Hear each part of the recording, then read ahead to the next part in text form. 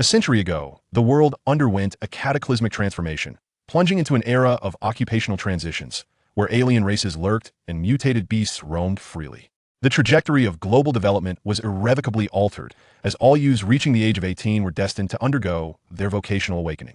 In this tumultuous epoch, potent professionals became symbols of status and identity, with society venerating the strong. Whether humble as grass or ceaselessly ascending in strength, on the day of transition, Chen Lin was bestowed with the title of summoner. However, his summon was but a cub, lacking combat prowess and subject to ridicule. Unfazed, Chen Lin envisioned bestowing upon it boundless potential, embarking together towards the exalted throne. 3 months later, a formidable adversary from the alien races remarked, after devouring humanity for over a century, poised to annex them. Chen Lin casually unleashed a summon with power surpassing that of the strongest. How can one contend with that? A year hence, the summon had evolved into a sovereign across various realms, while Chen Lin, now standing atop the pinnacle of invincibility as the Lord of Terminus and Destruction, received a missive. The annual competition among the 5 esteemed academies has commenced. Freshman Chen Lin, are you prepared to participate? With a silent affirmation, Chen Lin's figure transcended the dark cosmos in an instant, whispering, "May Blue Star withstand even a fraction of my might without crumbling." Chapter 1. The Ambiguous. In the bustling city of Fangyun, at the second high school, the class instructor, appearing to be in his 30s, addressed the students. Regardless of the category of vocation, diligent effort opens the door to greatness. Your current beginnings do not dictate your future accomplishments. On the podium, Instructor Liu one elaborated, a century ago, games seeped into reality, and thus Blue Star connected with myriad realms. The upheaval transformed countless beings, while hostile civilizations invaded. In such an era, society revered strength above all. Ascending the social ladder could only be achieved through fortitude. The annual unified occupational transition organized by the state was the solitary opportunity to do so. All adolescents aged 18 and above in high school were eligible to partake. Each harbored excitement and aspirations of becoming rare, celebrated professionals. Yet, the harsh truth revealed that nearly 80% would find their dreams dashed. Many students would even find themselves assigned to mundane occupations devoid of combat capabilities. Our great Xia expends vast resources each year to conduct this unified transition across all schools, aiming to assist you in acquiring vocational roles. Our intent is simple. We seek to ensure that more individuals can unleash their potential. We shall not allow gold to be buried.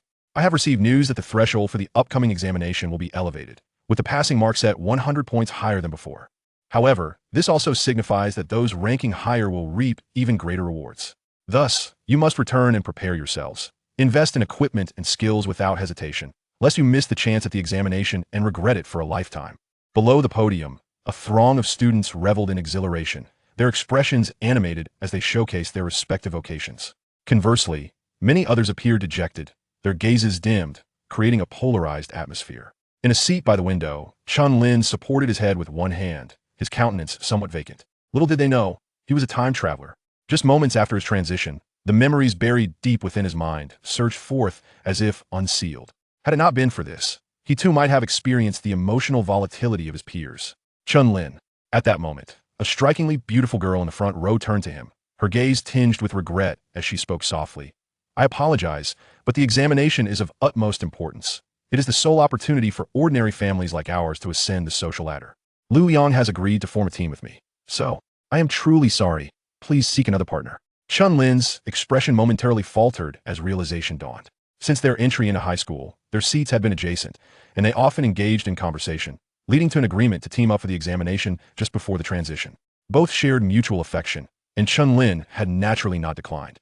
Now, however, upon witnessing his transition to summoner, she seemed to waver, perhaps feeling he was not strong enough.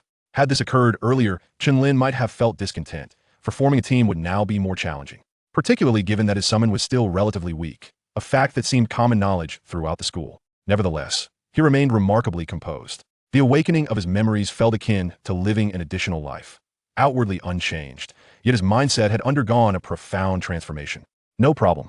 Upon hearing such a simple response, the girl displayed a look of surprise. She had anticipated Chen Lin's anger and was prepared to elaborate further to assuage his feelings. Yet, why did he seem utterly unconcerned? Contemplating this, the girl found herself unexpectedly unable to feel joy. Observing Chen Lin's emotionless visage, she offered another apology before turning away. A nearby classmate remarked, "Xiaoyan, you did nothing wrong. Why be so humble? He has just become a summoner. What makes him worthy of you? The belle of the class. Moreover, his summon is exceedingly weak. Huh, a pup the size of a palm. What combat strength can that possess? Not only I, but others also find amusement in this. It's a disgrace to our class. I queried numerous individuals, and they unanimously concluded that Chen Lin has been rendered useless. Teaming with him would jeopardize the examination. And look at Lu Liang, who has attained the rare profession of Heavy Lance Knight, excelling in both offense and defense. Furthermore, his family is affluent, and even the neighboring teachers believe his prospects are bright. What does Chen Lin have to compare with him? Zhang Yan's brow unfurled, her earlier gloom dissipating. After hearing her friend's analyses, she grew more resolute in her choices. The examination was a threshold to ascend the social hierarchy, and she was determined to succeed. Even if it necessitates engaging in actions that may be deemed distasteful, it matters not. Xiaoyan, rest assured, my father has procured a third-tier skill book. As long as I comprehend it, I am certain to excel in tomorrow's college entrance examination. We can certainly vie for a position among the top 100 in the city. Is that true? How impressive! Upon hearing these words, Zhang Yan's eyes sparkled with surprise, her watery gaze brightening. Of course, Lu Yang replied, lifting his chin with a smug expression.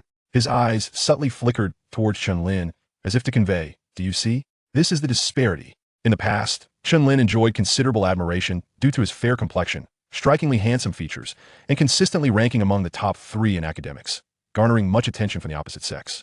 Now, having transitioned to a rare profession, he was finally experiencing the thrill of such admiration himself.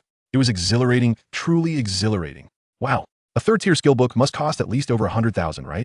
This particular book is also of superior quality among third-tier skill books, and its price is expected to double. My family expended considerable resources before finally acquiring it. As the college entrance examination approached, many affluent families began to inflate prices in a frenzy to secure equipment and skill books. In contemporary society, the status of professionals continues to rise, and no one wishes for their offspring to miss the opportunity to enter an esteemed academy. Could you possibly take me along, Lu Liang? I am willing to do anything. Casting a glance at his friend sitting beside Zhang Yan, Lu Liang promptly declined. Why would he take someone who pales in comparison to Zhang Yan? Ignoring the surrounding chatter, Chen Lin patiently awaited the bells ringing before quietly exiting the classroom. On his way home, he first visited the meat section of the market, hesitating momentarily before purchasing a pork chop. Carrying the bag, he sought a secluded spot, his thoughts stirring. Suddenly, a flash of white light appeared before him, and a diminutive black wolf materialized on the asphalt road. The black wolf emitted a lengthy howl towards the blue sky, but its strength was insufficient, rendering it somewhat comical. Realizing there were no adversaries, it blinked and promptly scampered over to its master. Woof! The black wolf wagged its tail excitedly, crouching beside Chen Lin's feet, yearning to nuzzle, but hesitating in its timidity. Chen Lin found himself bemused, sensing that his summoned creature appeared rather dim-witted. He shook his head in resignation, holding out the pork chop. You've been hungry for a while. Have a bite. Woof! Understanding his intent, the black wolf eagerly devoured the morsel, biting off a chunk in one swift motion. Its teeth are quite impressive, Chen Lin chuckled. Since summoning the black wolf, it had been regarded with disdain. Even the homeroom teacher, who once held high hopes for Chen Lin, felt a tinge of disappointment. As a summoner, Chen Lin was acutely aware that the little black wolf was not unjustly criticized. In comparison to all summoned creatures, it was as weak as an ant. If ranked, it would likely be at the very bottom. Although the summoner profession is heavily specialized, combat relies primarily on summoned entities. In this light, Chen Lin found himself at a disadvantage from the outset, with a status almost equivalent to starting with a handicap similar to before his job change. Yet, he had no intention of surrendering so easily. He wished to seize control of his future choices rather than being dictated by them. As long as I can gain admission to an academy, there will be ample time for gradual development. When I reach level 10, I can perform a second summoning, still holding the chance for a reversal. Chen Lin contemplated quietly within himself. He did not wish to lead a life of mediocrity, especially after embracing the memories of his past life, a thought that had intensified. However, having lost the advantages of a summoner, lacking any combat prowess, and with the threshold for passing the college entrance examination raised, the prospect of success seemed almost impossible, standing at a daunting 99% chance of failure. Chapter 2. From now on, your name is Hymen. Observing the young black wolf voraciously devouring its food, Chen Lin could not help but let out a silent sigh. Gently caressing the creature. At the moment of contact, a voice suddenly echoed in his mind. Detection initiated. What was that sound? Chen Lin glanced around, spotting no one, and his thoughts spiraled into chaos. Could it be a golden finger? Was the existence of a companion for traversers truly real? Chen Lin quickly accepted the situation. Indeed, he had crossed over, but his memories had faded away. Loyalty at 100%, never to betray. Would you like to proceed with the soul bond? After a moment's contemplation, Chen Lin consented. As his intention solidified, an agonizing pain ripped through his soul. Hiss. Caught off guard, Chen Lin gasped, feeling an overwhelming numbness wash over him, collapsing to the ground. Enduring indescribable agony, he could hardly support himself. His complexion turning pale as beads of sweat cascaded down his face. Gritting his teeth, Chen Lin clenched his fists, his nails digging into his flesh, suppressing any sounds as best he could. What was happening? Was he all right? Perhaps he should consider what day it was. He was likely struggling to withstand the shock of transitioning to a new profession. Hey, speaking of which, I heard that the promising son of Class 1 has attained a combat profession. What a future awaits him.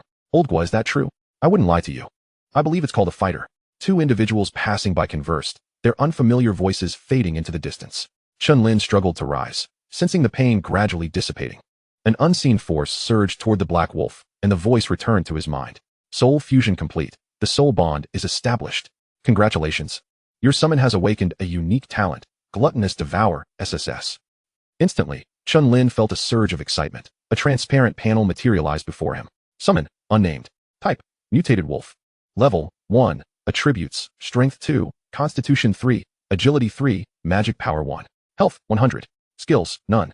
Talent, gluttonous devour. SSS transforms all consumed food into energy, disregarding growth limitations and breaking through barriers for evolution. Upon reviewing the panel, Chen Lin's face lit up with joy. The suffering he endured was not in vain. In the entirety of the Great Xia, individuals awakening an SSS-level talent could be counted on one hand. With each new emergence, the nation would take significant notice and provide protection. The reason, of course, was their immense power. Years ago, when the defense line was breached, the Xianlong kingdom fell prey to an invading horde, resulting in millions of casualties and vast territories laid to waste. Ultimately, it was a singular individual with an SSS-level talent who managed to hold the line. Yet, something felt amiss. Why was he the one to bear the brunt of the sacrifice, only for the benefits to be reaped by the summon? Whose golden finger was this? Chen Lin pondered, leaning back in disbelief. Grasping the black wolf by the nape, he brought it closer to his face. With a serious tone, he declared, from now on, your name shall be Haiming. You must work diligently for me, do you understand? Oh woo. Seeing it lick itself with apparent delight, Chen Lin nodded in satisfaction. Continue eating. Before long, the meat had been consumed entirely, and the pace of eating had noticeably increased. Consuming ordinary meat. Evolution value 0, 5 points. As the voice echoed, Haiming's size imperceptibly grew. This was reflected on the panel, with all basic attributes rising by 1 point.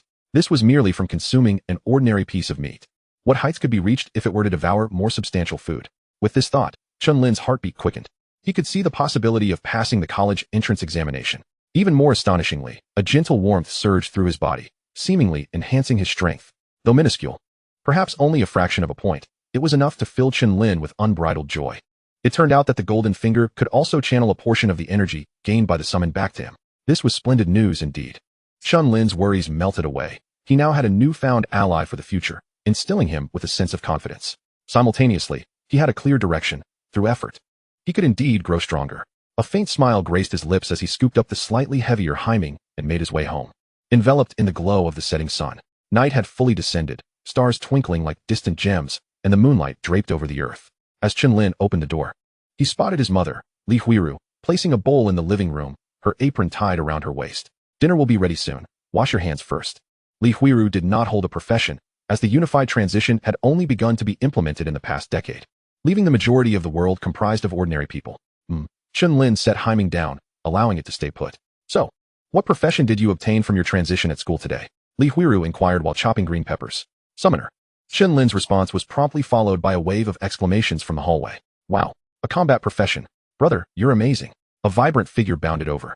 Clad in a white t-shirt, her shorts revealing a pair of delicate, fair legs. Brother, I heard that the school provides materials for summoners for on-site summoning. What is your summon? Let me see. Observing her sister's sparkling eyes brimming with anticipation, Chen Lin pointed at the obediently following Haiming. Suddenly, Chen Li's excitement came to an abrupt halt, her expression frozen in disbelief. So small? Yes. Chen Lin nodded. Chen Li's face fell. How could it be this small? She bent down to inspect closely, even going so far as to play with it, despite her disbelief.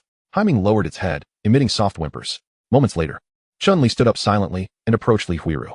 Mom, your son is useless. Hurry up and have another one. Li Huiru's lips twitched slightly as the knife in her hand was unknowingly raised.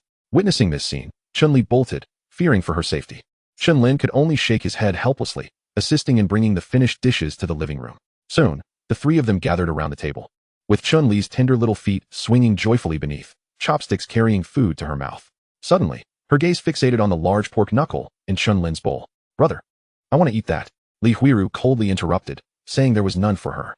Seeing her sister's pitiful expression, Chen Lin felt a pang of sympathy. He called Haiming over and offered the fragrant pork knuckle for it to eat. Feeling a faint warmth surge once more, sweeping over his body to enhance his strength. Though slight, this sensation of being able to elevate oneself at any moment was truly delightful. Chen Li's eyes widened in shock, her heart feeling as though it had taken a real hit. "Chen Lin, are you saying that your beloved little sister is even inferior to a dog?" Chen Lin was taken aback, questioning why she believed she could compare to it. What had given her such a delusion? The defenses had been utterly shattered. "Mom, look. Brother says I'm not even as good as a dog. That is a wolf." Chen Li fell silent, realizing that her place in the family had been usurped. Chapter 3, Evolution. After dinner, Chen Lin took on the task of washing the dishes, a chore he typically handled. Once he finished, he noticed Li Huiru approaching, looking somewhat puzzled. "What's wrong?" Li Huiru produced a card from her pocket, speaking gently. "This afternoon, I overheard the neighbors discussing how the passing score for this year's college entrance examination has risen significantly, making it much more challenging than before. I just saw Aunt Zhang taking her son to buy equipment and skill books. Considering your classmates are likely doing the same, I can't allow you to fall behind just because our family isn't affluent. This card contains over 35,000. It should be sufficient for purchasing equipment. If it's not enough, I'll borrow some from my colleagues." Chen Lin felt a surge of emotion within him. This was essentially all the savings his family had. Without hesitation, they entrusted it to him, solely to assist him in not falling behind in the college entrance examination. Even though he was reluctant to accept it, his rationality ultimately prevailed. He truly needed a substantial sum of money to nurture the development of Haiming, propelling his growth exponentially. "That should suffice, Mom, thank you." Understanding Chen Lin's thoughts, Li Huiru gently reassured him. "This money was originally saved for you and your sister. Do not feel burdened using it." As the time drew near for her to leave for work, she added, "The news of your transition to a combat profession will undoubtedly elicit envy from many of my colleagues, who will regard me as a proud mother." With a warm smile, she left after sharing the bank card's password. As the cool breeze from outside swept in, Chen Lin inhaled deeply. Since he could remember, his father had already passed away. Li Huiru worked tirelessly, juggling 2 jobs to support her children, leaving her with little time for rest. Clenching his fists in determination, Chen Lin's gaze grew resolute. He recalled that during the previous college entrance examination, a substantial monetary reward awaited those who ranked among the top 10 in the city. If he could secure a spot, it would alleviate Li Huiru's burdens, sparing her from the need to work 2 jobs. However, admitting his ambitions might invite ridicule from others, who would deem his aspirations as overly lofty. This year's competition was notably fiercer than in previous years. Although there were alternative avenues for wealth acquisition, they all required time, which Chen Lin could not afford at this nascent stage.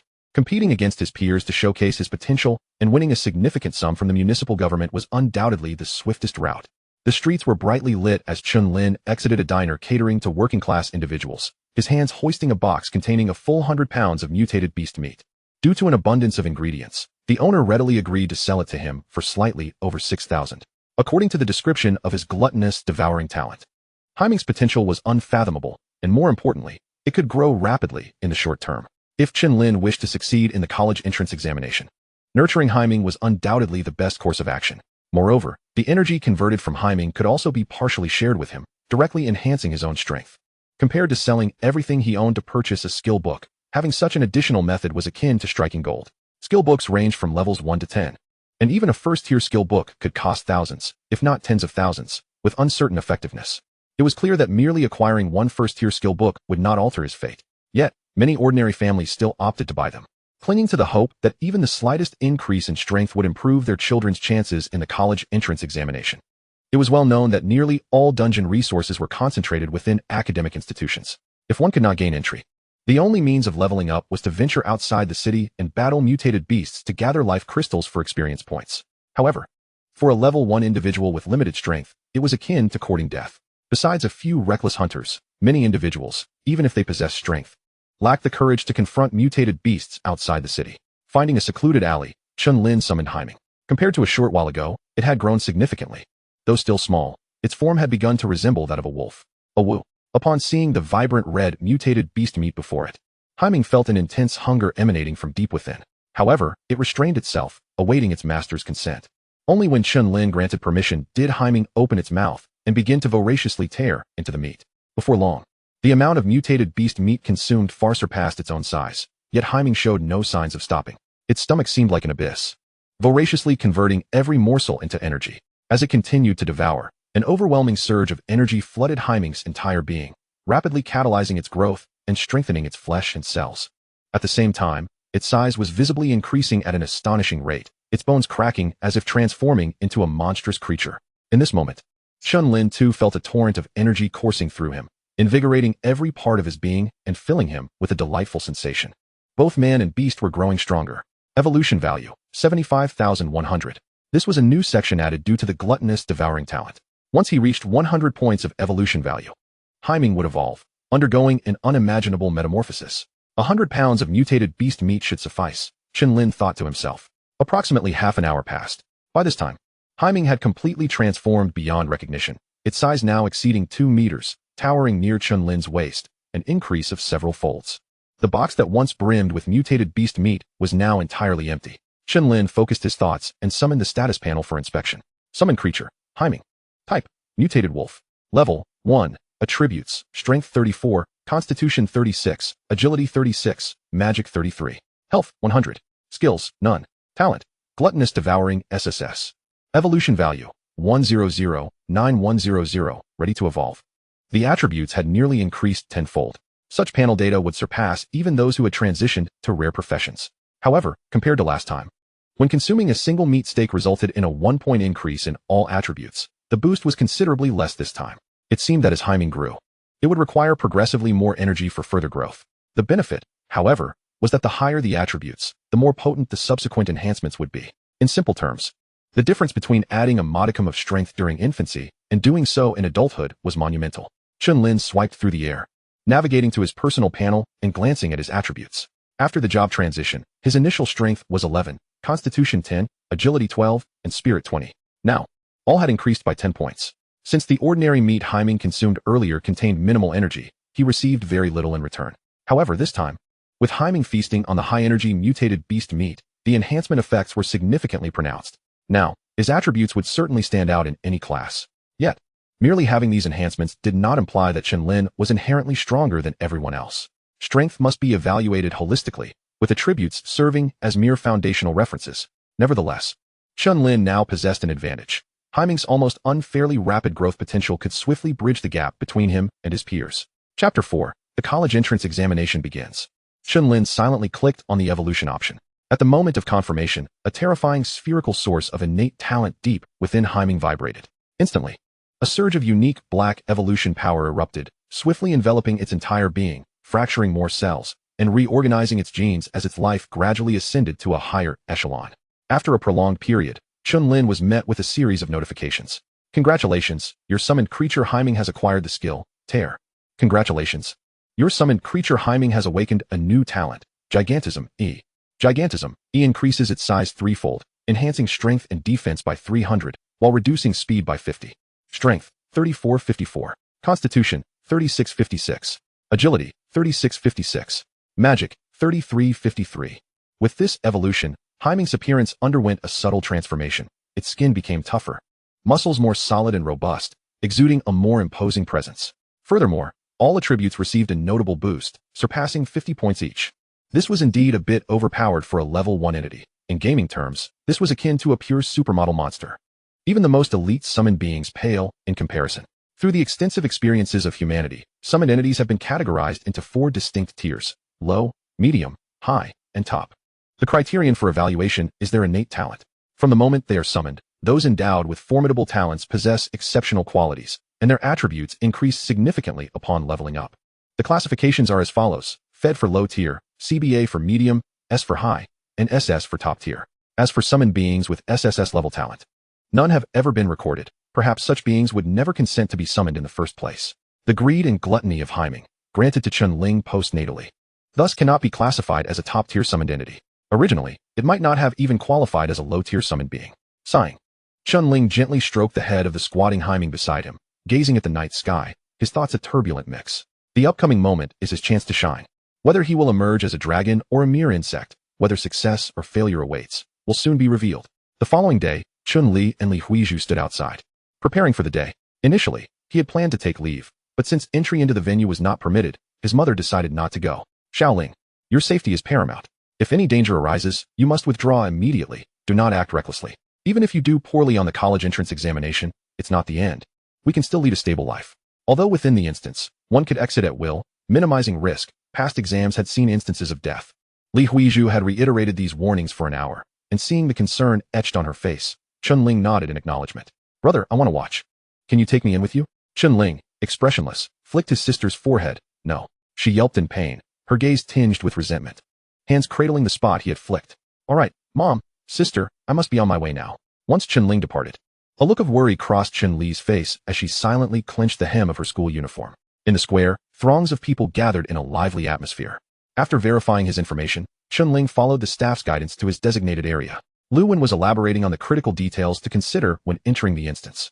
On the platform stood the principal of the second high school alongside all the faculty members. Opposite them were students from the first, third, and fourth high schools. This year's college entrance examination brought together students from several first-tier high schools, creating an intensely competitive environment. Lu Liang's anxious expression was telling. He had been brimming with confidence the day before, but now he was drenched in sweat. The first high school had over 30 students awaken their talents, one of whom was even A grade. Was it a stroke of luck from their ancestors? The third high school suddenly surged with strength, revealing a hidden class. At this rate, forget about making it into the top 100. Even the top 300 would be a challenge. Lu Liang now regretted the bravado he had expressed earlier. When he inquired through his father's connections and discovered the exceptional caliber of this year's senior class, it was already too late. With his Tier 3 skills, a single method would be insufficient against such formidable peers. Moreover, they likely possessed similar skills. However, the bravado was already out there, and retracting it was impossible. Even he felt the mounting pressure, and Chen Lin would undoubtedly come in last. With him as the benchmark, Zhang Yin would likely not regret her decision. Even if she did not reach the expected top 100, she might still be satisfied. With this thought, Lu Liang felt considerably more relaxed. After years of harboring feelings for the unattainable by Yue Guang, he must now strive to seize the opportunity. TSK, Chen Lin, do you even need to participate? You might as well abandon your pursuit like the other vocational students, sparing yourself the humiliation of failing in front of everyone. A wise saying goes, if you haven't competed, you can deceive yourself into believing you haven't lost. Upon hearing this, many students around erupted in laughter. Chen Lin turned to glance at the speaker, a student named Yi Chao. He stood beside Lu Liang, accompanied by Zhang Yan, who wore a robe and boasted a captivating figure.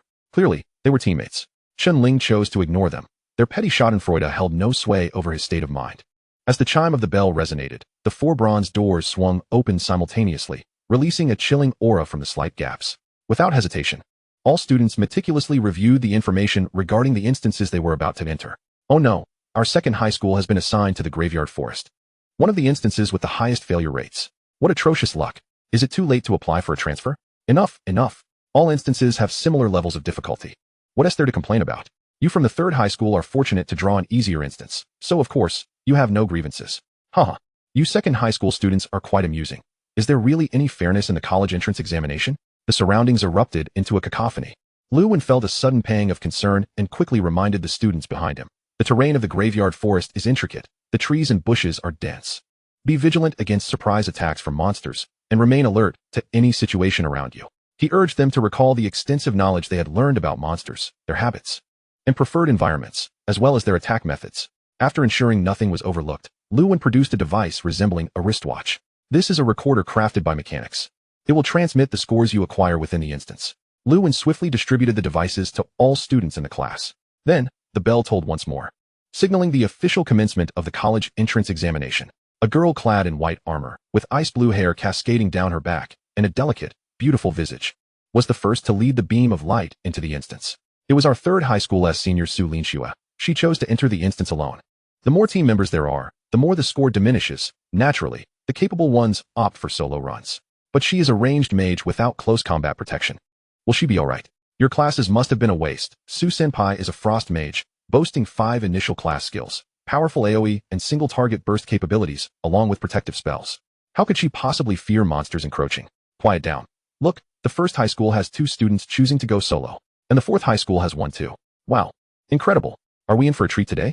Countless younger students seated around the square exchanged excited glances and discussions, ignoring the voices that surrounded him.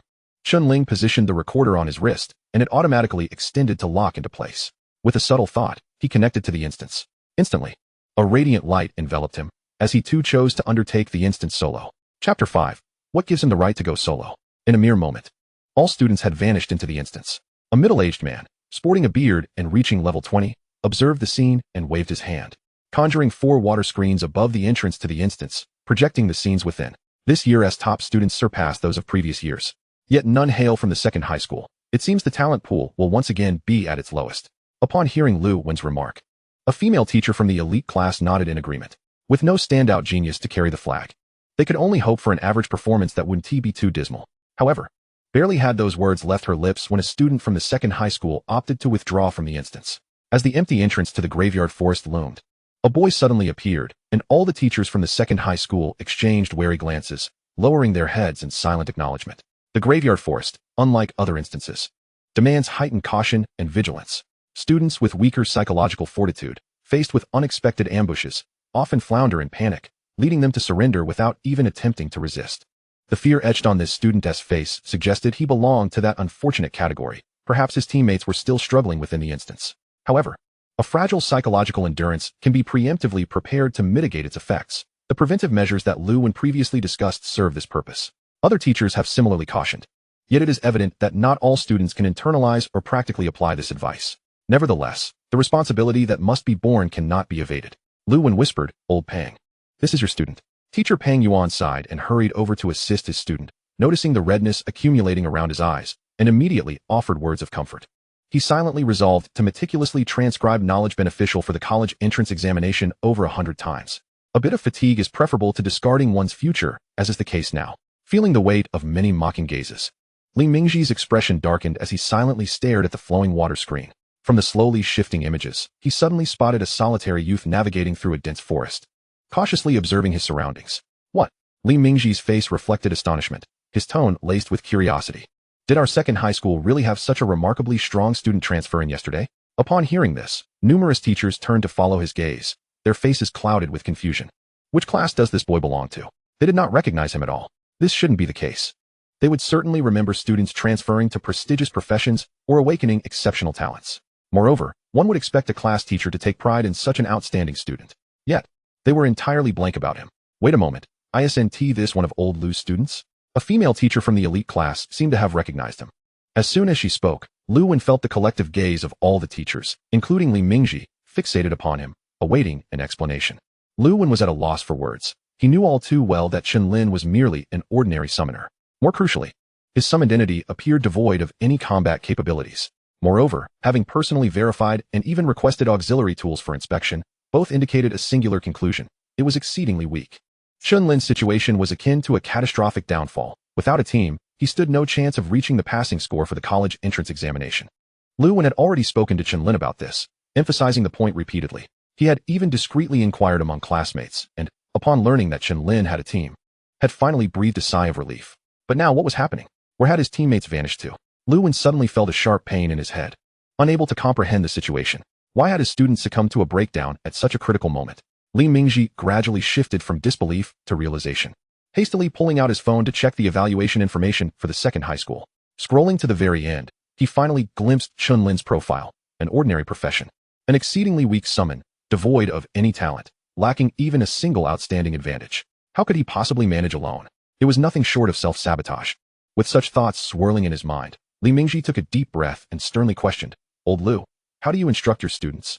Lu Wen managed a bitter smile. He truly had exerted himself. Yet, he found no rebuttal. Lu Wen had always valued Chen Lin.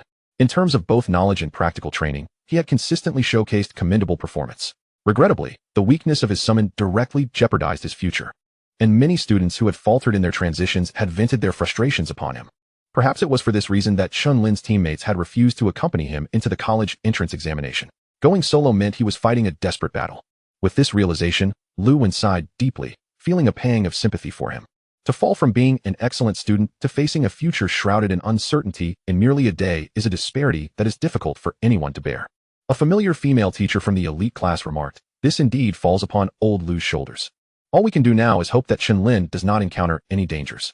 But alas, fear often manifests as reality. Through the water screen, a deep green long worm could be seen crawling ominously above Chen Lin's head, poised to strike. Instantly, Lu Wen's expression changed dramatically. cold sweat beading on his forehead. This was a venomous tooth worm, the creature that required utmost caution in the buried bone forest. A bite from it would inject venom, causing both body and consciousness to lapse into a temporary paralysis. In such a state, escaping the instance would be impossible, leaving only the grim fate of being devoured alive. Many students had suffered its sting, yet they had had teammates to swiftly eliminate the threat. But Chen Lin, being all alone, had no one to save him. As the venomous tooth worm bared its menacing fangs at Chen Lin, all the teachers and Li Mingji shared a singular thought. It was over. You have entered the buried bone forest. Level restriction, 20. Time remaining in the instance, 35,958 seconds. After a brief bout of dizziness, Chen Lin swiftly regained his focus and surveyed his surroundings.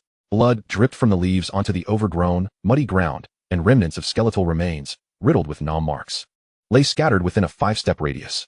The stench was overpowering, and the light barely penetrated the forest, rendering visibility dim. Suddenly, a sound echoed as an object fell. Chen Lin turned to see a horrific head with countless tiny needle-like holes, drenched in blood. His gaze sharpened, and without a hint of hesitation, a meter-long staff materialized in his left hand. Staff of the sword, ordinary quality, effect, can switch between two forms.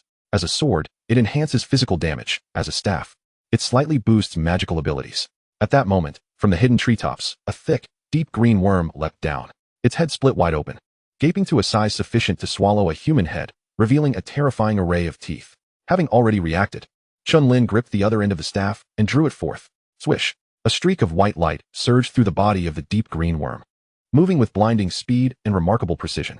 Chen Lin's expression remained calm as he flicked his wrist, causing the suspended blade to spin before elegantly sheathing itself. Flinging off the thick, green blood, the deep green worm, severed in two, fell to the ground like a kite with its strings cut, writhing momentarily before succumbing to death. From its carcass, an invisible light surged into Chen Lin's chest. You have successfully slain the venomous tooth worm and gained 5 experience points. Simultaneously, an alert appeared on the item adorning Chen Lin's wrist, indicating a score increase of 15. Not bad, even after a long hiatus from wielding a blade. He had not forgotten the motions. In his previous life, Chen Lin had been accompanied by swords daily, practicing from childhood. Even in an ordinary world devoid of the extraordinary, the techniques of exertion remained practical, and despite being simple and unadorned, the countless repetitions of drawing and striking were sufficient for the present moment. For compared to him, most learned in a haphazard manner, lacking refinement, relying solely on skills. Meanwhile, on the outside, Luwen was left speechless. Not just him, the other teachers, along with Li Mingji, wore similar expressions of disbelief. How could this be? Wasn't he a summoner? Yet the speed and reflexes displayed could only be attributed to an exceptionally high agility attribute. As a summoner reliant on his summons, shouldn't he possess ordinary attributes aside from mental prowess? The collective gaze of everyone turned to Lu Wen, seeking an explanation. But he was equally bewildered. Though Chen Lin had performed exceptionally well in practical training classes before, it had never been to such an absurd degree. After transitioning, attributes increased based on the profession. A summoner, being an ordinary profession, would only enhance the mental attribute. There was no mention of agility enhancement. As for special items capable of directly boosting base attributes, they were virtually priceless. Given Lu Wen's understanding of Chen Lin's family background, he certainly couldn't afford them. Caught in contemplation, Lu Wen could not fathom how such a drastic change had occurred within a single day. Yet, even if agility were heightened, achieving a score of 500 solo to reach the passing line for the college entrance examination would still be a formidable challenge. Chapter 6. The First Performance. Back to the instance. After vanquishing the deep green longworm, Chen Lin ventured deeper into the heart of the forest. The further he delved, the more harrowing the sights became. Skeletal remains were grotesquely suspended from the gnarled trunks of colossal trees, while an indistinct crimson hue smeared the underbrush, resembling a chaotic canvas of carnage. A rustling sound interrupted the stillness. Suddenly, a cacophony erupted ahead, as if a multitude of creatures were forcefully parting the obstructing shrubs and trampling the weeds en route to his location. A series of eerie howls accompanied this tumult, revealing a horde of diminutive, grotesque beings with glistening green skin, goblins. Chen Lin recognized them at a glance.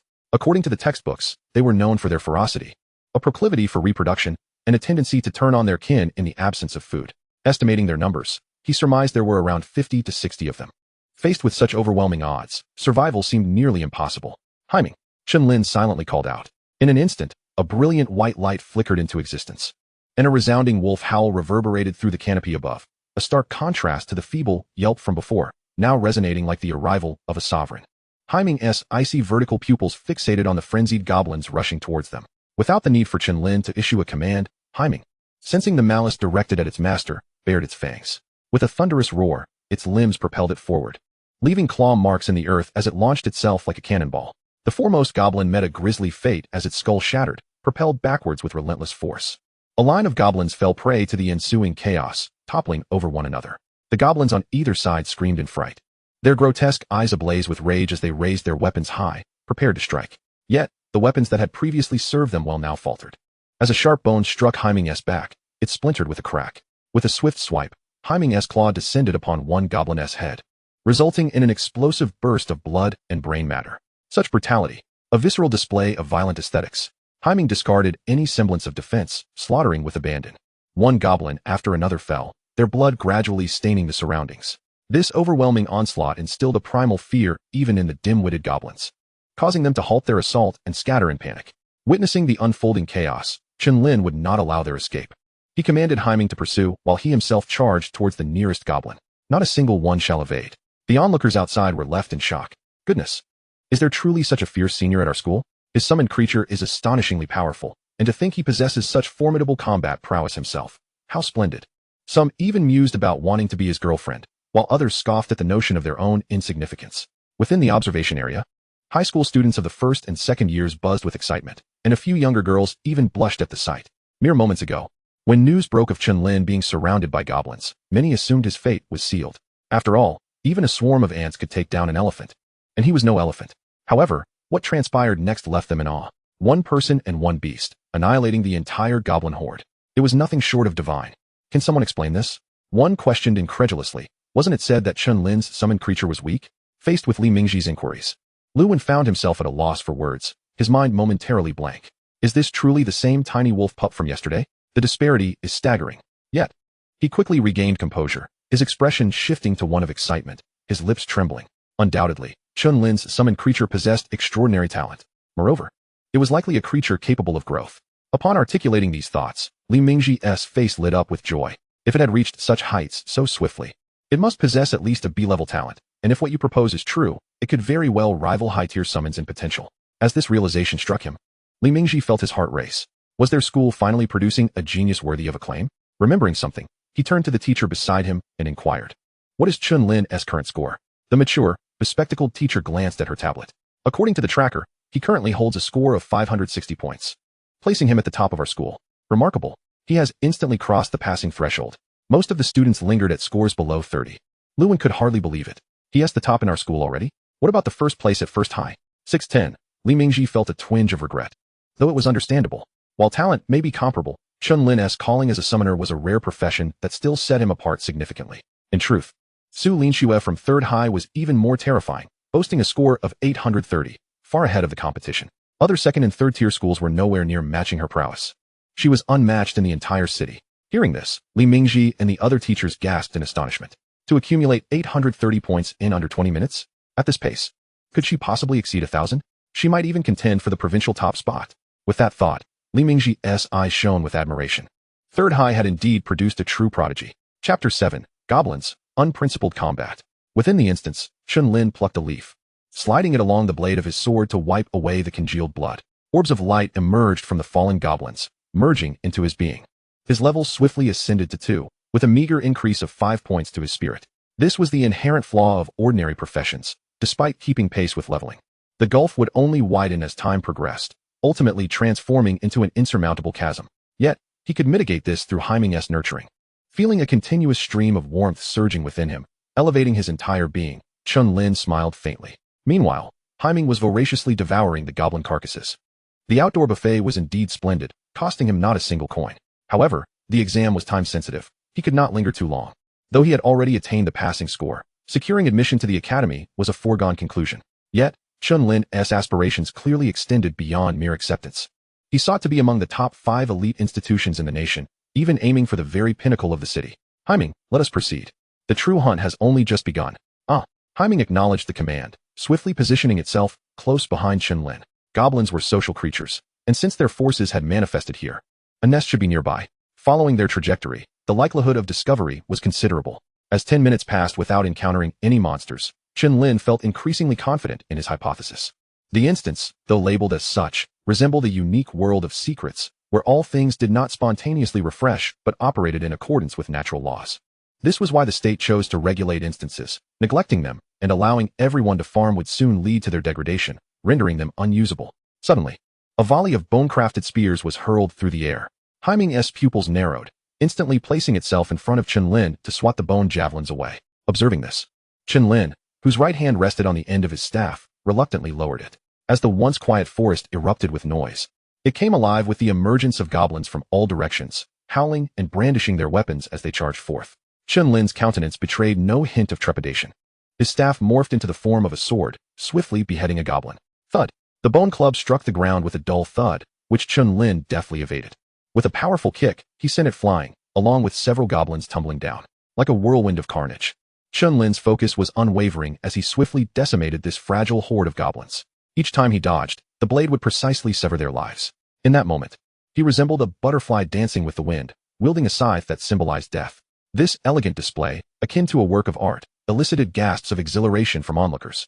Some younger students' eyes sparkled, their hearts racing.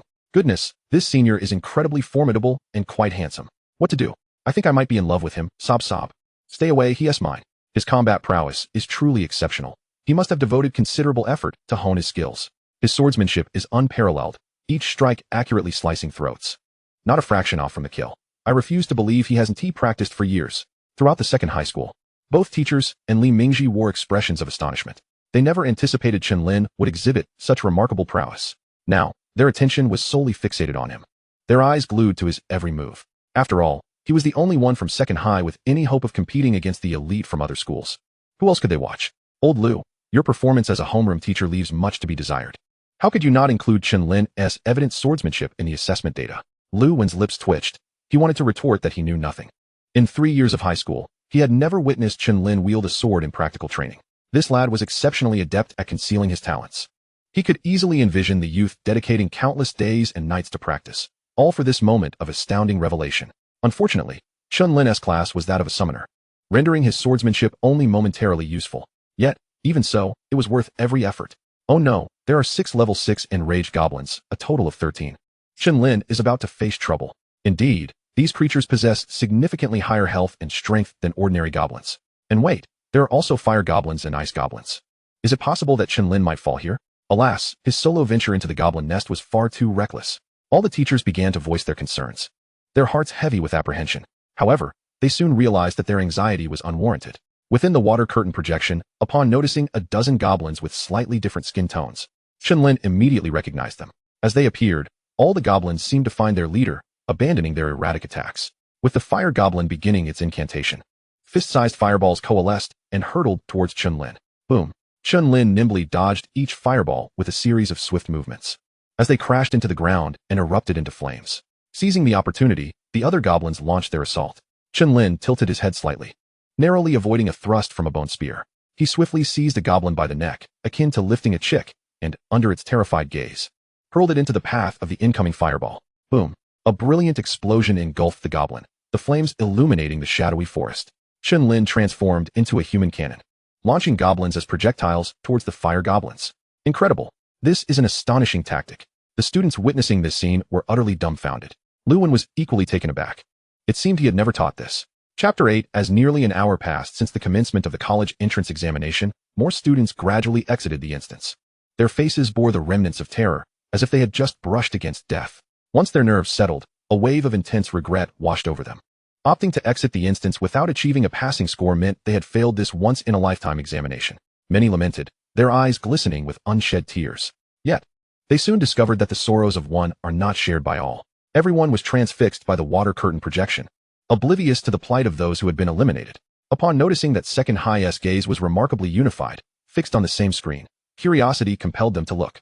Then, they were struck as if by lightning, their expressions blank. This is Chen Lin? Why is he still in the instance? Shouldn't he have been the first eliminated? Our group was nearly overwhelmed by goblins.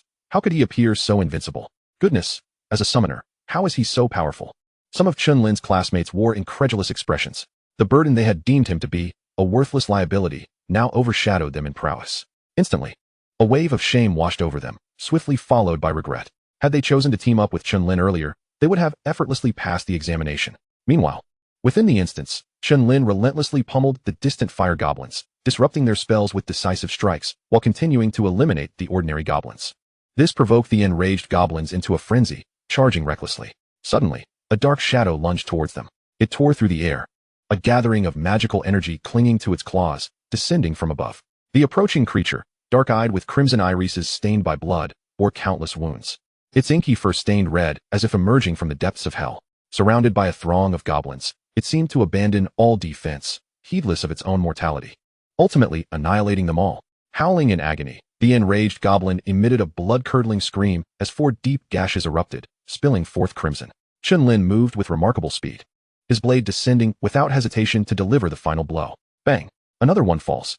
Surveying the ground strewn with corpses, blood pooled around him, approaching a river-like flow, and a smile crept across Chen Lin's face. Over 100 goblins had dwindled to but a handful, their grotesque visages now etched with fear as they fled in panic.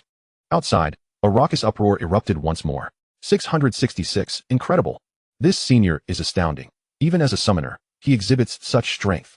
The summoned creatures are equally formidable. Ha! Who will dare call us mediocre again? With such a performance, he could rival anyone from first high. The students of second high erupted in joyous exclamations. Li Mingji swallowed hard, nervously inquiring, what is Chen Lin's score now? From the back, a mature female teacher blushed with excitement, her voice trembling. 2080. Upon hearing this number, all the teachers' eyes widened in disbelief. This score was on the verge of breaking the historical high since the establishment of second high. Notably, only an hour had passed since the examination began.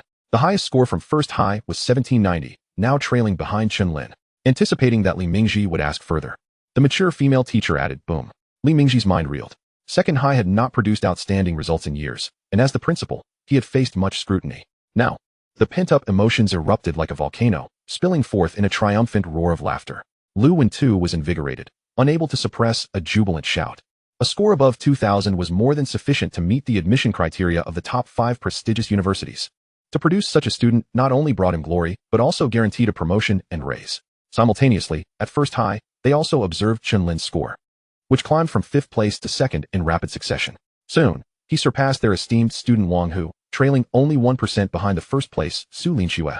This revelation left the teachers and principal at first high utterly astounded. They had taken note of Chen Lin's sudden rise to 5th place, but had not given it much thought. After all, it pales in comparison to Wang Hu. I find myself somewhat intrigued by the sudden emergence of an exceptionally talented student from number 2 high school. Prior to the commencement of the college entrance examination, various factions conducted inquiries into other high schools. It was widely acknowledged that number 2 high school was the weakest contender in this examination arena, lacking even a single outstanding student. Many believed that next year, number 2 would inevitably slide into the ranks of second-tier high schools. Unexpectedly, a formidable force in the form of Chen Lin appeared, single-handedly reversing the tide. Not only did he salvage number 2 high school from the brink of disaster, but he also overshadowed their rival, number 1 high school. So this is how it shall be played? All the teachers and administrators at No. 1 quickly turned their attention to Chen Lin, eager to discern the rationale behind this turn of events. Chapter 9. The Troll. Pursuing the remnants of fleeing goblins. Chen Lin arrived at the entrance of a cavern. This was indeed their lair. As he gazed into the abyss of darkness, he pondered briefly before stepping inside.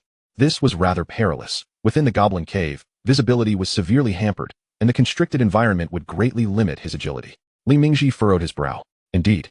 But I believe we should trust Chen Lin. In the past, such a statement from Lu Wen would have been met with skepticism. However, at this moment, they all nodded in agreement, convinced. He had defied the odds thrice, overturning crises and shattering their preconceived notions. There was no reason to maintain doubt. In the pitch-black cavern, Chen Lin tread cautiously, occasionally stepping on remnants of hard objects beneath his feet, likely the discarded bones of previous meals. Suddenly, several green, emaciated figures sprang from the protruding rock walls, lunging towards Chen Lin's head. He needed not strain to listen, for the shrill cries of the goblins betrayed their positions. With a firm grip, he swung his sword with resolute determination in a singular direction, without a hint of hesitation. Swish! The severed head and body fell to the ground. The remaining 2 were swiftly targeted by the night vision-enabled Haiming, who leapt and clamped down upon them. With a crunch, blood spattered as he savored his meal. Abruptly, from around the corner of the passage, a multitude of fireballs erupted, illuminating the previously dark surroundings. Chen Lin's expression shifted as he hastily retreated. Boom! The fireballs detonated where he had just stood. Utilizing the glow, Chen Lin surveyed his surroundings, and his pupils constricted in alarm. Numerous grotesque figures adorned the rocky ceiling, baring their teeth and glaring ferociously at him. Chen Lin's demeanor grew grave as he beheld the goblins descending like a rain of fallen blossoms. He bellowed, Haiming. A resounding wolf howl reverberated through the cavern, and Haiming's form suddenly enlarged at a terrifying pace, halting at over 4 meters tall. The giant growth ability. He charged forward, colliding with the airborne goblins, standing resolutely before Chen Lin. The surrounding goblins were disoriented by the impact, shaking their heads to regain composure before resuming their assault to rend their prey to shreds. However, a massive claw descended, crushing them into a bloody pulp. Boom. The ground fractured under the tremendous force, dust swirling into the air. In his giant form, Haiming's power attribute surged to 174, a truly formidable force. Chen Lin was not idle either. He joined Haiming in unleashing a massacre within the cavern. Roar. As they neared the heart of the cave, a deafening and brutal roar echoed. A monstrous creature, its neck cloaked in dense fur, muscles bulging and towering like a small building, emerged slowly from the shadows. Witnessing the near annihilation of its goblin prey, its eyes flared crimson, fixating angrily on Haiming. As for Chen Lin, his diminutive stature was easily overlooked. Boss, Troll, Level 9. Health, 3000. Attack Power, 200. Skills, Frenzy, Charge, Bloodlust. Roar. Just as Chen Lin absorbed this information, the troll lunged forward, charging at them. The cavern resonated with the sound of each powerful step, sending tremors through the ground beneath Chen Lin's feet. Ack! Even in the face of the larger, more terrifying troll, Haiming stood undaunted, meeting it head-on. Bang! The two collided, causing the entire cavern to shudder, the force of their impact sending nearby corpses flying. Hiss! Haiming's claws glimmered with dark light, striking the troll first, leaving 4 shallow gashes. Roar! The troll, feeling the sting of pain, became even more savage, its massive hands seizing Haiming's head and violently slamming it against the rock wall. Boom! Dust billowed, and fragments of stone rained down. Roar! The troll wasted no time, bringing its immense weight crashing down upon Haiming. The latter's limbs sank into the ground, blood seeping from the corner of its mouth as it let out a wail of distress. Chen Lin's expression darkened. After all, this was a boss-level entity, and Haiming's growth had been far too brief, merely spanning a single day. Chen Lin sheathed his sword and shifted to his staff form, feeling his spirit surge by 5 points. Enhancement spell. He then silently chanted, invoking the first of his career skills. The summoner possesses 3 career skills: summoning, enhancement, and restoration. He had refrained from using them previously, as Haiming had seldom encountered formidable foes. The enhancement spell amplifies all basic attributes by 20. Buzz. A soft white light enveloped Haiming, and in that instant, it felt an incredible surge of strength. Though a mere 20, one must remember that Haiming's power, after the giant growth, stood at a staggering 174. Ack! With newfound vigor, Haiming hoisted the troll off the ground, and in its stunned gaze, it bit down, tearing away a chunk of flesh. Roar! The troll emitted a pain scream. As it attempted to retaliate, Haiming interrupted, its claws relentlessly raking at the same wound. Blood gushed forth, akin to a ruptured artery, spilling onto the ground. The deep gashes even revealed glimpses of intestines within. Roar! The troll's eyes turned crimson, activating its bloodlust skill. The rate of wound recovery accelerated. The lower its health, the more ferocious its attacks became. Bang! A fist, a meter wide, ruthlessly slammed into Haiming. Unyielding, Haiming retaliated with its claws. The two became enmeshed in a fierce struggle, each blow intensifying their conflict, causing the entire cavern to tremble as if on the brink of collapse. Seeing Haiming's vitality dwindling, Chen Lin had no choice but to maintain the enhancement spell while employing the restoration spell. Casting both skills simultaneously weighed heavily on him, rendering him increasingly fatigued. The sustained use of enhancement was draining due to Haiming's elevated basic attributes. Roar! The troll charged forward, seizing Haiming and crashing it against the rock wall, dragging it along for over 100 meters, leaving a deep gouge in its wake, until they burst out of the cave. Boom! Haiming was flung outward, colliding with towering trees, finally stopping a good 10 meters away. The trees along the path toppled, revealing a wide passage. In that moment, light flooded into the forest, illuminating Haiming's battered form. Roar! The troll unleashed a savage roar, charging once more. At this point, its health had plummeted to mere hundreds, and it had completely succumbed to madness. Haiming struggled to rise, its slit pupils icy, unafraid, and chose to confront the foe once again. Boom! The battle was reignited. The commotion resonated for hundreds of meters nearby, and several students caught wind of it. My goodness, what a commotion! Is someone battling a boss? That's impossible. The bosses in the burial forest are all at least level 12, far beyond our current capabilities. Indeed, we from number 2 high school don't possess such formidable individuals. Chapter 10, The Kill. Not far away, a trio of students gasped for breath, still shaken by the events unfolding around them. Before them lay dozens of goblins that had long since ceased to draw breath. They had finally been eradicated, and now, what was our score?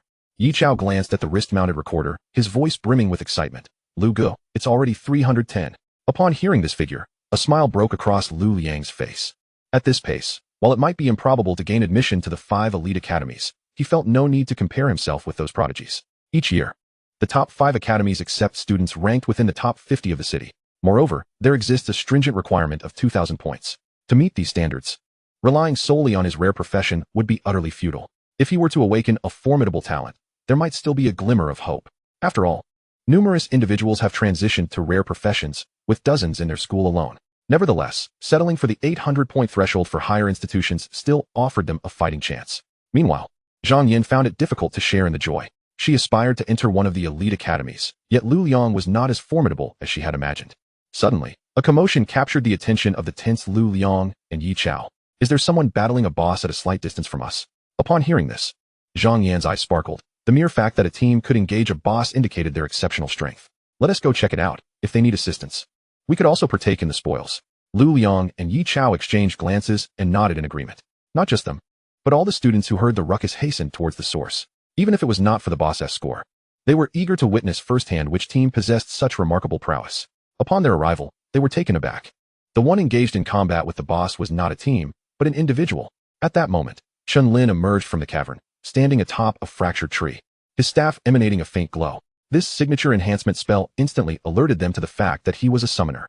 Unbelievable. An ordinary summoner. Not only engaging solo, but also single-handedly confronting a level 6 boss. What's more, the boss was on the verge of being vanquished. At the center of the dust cloud, He Ming swatted the troll aside. After repeated rending attacks, the creature's magical energy had been completely depleted, and both parties were nearly exhausted. With a feeble roar, the troll gazed at He Ming with eyes filled with despair and terror as its fangs approached its neck. With a final gasp, its hand fell limply, life extinguished, and its health bar dropped from 1 to 0 in that instant. Throughout the encounter, not a single student dared to intervene. To act without consent to seize the monster would result in immediate disqualification from the entrance examination. It was evident that Chen Lin was capable of finishing it on his own, and they felt too awkward to speak up. With a thunderous roar, He Ming proclaimed its victory, its body drenched in blood, goblin blood, its own, and predominantly that of the troll, creating a fearsome spectacle that instilled dread in onlookers. How could this be? Upon witnessing Chen Lin, Zhang Yin's expression turned incredulous, her mind momentarily blank. How could this be happening? Lu Liang and Yi Chao shared a similar reaction, their throats constricting as disbelief mirrored in their eyes. Wasn't Chen Lin summoned merely a worthless creature? This was an entirely different beast compared to yesterday. How could someone from their school be so powerful? His name was Chen Lin. She had heard others mention him last night, claiming he was washed up.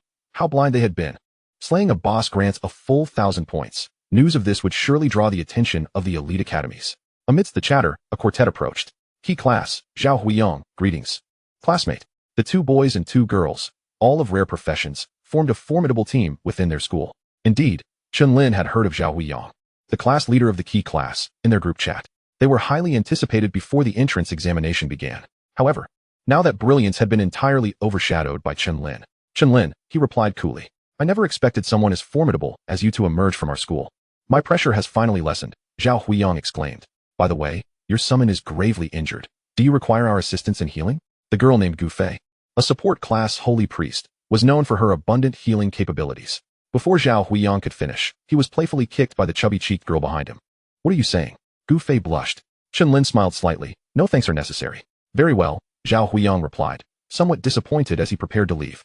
He had intended to invite Chen Lin to join their team, as they had a slot available. However, upon catching a glimpse of the score on Chen Lin's wrist recorder, he instantly abandoned the idea.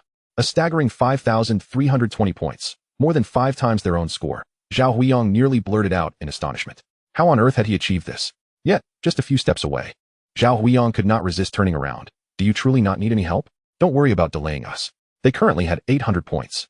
While they could still gain admission to the elite academies, they could not compare to the talents from the 1st, 3rd, and 4th schools. Before the examination, Zhao Huiyong's homeroom teacher had mentioned that if their school did not produce another genius this year, they would fall to the 2nd tier. In Zhao Huiyong's eyes, Chen Lin was undoubtedly their sole hope. Therefore, even if it meant sacrificing precious time for the entrance examination, he wished to pause and lend a hand. Really no need. Chen Lin shook his head. Seeing this, Zhao Huiyong felt it was inappropriate to press further, assuming Chen Lin had his own plans. Meanwhile, Zhang Yin gritted her teeth, feeling a sense of conflict. Acknowledging that it was her suggestion to form a separate team, returning now would be tantamount to losing face. It felt somewhat disgraceful. Yet, Chen Lin's strength was undeniable, making her acutely aware of her own inadequacies. To change for the sake of benefit would ultimately lead to continued blindness. However, just as she was mere steps away from approaching, Ming slowly positioned itself in front of Chen Lin, its blood-red vertical pupils fixed coldly on Zhang Yan. Instantly, her steps halted. The sight of the battle-scarred, blood-soaked wolf evoked a twinge of fear within her. Chen Lin, she stammered. The division of teams was your decision. Having chosen this path, you must see it through. Chen Lin gently caressed the bloodied blade of his sword with a leaf, saying, your pursuit of excellence and formidable classmates is not wrong. However, the heights that do not belong to you, even if temporarily reached, can never truly be yours. With a swift motion, Chen Lin sheathed his sword. Instead of relying entirely on others to achieve your goals, it is far more prudent to elevate oneself step by step. Zhang Yan, our 3-year friendship ends here. Chapter 11, Another Evolution. Half an hour earlier, outside, the explosion illuminated the walls of the cavern swarming with goblins. Witnessing this scene, many turned pale with fright. These goblins were deviously cunning, utilizing the poor visibility to lay an ambush atop the cavern walls. The female teacher of the key class furrowed her brow. Chen Lin is in danger. Yet, in the next moment, Ming's form rapidly enlarged, crashing through the ranks of goblins and shielding Chen Lin. The tide of battle shifted instantly. The duo began a ruthless slaughter in perfect harmony. The female teacher of the key class, who had intended to speak further, immediately swallowed her words. Li Mingji's eyes lit up. The ability to enlarge had been recorded previously. Was it a dual talent? This summon had more surprises in store for them. After a prolonged battle, having slain over 200 goblins, Chen Lin was nearing the end of the cavern when the trolls stirred.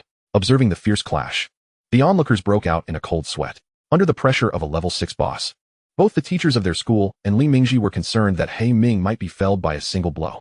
However, as time progressed, their astonishment only deepened until, ultimately, the troll collapsed, leading to an explosive victory. They had won. Laughter erupted as Li Mingji reveled in the triumph of single-handedly vanquishing a boss 6 levels above his own. Such a feat would surely garner the attention of even the most prestigious academies, for the world is indeed replete with talent. His joy was, however, soon eclipsed by astonishing news. Chen Lin's score had soared to 5,320, surpassing Su Linxue from the 3rd high school. A thunderous silence enveloped the crowd as disbelief settled in. Yet upon reflection, it seemed almost inevitable. Chen Lin had dispatched foes with dizzying speed and in staggering numbers. The once dominant Su Linxue now found herself overshadowed. An unsettling reality to grasp. Time and again, Chen Lin shattered their perceived limits, leaving them in awe of his boundless capabilities. Do you think Chen Lin has a chance at becoming the top scorer in the province? The question hung in the air, plunging the surroundings into a hushed stillness, broken only by the sound of quickening breaths. Soon, a wave of gasps shattered the tension. Following the sound, they beheld a mesmerizing scene projected upon the water curtain from the 3rd high school. A young girl, encircled by frost, exuded an aura of chilling intensity. Her icy hair billowing in the wind, her face marked by an air of cold indifference. With a mere gesture, a frigid gale erupted, extending 100 meters outward, encasing over 100 gray wolves in solid ice, including the formidable level 9 boss, the Gray Wolf King. Yet, despite its near demise, the creature clung to life tenaciously. Was this the terror of a hidden profession? The astonishment on every face was palpable. As the scores flipped dramatically, the teachers from the 2nd high school exchanged glances. Rendered speechless, the challenge ahead was daunting, akin to scaling the heavens. Perched atop a tree, Chen Lin remained unfazed by Zhang Yan's silent departure. Beside him, Ming had reverted to its ordinary form, recuperating its strength while devouring the corpses of the trolls. The energy derived from the flesh was substantial, each bite contributing to Ming's growth. Chen Lin felt a steady warmth coursing through him, invigorating his being. He glanced at the recorder, noting his score of 5,320, and chose to wait patiently for Ming to evolve. Their journey had been fraught with battles, and both were nearly depleted of energy. Ming, in particular, was burdened by the toll of maintaining its giant form for an extended period. Half an hour later, the trolls lay consumed, leaving only bones and entrails behind. Ming's evolution points surged from 10 to 126, now only 124 points shy of the next evolution. It had grown to a height of 2 meters, surpassing Chen Lin's waist. After another 20 minutes, Ming consumed all the goblin corpses within the cave, its evolution points reaching a total of 250, finally completing the requirement. As Chen Lin confirmed the evolution, a surge of dark energy erupted from Ming, enveloping it in a cocoon. This evolution far surpassed the previous. As it was no longer a mere wisp of black energy, the process was wholly transformed. With a crack, the cocoon began to fissure, and a pair of sharp claws emerged, tearing it apart. From within emerged Ming, now significantly larger, towering over 2 meters, its form resembling its previous giant state. Its once dark fur revitalized, and its injuries miraculously healed. Its vertical pupils shifted to a deep blue, imbued with a hint of intelligence, exuding an air of regal coldness, reminiscent of a wolf king. Congratulations, your summoned creature Ming has acquired the skill, Intimidation. Congratulations! Your summoned creature Haiming's giant transformation talent has been upgraded to EC level. Congratulations, your summoned creature Haiming has gained a new talent, Flame C. Once again, Haiming had acquired a new skill, and the prior talent had ascended to a higher level alongside this evolution. The effects were undeniably formidable, marking a comprehensive transformation. Chen Lin marveled internally, his thoughts stirring. Summon creature, Haiming. Type, Giant Flame Wolf. Level, 4. Attributes, Strength 110, Constitution 112, Agility 108, Magic Power 104. Health, 100. Skills, Tear.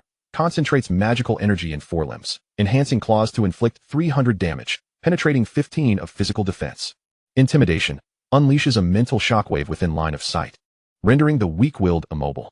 The stronger the will, the weaker the effect. Talent. Greedy Gluttony. SSS converts all ingested food into energy, disregarding limitations to grow and evolve beyond boundaries. Giant Transformation. C quadruples body size, increases strength and defense by 400, reduces speed by 50. Flame. C creates flames unique to itself. Temperature correlates with magic power. Evolution points, 0, 800. Having ingested the trolls and over 200 goblins. Haiming's foundational attributes surged by a total of 181 points, while its level only increased by 15 points. Much like Chen Lin's ordinary profession, Haiming's current life tier was relatively weak, and the enhancements from leveling would not be substantial. Yet, with ongoing evolution, its life tier would inevitably surpass even the highest tier summoned creatures, perhaps even ascend to uncharted realms. With only an hour remaining until the end of the examination, it was time for the final push. Casting a glance at Haiming, who affectionately nudged his head against Chen Lin, shedding any semblance of ferocity from their previous skirmishes, Chen Lin stroked its fur. Then, signaling for it to crouch slightly, he leaped atop its back. Now that Haiming's agility had exceeded 100, its speed surpassed his own significantly. No time to waste. Let us set forth and seek out areas teeming with monsters, Chen Lin declared. With a resonant howl, they departed. Chapter 12, The Trant. Riding on Haiming's back was a delightful experience, albeit a bit jarring. It was certainly preferable to horseback riding. The scenery raced by, and as they encountered scattered monsters, Chen Lin needn't lift a finger. A mere glance from Haiming sent them quaking in fear, swiftly dispatched with a single strike. Although the intimidation skill appeared less effective against stronger foes, it proved remarkably potent against weaker adversaries. Even against resolute opponents, it could induce a brief moment of hesitation. A crucial advantage in fierce confrontations that could determine victory or defeat. The flame talent provided Haiming with an additional offensive capability. While the upgrade of its giant transformation elevated its explosive potential, each evolution of Haiming seemed to follow a pattern, transforming its weaknesses into strengths. As 10 minutes slipped by, the duo traversed thousands of meters, arriving at the territory of another boss, the Twisted Trant, a formidable entity at level 15, reigning supreme in the buried bone forest. This revelation sent a wave of apprehension through the teachers from the second high school, who watched anxiously. Is this not a perilous venture? The Twisted Trant is a second-tier boss, its health and attack power far exceeding that of the trolls. One of the female teachers expressed her concern. Li Mingji frowned but relaxed slightly upon witnessing Haiming's sudden surge in size, indicating that Chen Lin had indeed made progress. However, the hope remained slim.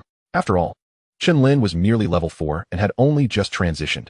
Defeating a second-tier boss like the Twisted Trant seemed nearly impossible. Achieving such a vast disparity in combat power was a rarity across the nation, with only a few emerging each year. Glancing at the water curtain projection belonging to the first high school, Su Linxue was also recuperating, preparing to continue racking up points.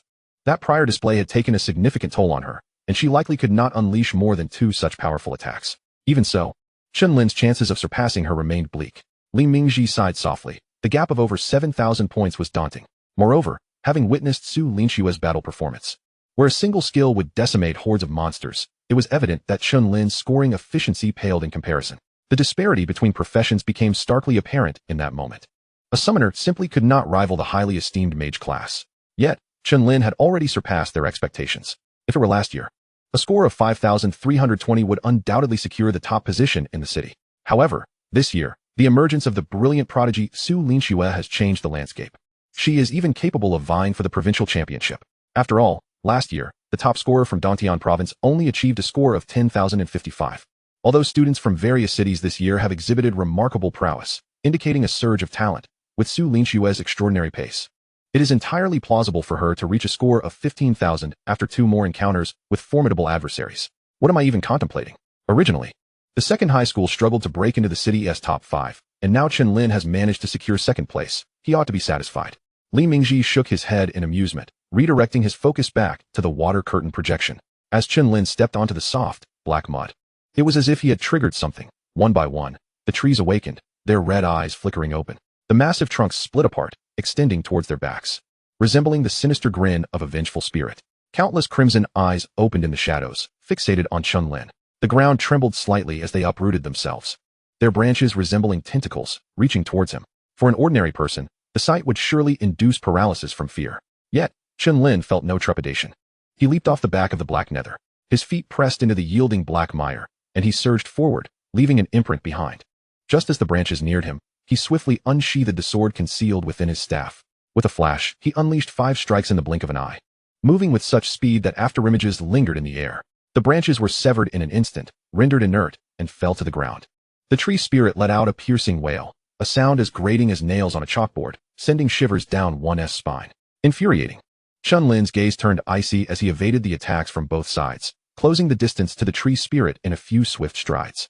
He thrust the blade directly into its gaping maw, pressing down on the hilt with force, driving it deep within. The sword nearly vanished entirely, piercing through the back of its head. The tree spirit's voice ceased abruptly, its eyes widening in shock. The entire tree left stunned. Is this truly polite? Chen Lin was somewhat taken aback. It had not perished yet. Truly, as an 8th level monster, its vitality was impressive. Without a moment's hesitation, he twisted his wrist, causing the sword within the tree spirit to twist violently. With a splatter, green sap erupted from its mouth. Then, in the face of its terror-stricken gaze, the blade tore downward.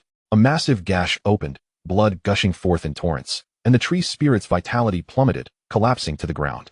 As the cries of its kin echoed in anguish, the surrounding tree spirits howled incessantly, their features contorted in rage as they closed in around him. Branches ensnared him from all directions, leaving no escape.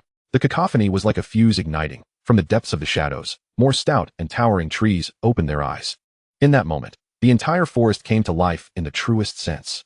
With a roar, the black nether tore apart the nearest tree spirit, its wrathful bellow resonating through the air as dark flames erupted from its form, rapidly expanding and enveloping its entire being. It became a blur, lunging at the encircling tree spirits. The black flames ignited their leaves and branches, spreading relentlessly to the others.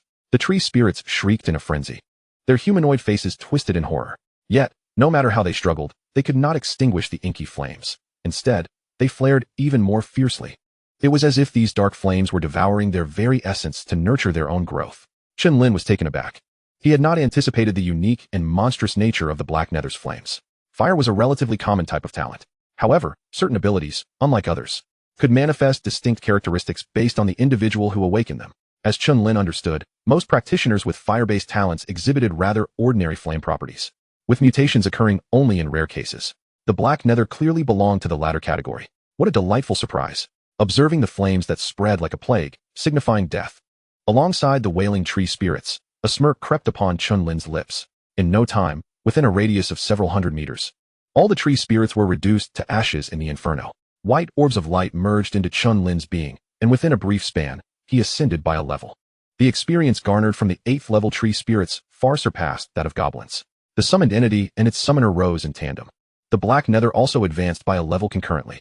After incinerating all targets, the dark flames did not dissipate, but rather, as if imbued with life, slithered back into the black nether's form like countless serpents. Chapter 13. Fusion of Traits. Chen Lin instantly felt a surge of warmth within him, fortifying his entire being. His mind feeling extraordinarily light as his spiritual realm slowly expanded. This was reflected in his personal panel, where his basic attributes soared upward. His expression shifted as he promptly checked the cause. Flame. See create one's own flames. Temperature linked to mana. Trait. Capable of fusing with any power within oneself, transforming into flames of varying effects. It's no wonder. Chen Lin's face mirrored astonishment.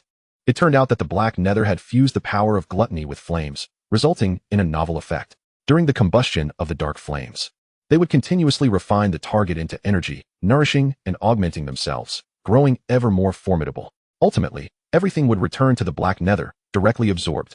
This meant that in the future, the black nether could bypass the tedious step of consuming corpses. Moreover, the flames had acquired a terrifying form, significantly amplifying the potency of this talent. This trait was remarkably suitable for the black nether, practically tailor-made for it, equating to the addition of an SSS grade talent. Glancing at the recorder, Chen Lin noted his score had surged to 7,120. Each slain tree spirit awarded 20 points, double that of goblins. But no one would seek them out due to their overwhelming numbers. It was easy to slay a single tree spirit, only to attract a swarm, ultimately becoming surrounded. At which point one could simply stow their weapon and exit the dungeon. Hence, most individuals would not take the risk, preferring to search the periphery for weaker monsters to gradually accumulate points. Before the college entrance examination, a saying circulated: unless one could take on 100 foes alone, it was best to avoid tree spirits. Even if capable, one should not slay too many, for the larger ones would come. Boom. The ground trembled slightly. Countless fragments of stone dancing, as if some colossal creature approached. It's here. Chen Lin licked his lips, suddenly perceiving something amiss, and leaped backward with great haste. Boom. The ground erupted as numerous branches, as thick as arms, surged forth, threatening to impale him had he hesitated even for a moment. Simultaneously, the black nether faced the onslaught of the golden branches, but it stood its ground, not evading in the slightest. A furious and savage roar emanated from the shadows, as dozens, if not hundreds, of tree spirits emerged, their roots revealing their forms, their eyes ablaze with hatred, fixating on the two outsiders who had slaughtered their kin and invaded their territory. Among them stood a colossal tree king, towering over 100 meters high. At this sight, Chen Lin instinctively took a step back. Even with all his basic attributes exceeding 50 points, engaging them would be perilous. The sheer number of branches could weave an impenetrable net, likely causing anyone with a fear of tight spaces to faint on the spot. Black Nether, go forth and engage them. Chen Lin was acutely aware of his own limitations. Formidable foes must be left to his summoned creature to handle. With a sharp response to the command, the Black Nether's vertical pupils glimmered fiercely as dark flames ignited across its form, simultaneously swelling in size to over 17 meters. Unleashing its full combat potential, it charged forward. Boom. The Black Nether barreled ahead, its robust body cleaving through the air, parting the currents like a rolling boulder. The dark flames trailed behind in a long arc, resembling a dragon in flight. Bang! Tearing through in a chaotic frenzy, resembling a tumultuous wave of trance. They surged towards the central, twisted Tree King. From a lofty vantage point, it appeared as though a black flame dragon confronted countless monsters, akin to a straight, keen blade piercing through. The momentum was overwhelming, akin to a legion charging forth, unyielding. Caw! The inky flames consumed everything voraciously, reminiscent of a famished child returning home. As anguished wails erupted from the trance, their faces contorted in despair. Whoosh! Seizing the moment of chaos, Chen Lin swiftly entered the fray to reap his rewards. The black flames seemed to possess sentience, avoiding him entirely. Caw! Witnessing his kin perish in agony beneath the flames, nourishing the blaze to spread further, the twisted Tree King let out a long, piercing howl, as innumerable golden branches lunged toward the instigator. Bang! Bang! Bang! Countless golden branches erupted from the ground, seeking to ensnare the black beast, aiming to pierce it to death. However, having undergone gigantism, the black beast's power soared beyond 400, rendering it uncontrollable. It chose to disregard the assault, charging headlong towards the Tree King's essence like a rampaging beast. The treants attempted to obstruct its path, but were met with fiery retribution, akin to contracting a most lethal plague, struggling in vain as they succumbed to their slow demise. Caw! Provoked by the affront, the Tree King glared in fury, and more golden branches entwined, snapping taut, transforming into a colossal rod 20 meters wide and several dozen meters long, descending upon the black beast. The sheer force reverberated, causing the very air to resonate. Boom! The ground collapsed instantaneously, fissures fracturing in every direction, as dust and debris were thrust into the air. Chen Lin grimaced at the spectacle. The black beast was stubbornly unyielding, facing every attack head-on without a hint of evasion. It could have sidestepped, yet it chose instead to endure with its flesh. Nevertheless, with a 400 increase in defense from its giant form, coupled with its formidable strength, it certainly had the capacity to withstand such blows. Howl! A roar echoed across the vicinity, and the black beast, aside from a slight bend in its limbs, remained unscathed. The Tree King's visage displayed a human-like astonishment. Was this truly the strength befitting such a colossal form? Before it could fully process this, a sudden, excruciating pain surged from the tips of its branches. Caw! The Tree King let out a harrowing scream, its eyes wide with terror as the black flames surged along its golden branches. It hastily retracted its arm, the branches flailing to extinguish the flames. Seizing this moment, the black beast had already reached the roots of the Tree King. Before it, the black beast appeared diminutive, yet the Tree King was gripped by fear, hastily attempting to retreat from the monstrosity. Howl!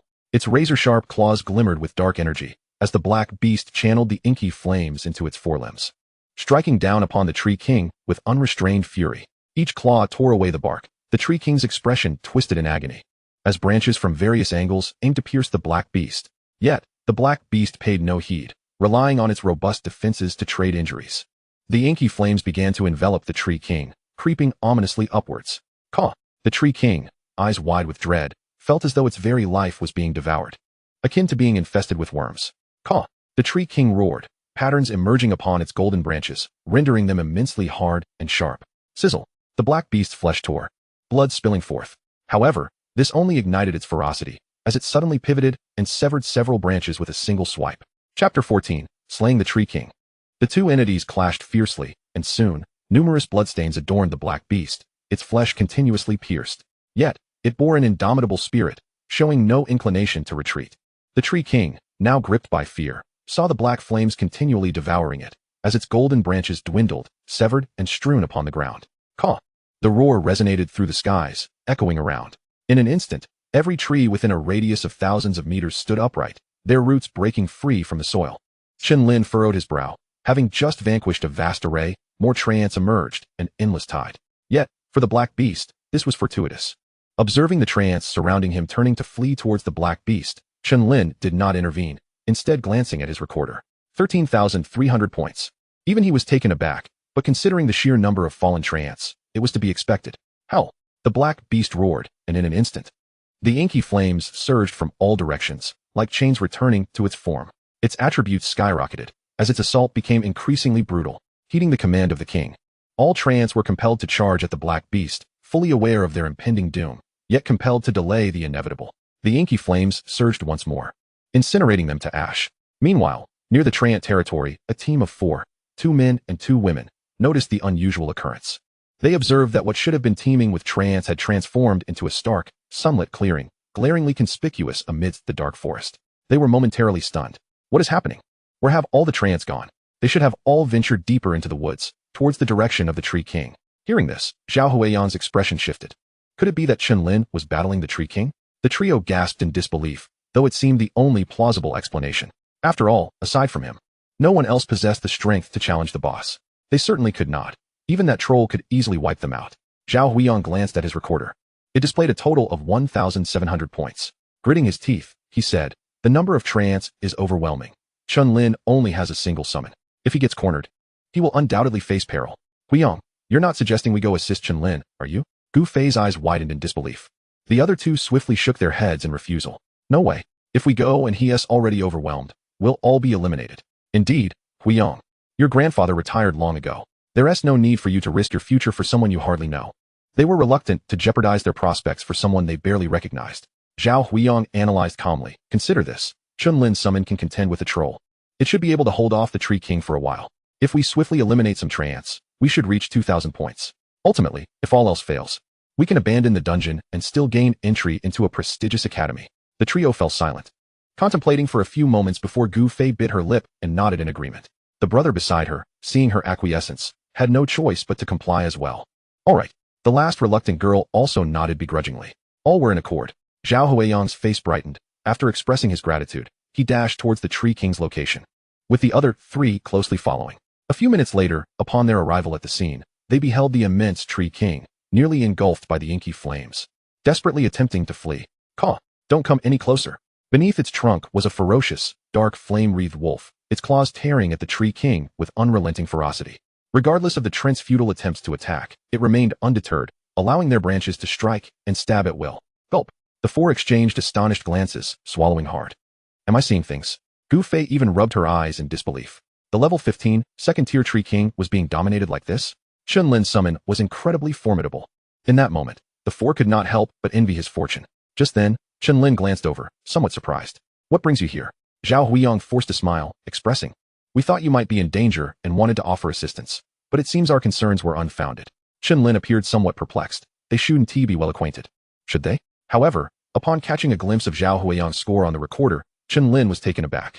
After all, they had risked missing out on opportunities at esteemed institutions for this endeavor, which only deepened Chen Lin's confusion. I am curious as to why, after just one meeting, you would choose to squander precious exam time to assist me? Gu Fei promptly elucidated. Huiyang's grandfather was the former principal of the second high school. Over the years, the school has been in decline and is on the verge of dropping out of the second-tier rankings. You are the only one who might stabilize its position. Is that so? Chen Lin replied, somewhat bewildered, yet he felt a flicker of gratitude. After contemplating, he suggested, you should endeavor to eliminate more treants. I will ensure that He Ming cooperates. Hearing this, Zhao Huiyang hesitated, saying, perhaps we should seek monsters elsewhere. We cannot overshadow you.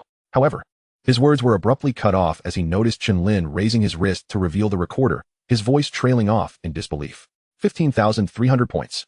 His expression was one of incredulity, rendered momentarily speechless. Originally, 5,000 points had seemed extraordinary, yet in just 1 hour, the score had doubled. How could they have perceived scoring as such a formidable task when their own struggles had only yielded a mere 1,700 points? The disparity between individuals was astonishing. With a sigh, Zhao Huiyang soon brightened at the realization that, with this score, their school would undoubtedly retain its first-tier status this year. Thank you, he said. Taking a deep breath, Chen Lin smiled faintly, urging, let's proceed swiftly. Hei Ming is rather efficient. As the words left his lips, the roars of the twisted treant grew faint, and moments later, its massive form collapsed with a resounding thud. A surge of white light enveloped Chen Lin as he leveled up to level 8, and simultaneously, his score increased by another 3,000. Yet, the encounter was far from over. Hundreds of treants still remained, and Chen Lin had no intention of letting them escape. He resolved to eliminate them all, anticipating that he could achieve 2 additional levels and surpass the 20,000 mark in score. Upon witnessing the demise of their king, the treants succumbed to their instinctual terror, fleeing in disarray.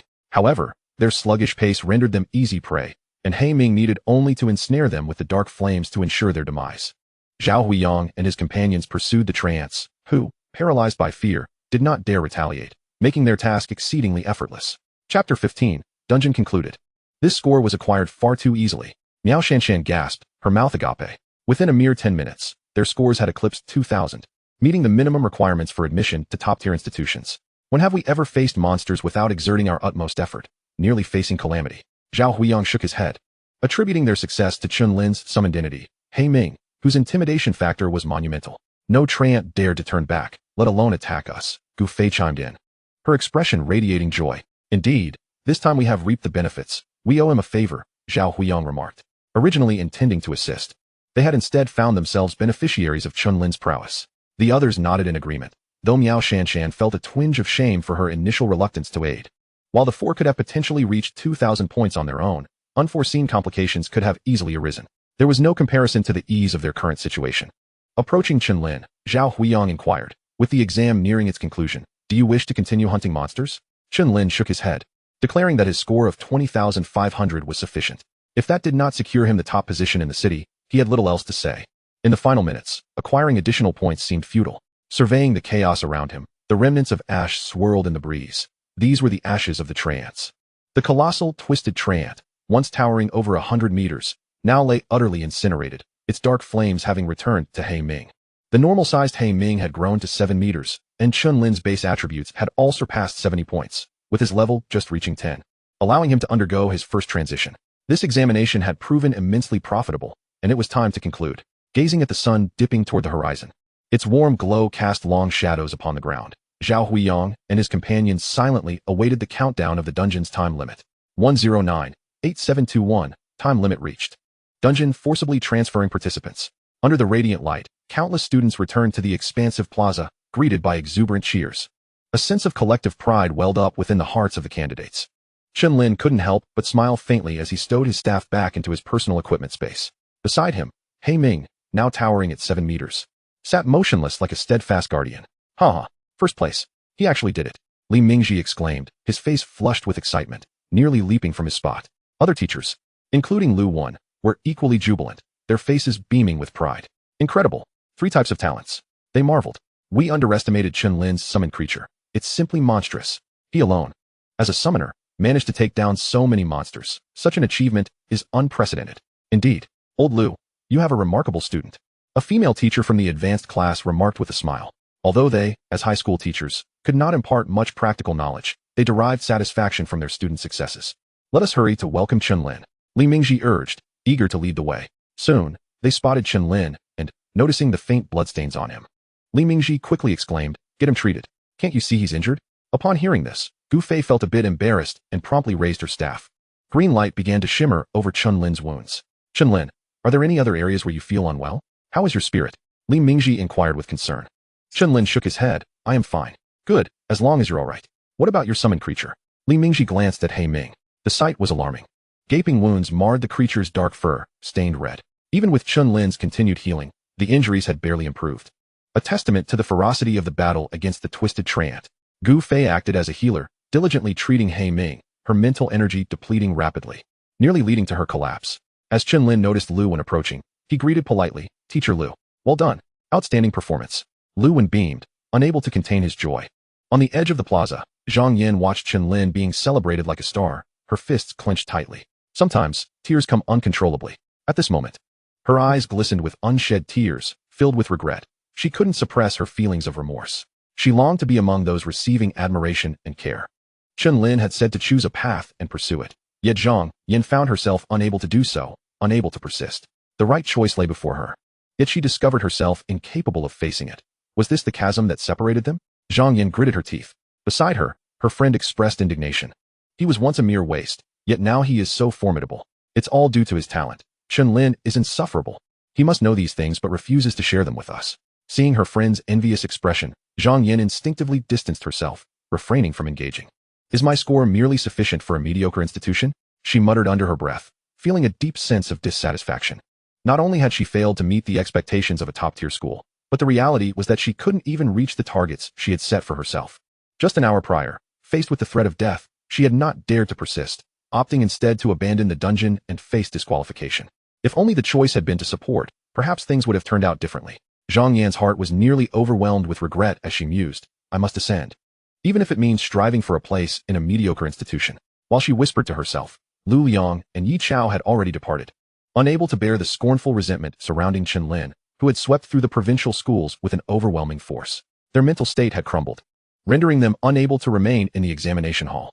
At that moment, Su Linxue was encircled by the teachers and principal of 3rd High School, exchanging sighs among themselves. The ancestral grave of the Li family must be smoking with pride, producing such a prodigy.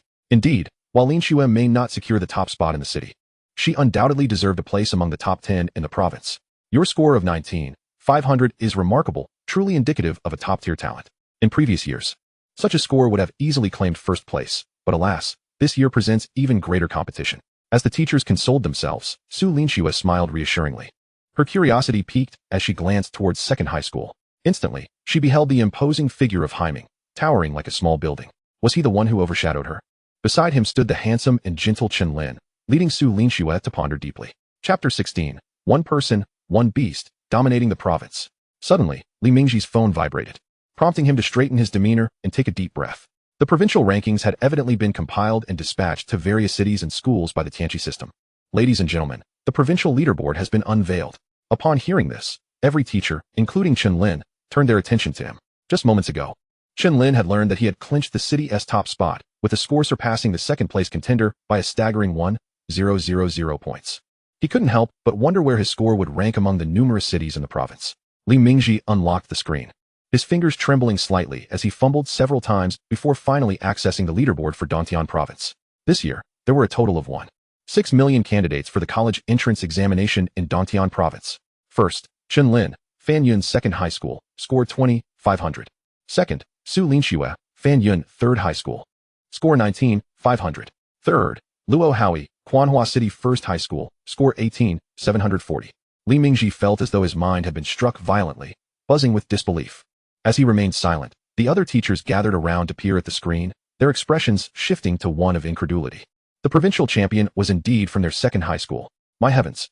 A surreal sense of elation enveloped them, lifting their spirits to cloud 9. In an instant, the surroundings fell silent, as they found themselves at a loss for words. Chen Lin, perplexed, thought that a score of 20,000 should not be deemed too shabby even in the entirety of Dantian province. Just as he contemplated this, he suddenly heard Li Mingji erupting with joyous laughter. And the nearby teachers were equally ecstatic. Their 2nd High School had produced a provincial champion. The benefits of this achievement would extend far beyond a single individual. The glory on their faces was secondary. Next year, their school would attract throngs of applicants, and the administration would undoubtedly take greater notice. Lu Wen's blood surged with excitement. The provincial champion was his student, and he could boast about it for years to come. Observing the chaotic scene, other high school teachers and principals nearby bore expressions of mixed emotions. If they were in the same position, they would feel the same way. One individual dominating the entire province. Truly an extraordinary talent. How had such a genius emerged from the once underrated 2nd High School? Sigh. The number of applicants wishing to enroll in 2nd High School would surely increase next year. As he witnessed the jubilant crowd, Chen Lin began to realize that he had indeed claimed the provincial first place. Soon, Zhao Huiming rushed back, his expression brimming with excitement. Chen Lin, You have secured the top spot in Dongtian province this year. Chen Lin stood momentarily stunned. From the outset, he had never imagined he would achieve such heights. It could only be said that Haiming was indeed extraordinary. Not only did he lack limits in growth, but his battle prowess became increasingly formidable with evolution. Of course, it was his own innate talent that truly made the difference. Chen Lin eagerly anticipated his next summoned creature. As news spread rapidly, soon the first and second-year students in the observation seats were also aware that a senior named Chen Lin had claimed the provincial champion title. Instantly, cheers erupted from the observation seats of Second High School. 6,666. Forgive me for being at a loss for words. I can only express my excitement with an exclamation. I told you, with such a formidable summoned creature, he undoubtedly had the qualifications to contend for the provincial champion. You must be joking. You're just swept up in the excitement, right? You didn't believe it yourself at the time. Decided. Next year, may the heavens bless me to become a summoner. Summoned creatures are simply too cool. Calm down, brother. It's not the profession that is strong. It's him. Understand? Ah, Senior Chen Lin, give me a monkey. Numerous junior girls gazed at him with reverence, their faces flushed as if they had transformed into infatuated fans. Chen Lin could not help but smile wryly. He did not relish the attention, nor did he find it particularly enjoyable. Some who had previously envied Chen Lin silently lowered their heads. If the gap had been negligible, they would have concocted various reasons to belittle him, attributing his success solely to luck. Yet, once the disparity became insurmountable, all that remained was admiration. Xiaoshan, your expression, do you fancy Chen Lin? Seeing Miao Shanshan gazing at Chen Lin in a daze, Gu Fei was somewhat taken aback. Upon hearing this, Miao Shanshan snapped back to reality, her face turning crimson to the ears as she quietly replied, I don't know, but I'm not worthy of him. Indeed. Gu Fei sighed. Chen Lin, and you will likely not inhabit the same world in the future. It would be best to dispel such thoughts early on, lest you end up with a broken heart. On the other side, as Chun Li left the school, she found her thoughts wandering on her way home, constantly glancing in one direction. Li, what is wrong with you today? You've been like this all along. Worried about my brother. Oh, today is Chun Lin's college entrance examination. No wonder, Ji Xiaoxiao teased. If it were in the past, she would have been furious and retorted. But it seemed she was genuinely concerned. Ji Xiaoxiao put away her jest. My sister is in the same examination room as Chen Lin. She'll come to pick me up later, and we'll know how it went. Then let us hurry. Chen Li's eyes lit up as she tugged Ji Xiaoxiao along in a brisk walk. Wait, don't rush so much. I can't keep up. Before long, the two girls, panting heavily, leaned against a street lamp, their faces flushed and glowing, their bodies radiating warmth as beads of sweat dampened a few strands of hair on their foreheads. Xiaoxiao, when will your sister arrive? Soon. That's why I told you not to rush. While there are numerous tragic cases in college entrance examinations, the probability of such occurrences is extremely low. Chen Lin can't be that unfortunate. After Ji Xiaoxiao caught her breath, a voice suddenly called from behind. What is going on with you two? Seeing her sister panting as if she had just engaged in some vigorous exercise, Ji Qin found it rather curious. Sis, Ji Xiaoxiao is clinging to me. Did anything happen in the exam? No casualties, right? Ji Qin shook her head. No, why do you suddenly ask such things? Ji Xiaoxiao pointed at Chun Li beside her. She is worried about her brother and insisted on dragging me along. My legs are exhausted. With a snap, Ji Xiaoxiao felt a sharp pain in her waist and began to whimper, seeking her sister's protection. Ji Qin found it amusing. As if recalling something, she said, I have to tell you, just a moment ago, something significant happened. What is it? Ji Xiaoxiao inquired, her curiosity piqued. In our examination room, the provincial champion emerged. It was spectacular. Sis, is that for real? Ji Xiaoxiao exclaimed in surprise. Which high school did the student come from? Second high school. Li, you're in the same school as your brother, Ji Xiaoxiao remarked. Chun Li nodded. Upon learning that Chen Lin was safe, her worries dissipated, and curiosity took hold. The provincial champion signified a future of immense potential, a weighty distinction that would undoubtedly command attention from all. You won't believe this. He is just an ordinary summoner who switched professions. It seems he doesn't even have any innate talent? Ji Qin slowly recounted. Your sister encountered danger and chose to abandon the instance early. Fortunately, this allowed her to witness him, along with his beast, boldly enter the territory of the tree spirits in the bone burial forest. The tree spirits there are predominantly level 8 monsters, and most assumed he would be eliminated. However, his summoned creatures pierced through all the tree spirits, fending off over 1,000 of them, and ultimately defeating the second-tier boss, the Twisted Tree King. At this point, her eyes sparkled with excitement, her voice tinged with exhilaration. Interestingly, his name bears a resemblance to your friend's brother, both sharing the surname Chun. With similar sounds in their names, could they possibly be the same person? Ji Qian pondered thoughtfully. Is it conceivable that they are one and the same? Ji Xiaoxiao chimed in with a playful grin. Ji Qian's expression stiffened, and she turned sharply to Chun Li, asking, what is your brother's profession? He is a summoner. Chun Li replied without hesitation, but it shouldn't be him. His summoned creatures are quite weak. Ji Qian let out a sigh of relief, nearly startled by the revelation. It's a small pup, by the way, with black fur. Ji Qian froze, her steps halting as she stood motionless. Huh. Upon witnessing her reaction, Ji Xiaoxiao and Chen Lin were struck by an unbelievable truth. Could it truly be? The three stood there in a daze, a gust of wind rustling their chaotic thoughts.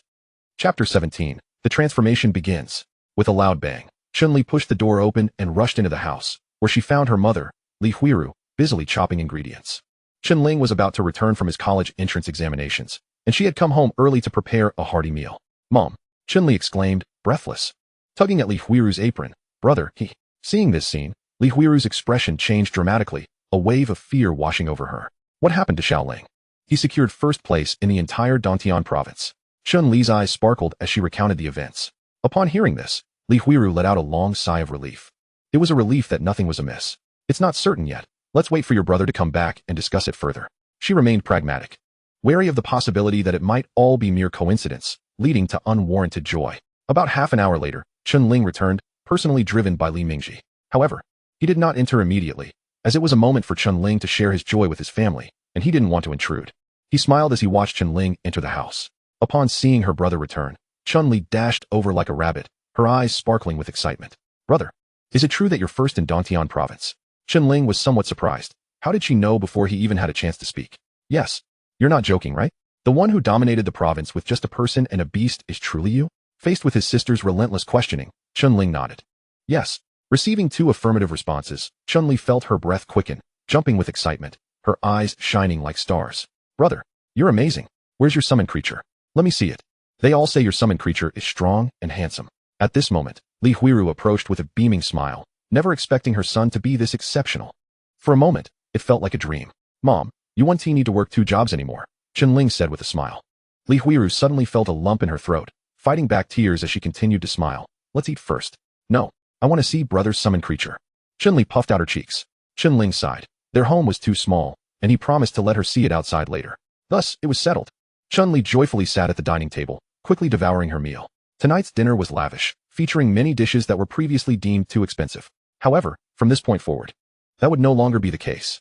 Chen Ling glanced at his phone, which had just notified him of 1,000,000 xia yuan deposited into his account. And he smiled slightly. On the way home, he had mentioned the reward to Li Mingji. To his surprise, Li Mingji had immediately taken out his phone, insisting that they shouldn't wait until tomorrow and that the city government should be notified to release the cash reward right away. As the principal of the second high school, he couldn't command the city government, but Chen Ling held enough weight to make it happen. He joked that if one were to say he was the ancestor of Fanyan City, no one would dare to refute it. The previous provincial top scorer, barring any accidents, was now almost synonymous with the elite forces of the Great Xia. Thus, the significance of Chen Ling's current standing was evident. Upon receiving Li Mingji's call, the city government promptly agreed, acting with remarkable speed. Upon learning that the top scorer from Dantian province hailed from their Fanyan City, they were overjoyed, preparing to set off firecrackers in celebration. Suddenly, an opportunity to forge a connection with Chen Ling arose, and they would not hesitate. A small request in exchange for the favor of a future elite warrior of the Great Xia. What a bargain. There were even more substantial rewards to come. But those could not be mobilized immediately. Chen Ling was in no rush. He decided to keep the 1,000,000 xia yuan at home to alleviate their financial burdens, as it would be of little use in his hands. First and foremost, he wouldn't need to worry about equipment and skill books, according to Li Mingji. The rewards from the city government would certainly include those for his status as the provincial top scorer. Moreover, there was no need for Haiming to purchase food anymore. They could hunt for it themselves. Thus, keeping the money at home to ease their burdens was the best course of action. From now on, both his mother and sister would no longer have to live frugally. That was the true significance of Chen Ling's newfound strength. After dinner, as usual, Chen Ling took care of the household chores before returning to his room. Outside the window, his sister Chen Li was perched on the towering figure of Haiming, 7 meters high, squealing with delight as if she had found the most cherished toy. Haiming, take me out to play. Chen Ling rubbed his temples, feeling a headache coming on. With a flicker of thought, a lengthy personal panel materialized before him. Chen Ling type, human, profession, summoner, first class, can undergo a transition. Level, 10, cannot be increased without transitioning. Attributes, strength 65, constitution 64, agility 66, spirit 121, health 100. Skills, summoning technique, enhancement technique, recovery technique.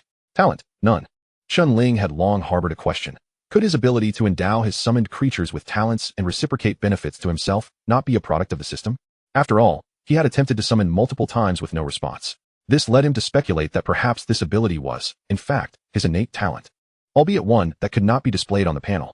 Chen Lin theorized that either his talent was extraordinarily powerful, surpassing the SSS level, or other reasons prevented it from being detected. However, these were matters that could not be explored at present. He shook his head, redirecting his focus to the profession section. The enrollment period began in 3 days. During this time, he only needed to submit his preferred choice of academic institution and await notification. However, since the provincial top scorer would have teachers from elite institutions personally recruited, he needn't worry about which school to choose at this stage. Given this, he decided to undergo his transition tonight. After Chen Li had played enough, Chen Lin retracted Hyming back into the summoning space and extended his finger to initiate the transition. The transition required completing a randomly matched Ascension instance. Generally, the stronger one was, the more challenging the Ascension instance they would be matched with. Conversely, performing exceptionally well would enhance one's professional potential, increasing attribute gains with each level up. If the instance was completed with a high score, it could even elevate one's profession to a higher tier. This was one of the few opportunities for ordinary practitioners to level the playing field, although only a select few could achieve it. Entering a suitable Ascension instance based on your comprehensive index. Moments later, Chen Lin vanished from the room. Chapter 18, Reign of Revelation. Coordinate number 08694. This is a world riddled with wounds, teetering on the brink of collapse, where the ember of humanity is on the verge of extinguishment. Can you bring salvation, or will you usher in destruction? Optional Task 1. Exterminate 1,000 disaster beasts and protect the survivors to the best of your ability. Optional Task 2. Assist the mother beast of calamity in devouring all for its evolution. Number of participants, 10. Time limit, 23:59:59. Reminder, you cannot return to Blue Star voluntarily. Without warning, Chen Lin materialized amidst a desolate ruin, surrounded by crumbling high-rises, overrun with moss and vines. Rusted automobiles littered the streets, a testament to a time when this place shared a semblance of prosperity with Blue Star. The sky was shrouded in heavy gloom, devoid of sunlight, reminiscent of a nuclear winter blanketed in radioactive dust. The air here bore an indescribable odor, causing Chen Lin to furrow his brow. Surveying the transparent interface before him, he swiftly comprehended that selecting a task would likely determine his allegiance. Without a moment's hesitation, he opted for the first task. It was not out of any particular inclination. Primarily, if the mother beast of calamity was to consume everything, what would his own dark entity subsist upon? Just as Chen Lin took a step forward, he suddenly heard a series of sharp sounds, followed by a figure hurtling through a nearby glass door. Crash! Countless shards cascaded to the ground alongside a petite, delicate girl. Roar! A blood-red, skinless crawling disaster beast burst forth from the dim interior, lunging towards the girl. The girl, struggling to rise, her vision blurred, desperately reached for a long blade nearby. Yet she was a moment too late. The beast was mere inches from her, poised to sink its fangs into her neck, and the terror of death surged within her. Her hands instinctively shielded her face. Just then, a flash of sword light sliced through the air. Thud! The creature's head severed from its body, collapsing heavily to the ground, blood pooling around it. The girl regained her senses to see a strikingly handsome young man with dark, tousled hair and bright, deep-set eyes. With a flick of his wrist, he sheathed his blade. Chen Lin gazed at the girl, particularly at the two dark red horns protruding from her hair, astonished by her uniqueness. The girl fell into silence, unsure of how to respond. The atmosphere grew tense, prompting Chen Lin to feel a twinge of rudeness. "Hello, I am Chen Lin. Lu Yu." As she took his outstretched hand, she replied, "Thank you. You're welcome." Just as Chen Lin was about to inquire about this world, a sharp voice rang out. "The situation has changed. Everyone retreat." Upon hearing this, Lu Yu's expression shifted dramatically, and she hurriedly retrieved the long blade from the ground, grasping Chen Lin's hand to flee. "We must hurry, or else," before she could finish, a vehicle came barreling towards them from a distance. Chen Lin instinctively pulled Lu Yu behind him while brandishing his staff to brace for impact. Bang! The car collided with Chen Lin, sending him careening backward several meters before he finally came to a stop. Lu Yu's face paled as she rushed over, despite the pain she felt. "Are you all right?" "Huh?" Chen Lin steadied his turbulent breath, shaking his head, and then focusing on a two-legged disaster beast, adorned with menacing spikes. "It's a blade demon. We cannot escape." Lu Yu's expression turned grave, her fingers tightening around the hilt of her sword. Bang! The blade demon surged forward, and in an instant, the ground beneath it caved as it charged with all its might. How fast? Before Lu Yu could react, a figure darted past her, meeting the beast head-on. Clang! Chen Lin drew the sword from his staff, clashing against the blade demon's razor-sharp arm, producing a resonating sound. Roar! The blade demon howled, swinging its other arm towards Chen Lin's head. Remaining composed, Chen Lin forcefully repelled it, swiftly retreating a few steps. "Lu Yu, toss me your sword." At his command, Lu Yu promptly hurled the long blade towards him. Swish! Skillfully catching the hilt, Chen Lin's eyes gleamed with combat fervor. "Now let us continue." Roar! The blade demon seemed to sense the challenge, charging forward with reckless abandon, its arms flailing wildly. Chen Lin, undaunted, wielded both sword and blade with seamless precision, executing his maneuvers with remarkable skill. In mere seconds, they exchanged dozens of blows, their speed creating a blur that dazzled the eye. Lu Yu's mouth fell agape in astonishment. How formidable! To confront the blade demons so directly, my sister couldn't manage that. Crack! After countless exchanges, Chen Lin suddenly spotted an opening. Deftly tilting his head to evade a lethal strike, and then swung the long blade upward. The sharp edge sliced through the air with terrifying force, severing the blade demon's arm. Roar! The creature emitted a pained cry as Chen Lin, with blinding speed, thrust his sword into its heart. Thud! The blade pierced through its tough hide, emerging from its back. Yet, even so, the blade demon did not perish, its gaze fixated on Chen Lin, intent on killing him with its remaining arm. In a futile struggle, Chen Lin deflected the incoming strike, and with one final swing of the long blade, severed the beast's head. The head rolled across the ground. You are not from here. Lu Yu approached, gingerly touching her sore backside. With such strength, it is impossible for you to remain unknown. Chen Lin smiled faintly, non-committal. This blade is remarkably sharp. It has undergone a disaster transformation. It is indeed another breed of calamity beast. Sensing his reluctance to elaborate, Lu Yu refrained from pressing him further. This disaster transformation must be the distinguishing feature of this world, she remarked, prompting Chen Lin to encourage her to elaborate. Lu Yu's expression turned peculiar. Isn't this common knowledge? But for someone who has saved me twice, I shall indulge you. Long ago, a crimson mist suddenly enveloped the globe, causing both humans and animals to undergo mutations wherever it spread.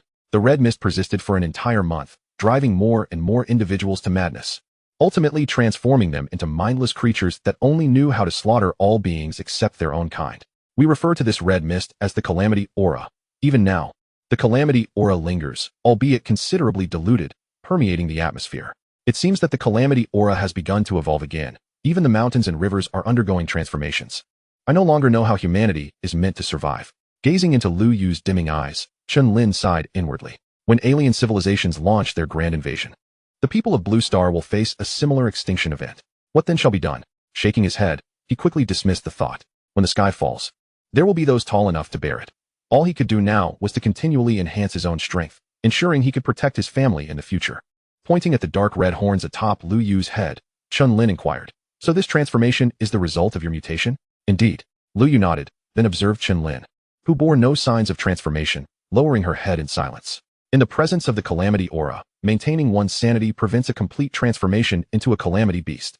We have deduced that willpower seems to be the key. It allows us to resist the transformation and gradually grow stronger. Chapter 19, Gathering. Having gleaned a general understanding of this world, Chen Lin was interrupted when a group of over a dozen people appeared around the corner of the road, all wearing expressions of panic. "Lu Yu, why are you still here? Run!" The leading tall woman shouted. As soon as she finished speaking, the ground trembled ominously, as if a rushing torrent was about to erupt. In the distance, the sky turned crimson, a vast accumulation of calamity aura forming, reminiscent of the return of the red mist. In an instant, countless disaster beasts materialized before Chen Lin and Lu Yu. Suddenly, roars echoed from all directions, revealing numerous disaster beasts peering hungrily from the high rises, their bloodthirsty eyes fixated on everyone. The crimson mist coalesced into a wall, encircling all and drawing closer. Despair surged from deep within, causing everyone's legs to falter, gradually rendering them unable to move. "Lulu, what should we do?" Hearing the trembling inquiry nearby, Lu Yu gritted her teeth. "Prepare yourselves, and charge out." Upon hearing those words, the throats of everyone present tightened as they beheld the blade demons and scythe demons, monstrous beasts capable of extinguishing their lives in an instant. The prospect of survival seemed almost impossible. However, they soon suppressed such thoughts, compelling themselves to cast aside doubt. "Xiaoyu, stay close behind me," Lulu instructed, glancing at Chen Lin. It appeared that other survivors from different organizations were fortuitously present. "I apologize for dragging you into this," she said, her expression tinged with guilt. Yet, Chen Lin paid little heed and strode forward resolutely. "Wait, what are you doing? We are surrounded. This is not the time for reckless bravado." No. They are all within my grasp," Chen Lin retorted, a grin spreading across his face. "If I slay all these calamity beasts, my reputation will surely soar." Suddenly, amidst a burst of white light, the towering figure of Haiming, standing at 7 meters tall, materialized in an instant. "Oh, its roar reverberated through the sky, scattering the crimson miasma that enveloped the surroundings. Haiming's deep blue vertical pupils coldly surveyed the tide of calamity beasts before it. With a thunderous crash, it transformed into its giant form, swelling to a height of 28 meters, surpassing even some buildings.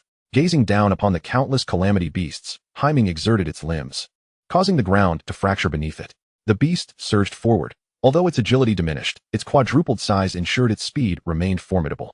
As it was about to collide with the throng of calamity beasts, Haiming erupted in a torrent of jet-black flames, engulfing a radius of several dozen meters.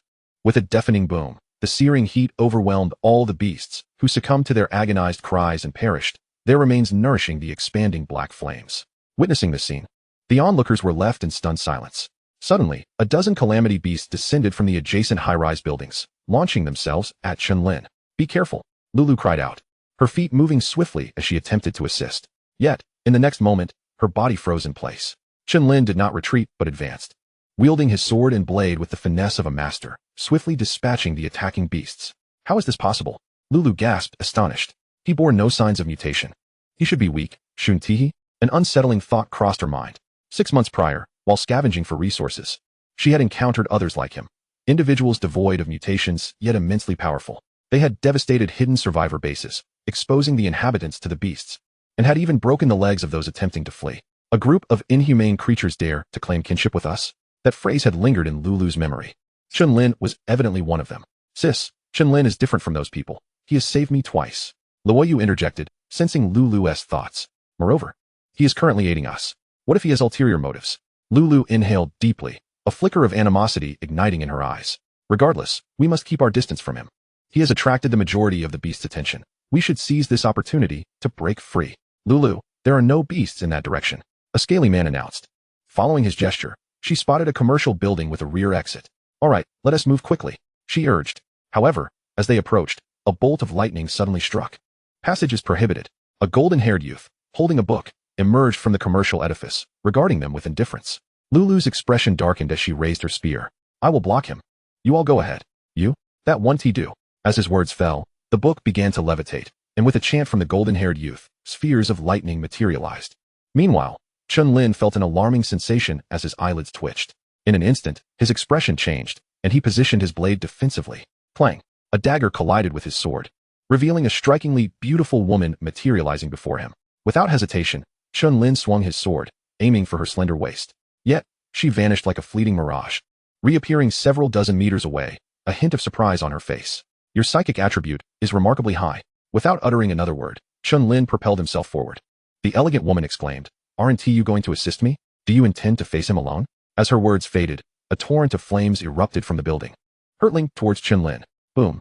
The two collided, sparks flying as the flames danced like a candle in the wind. "You're truly a summoner," a burly man in the flames exclaimed, astonished. "Your foundational attributes surpass even those of our specialized melee classes."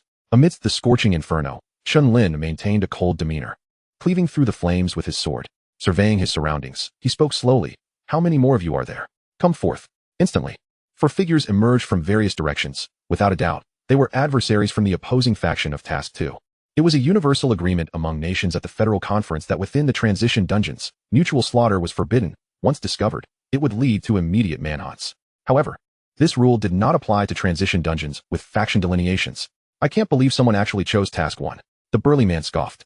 "Hasn't he, the Great Xia, taught you how to determine survival probabilities in transition dungeons?" The initial information was crystal clear. The advantage lay with the calamity beasts. Anyone with a modicum of sense would know how to choose wisely. "Don't speak nonsense. We in the Great Xia have it all documented in our textbooks. He is merely a dropout from education, probably snoozing through classes." Huh. Such blatant slaughter of calamity beasts to protect those survivors, clearly demonstrating which faction you belong to, is truly beyond my comprehension. Chapter 20. If roles were reversed, I would show you what true cruelty is. "Brother, if you can achieve your second transition today, you must be among the elite of your city," the burly man remarked. In this type of faction transition dungeon, there are no mandatory tasks to complete. Slightly lower scores merely mean a less favorable second transition compared to others. But it's far better than losing your life. "Flee. Humph, that one do." The elegant woman chuckled lightly. "The more we feed the mother beast of calamity, the higher our scores will be. He shall remain here as a stepping stone for our ascent."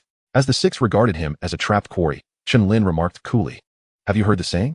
A high-level hunter often appears in the guise of its prey." The gathered individuals narrowed their eyes slightly. "Even with one less person, 6 against 1, what chance do you think you have? First, how can you be certain that no one else, like me, chose Task 1? Chen Lin silently sheathed his sword.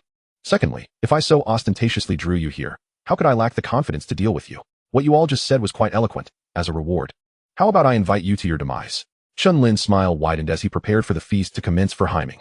Oh whoa. The ferocious roar echoed across the expanse, the black flames extending over hundreds of meters, resembling serpents converging upon the black giant wolf. In an instant, its size surged to 8 meters, appearing even more menacing. Within a short span, the horde of calamity beasts had been decimated, with the crimson miasma in the sky dissipating significantly. Intimidation. All present felt a profound fear wash over their souls, their minds overwhelmed with terror as their limbs trembled uncontrollably. Boom. As the black giant wolf charged toward them, a chill surged from their feet to the crown of their heads, their brains nearly bursting with sheer fright. They stood paralyzed, as though ensnared by a venomous serpent, its cold gaze fixed upon them. Finally, as the giant wolf's claws descended, 3 individuals managed to override their instincts and scattered in different directions. The last unfortunate soul did not even have time to scream. Instantly reduced to a mere pulp beneath the giant wolf's claws, consumed by the ravenous black flames. Upon witnessing this scene, the remaining 5 individuals, including the golden-haired youth effortlessly contending with Lulu and her companions, were instantly drenched in cold sweat. They could discern that this summoned entity was formidable. However, it was feasible for a few of them to momentarily hold it at bay while the others swiftly dealt with Chen Lin. Initially, they anticipated the process would be rather simple, but to their astonishment, Chen Lin, as a summoner, possessed combat prowess comparable to theirs. Not only was this summoned creature physically imposing and capable of devastating damage, but it also wielded crowd control abilities, far from merely stalling them. Surviving 3 minutes without being entirely obliterated by it seemed a daunting task. As the black giant wolf charged towards the nearest individual, the golden-haired youth gritted his teeth. Realizing the situation was untenable, he quickly began to chant an arcane incantation, and in an instant, a tempest of lightning coalesced into thick chains, each half a meter wide, encircling the beast. With a mere thought, the lightning chains shot forth, ensnaring the wolf's limbs and neck. Quickly kill him. I can only control it for 10. The golden-haired youth's words were abruptly cut off. The black wolf, with a powerful tug of its right paw, shattered the lightning chains, breaking free from its restraints. How is this possible? This is my A-grade talent. The golden-haired youth was left dumbfounded. Following Chen Lin's enhancement spell, the black wolf's strength surged further. With another fierce pull, nearly all the chains disintegrated. Witnessing this, the remaining participants dared not hesitate and immediately unleashed their trump cards. The graceful woman transformed into multiple shadows, lunging at Chen Lin from various angles, only to be bombarded by a rain of ice spikes descending from above, forcing her to retreat. Damn it, who did this? The elegant woman glanced upwards, where she saw a girl with icy hair and skin as pale as snow approaching, surrounded by an aura of frost. The ground beneath her feet gradually became covered in frost, freezing the nearby beasts into statues. I'll intercept her. A burly man charged forward, flames surging around him. The other 3 simultaneously attacked, leaving no opportunity for survival, intent on swiftly eliminating Chen Lin. However, at that moment, a thunderous roar echoed. You little brats, behold your father. The taunt caused all 3 to pivot, their eyes narrowing with ferocity at the imposing figure of the large, stout man brandishing a shield. Fueled by a desire for vengeance, they disregarded everything else and surged towards him. Boom.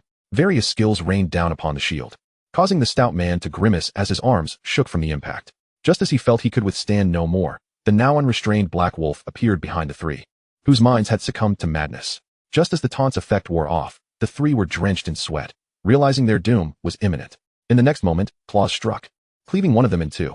The other 2 attempted to flee, but their minds were flooded with fear, paralyzing their movements. Though the intimidation's efficacy had diminished, mere seconds were sufficient for the black wolf to eliminate them. Boom. A single paw crushed one of them, eliciting a sense of cruelty even from the stout man, who swallowed hard and hastily declared, "We're on the same side. We're on the same side." He genuinely feared that the summoned beast would treat him as it had the others. Fortunately, the black wolf paid him no heed and turned to charge at the elegant woman who was attacking its master, its vertical pupils ablaze with fury. The elegant woman, noticing the shift in focus, paled, her figure vanishing and reappearing dozens of meters away. This skill could only be used once more. Understanding that defeat was inevitable, she fled without looking back. Nevertheless, the black wolf relentlessly pursued her, its claws smashing into a nearby structure, causing a violent explosion of debris to rain down upon the elegant woman. As she saw the hail of stones approaching like bullets, she instinctively raised her arms to shield her head. Swoosh! The shards tore through her clothing and pierced her skin, blood flowing forth.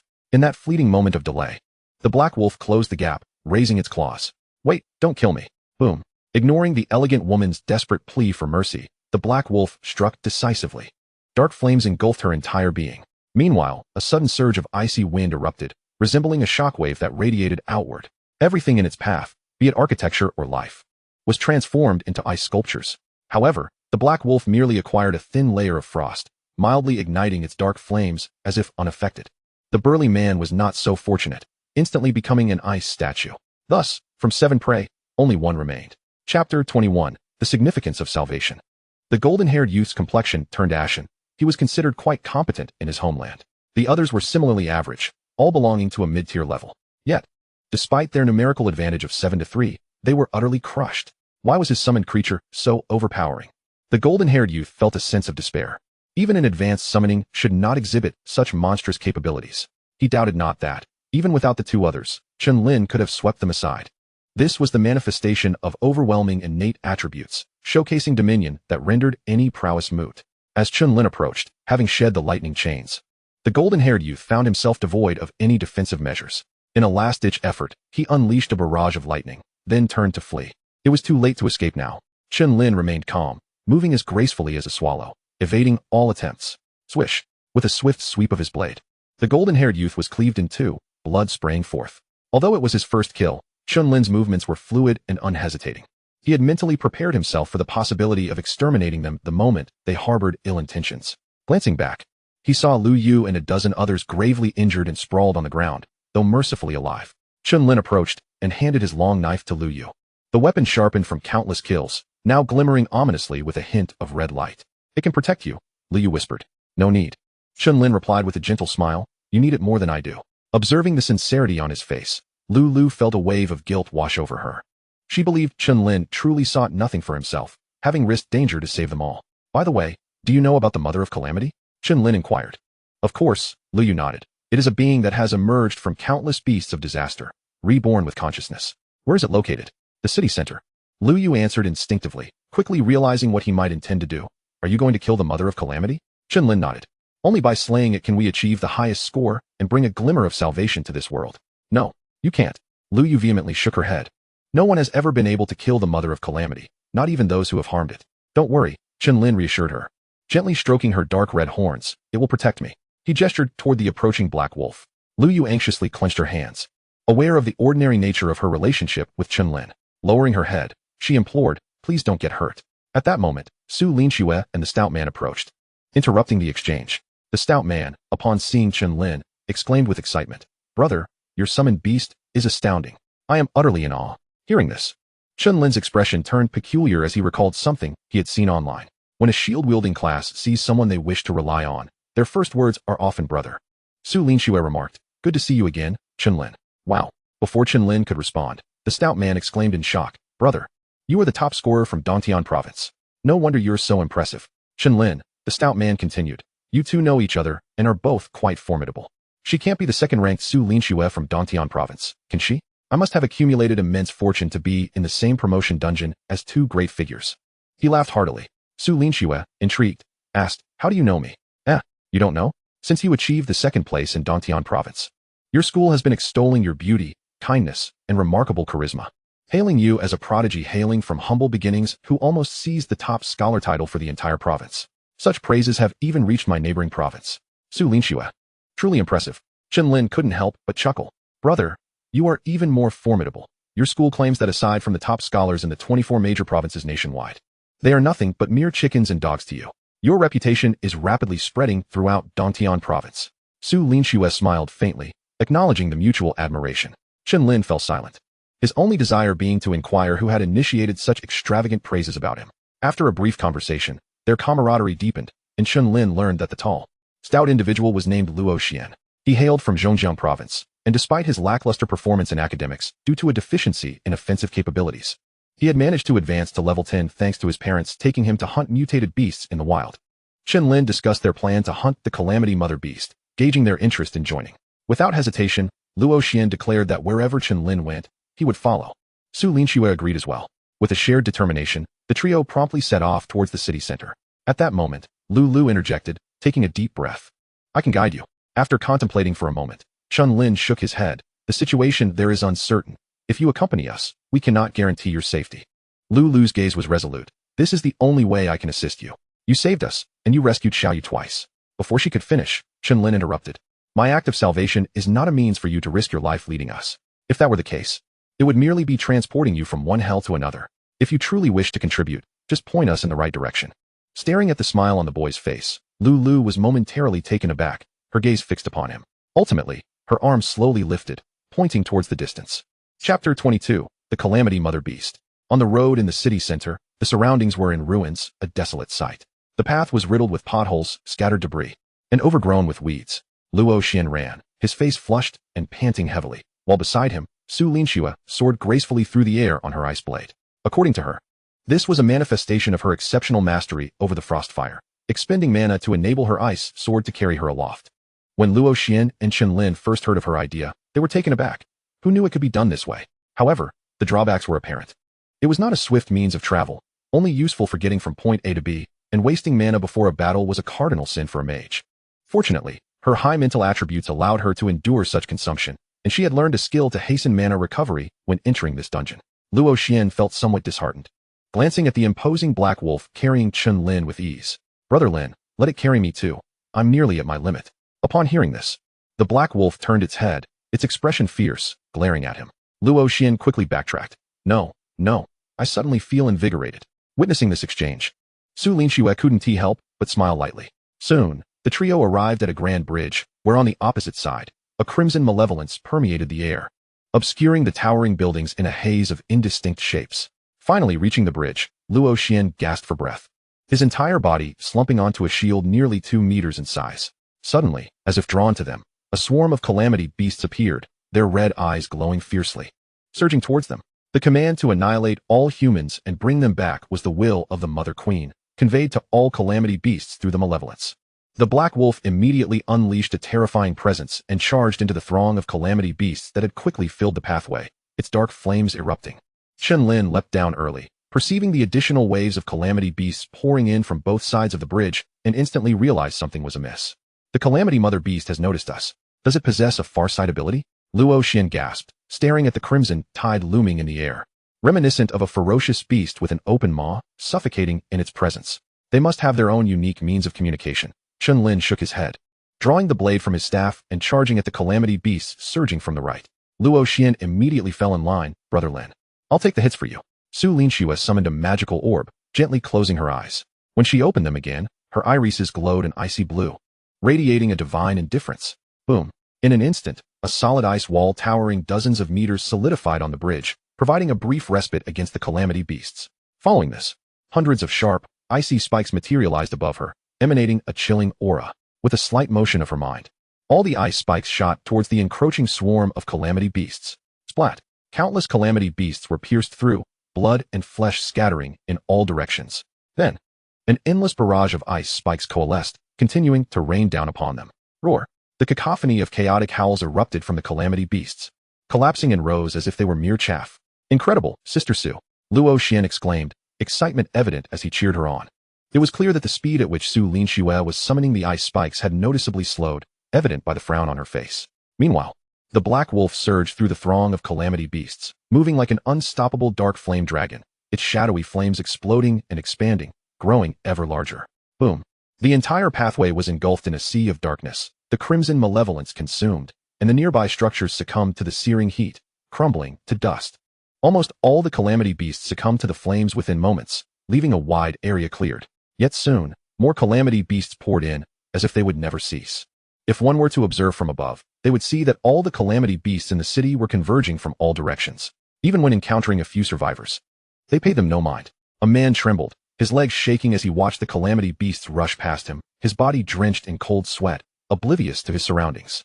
He had been stealthily searching for food when he suddenly collided with a horde of calamity beasts charging towards him, losing the ability to speak in an instant. Standing frozen in despair, awaiting his doom. Just as he thought he was about to be torn to shreds, the calamity beasts ignored him entirely. What in the world just happened? It wasn't until the last calamity beast vanished from his sight that he dared to move, his face a mask of terror as he gazed in the direction they had fled. At the same time, back at the base, Lu Yu and the others sensed the anomaly. Upon witnessing the calamity beasts frantically racing towards the city center, they instantly understood that Chen Lin must have truly posed a threat to the calamity mother beast. With this realization, worry washed over their faces. On the other hand, Chen Lin gradually felt the pressure mounting, wounds appearing on his body. Beneath his feet lay hundreds of corpses, yet against the relentless tide of calamity beasts, It amounted to scarcely a fraction. The city was swarming with tens or even hundreds of thousands of calamity beasts, and even if they exhausted their strength, they could never eradicate them all. Spotting a dozen blade demons charging towards him, Chen Lin immediately ordered Luo Xian to intercept while he flanked them. At the same time, he declared, "Capture the leader first. Hei Ming, go straight for the calamity mother beast. Roar." Upon hearing Chen Lin's command, Hei Ming immediately turned and charged towards the bridge. Through 2 evolutions and the progression of its life level, it could sense the presence of a threat. On the opposite side lay a dangerous aura. It must be the calamity mother beast that the master spoke of. Bang! Emerging engulfed in dark flames, Hei Ming shattered the ice wall, sending countless calamity beasts flying as it surged towards the city center shrouded in thick malevolence. Roar! A fearsome roar ascended to the heavens, reverberating across the earth. As Hei Ming reached the far side of the bridge, a dark red tentacle, measuring over 10 meters in length, suddenly emerged from the malevolence, striking it fiercely. Boom! Several buildings collapsed under the force of Hei Ming's assault, finally halting 20 meters away. Roar! As dust scattered, Hei Ming rose from the rubble of concrete and debris, its cold vertical pupils scanning the surroundings. In the obscured malevolence, long dark red tentacles slithered, encircling it. A colossal eyeball, measuring over 60 meters in diameter, slowly emerged. Its countless pupils fixated upon Hei Ming, as though scrutinizing it. A thunderous roar erupted, black flames surged forth, and Hei Ming slightly parted its jaws, emitting a series of low growls. The immense eyeball exhibited a sense of trepidation, as if it sensed the peril of the dark flames, retreating slightly in fear. Boom! Realizing that delay would only exacerbate its predicament, Hei Ming launched a direct assault, propelling itself forward with such force that the ground beneath it fractured. With Hei Ming's full-powered charge, the surroundings trembled, and dilapidated buildings swayed precariously. The myriad eyes of the gigantic orb instantly contracted, and 15 dark red tentacles lashed out towards it. Bang! Bang! Buildings were obliterated into a flurry of debris, collapsing under the strain, while the ground itself cracked, fissures radiating outward in all directions. Under the combined might of the 15 dark red tentacles, it was as if an earthquake had erupted. Chapter 23, The Third Evolution. Observing the dark red tentacles that lashed out from the dissipating miasma, Hei Ming evaded when possible but, when cornered, unleashed its claws imbued with black energy. However, the surface of the dark red tentacles was armored with a hard substance, utterly impervious to its attacks, producing a sound akin to metal scraping against metal. Boom! Suddenly, one of the dark red tentacles struck Hei Ming, sending it hurtling backward, its 44-meter form crashing through buildings and leaving a deep gouge in the earth. Countless vehicles reduced to mere fragments.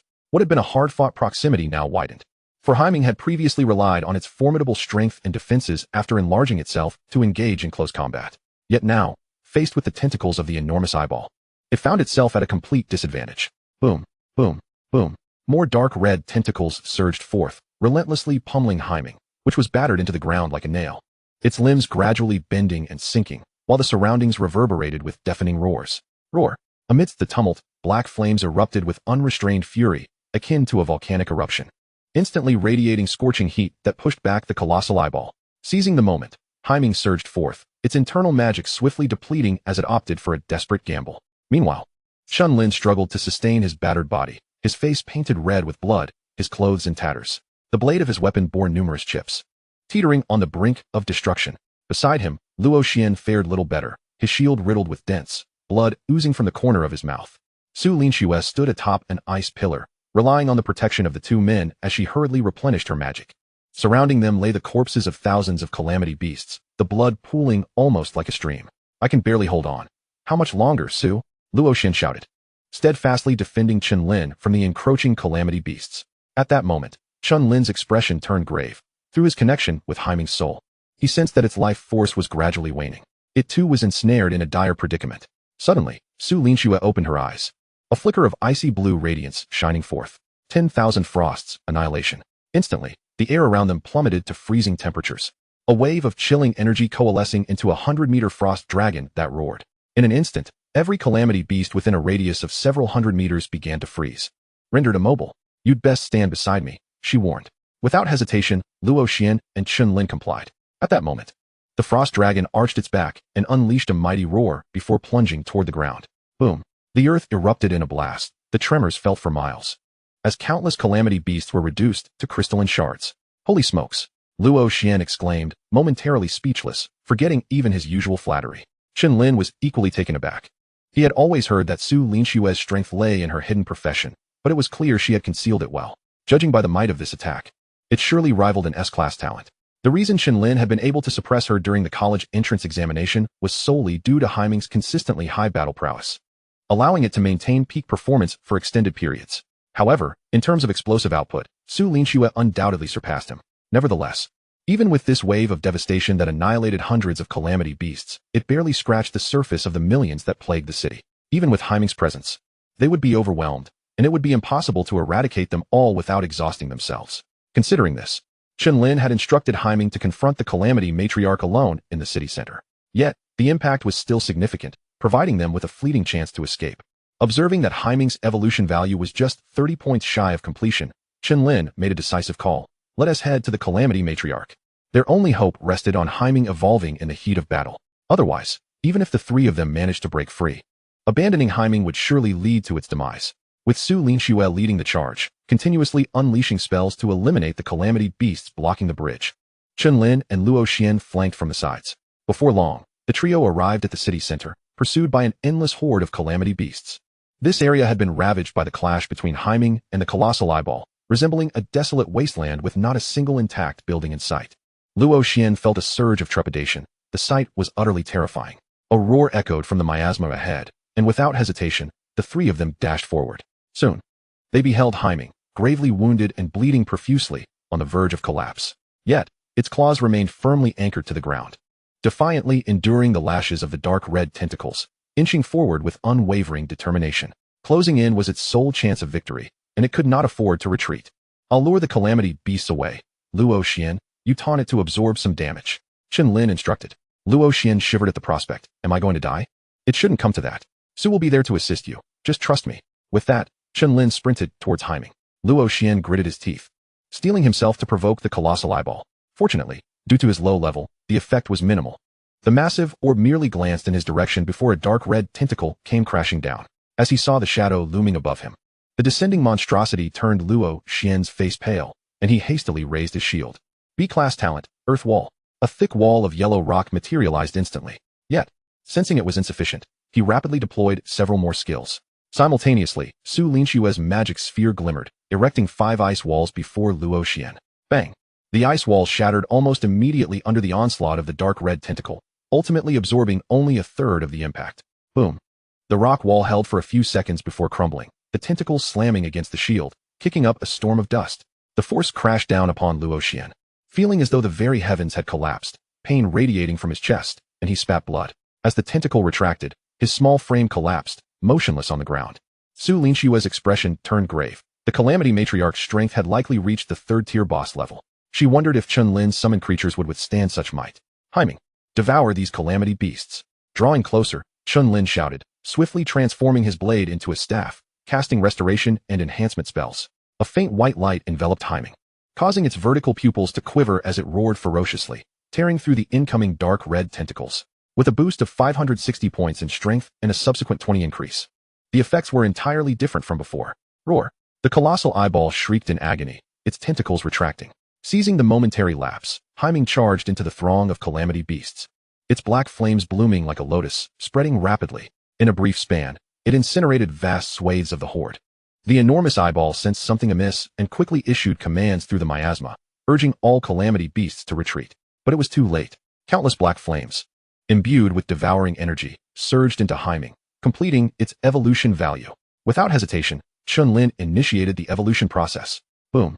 A terrifying black force erupted from the depths of Haiming's being, sweeping over its entire body in an instant, bursting forth to form a pitch-black pillar of light that soared into the heavens. Chapter 24, The Diamond Body. Within the obsidian pillar, Haiming's form instantaneously expanded by 10 meters, growing to a staggering height of 84 meters, its body length surpassing 100 meters, exuding an aura of unparalleled might, akin to a cataclysmic beast. Congratulations! Your summoned creature Haiming has acquired the skill, Swift. Congratulations, your summoned creature Haiming's gigantism talent has been upgraded to CB level. Congratulations. Your summoned creature Haiming's flame talent has been upgraded to CB level. Congratulations, your summoned creature Haiming has gained a new talent, Diamond Body, B.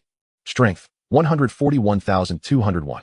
Constitution, 145,205. Agility, 144,204. Magic power, 140,200. All attributes have been enhanced by 60. Chen Lin felt a surge of joy as he contemplated. Gigantism, B increases body size fourfold, with strength, defense, and speed augmented by 400. Flame, B creates flames unique to itself. Temperature is linked to magic power. Characteristic, confuse any two powers within itself, transforming them into flames with varying effects. Diamond body, B envelopes the entire body in diamond-like strength, linked to constitution, rendering it immovable. Once again, a comprehensive enhancement had occurred, and Chen Lin let out a sigh of relief. According to the knowledge imparted by the Academy, it was nearly unheard of for third-tier powers to manifest in a first-tier dungeon, unless one were a prodigy, who would be utterly invincible against foes of equal level. He never anticipated that he had unwittingly ascended to such heights. It was somewhat unexpected. Chen Lin had believed that Haiming would require at least 2 more evolutions to reach a state of absolute invincibility among its peers.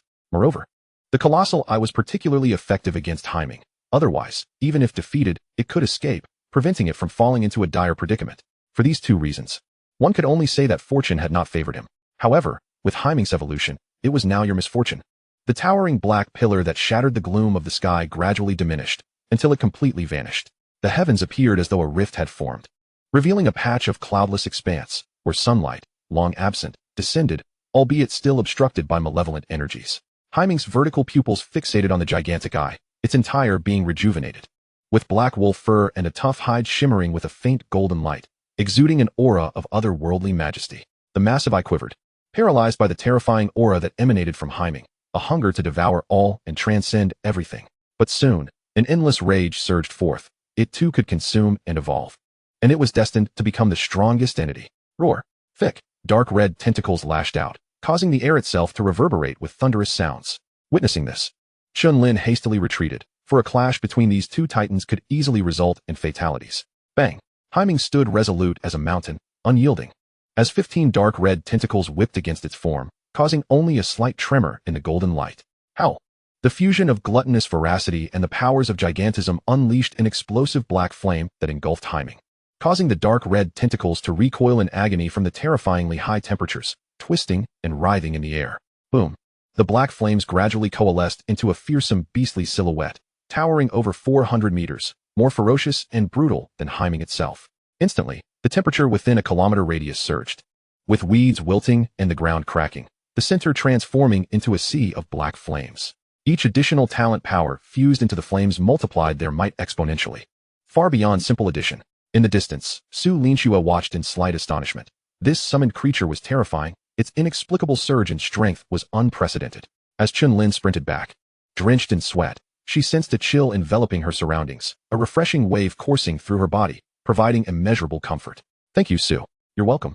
Su Linxue replied with a light smile.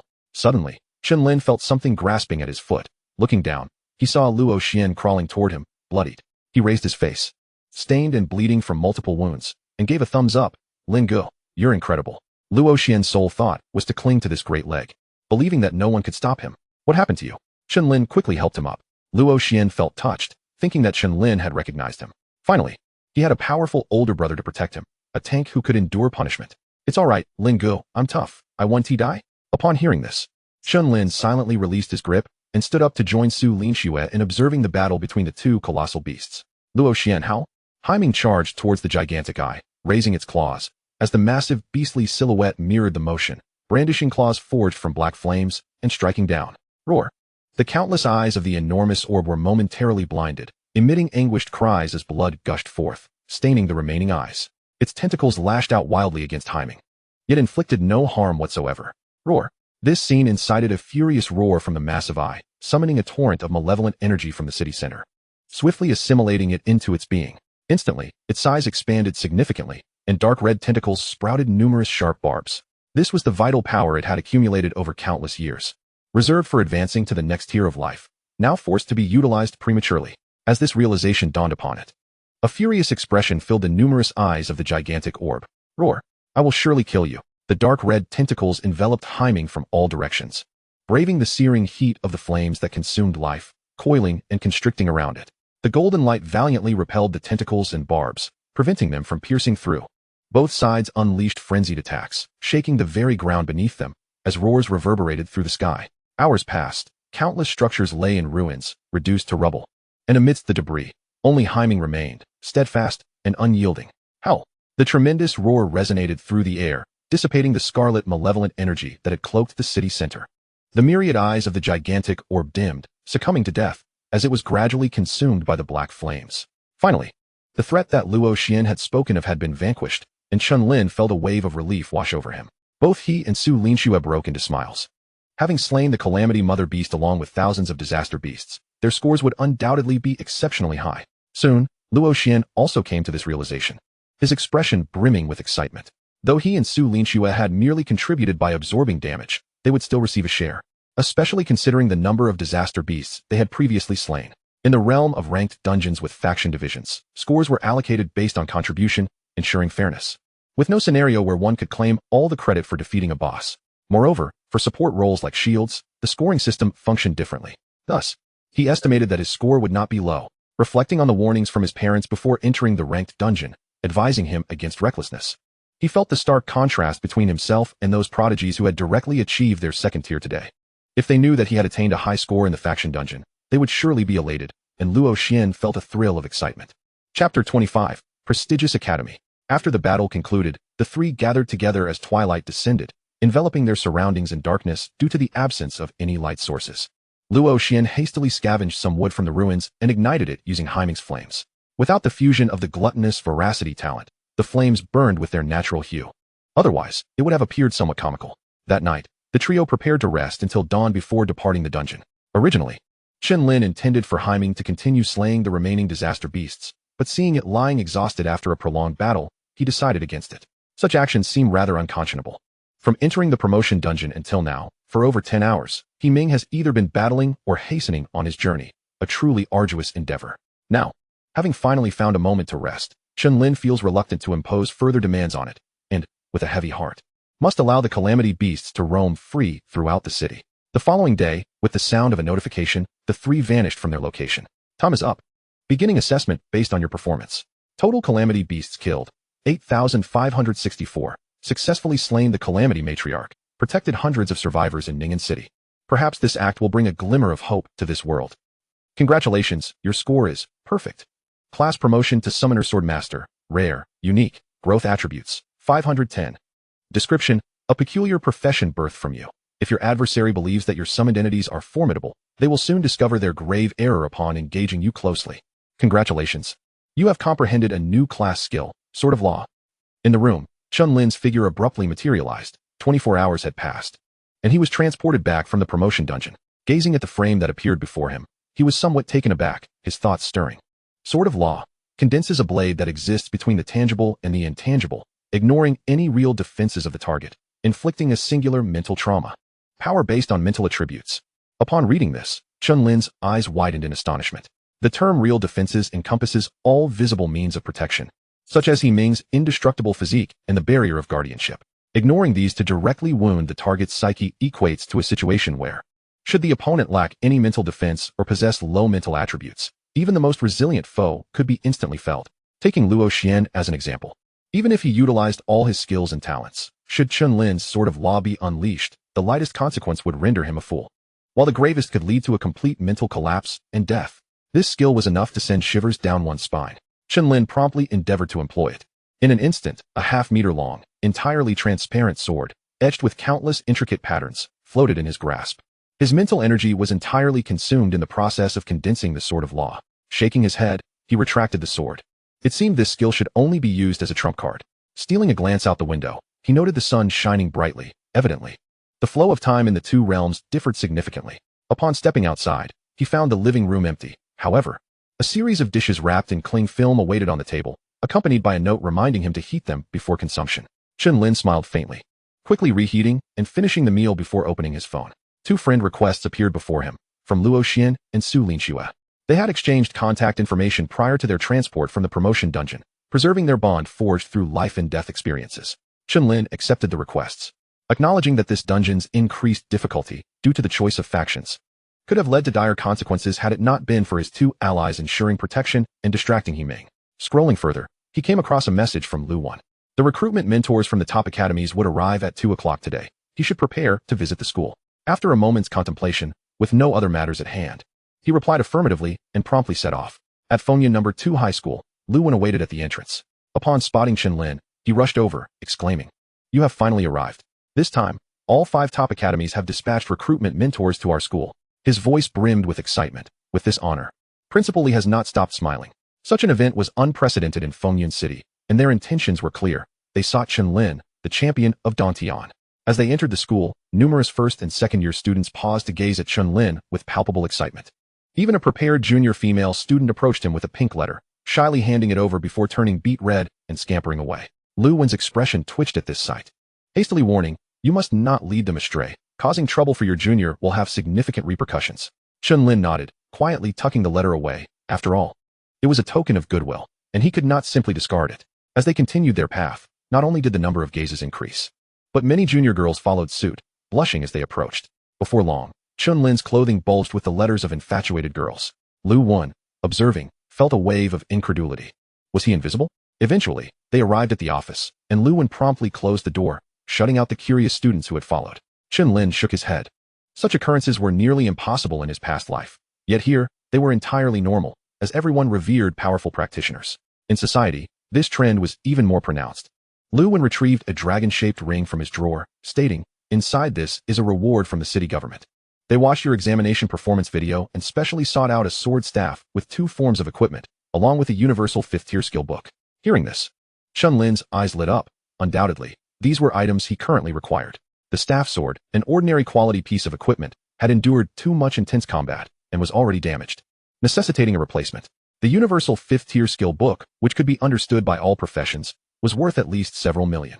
Chen Lin accepted the ring, probing its contents with his mind, and instantly 2 pieces of information emerged. Tianquan sword staff, superior, effect, sword form, gains the enhancement of golden sharpness, rendering all objects shatterproof. Staff form, gains a wisdom aura, continuously restoring mental energy, amplifying any skill's effect by 50. Within reach, 5th tier, effect, ignore distances of up to 100 meters, instantaneously closing the gap. One word, powerful. Chen Lin felt immensely satisfied. The within reach skill was also meticulously selected by the city government, serving to instantly bridge distances, making it exceedingly suitable for a summoner. Lu Wen elaborated. By the way, his expression suddenly grew somewhat awkward. "You need to sign your name on this piece of clothing. Make it look nice." With that, he retrieved a gray pleated skirt from the drawer. Upon seeing Lu Wen's peculiar gaze, Chen Lin felt puzzled, and Lu Wen explained helplessly, "Last night, your examination video aired on the news, causing quite a stir. My daughter watched it for the entire night. Knowing you are my student, she insisted that I ask you for your autograph." Chen Lin was taken aback. Oh no. How had he inadvertently stolen the heart of his teacher's daughter? Chapter 26. The young man sets forth on his journey. Around 2 o'clock, a black official vehicle stopped at the entrance of the school, and 5 men and women emerged. Li Mingji approached with a solemn expression, not daring to show any negligence. Mentors from top academies were undoubtedly 5th-tier practitioners, deserving of respect even from the mayor. Upon entering the reception room, the languidly seated Ji Fei inquired, "Where is Chen Lin?" "He'll be here shortly," Li Mingji replied, just as 2 knocks echoed from outside. The door swung open, revealing Lu Wen, accompanied by a young man of 17 or 18. With a fair, handsome face and a tall stature. Ji Fei scrutinized him from head to toe, commenting, "Not bad. Such looks should belong to my Lark Academy." Sitting beside her, Feng Yi instantly expressed dissatisfaction. "While gossip is one thing, does your academy truly recruit based on appearances? Indeed. Our 5 major academies are the pride of the great Xia. This is utterly ridiculous." The 2 united in their stern reprimands before turning to extend olive branches to Chen Lin. "Young Chen, choose my Qingtian Academy, and you may select any 3 resources as your enrollment gift." "Only 3? Is this some sort of charity? I see you're questioning the worth of Dongtian's champion." "Exactly. Young Chen, if he looks down on you, don't let yourself be bullied by him." This scene left Li Mingji and Lu when momentarily speechless. Chen Lin, too, felt somewhat bewildered. Such intricate verbal maneuvering could not be mastered without years of experience. It reminded him of the state of online discourse in his previous life, prompting an involuntary commendation. Splendid. The atmosphere grew tense. Anyone daring to recruit Chen Lin would undoubtedly face opposition from the other 4. Initially, the top academies did not recruit champions in such a manner. They held themselves high, standing as the pinnacle of the great Xia, maintaining their dignity. Until someone, frustrated by the absence of a top scholar for an entire year, began to delve deeply into research and employ cunning strategies, the atmosphere shifted dramatically. Nowadays, the recruitment of top scholars is rife with sharp exchanges and palpable tension. To this end, elite institutions spare no effort in hiring experts to impart the nuances of persuasive rhetoric to their admission tutors. "Student Chen, I have meticulously analyzed your entrance examination video a staggering 10 times. Your swordsmanship clearly indicates a profound affinity for weaponry. Join our North Dragon Academy, and I can arrange for a mentor specializing in swordsmanship to provide you with one-on-one guidance, ensuring your skills reach new heights. To discern such a trivial detail after 10 viewings only highlights the ineptitude of your North Dragon Academy. Any genius, no matter how promising, would surely be overlooked there. Indeed, student Chen should come to Cloud Sky Academy instead. We can facilitate the relocation of your mother and sister, ensuring all living arrangements are meticulously organized. How shameless. Are you really resorting to emotional manipulation? You dare to mention last year's isekai top scholar, whom you tried to win over by leveraging your own daughter. Is that even human? Nonsense. They were genuinely in love. The discourse grew increasingly chaotic. Taking a deep breath, Ji Fei organized her thoughts and turned to Chen Lin, exclaiming, "You have reached the first transition. You haven't begun summoning yet, have you? Once you enter Cloud Sky, I can directly apply for you, gathering the finest materials necessary for summoning, thereby enhancing the likelihood of acquiring top-tier summons. Moreover, your Black Wolf possesses growth potential, so feel free to request any resources you require. Additionally, we at Cloud Sky can meet all the conditions they mentioned, including the provision of a daughter." Upon hearing these words, the other four fell silent. Although Chen Lin's score was a staggering 20,000, even they, with their discerning eyes, recognized its significance. However, this year's crop of prodigies was exceptionally abundant, with no fewer than 10 scoring higher than 20,000. If they expended too many resources in East Sky, they would struggle to compete with others later. Realizing this, the four silently relinquished their pursuits. Observing this scene, Ji Fei let out a sigh of relief, her gaze expectant as she looked at Chen Lin. "What do you think?" Yet, he merely shook his head. "Everything else is acceptable, but the offer regarding the daughter is off the table." Ji Fei's brow relaxed, her heart filled with joy. "Good. If you prefer someone more mature, I can certainly accommodate that." At this, Feng Yi could no longer contain himself. "Are you really indulging in such youthful folly? Is that so wrong?" Ji Fei retorted, her chest slightly puffing out, her figure accentuated beneath the snug white blouse, drawing attention. Chen Lin initially intended to clarify that this was not his implication, but the words caught in his throat. Ultimately, he opted for Cloud Sky Academy, not solely for Ji Fei's beauty, but primarily because of the substantial offerings she had presented. With their objectives accomplished, the five made no further delay and prepared to journey to the next province. Ji Fei inquired whether he would accompany them through the 24 provinces of the Great Xia before returning to Cloud Sky Academy, or if he would arrive on his own at the time of enrollment. Chen Lin chose the latter. Having no other matters to attend to, he bid farewell to Lu Wen and Li Mingji. Upon returning home, he found Li Huiru preparing dinner in the kitchen while Chun Li sat on the sofa watching television. Noticing his return, his sister immediately sprang up, exclaiming, "Brother, you seem to be quite popular. Everyone at school is talking about you. At my workplace, it's similar. They keep mentioning little Lin." Li Huiru chimed in as she emerged with a plate. "Many distant relatives have called, inquiring if you are the East Sky top scholar mentioned in the news. However, I refrained from confirming, or else we would have a swarm of strangers at our door tonight." Chen Lin chuckled, noting how the growing attention towards the college entrance examination had captivated society, with media and news outlets extensively promoting it. Those who excelled in the examination would undoubtedly become the bastions of Great Xia's future. Hence, the provincial top scholars were naturally dazzling figures, drawing the interest of acquaintances, even those who had never met him. After dinner, Chen Lin, as per usual, tidied up the dishes and cleaned the house. Then, amidst his sister's playful antics, he reluctantly released Hei Ming. He retreated to his room to rest and prepare for the upcoming school term. 2 days later, downstairs, Li Huiru drove over to take Chen Lin to the airport. Chen Li, tagging along, suddenly had a bright idea. "Can't we just skip the car? How else would we get there?" Li Huiru asked, puzzled. "Let brothers Hei Ming carry us. It's enormous and faster than a car." Li Huiru face-bombed, lightly tapping her head. "It's fine for it to aid your brother in battle, but now you want it to indulge your whims too?" Approximately half an hour later, they arrived at the airport. Watching Chen Lin about to depart, Li Huiru's expression was filled with concern. "Be cautious at the academy. Prioritize your safety." "Don't worry, Mom. I understand." Even after hearing this countless times during the journey, Chen Lin nodded earnestly. As she watched him turn to leave, Li Huiru raised her hand, her lips trembling slightly. She understood that the farther Chen Lin ventured, the greater the burdens he would bear, facing dangers and battles against alien civilizations and mutated beasts. Chen Li, sensing her mother's worry, comforted her. "It's all right. Brother is incredibly capable, and with Hei Ming protecting him, they will be just fine." Chapter 27, A Calamity Bringing Vixen. In the capital of the 9th province, Zhongtian City, at Cloud Sky Academy, countless top-performing students from the National College entrance examinations had gathered. At a glance, even the newly transitioned geniuses were numerous. This sight made many prideful individuals temper their arrogance, realizing they could not afford to be complacent. At that moment, the senior students at the reception desk gazed at the scene in awe. They had heard that this year's examinees were exceptionally strong, initially dismissive. They now felt the situation was somewhat exaggerated. Geniuses are everywhere, and outstanding individuals abound. This description fits perfectly. I saw the national scores published. Even the lowest top scholar scored 19,000, while the first achieved an astounding 30,000, breaking the historical record. Our Cloud Sky Academy pales in comparison to the other 4 elite institutions, having only recruited 3 top scholars, while the remaining 21 declined our offers. Alas, the disparity is quite significant. Having even that is commendable. I heard the East Sky top scholar named Chen Lin ascended through an ordinary profession, which is quite intriguing. I reviewed his profile. He comes from humble beginnings, lacking wealth or connections.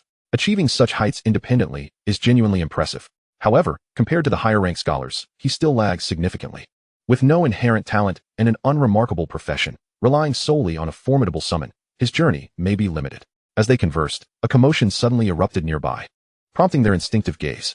2 fair-skinned, tall young ladies, strikingly similar, emerged from a shuttle bus. Both sported long hair tied in single ponytails. One radiated a spirited aura while the other exuded a gentle charm. Instantly, someone recognized them as the top scholars from the Chongjiang province. Having tied for first place as a team, "Old Ma, what are you doing?" The senior known as Old Ma swatted away a hand that had grabbed him, declaring with righteous fervor, "I'm simply here to guide the 2 young ladies. It's an obligation of a senior." "Wait, allow me to take on this important duty." Another senior interjected, stepping in front of him. As tensions escalated and a confrontation seemed imminent, the 2 young ladies approached the reception area, cheerfully welcoming the Chongjiang top scholars. Seeing this, the 2 seniors exchanged glances, released each other's collars, and walked away without a backward glance. Soon after, another shuttle bus arrived, and a handsome young man stepped out. Instantly, all eyes turned toward him, curiosity evident in their expressions. Is that Chen Lin? Aside from his striking looks, there's nothing particularly special about him. Indeed, he seems to be a calamity-bringing vixen. Brother, your descriptive skills are unmatched. Upon seeing Chen Lin, numerous young women's eyes sparkled. His flawless visage was simply captivating. A beautiful senior, well aware of the adage that the swift hand catches the prize, promptly approached him. "Junior, let me assist you with your registration, shall I?" As she tucked her hair behind her ears, revealing her smooth, alabaster neck, she said, "I appreciate your assistance, senior." Chen Lin chuckled softly. Witnessing this scene, many upperclassmen gritted their teeth in frustration. Although the female students of Lark Academy were in greater numbers and generally possessed striking beauty, they were notoriously difficult to pursue. The moment Chen Lin arrived, beautiful girls began to flock to him. How could they not feel envious? Bang! A male student, tears brimming in his eyes, slammed his hands on the table, startling those nearby. "Brother, what's wrong?" he inquired. "That girl, I've secretly admired her for a year. Just yesterday, I was finally about to get her contact information. Victory was within reach. You're not just a step away, are you?" Meanwhile, under the careful guidance of a senior, Chen Lin swiftly completed his registration and proceeded to his assigned accommodation. Chen Lin, with this specially designed phone from the academy, you can connect to the Enlightenment system, where you will find an abundance of previously inaccessible information. The Enlightenment system, a fusion of technology and profession, oversees all logistical operations, allowing you to purchase any desired skill books, equipment, and various resources. Of course, this requires sufficient academic credits or contribution points. Additionally, you can access exclusive forums for inter-academy communication. Nodding, Chen Lin gazed at the cyber-style device in his hand and entered his student ID. Following a successful identity verification, his basic information appeared on the screen. Beside him, Su Qingqing, who was secretly noting his student ID to add him as a friend, was taken aback by the string of zeros representing his credits. 10, 100, 1,000, 10,000. Chen Lin, how do you possess so many credits? Su Qingqing exclaimed, her eyes wide with disbelief. With 100,000 credits, even a forbidden item would be within reach. Equipment quality is categorized as ordinary, superior, exquisite, exceptional, forbidden, and fateful. Beyond that, she had no authority to know. Chen Lin smiled. This was likely a small perk granted by Lark Academy. The treatment of a top scholar was indeed exceptional. Su Qingqing's expression was complex. Even if she saved diligently for 4 years, she might not accumulate 100,000 credits. The disparity was staggering. However, it made sense. The title of top scholar represented a distinction that overshadowed millions within a province. A true prodigy, naturally deserving of such attention. Chapter 28, the second summoning item. The campus of Lark Academy was vast, and it took them about 10 minutes to reach the dormitory. Observing the standalone suite before her, Su Qingqing said, Chen Lin, this will be your dormitory. I'll take my leave now. By the way, Lark Academy's educational policy has always emphasized strength and competition to foster growth. So your roommates will undoubtedly be formidable individuals. Chen Lin nodded, watching her wave goodbye before turning to enter his dwelling for the next 4 years. The living room was exceptionally spacious, furnished with all necessities, and a large LCD television was centrally positioned. The 2 floors comprised 4 rooms in total. With no one else around, Chen Lin casually chose a room to enter. It was pristine and equipped with various amenities and daily necessities. Considering he had nothing else to occupy himself with, he retrieved the celestial sword staff from his storage ring and began practicing basic swordsmanship. Since his class transition, it was as if he had broken through physical constraints, akin to embarking on a path of cultivation. In essence, daily sustained exercise could enhance his strength, physique, and agility attributes. However, the improvements were marginal and paled in comparison to the rapid gains achieved through experience and leveling up. Thus, relying solely on this to bridge the gap was fundamentally impossible. Yet, as skills reached a certain height, they could transform into abilities, which was the direction Chen Lin was currently pursuing. Moreover, practicing basic swordsmanship would significantly aid in combat. Over-reliance on skills while neglecting one's own abilities could easily lead to dire consequences. Several hours later, the specialized device suddenly buzzed, prompting Chen Lin to halt his movements. He glanced at the illuminated screen, which indicated that personal items had been delivered to the first floor. Simultaneously, a message appeared. Your summoning materials have been approved. If you require additional resources, feel free to request them. I will do my utmost to assist you. Lastly, please strive to enhance your strength. After sending the message, Ji Fei reclined in a soft chair. Do you have such confidence in him? Jiang Weiyue asked, somewhat perplexed. Clearly, our resources are sufficient to enroll 4 provincial top scholars, presenting Lark Academy with an opportunity to rise from the bottom, yet you are investing excessively in him. The total value of those summoning materials amounts to tens of thousands of credits, and the resource allocations are of the highest caliber, with 100,000 credits. This far exceeds Chen Lin's intrinsic value. Even the national examination top scorer, a prodigy with an awakened SSS level talent, might be tempted by these conditions. Ji Fei, forgive my frankness, but he is utterly mismatched with what we offer, Jiang Weiyue asserted. Wherever you go, it is always strength that speaks. One's worth dictates their treatment. Clearly, Jiang Weiyue did not believe that Chen Lin possessed the qualifications to enjoy such high-level privileges at Lark Academy. Have you watched his examination footage? Of course. Don't you think Chen Lin's summoned creature is growing at an alarming rate? Ji Fei countered. Are you suggesting that his summoned creature's talent exceeds our estimations of S level? Jiang Weiyue frowned, her voice laden with certainty. That is absolutely impossible. A first transition summoned creature has no probability of manifesting a top-tier being. The rapid growth and explosive combat power we have analyzed are due to sacrificing the upper limit in exchange for early growth potential. In other words, he will only grow weaker, and the likelihood of being surpassed by others is high. Ji Fei smiled pleasantly at her. Tomorrow, the freshman competition will commence. The truth will reveal itself.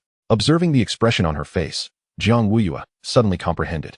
Having grown up together, she understood Ji Fei's character too well. She was not relying on solid evidence to trust in Chen Lin. Rather, she was purely gambling on her instincts. Jiang Weiyue frowned deeply, feeling averse to such behavior. When the results come out tomorrow, even if the academy head is your mother, you won't escape punishment. Placing the summoning materials neatly on the floor, Chen Lin extended a hand, opening it to the void. As he invoked the summoning spell, runes began to materialize on his palm. Then, a surge of mana flowed forth, inscribing mysterious symbols upon the floor. In an instant, the room was filled with radiant light, akin to a dozen flashbangs detonating simultaneously. Thankfully, Chen Lin had prior experience and had tightly closed his eyes in advance. After several minutes, he opened his eyes to behold a silver butterfly, measuring 60 centimeters with 2 pairs of wings. Please don't be another frail specimen, Chen Lin muttered, silently examining its panel. Summon creature, unnamed. Type, silver butterfly. Level, 10. Attributes, strength 1, constitution 1, agility 1, mana 1. Health, 100. Skills, none. Talent, none. With a total of only 4 attribute points. It was weaker than the initial Black Abyss, and its panel was still at level 10. Chen Lin shook his head. This had clearly reset the known minimum threshold for the weakest summoned creatures. However, it mattered not. I shall bestow upon you the potential for greatness. Watching the silver butterfly diligently flapping its wings, slowly approaching him, Chen Lin extended a finger to catch it. Detection initiated. Loyalty 100, never betray. Proceed with the soul bond connection? Upon confirming, Chen Lin felt a sudden, searing pain as his soul was torn apart. The agony lasting for what felt like an eternity. The soul has merged. The soul bond connection is complete. Congratulations. Your summoned creature has awakened a unique talent, Metamorphosis, SSS. Hearing the voice and sensing that his body was unharmed, Chen Lin let out a long sigh of relief. His thoughts stirred. Metamorphosis, SSS transform into any form and gain different abilities. Confusion washed over him until the silver butterfly transformed into shimmering light, morphing into Chen Lin's likeness, and it spoke in a dazed voice, Master. Chapter 29, Growth Type Battle Armor. After a preliminary understanding, Chen Lin finally recognized the formidable nature of metamorphosis. Suddenly, an epiphany struck him. He decided to invest several hundred credits into purchasing a set of ordinary quality battle armor from a specialized machine. Given that the store was conveniently located within the confines of the Skylark Academy, he arrived there in no time. Chen Lin opened the box, revealing various components of the armor. He pointed at the silver butterfly and initiated a mental connection. Once their souls intertwined, an intangible bond was forged, enabling Chen Lin to transcend the barriers of language and convey his thoughts directly. The silver butterfly nodded gently, transforming into a silvery light that enveloped Chen Lin's arm. In an instant, the silver battle armor began to materialize, gradually covering his entire body. As Chen Lin meticulously assessed the armor, he felt no discomfort or weight. It was as if the armor were an integral part of his own being. Approaching the mirror, he admired his reflection, a satisfied expression gracing his face. The streamlined design was strikingly distinct, shimmering in silver-white hues adorned with intricate black patterns, rendering it utterly captivating. Indeed, battle armor epitomized the ultimate romance for a man. However, he found the armor's defensive capabilities somewhat lacking, causing him to clench his fist and furrow his brow slightly. Before long, the silver butterfly communicated with him, indicating its ability to enhance the armor's hardness by merging with metals, ores, and other materials in its armored form. There was also a slight chance of acquiring their unique properties. Furthermore, even after transforming into other forms, the enhanced hardness would remain, albeit with altered abilities. In other words, the durability gained from the material fusion while in armored form would not dissipate upon changing forms. Rather, it would persist, undoubtedly, akin to the insatiable hunger of greed. This was an extraordinary talent without limits, capable of continuous enhancement. Chen Lin eagerly grasped the battle armor he had just acquired, urging the silver butterfly to merge with it. Instantly, the armor was absorbed into his body through a crack that opened in the silver butterfly. Chen Lin quickly sensed the noticeable increase in the silver butterfly's hardness. Excellent. Defense had always been his weakness, and against powerful attacks, he could easily meet his demise. For instance, Su Linshue's Frost Oblivion, with its vast range and terrifying power, could not even be mitigated by He Ming. Now, he had finally addressed this issue. With the silver butterfly nurtured, he could even charge into battle like a brute. With this thought in mind, Chen Lin determined his course of action. He would first train the silver butterfly. He sent a message to Ji Fei, requesting as many characteristic metal materials as possible. A prompt response of understood came back. Merely half an hour later, a notification indicated that the items had arrived, prompting Chen Lin to marvel at the efficiency of Skylark Academy. Truly impressive. Lost in thought, he reached the entrance, where a man in black awaited him with a straight posture. "Classmate, here is your list," the man said. Chen Lin took the list and glanced at it, somewhat astonished. It contained various rare metals with distinct properties. The well-known black gold stone, for instance, could increase the weight of weapons by thousands of pounds, though it came at a hefty price of several 100,000 credits. Moreover, these resources were under military control, making them inaccessible to ordinary practitioners. There was also the broken steel stone, capable of enhancing sharpness and lethality. Each item belonged to the category of precious resources, with a total worth amounting to tens of millions, underscoring the financial prowess of a top-tier academy. The man in black cautioned, "Classmate, do not remove these electromagnetic anti-gravity devices, otherwise, the building will collapse." Nodding in acknowledgement, Chen Lin shouldered a large box, instantly feeling an immense weight pressing down on him. Even with the anti-gravity devices assisting him, his feet slightly bent under the strain, despite his strength rating of 90. Upon returning to his room, Chen Lin began the merging process with the silver butterfly, leaving no stone unturned with the stones and box alike. Soon, the armor enveloping him became incredibly hard. Even a second-tier practitioner would find it challenging to breach its defenses. Simultaneously, the armor's weight reached 5 tons. Yet it had no adverse effect on Chen Lin. However, if it were to fall upon an enemy, it would be akin to a mountain crushing down upon them. He also acquired the sharpness enhancement, significantly boosting its lethality. Drawing the blade from his back, which was an integral part of the armor, Chen Lin mentally communicated. And in an instant, the weapon transformed from a sword into a spear. Splendid. This perfectly aligned with Chen Lin's vision of a life armor. The next day, Chen Lin rose promptly, practiced some basic swordsmanship, and then washed up before heading downstairs. In the living room, 3 young men, alerted by the noise, appeared somewhat surprised. Clearly, they recognized Chen Lin. After all, the name of the top scholar had been circulating wildly across the internet, still retaining its buzz. However, they did not pay him much mind, as they too were accomplished in their own rights. "Hello, I am Feng Yi, the second from Qingyuan province," one introduced. Chen Lin nodded politely. Chen Lin. Achieving the top rank at the provincial level as an ordinary practitioner was an unprecedented feat. Even in the past, it was truly impressive. Humph, was it not merely a stroke of luck to acquire a formidable summon? A cold-faced young man spoke dismissively, revealing himself to be the second from Longzhou province. With an extraordinary score of 23,000 on the college entrance examination, he held Chen Lin's accomplishment in disdain, viewing it as merely a product of being in a province devoid of top-tier talents. To him, it was akin to a monkey reigning as king in a mountain without tigers. His assertion was ironic. He deemed other summons as luck while considering his own awakening of an SS-level talent as pure strength. In my view, luck is merely a predetermined fact. Feng Yi replied with a faint smile. Furthermore, the fact that a powerful summon responded to Chen Lin's call demonstrated his uniqueness. Just as tensions were about to escalate, a voice echoed throughout the academy. All new students, armed with weapons and equipment, immediately gather at Skylark Plaza. The freshman competition is commencing a month early. A man adjusting his glasses on the sofa remarked. Xiaoyang, how do you know this? Feng Yi inquired, puzzled. In recent years, the number of mutated beasts outside the city has surged, with several areas designated as forbidden zones.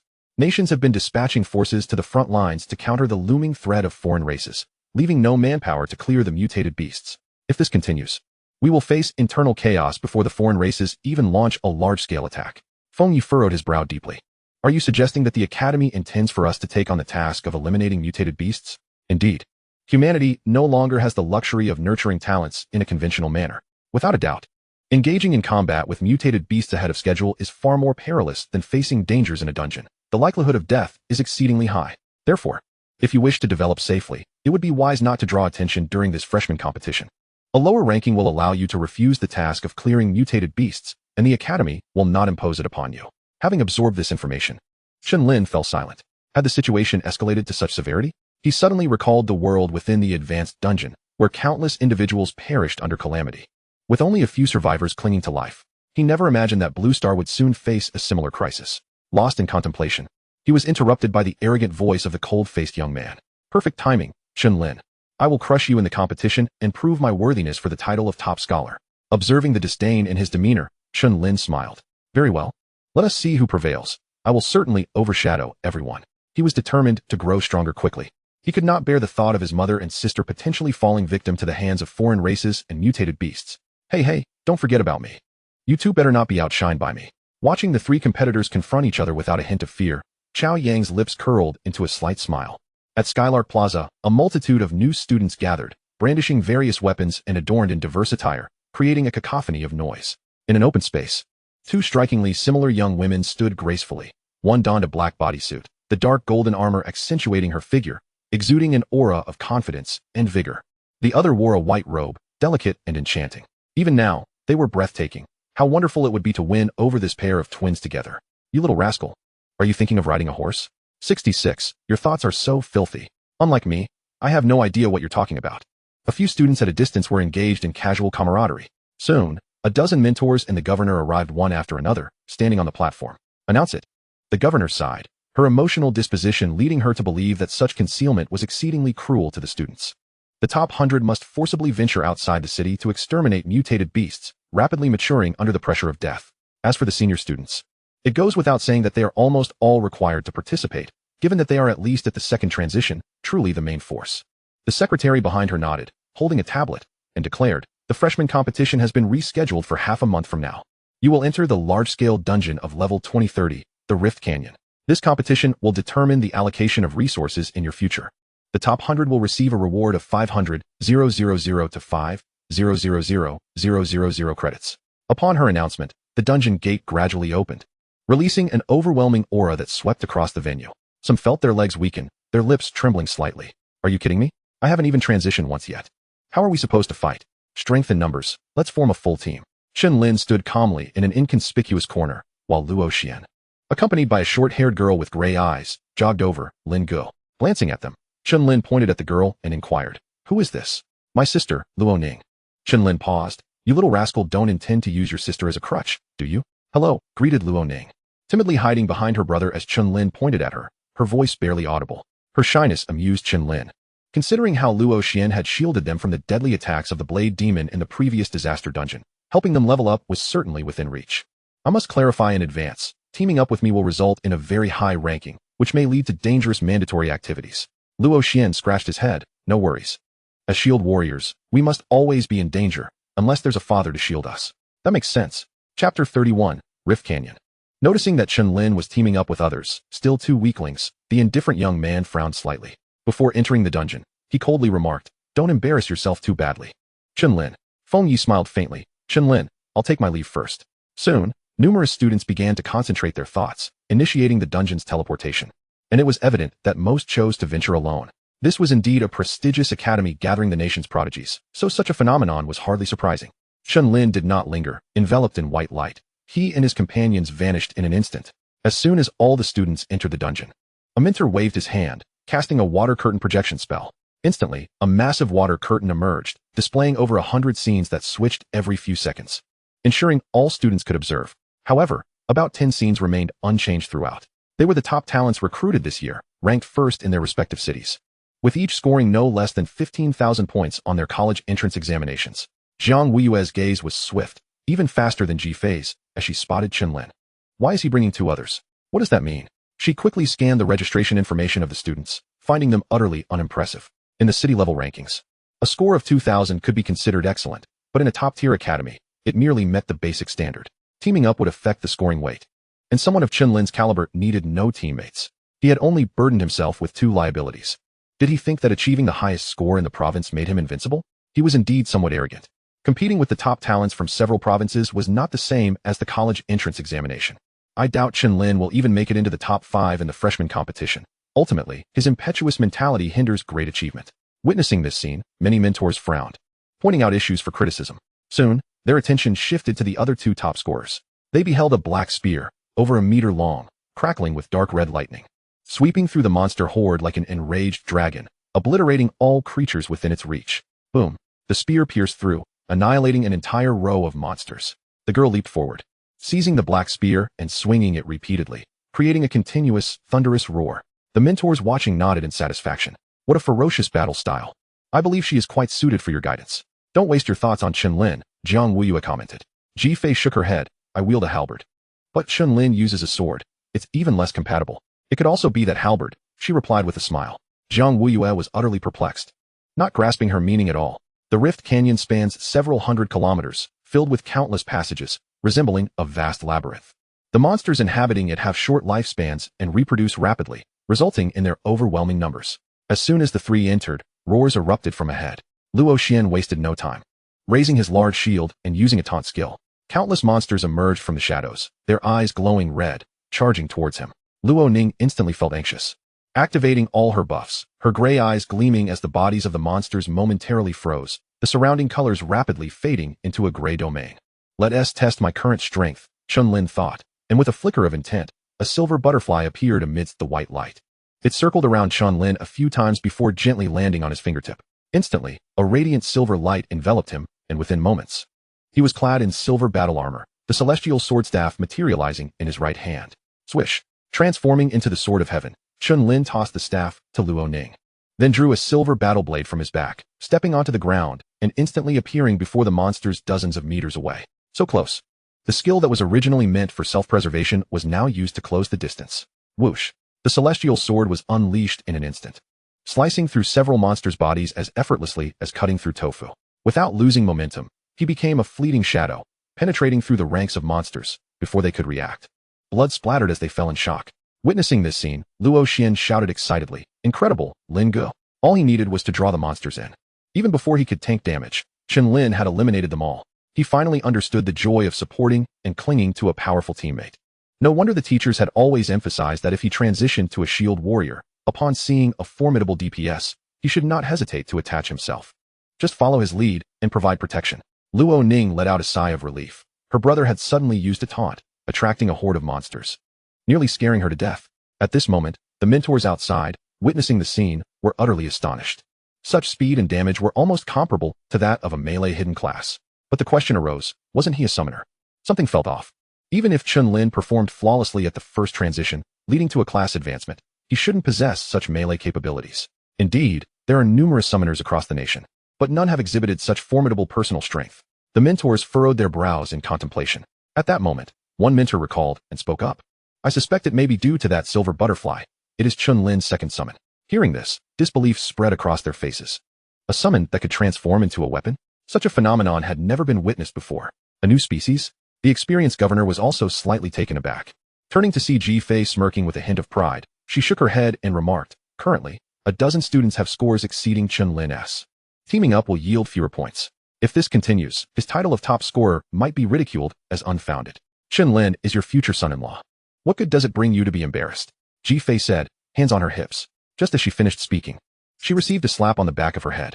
The governor was exasperated. At your age, how can you still lack a sense of shame? Can you really bring yourself to hit someone so much younger? Mom, haven't you heard the old saying, little people push the big cart? Upon hearing this, the governor's mouth twitched. Although she did not fully understand the meaning, she was quite aware of her daughter's character. Certainly, such words are unlikely to be flattering. Chapter 32. The onslaught commences. Chen Lin suddenly exerted force, crushing the flesh and blood of the monstrous creature beneath his feet, which burst apart under the weight of over 10,000 pounds, splattering in all directions. At this moment, the silver battle armor adorning his body was drenched in blood, presenting a truly terrifying visage. After a moment of contemplation, Chen Lin gained a general understanding of his own strength. He found that he could annihilate these level 20 monsters with a single strike, signifying that he had reached the pinnacle of the second transition. Even against third transition foes, he could emerge unscathed, even if he could not attain victory. As he attuned himself to the colorless realm surrounding him, Chen Lin was taken aback, feeling an uncharacteristic urge to remain motionless. Even thoughts of self-termination crossed his mind. Countless negative emotions surged into his consciousness, attempting to shatter his will. Had he succumbed, there would have been no doubt he would have been compelled to end his own life. However, he managed to easily suppress these thoughts, rendering them ineffective. Casting a glance at the recorder, he noted that they had merely accumulated 120 points, a pace that was decidedly sluggish. He was determined to seize first place and secure preferential access to the Academy's resources, whether it was the Silver Butterfly or the Black Inferno. Both required substantial resources to grow stronger. With this in mind, Chen Lin's thoughts shifted. In an instant, amidst a flash of white light, a fearsome, demonic wolf, towering at 24 meters with a colossal frame and entirely cloaked in darkness, gradually materialized. A howl erupted, reverberating across the canyon for miles, echoing endlessly into the distance. This spectacle caused Luo Ning, witnessing the Black Inferno for the first time, to recoil in fear, retreating behind Chen Lin. She felt that, in the presence of this monstrous beast, even her brother could be devoured in a single gulp. The Black Inferno would leave no stone unturned in its quest to obliterate every creature in its path. At your command, my lord. The Black Inferno responded telepathically. A chilling aura of brutality suddenly erupted from its form, its size instantly swelling to over 100 meters, with black flames rising slowly, enveloping its entire body, rendering it a veritable harbinger of destruction, exuding an aura of terror. Choosing a path deeper into the canyon, the Black Inferno charged forward, vanishing from sight in the blink of an eye. Before long, the recorder on Chen Lin's wrist began to emit a continuous stream of points earned, the tallies soaring rapidly. Presently, the Black Inferno's standard battle prowess was equivalent to that of a third transition, and in its enlarged form, it could contend with fourth transition foes. This allowed it to sweep through the area without concern, far more efficiently than if accompanied by 3 others. We should proceed as well. Chen Lin turned towards another path, intending to simultaneously accrue points from both ends. Within a mere 2 minutes, the Black Inferno had traversed over 10 kilometers, consuming all monsters in its path with its dark flames, incinerating them and transforming them into dark fire serpents that returned to its being. Its size gradually increased, albeit at an imperceptible rate. Meanwhile, in the distance, 5 first transition students struggled to fend off a horde of giant spiders. Fear not, brave warriors. The beautiful priestess urged anxiously, charge forward. Do not retreat any further. I will provide healing. At this moment, she regretted her choice. Recalling how they had boasted of their prowess during team formation, confidently asserting they could easily secure a commendable rank in the upcoming competition. Yet, upon entering, they found themselves woefully inadequate. Suddenly, the priestess felt the ground tremble beneath her, accompanied by a surge of intense heat, causing her to gaze in horror towards the source. Boom! A terrifying giant wolf, over 100 meters in size and enveloped in black flames, charged forth, obliterating the massive boulders in its path, annihilating several monsters that dared approach with the engulfing black flames. Chapter 33. The Onslaught. Boom! The searing heat flushed the priestess's face as the black giant wolf, moving with astonishing speed, kicked up a powerful gale, causing her robe to billow. The horrifying black flames engulfed the giant spiders, incinerating them in an instant, silencing their cries. In mere moments, their bodies were reduced to ashes, leaving charred earth in their wake, as the ravenous flames surged back towards the already distant wolf. Witnessing this spectacle, the 5 were left utterly dumbfounded, rendered speechless. So powerful, the beautiful priestess murmured, her gaze somewhat dazed. A young girl leaped high into the air, unleashing a dark red lightning dragon upon the multitude of monsters below. Boom! The ground shattered upon impact, 100-meter radius devastated as dark red lightning erupted, obliterating all monsters in its path. Standing at the epicenter of the devastation, the girl kicked up her black spear, grasping it firmly, her expression filled with exhilaration. These wretches are utterly ineffectual. Observing her sister's fervor, Luo Lan felt a sense of helplessness. She regretted agreeing to let her sister grasp the blazing battle intent. The side effects of this 7th-tier skill were far too severe. While her strength had significantly surged, her temperament had also drastically warped. Originally, Luo Hongying had merely been somewhat combative, but now, she had morphed into something pathological. With this thought, Luo Lan couldn't help but worry. Would her sister become an abuser in the future? Just as her musings drifted, she suddenly felt a tremor beneath her feet, a heart-stopping aura accompanied by searing heat. Before she could react, she saw Luo Hongying's expression grow serious as she lunged forward, with a fiery gaze radiating battle intent. A tempest of dark red lightning surged around her black spear. Upon seeing the charging black inferno, merely meeting its gaze sent shockwaves through her mind, fear spreading like wildfire. Yet, soon, a smile curled at the corner of Luo Hongying's lips, her exquisite visage reflecting madness. Now this is intriguing. Watching her sister charge fearlessly, Luo Lan swiftly activated multiple power enhancements and protective spells. With these augmentations, her combat prowess doubled, reaching new heights.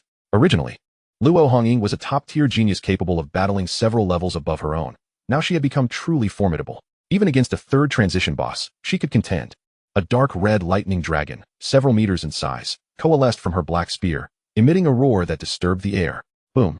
Upon collision, the tremendous force generated a shockwave that surged outward in all directions. Observing the black giant wolf, seemingly unscathed, Luo Hongying's expression stiffened, her battle intent evaporating, replaced by disbelief. This strike had already reached the power of the 3rd transition. How could it possibly remain unscathed? The black inferno coldly regarded the human who had inexplicably attacked it, its claws striking forth in an instant. Crack! Under the terrifying force of 840 points, 3 protective barriers shattered in succession, startling Luo Hongying into hastily raising her black spear to defend herself. Bang! Her figure was sent flying, crashing several dozen meters away, the black spear embedding itself nearby. Luo Lan's expression shifted dramatically as her thoughts raced, and with a gesture of her hands, a holy apparition, several dozen meters tall, gradually materialized. Its countenance was flawlessly serene. 3 pairs of white wings unfurling behind it, golden patterns shimmering between its brows. At that moment, the 6 holy guardian angels descended. SS-Tier talent, angelic favor. A golden barrier promptly enveloped the two. Luo Lan felt her mental energy draining away rapidly, akin to a barrel with a gaping hole. She immediately called out, "Sister, retreat." Before she could finish, the advancing black inferno had already raised its claws, dark light radiating ominously. In an instant, it tore through the golden barrier. It cast a cold glance at the two, then sauntered past, paying them no mind. Witnessing this scene, Luo Lan was left in shock, struggling to rise from the ground. Luo Hongying clutched her chest in pain, equally stunned. At this moment, the outside world fell into an eerie silence. All the instructors, including the academy head and many senior students who had come to assess the worth of this year's new entrants, were rendered speechless. The sound of a pin dropping could be heard. Was this truly a summoner who had only transitioned a few days prior, exhibiting such power? Upon hearing this, the crowd finally reacted, inhaling sharply. This terrifying strength clearly surpassed the realm of the 2nd transition, did it not? Awe and wonder enveloped the spectators as they recalled their initial impressions of his summoned creature, questioning if such a massive form could indeed belong to a creature below level 20. Claiming it to be level 40, I would readily believe it. With this summoned creature, one could conquer the world.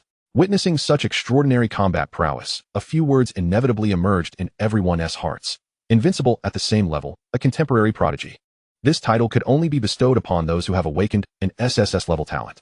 Su Qingqing was brimming with excitement, as she had come specifically to see Chen Lin. "Sisters, I have his student ID, and I'm on his friends list. Is that true? Send it over for us to see." Chapter 34, top of the scoreboard. Gazing at the beaming Ji Fei, whose smile blossomed like a flower, Jiang Weihua was struck by a shock of 1,000 points. Could this improbable possibility truly be wagered by her? Why on earth? Suddenly, a thought flickered in Jiang Weiyue's mind. Could she truly be a genius? The twin sisters, Luo Hongying and her sister, both possessed SS-level talents and hidden professions, marking them as the pinnacle of genius in the Great Xia. Yet, they were effortlessly crushed by Chen Lin's summoned creature? Jiang Weiyue found it hard to believe. The only explanation seemed to point to that, a top-tier summoned creature. Chen Lin's summon being boasted a talent exceeding grade S, and it was of a growth type. Its potential was nearly on par with that of the awakened SSS talent prodigy. It appeared Ji Fei would not face punishment. Rather, she would be rewarded. Chen Lin, with such weight, would enjoy the resources allotted to 2 top scholars. Reflecting on previous remarks, Jiang Weiyue's expression grew complex.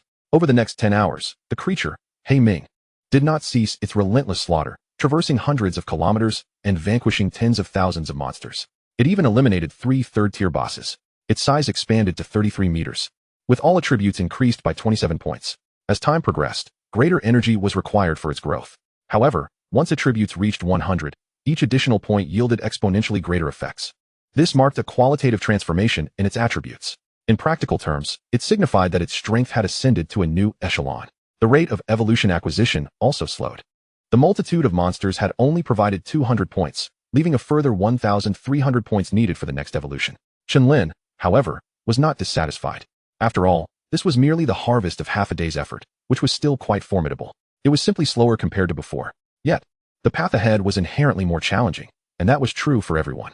Brother Lin, we've directly leveled up 6 times, 6 times, Luo Xin exclaimed, his face alight with excitement. It was his first experience of leveling up so effortlessly. He exerted no effort at all. All the credit belonged to Chen Lin. Previously, his leveling had been akin to walking on thin ice, with his parents cautiously seeking out weak, mutated beasts to slay in the wild. Luo Ning also appeared somewhat elated, her gray eyes reflecting emotions beyond mere nervousness and fear. Chen Lin smiled and glanced at the recorder. The points had reached 34,000. He silently communicated through thought, and in an instant, the silver armor vanished, transforming into a silver disc that floated upon his shoulder. Not far away, He Ming lay exhausted on the ground. It had traversed an entire circle, finally arriving at Chen Lin's side.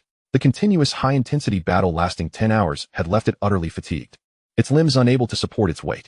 Were it not for its high physical attributes, which bolstered its endurance, it would have been unable to withstand the prolonged burden of its massive form. Brother Lin, is it all right? Luo Xin glanced at He Ming, feeling somewhat cruel. Chen Lin shook his head and cast a recovery spell. It would be fine. Soon, the time limit for the instant's dungeon had expired, and a white light enveloped the three, transporting them back to the Lark Square. Countless gazes, either awestruck or fervent, instantly turned towards Chen Lin, whose expression remained tranquil. Around him, many students appeared disheveled, especially the cold, indifferent young man, who, in a fit of humiliation, struck the ground with his fist. He had exerted all his strength. Yet a single paw swipe from a massive black wolf had left him grievously injured. That strike not only sent him flying, but also obliterated his arrogance. Now, I shall announce the leaderboard for all students, the secretary of the dean proclaimed loudly, performing several operations to project a holographic screen into the air. First place, Chen Lin, 34,500 points. Upon hearing this, all the new students gazed over with envy. The cold young man's eyes widened in disbelief, utterly unable to accept it.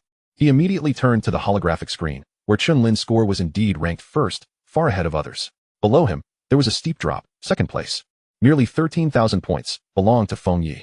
This is impossible. The cold young man could hardly believe it, suspecting a flaw in the leaderboard. He was not alone.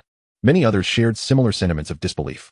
Not only was Chen Lin's score absurdly high, but how could the others, including the 2 top scholars, have such low scores?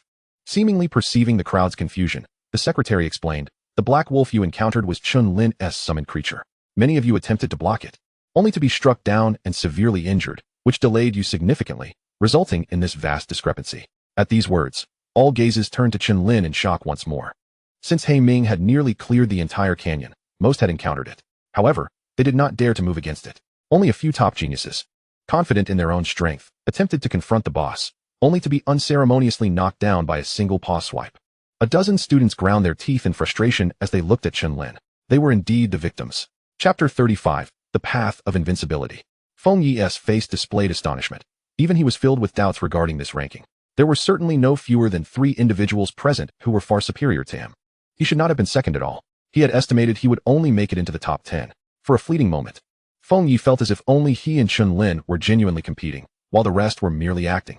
Contemplating this possibility, he felt a chill wash over him, leaving him somewhat numb. Fortunately, upon hearing the explanation, he quickly understood the reason. Naturally, he had encountered the black wolf as well.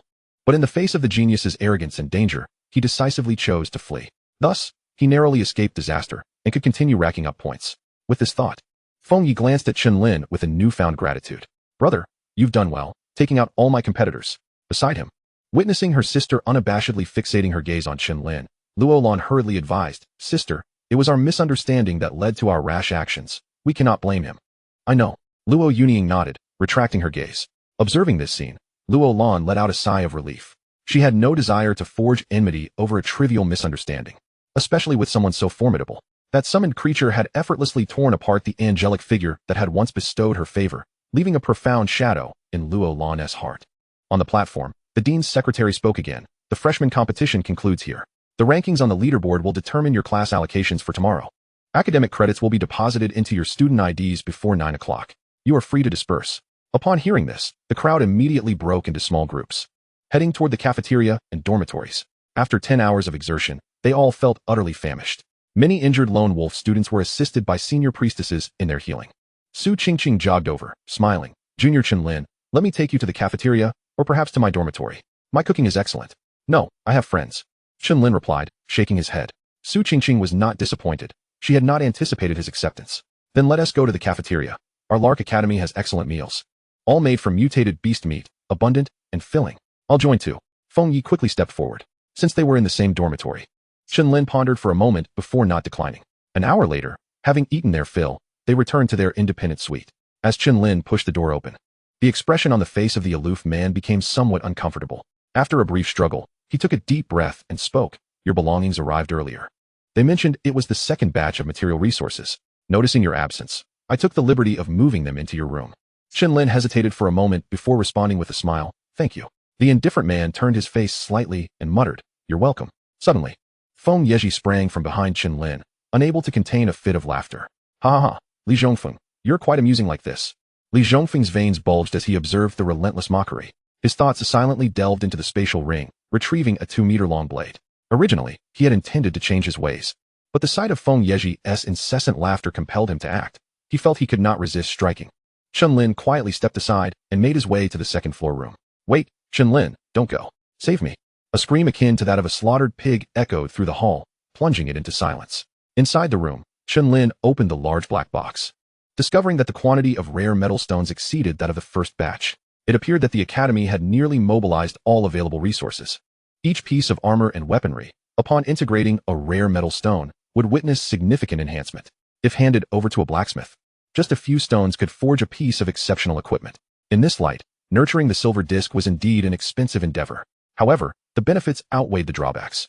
As long as the silver disc absorbed sufficient metal stones, its hardness would surpass even that of the black underworld. Furthermore, there was a chance of acquiring various attributes, thus elevating Chen Lin's prowess beyond mere invulnerability in defense. His combat capabilities would become overwhelmingly formidable. He did not wish to remain merely a defenseless summoner, as such a weakness was all too apparent. Once targeted, numerous methods could easily lead to his demise. Chen Lin had perused some experiential handbooks. Every summoner who had reached the 5th tier would alter their combat style on the front lines, hiding in the rear and instructing their summoned entities to vanquish foes. They dared not expose themselves. There had been a 7th tier summoner who, amidst chaos, was instantly slain by a level 50 alien using a bizarre technique. Therefore, cultivating the silver disc as a protective armor was imperative. Otherwise, when faced with diverse alien races in the future, Chen Lin would be relegated to the role of a timid turtle. Chapter 36. Dominance within the same tier. After several minutes, the metal stones were fully integrated into the silver disc. At this point, its hardness rendered it impervious to damage even within the 3rd tier realm. Additionally, its weight had reached a staggering 13 tons. Coupled with the amplification of strength, a single punch could shatter the ground. Furthermore, it had acquired an additional layer of sharpness, resulting in a cumulative effect that undeniably increased its lethality beyond mere arithmetic. Overall, Chen Lin was immensely satisfied with this enhancement. It was at this moment that a notification chimed from the specially designed machine on the table, indicating that his first reward of 50,000 academic credits had been deposited. After a moment of contemplation, he decided against purchasing more rare metal stones. It would be foolish to exploit the Young Academy excessively. After all students would require rare metal stones, and the allocation he received was already at the limit. Although, given his currently displayed potential, the Academy would still prioritize him if necessary. However, monopolizing resources felt somewhat unreasonable and unfair to many students. In his previous life, Chen Lin had lived in seclusion, and the solitude had instilled in him a habit of considering others in all matters. Pondering this, he opened the product list, where an array of exceptional resources greeted his eyes.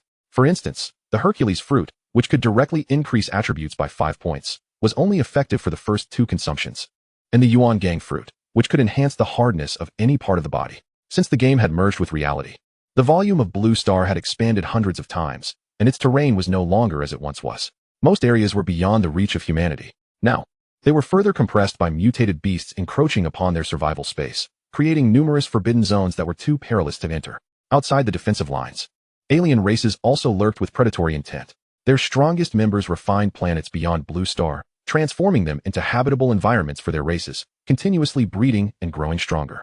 They then relentlessly sent forces toward Blue Star, gradually claiming more territory and encircling humanity from all sides. The root of this aggression lay in the bountiful resources of Blue Star, which incited their envy and desire for monopolization. Chen Lin felt a sense of urgency.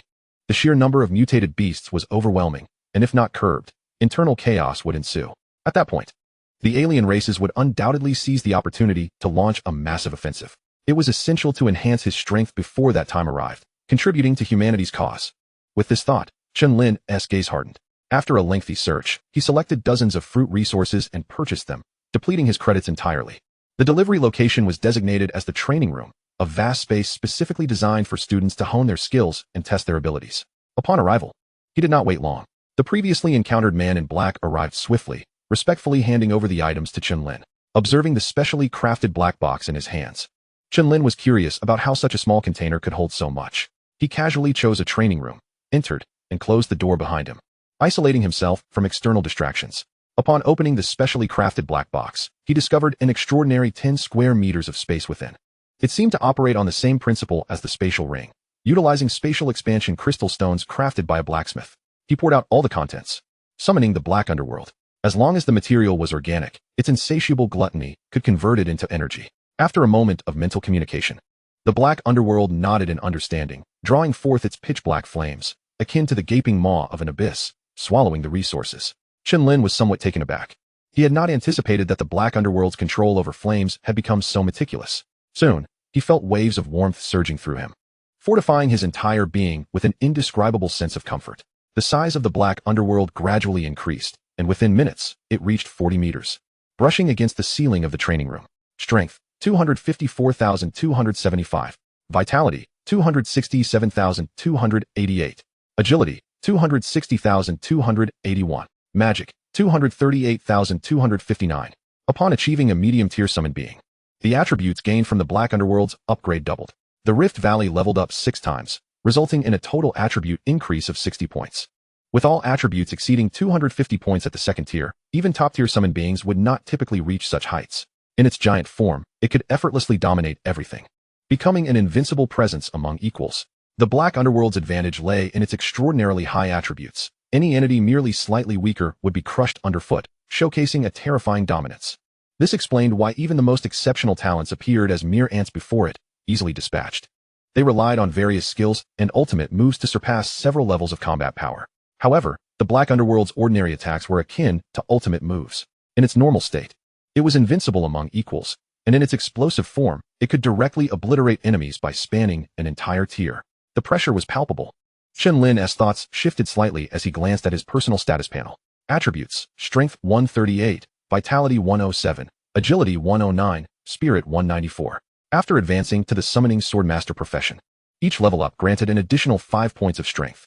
He had completely transformed the essence of a summoner, evolving from a fragile being reliant solely on spirit who hid at the back into an offensive class. Chapter 37, Journey to the Military Base. The following day, a group message announcing class assignments roused Chen Lin from his slumber. He quietly completed his morning routine and, upon descending, found 3 individuals waiting for him. It's the official start of school today. How can you wake up so late? Feng Yeji exclaimed, cradling his aching right arm. Just a habit. Chen Lin replied with a slight smile. Aren't you going to seek the priestess help? Li Zhongfeng coldly interjected, if he dares. I wouldn't mind striking him again. At this, Feng Yeji trembled, casting a pleading glance at Chen Lin. Ignoring them, Chen Lin asked, which class are you all assigned to? We're all in class 1. You must be 2, right? Chao Yang chimed in. Chen Lin nodded. Then let us head out together. The 4 had scarcely ventured out when they encountered Luo Xian, who was waiting by the roadside, accompanied by Luo Ning. Today, she donned a pure white blouse, adorned with a bow ribbon cascading down her front, and a short skirt that complemented her delicate, oval face, which bore a hint of shyness, rendering her exquisitely charming. Her gray eyes flitted about nervously, as if overwhelmed with trepidation. Suddenly, Feng Yi felt a peculiar relief in his hand. Shaking his hair and standing with an air of utmost seriousness, Li Zhongfeng observed him with a look of disdain. Are you also in the same class?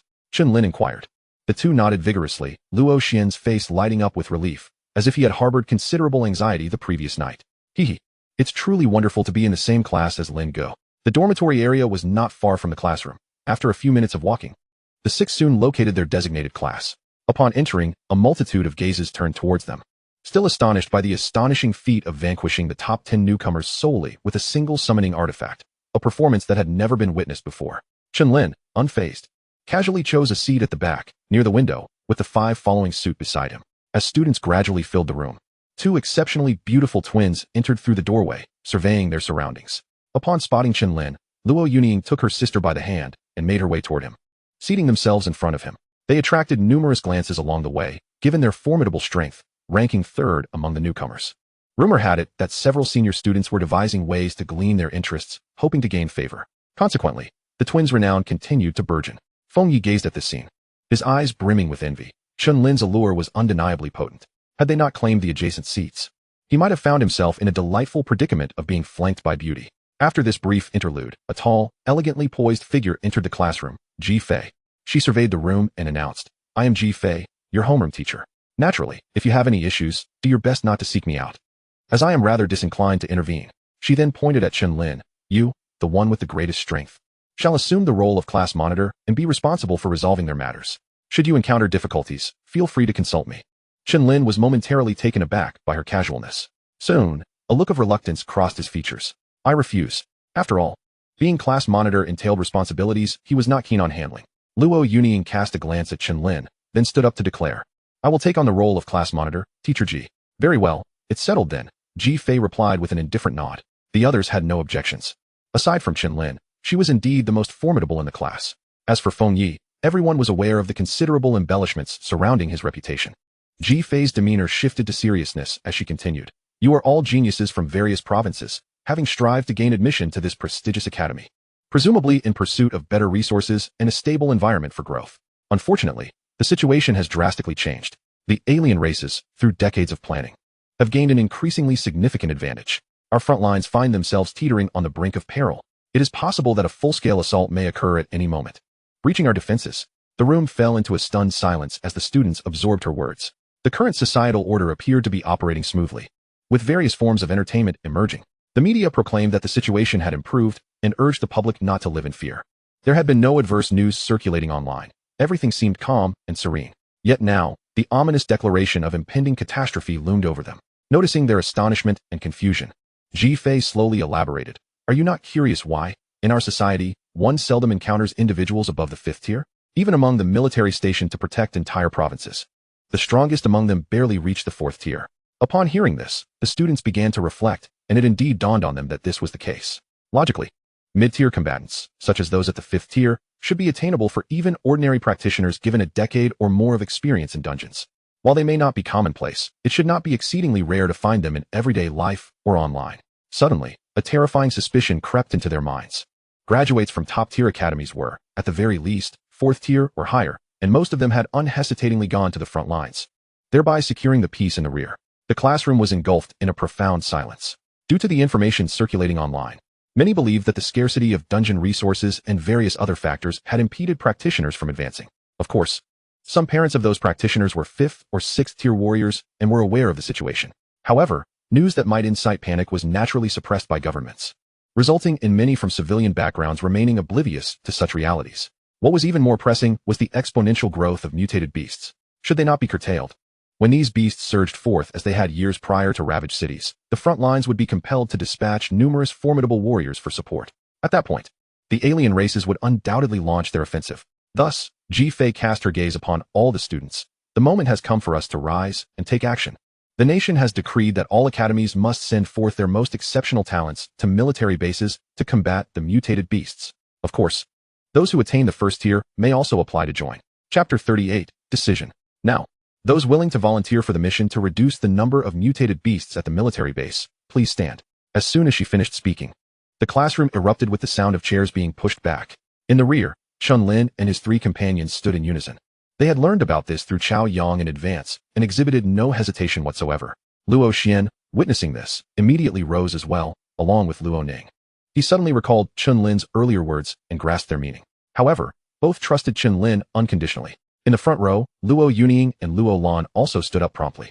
Luo Lan felt somewhat resigned, knowing her sister would undoubtedly choose to go. This understanding had been a silent agreement between the 2 sisters for years. After a moment of struggle, several others also stood up, their expressions resolute. Engaging in battle against the mutated beasts was an inevitability. The only difference was that it had come sooner than anticipated. Gradually, only half the class remained seated, their expressions conflicted. Outside the city, the probability of death was alarmingly high. starkly contrasting with the ability to exit a dungeon at will. While it would be better to act when they were more capable, they currently lacked confidence. Observing this, Ji-Fei's lips curled slightly. Having half the class volunteer exceeded her expectations. Well then, we shall all depart for the military base. A plump student, who remained seated, widened his eyes in disbelief. W8. Do we really have to go? Indeed, all those present in this class are among the top newcomers, deemed excellent candidates by the Academy, and thus must participate. The reason for the late announcement was that the military intended to select volunteers for focused attention. It was not a deliberate ploy on Ji-Fei's part. Fear washed over the plump student. Can I opt out? He had experienced the terror of near death in the Rift Canyon and wished to never feel that way again. Ji-Fei's expression remained impassive. If we are unwilling to go, shall we send those in civilian professions or even ordinary citizens instead? Upon hearing this, the remaining silent students fell into contemplation. If you truly cannot muster the courage, there is a second option: withdraw from Young Academy. Instantly, half of the 20 or so students still hesitating stood up. Ji-Fei refrained from further pressuring them to proceed. Even among graduating students, after 4 years of rigorous training, many still chose not to head to the front lines. Naturally, those who did not would find it challenging to level up without dungeon monsters to hunt, causing their progression to stagnate. Let us be on our way. Ji-Fei led the group outside Young Academy. At this moment, dozens of military transport trucks were parked at the school gates, with soldiers standing rigidly, awaiting instructions. Not only their class, but also many senior students were boarding the trucks in succession. A soldier jogged over and saluted. Lieutenant Ji. Feng Yi, following behind, was taken aback. Teacher Ji, you still hold a title? Ji-Fei nodded and explained. Before becoming a mentor, I spent my time assisting at the military base, eliminating mutated beasts. Now, let us board the vehicle. Yes. The crowd responded in unison. As all the recruits boarded the transport trucks, the once bustling Lark Academy transformed into a desolate expanse. The headmaster watched the roaring engines fade into the distance, sighing with a troubled expression. This time, not just students, but also teachers were accompanying them. The situation was dire. If the number of mutated beasts could not be significantly reduced in advance to prevent their uprising, humanity would face internal collapse. Sighing at the gravity of life and death they were confronting, he hoped they would all survive. The secretary gently reassured him, they will. Chapter 39, The Bailing Mountain Range. The transport trucks traversed the roads, heading out of the city. On the way, many ordinary citizens cast curious glances, some even raising their phones to capture the moment for social media. What was happening? Was that direction from Lark Academy? Inside the truck, a light illuminated the faces of the young men and women who had just graduated from high school. Ji-Fei picked up a document and said, the location we are heading to is the Hengshan military base, situated 900 kilometers from Zhongtian City. Ahead lies the Bailing Mountain Range, which spans thousands of kilometers in diameter. According to the Apocalypse scans, there are tens of thousands of level 1030 mutated beasts merely on the periphery. Delving deeper reveals a multitude of level 4050 mutated beasts inhabiting the area. These are not adversaries you can contend with at present. Your task is merely to clear the outer perimeter. Upon hearing this, the recruits gasped in disbelief at the staggering numbers they would have to face. Feng Yi questioned, can we not utilize annihilation weapons? With the beasts clustered together, a single strike could eliminate vast swathes of them. With the fusion of numerous exotic materials and professions, technology had advanced remarkably, even creating weapons more formidable than nuclear arms. It was said that a single shot could spare none below the 9th transition, with an extensive range. Ji-Fei shook her head, explaining that most conventional weapons had been dispatched to the front lines, and the existence of annihilation weapons was primarily for deterring alien species. Holding one was far more effective than deploying it. If it weren't for the substantial support from conventional arms, which had significantly reduced casualties, the front lines would have long since succumbed. Humanity was facing a coalition of over a dozen alien races, outnumbering them by multiples. Historically, the front lines relied on technology, managing to withstand assaults through calculated exchanges of fewer resources for greater outcomes. However, for reasons unknown, the recent offensives had intensified, with relentless assaults on the defenses around the clock. Thus, for this operation to eliminate the mutated beasts, the front lines were powerless, relying solely on their efforts. After 8 or 9 hours, the transport trucks came to a halt. With the heavy steel doors opening wide, everyone disembarked in succession, greeted by a vast, open vista.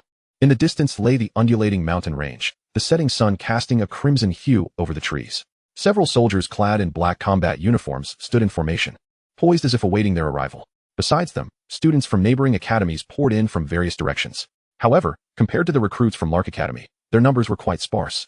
Merely a dozen or so. With a swift motion, the soldiers saluted collectively, stirring something within the hearts of the onlookers, prompting them to straighten their postures. Shortly thereafter, a transition officer approached, engaging in conversation with Ji-Fei and the other instructors. While waiting idly, Feng Yi observed the surroundings and murmured. Most of them seemed to be from life professions, Even if they level up, they 1T increase their attributes. Some are still ordinary individuals without jobs. But their firearms look impressive, with calibers as thick as 2 fingers. Their power must be significant. I wonder if they could take me down? Chen Lin, intrigued, replied. Want to give it a try? Alright, I'll borrow one from Feng Yi and take aim at you. Li Zhongfeng's eyes lit up, watching their eager anticipation. Feng Yi fell silent. He had merely made a casual joke, yet they took it seriously. Chapter 40, Number 21. After the conversation, Ji Fei approached her students and instructed, "Everyone, follow me to the task reception point." The group immediately trailed behind her, their eyes darting around in curiosity. The military base was expansive, surrounded by towering artillery installations. The defense is robust. Numerous soldiers scurried about, busily preparing for the impending elimination of mutated beasts. Before long, over 30 individuals, along with senior students from other academies, amassed at the task reception point. The awaiting female soldiers distributed black smart wristbands to everyone. Chen Lin recognized the design. It resembled the recorders used during the college entrance examination, but featured additional functions for tasks and maps, along with a rescue icon. A single click would alert the military base, dispatching personnel for immediate assistance. Likewise, those nearby would receive notifications, enabling swift responses. Overall, this feature would significantly reduce fatalities. Please enter your student ID. As soon as he donned the wristband, it emitted an ethereal voice.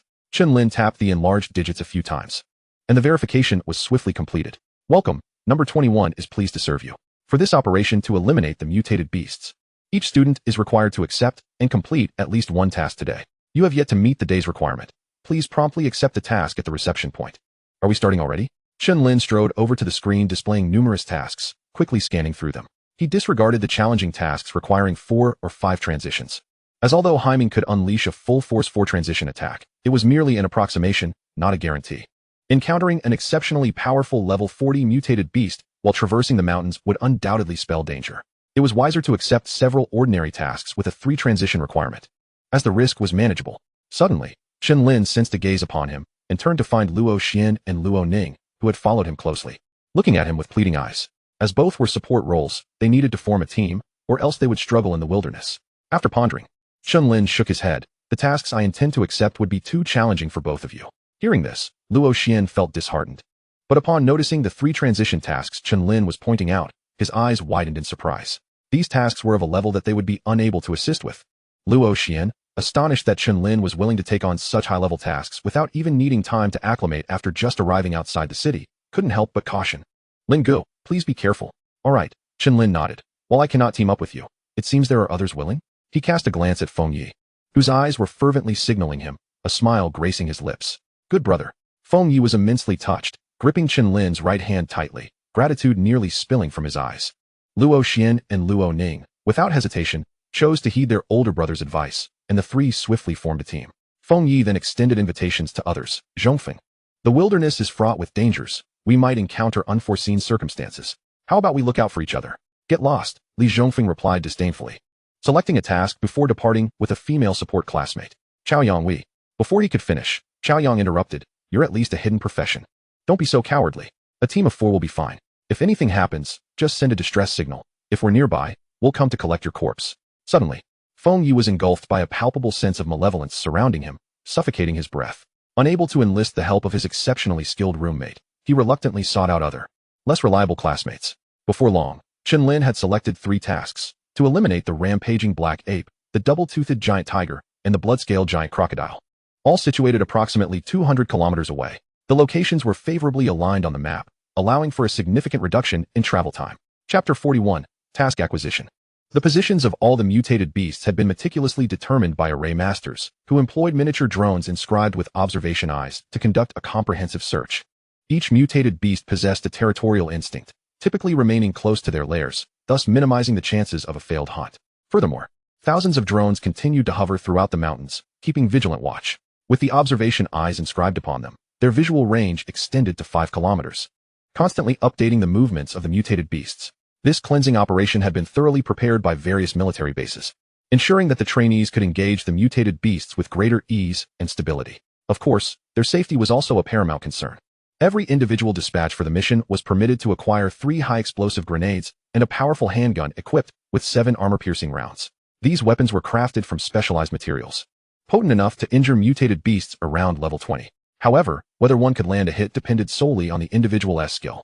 Lacking confidence in his marksmanship, Chen Lin opted to take only 3 high-explosive grenades to satisfy his curiosity. As the solitary figure of the youth turned to leave, a glimmer of astonishment flickered in the eyes of the female soldier at the station. To accept 3 tasks requiring third-tier proficiency for relative safety indicated formidable strength. Yet he appeared to be merely a freshman. In truth, even those second- and third-year students with levels exceeding 30 dared only to undertake second-tier tasks, exercising extreme caution. Encountering lethal danger outside the city left no room for retreat, compelling everyone to gradually acclimatize. At merely level 16, and only a summoner at that, his combat prowess was unremarkable. Would he truly be safe? Concern shadowed the female soldier's features. Approaching the armored vehicle, Chen Lin requested permission to use it, then climbed aboard and ignited the engine, roaring to life as he set off. Unable to summon Hyming for the journey, he needed to reserve its strength for confronting the formidable bloodscale giant crocodile. He understood that the outside world was rife with potential hazards. Should several mutated beasts unexpectedly launch an assault, exhaustion would spell doom for both of them. 2 hours later, Chen Lin navigated over a rugged, potholed road, covering more than 100 kilometers. Along the way, a few mutated beasts, drawn by the noise, lunged at him, but he deftly maneuvered, expertly evading them and pressing the accelerator without a glance back. As he gazed ahead into the encroaching darkness of a densely wooded mountain, he slammed on the brakes and disembarked from the armored vehicle, pursued relentlessly by 4 level 10 mutated beasts. With a sigh, he mused on the absurdity of being reborn. As silver light shimmered around him, his armor integrating seamlessly as he launched forward, dispatching the beasts with a flurry of punches. He then excavated their remains to extract the crimson crystals. The silver butterfly was currently unable to transform into anything substantial, which was why Chen Lin refrained from utilizing it as a vehicle. The armor's size was already at its limit. At that moment, his intelligent wrist device chimed. Would you like to activate the bright mode of Unit 21 to illuminate your path ahead? Surprised by this feature, Chen Lin immediately consented. Instantly, a radiant white light emanated from the edge of his wrist, illuminating the surroundings for several meters. Undeterred by his solitude, he charged boldly into the shadowy forest. In the command center, the atmosphere was tense as personnel monitored Chen Lin's trajectory via a nearby drone.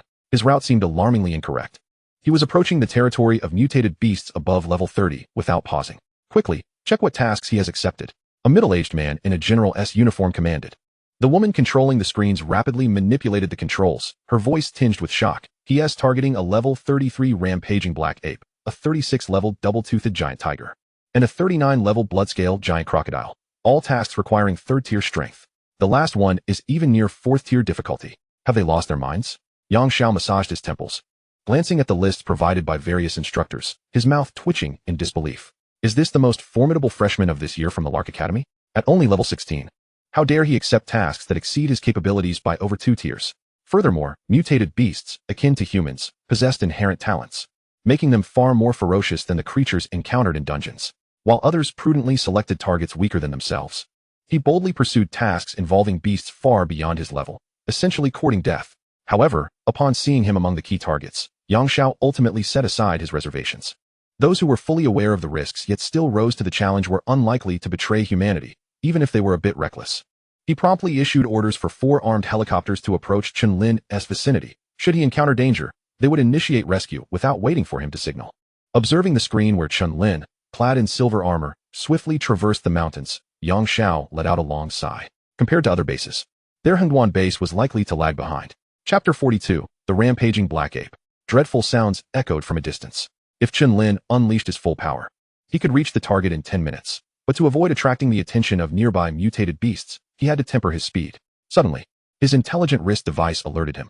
Please note, you have entered the habitat of the rampaging black ape. In the next instant, a colossal, fearsome green serpent sprang from the shadows, crashing through the underbrush that obstructed its path. With a girth of 4 meters and a length extending beyond visibility, it lunged at Chen Lin with its razor-sharp fangs, aiming to swallow him whole. Reacting with remarkable speed, Chen Lin grasped the serpent's fangs, the tremendous force causing him to stagger slightly. Summoning his strength, he snapped its fangs apart with a resounding crack. The serpent let out a pained roar. And at that moment, 2 high-explosive grenades materialized in his hands. He activated them, 1 in each hand, and deftly tossed them into its gaping maw before pressing down on its upper jaw. Boom, boom. 2 cataclysmic explosions erupted within the serpent's throat, flesh and blood erupting as black smoke billowed forth. Yet, despite being a level 30 mutated beast, renowned for its resilience and defensive abilities, it still clung to life. Remaining composed, Chen Lin unleashed a relentless barrage of punches, denying the creature any opportunity for recovery. The wounded serpent emitted a pitiful shriek, its cold eyes reflecting fear as it sought to flee. However, its immense size worked against it. Chen Lin seized it, gradually dragging it back. The serpent thrashed in terror, its colossal body causing the ground to tremble, yet it was futile. As Chen Lin's fists continued to rain down upon its head, the serpent's eyes widened in dread, intensifying its resistance. With a deafening explosion, the serpent's flesh erupted, its skull caving in. Yet Chen Lin showed no signs of stopping. He continued to hammer down, feeling the serpent's struggles weaken until it lay completely still. Unsatisfied, he recalled that even a headless snake could endure for a time, and this was a mutated beast. Seizing the serpent's lower jaw, he brutally tore it apart, creating a gruesome spectacle that left the command center in stunned silence as they witnessed the scene through the drone. He is truly extraordinary, only level 16, yet capable of directly confronting a level 29 giant python. The female officer gasped in disbelief. Others shared similar sentiments, their expressions reflecting utter incredulity. The stark disparity of 13 levels is astounding. What manner of creature can achieve such dominance? Yang Xiao lowered his head in contemplation, scrutinizing the information on Chen Lin that he held in his hands, utterly perplexed. The document clearly stated that his profession was a summoner, which was indisputable. Yet, he found it hard to believe that this extraordinary combat prowess surpassed even that of his former self, a brutal close combat master known as the Dominator. Back in his prime, at this very level, he could never have faced the formidable giant python and defeated it in such a brief span. Suddenly, a roar reverberated through the room from the screen, causing everyone to exchange worried glances, their expressions turning grave. A massive, brawny black ape, standing 50 meters tall and adorned with thick, dark fur, leaped down from the mountainside. The ground trembled violently beneath it, sending a tempestuous gust that scattered countless fallen leaves. It appeared to have been roused from its slumber by the commotion of battle, and now it charged furiously toward Chen Lin, intent on devouring the insect that had disturbed its peace. This was dire. The rampaging black ape had reached level 34. The female officer's face blanched in shock. Despite Chen Lin's impressive performance earlier, mutated beasts undergo a metamorphosis every 10 levels. Compared to the giant python, the rampaging black ape was significantly more powerful. It could easily crush the giant python with just a few blows. The 18-level disparity was a monumental disadvantage, and she felt a sense of foreboding for Chen Lin. Yang Xiao shook his head, sharing her skepticism. Few among the human race could bridge such a vast chasm in combat strength. His hand gripped the radio tightly. Should the situation deteriorate, he would immediately summon 4 armed helicopters for support. While they might not inflict substantial damage, they could divert the rampaging black ape's attention long enough for Chen Lin to make his escape. On the screen, after confirming the giant python's demise, Chen Lin abruptly lifted his gaze. He heard the ominous cracking of trees under duress, and in the next moment, a colossal shadow descended from above, its visage grotesque and bloodthirsty. The black ape's massive fists came crashing down, accompanied by a tempestuous wind aimed directly at Chen Lin, its might terrifying. Unfazed, Chen Lin drew his warblade from his back, unleashing a devastating strike that cleaved through the tempest and struck the ape's incredibly tough fist. The impact created a shockwave that reverberated throughout the vicinity, causing the ground beneath him to crack, and his feet sank momentarily.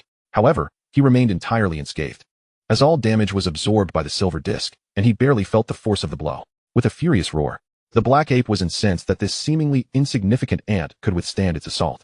Its body swelled considerably, reaching a height of 70 meters, and it swatted at Chen Lin as one might swat a fly, intending to crush him into a pulp. Chapter 43. A swift execution. The resulting gale swept in all directions, and amidst the swirling dust, Chen Lin appeared above the black ape's head, his warblade poised to strike. The terrifying slash glimmered like silver in the air, descending swiftly upon the back of the ape's skull. Yet, with its increase in size, not only had its strength amplified, but its hide had grown even tougher, akin to the giantization effect of He Ming. Thus, the strike only left a half-meter deep wound, insufficient to inflict serious injury on such a colossal mutated beast. Roaring in pain, the black ape immediately turned its massive form, its fists raining down mercilessly upon the repulsive insect. Chen Lin nimbly dodged the shadows cast by its descending blows, swiftly closing the distance, his warblade striking repeatedly at the same spot. The black ape raised its foot, bringing it down with a thunderous crash. The ground shook violently, debris flying in every direction as Chen Lin had long since evaded. Reappearing several meters away, his gaze sharpened. With a weight of 13 tons and a strength of 138, inflicting severe damage on the black ape proved challenging. To slay it would require not only the extraction of the heavenly sword, but also a protracted struggle. Realizing that his combat prowess had reached its limits, Chen Lin decided to unleash his trump card. After all, he had 2 tasks to complete. With a hum, a transparent sword, suspended between reality and illusion, materialized in his hand, measuring over a meter in length, its blade inscribed with countless indecipherable white runes, mysterious and profound. Sensing the immediate drain on his mental energy, Chen Lin felt a wave of dizziness wash over him. "Let us witness your true power on this debut," he murmured as he slowly raised his hand. The black ape's fur bristled, sensing an ominous tremor in its mind, as if threatened by an invisible force. This ant-like creature. The black ape bellowed in rage, its eyes filled with ferocity as its colossal body lunged forward, intent on crushing and devouring him. At that moment, Chen Lin's hand descended. The mystical sword carved through the void, shattering the black ape's mental defenses. Without any forewarning, its massive form crumpled before Chen Lin. The shockwave of the impact scattered the dust, causing the surrounding foliage to rustle. Beneath the weight of the sword, its physical body remained alive, but its spirit had shattered and perished. The vast majority of mutated beasts possessed inherently fragile mental fortitude, lacking any defensive measures. And with Chen Lin's mental prowess at a staggering 194 points, it was an effortless victory. He simply sheathed his war sword.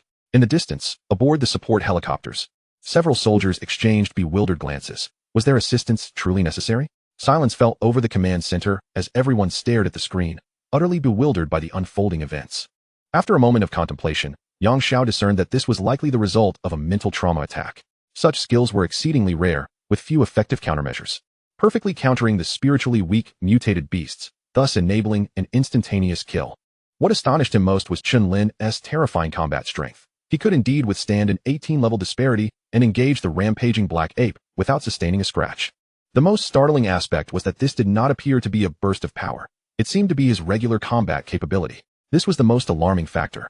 Creatures capable of directly overcoming a significant level difference to vanquish their foes typically relied on explosive abilities or ultimate techniques, rather than maintaining a constant state of power. Although both could achieve considerable disparities in combat strength, the distinctions were profound. Chapter 44. Consuming life is the true essence of evolution. If Chen Lin could sustain this level of power consistently, he would transcend two major levels of combat strength, inevitably becoming a nightmare for the other races on the front lines. With this thought, Yang Xiao's expression brightened with hope. He must ensure that this young prodigy grows swiftly. He could not allow any misfortune to befall him, while the gap between levels would only widen as one advanced, making it increasingly challenging to achieve victories across levels. The extraordinary nature of this phenomenon would eventually diminish. However, as long as Chen Lin could maintain his dominance at his current level, he would be nothing short of a genius. Yang Xiao strode purposefully out of the command center and into an unremarkable small room, closing the door behind him. He activated a series of intricate protective arrays before carefully retrieving a jade talisman. Brother Zhang, a prodigy has been discovered at the Hengshan military base. He is exceedingly formidable. I am currently grievously injured and fear I may not be able to protect him. After approximately half an hour, a response emanated from the talisman. How strong is he? Precisely? Yang Xiao pondered for a moment. In a match of equal levels, even with our combined strength, he could easily pin us to the ground. The talisman fell silent for a moment. That is alarming. I suspect that the entire human race may not be able to protect him. He is bound to attract the attention of the other races. Yang Xiao felt a twinge of helplessness. He can overpower me with one hand, but against you, Brother Zhang, it may not be so simple. Very well, I will consult with the other leaders immediately, came the prompt reply from the talisman. After hearing this, Yang Xiao stored the talisman away and returned to the command center, silently wishing for everything to proceed smoothly. Chen Lin approached the carcass of the giant python, wielding his war blade to sever its head and retrieve a crimson crystal, before turning his attention to the black ape. Slaying the mutated beast does not yield experience points as directly as it does in dungeons. Instead, one must extract the life crystals from within their bodies to absorb their essence. Upon seeing the notification appear before him, Chen Lin silently disregarded it, his thoughts shifting as he summoned the towering figure of the black underworld, standing 40 meters tall, commanding it to consume the carcasses of the two mutated beasts.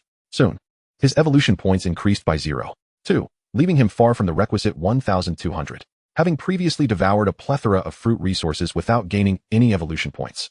A hypothesis began to form in Chen Lin's mind. Only by consuming living beings could one convert their essence into evolution points. Although the gluttonous talent was indeed extraordinary, it did not defy the laws of nature. It was implausible that even a mere stone could be transformed into energy and evolution points. After a moment's contemplation, he retrieved several life crystals from his possession, including those mined from the 4 previous mutated beasts, and cast them into the inky flames. As the life crystals melted and were absorbed into the black underworld, his evolution points surged by 10. Indeed, Chen Lin's eyes brightened. This revelation provided a swift method to accumulate evolution points. Otherwise, the prospect of needing to slaughter billions of creatures for a single evolution was daunting. Peering at the map, Chen Lin calmly articulated his next mission objective. A few minutes later, a massive tiger, over 30 meters in length and armed with elongated fangs, erupted from the shadows with a fearsome roar. However, before it could launch an attack, the black underworld glared with its vertical pupils, instilling terror in the beast. The ground erupted as the black underworld materialized before the tiger, its claws extending with a terrifying black luminescence. Boom! With a devastating strike, the tiger was sent hurtling away, crashing through several towering trees with its immense force. For gruesome wounds appeared on its visage, gushing forth torrents of blood, exposing bone beneath.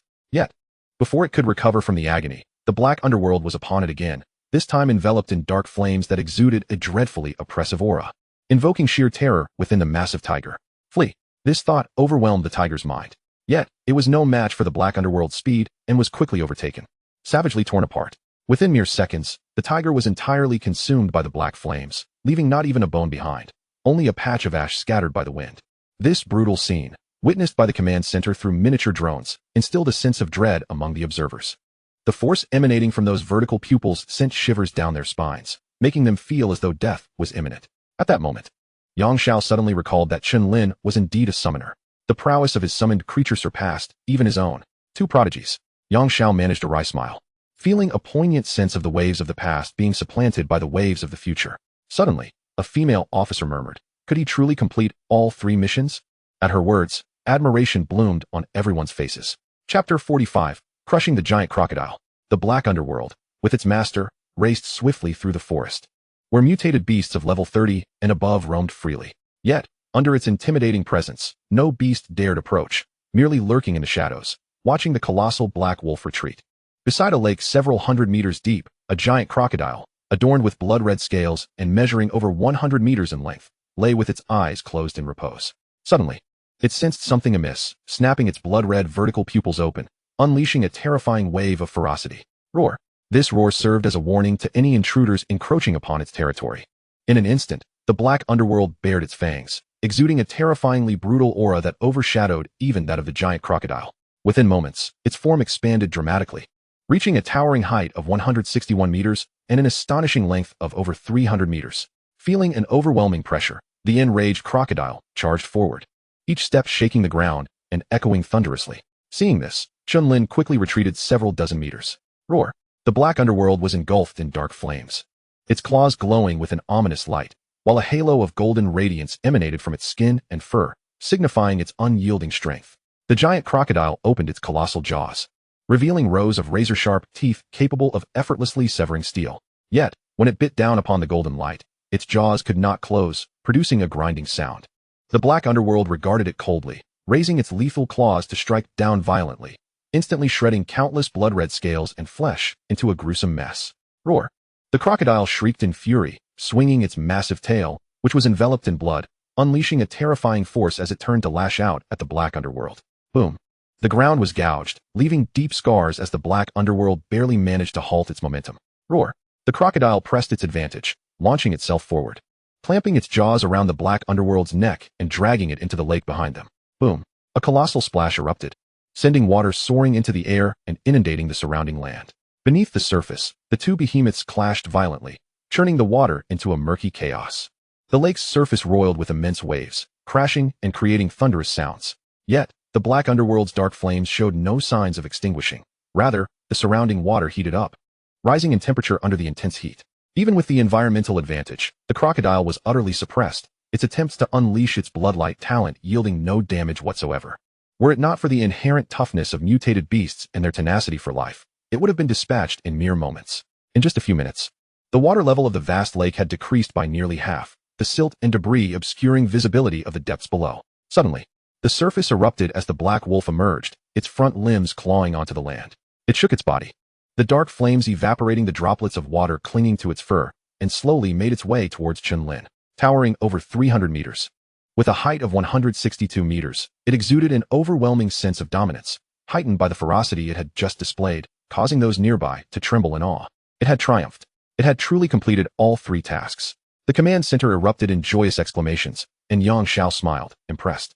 By the lakeside, Chen Lin remained unaffected by the black underworld's imposing aura, approaching to affectionately stroke its lowered head, seeking affection. The fate of the giant crocodile was evident from the slight increase in the black underworld's size. At that moment, a notification chimed from his wristband. All tasks had been completed, and he could return to the military base's collection point to submit his achievements. Chen Lin glanced skyward at the silver moon hanging high, casting a soft glow upon the land. Time had passed since their departure, and he deemed it prudent not to spend the night in the perilous wilderness. After a moment of scrutinizing the map for a route, he mounted the black underworld and turned back. Chapter 46, Contribution Points. By the time Chen Lin returned to the Hongshan base, it was already 1 o'clock in the deep night. The base remained brightly lit, as many students had already returned, having completed the basic missions of the first and second tiers, which required only about an hour's journey. Walking directly into the collection point, Chen Lin approached a less busy female soldier to submit his tasks. Did you really complete them? She asked incredulously, recognizing him as the freshman who had accepted the 3-tier task earlier that afternoon. Chen Lin nodded, pulling up the footage from his wristband as proof, leaving the soldier stunned. After a moment of processing, she hurriedly responded, "All right, classmate, I'll tally this up right away." With the 34-level rampaging black ape, the 36-level double-fanged giant tiger, and the 39-level blood-scale giant crocodile, he earned a total of 100 contribution points. Chen Lin nodded, watching as the contribution points transferred to his account before turning to head back to his dormitory. Shortly after he left, his name flashed prominently on the large screen at the collection point, followed by the details. Freshman from Yunk Academy, level 16 summoner, contribution points, 100, ranking, 1245. Not only at the Yokoyama base, but also at other installations bustling with esteemed academies, these grand characters have materialized simultaneously. In this moment, many students lingering at the acceptance point were expressions of astonishment. Hiss, who is this individual that has effortlessly amassed 100 contribution points, accomplishing at least 2 third-tier tasks in one fell swoop? As a freshman myself, my own contribution points barely reach single digits. Who among us does not share this predicament? I dare only to undertake first-tier tasks. These mutated beasts are too ferocious, and even with a level advantage, I find myself overwhelmed. Presently, most second and third-year students possess merely a few dozen contribution points, while first-year students achieving double digits are exceedingly rare.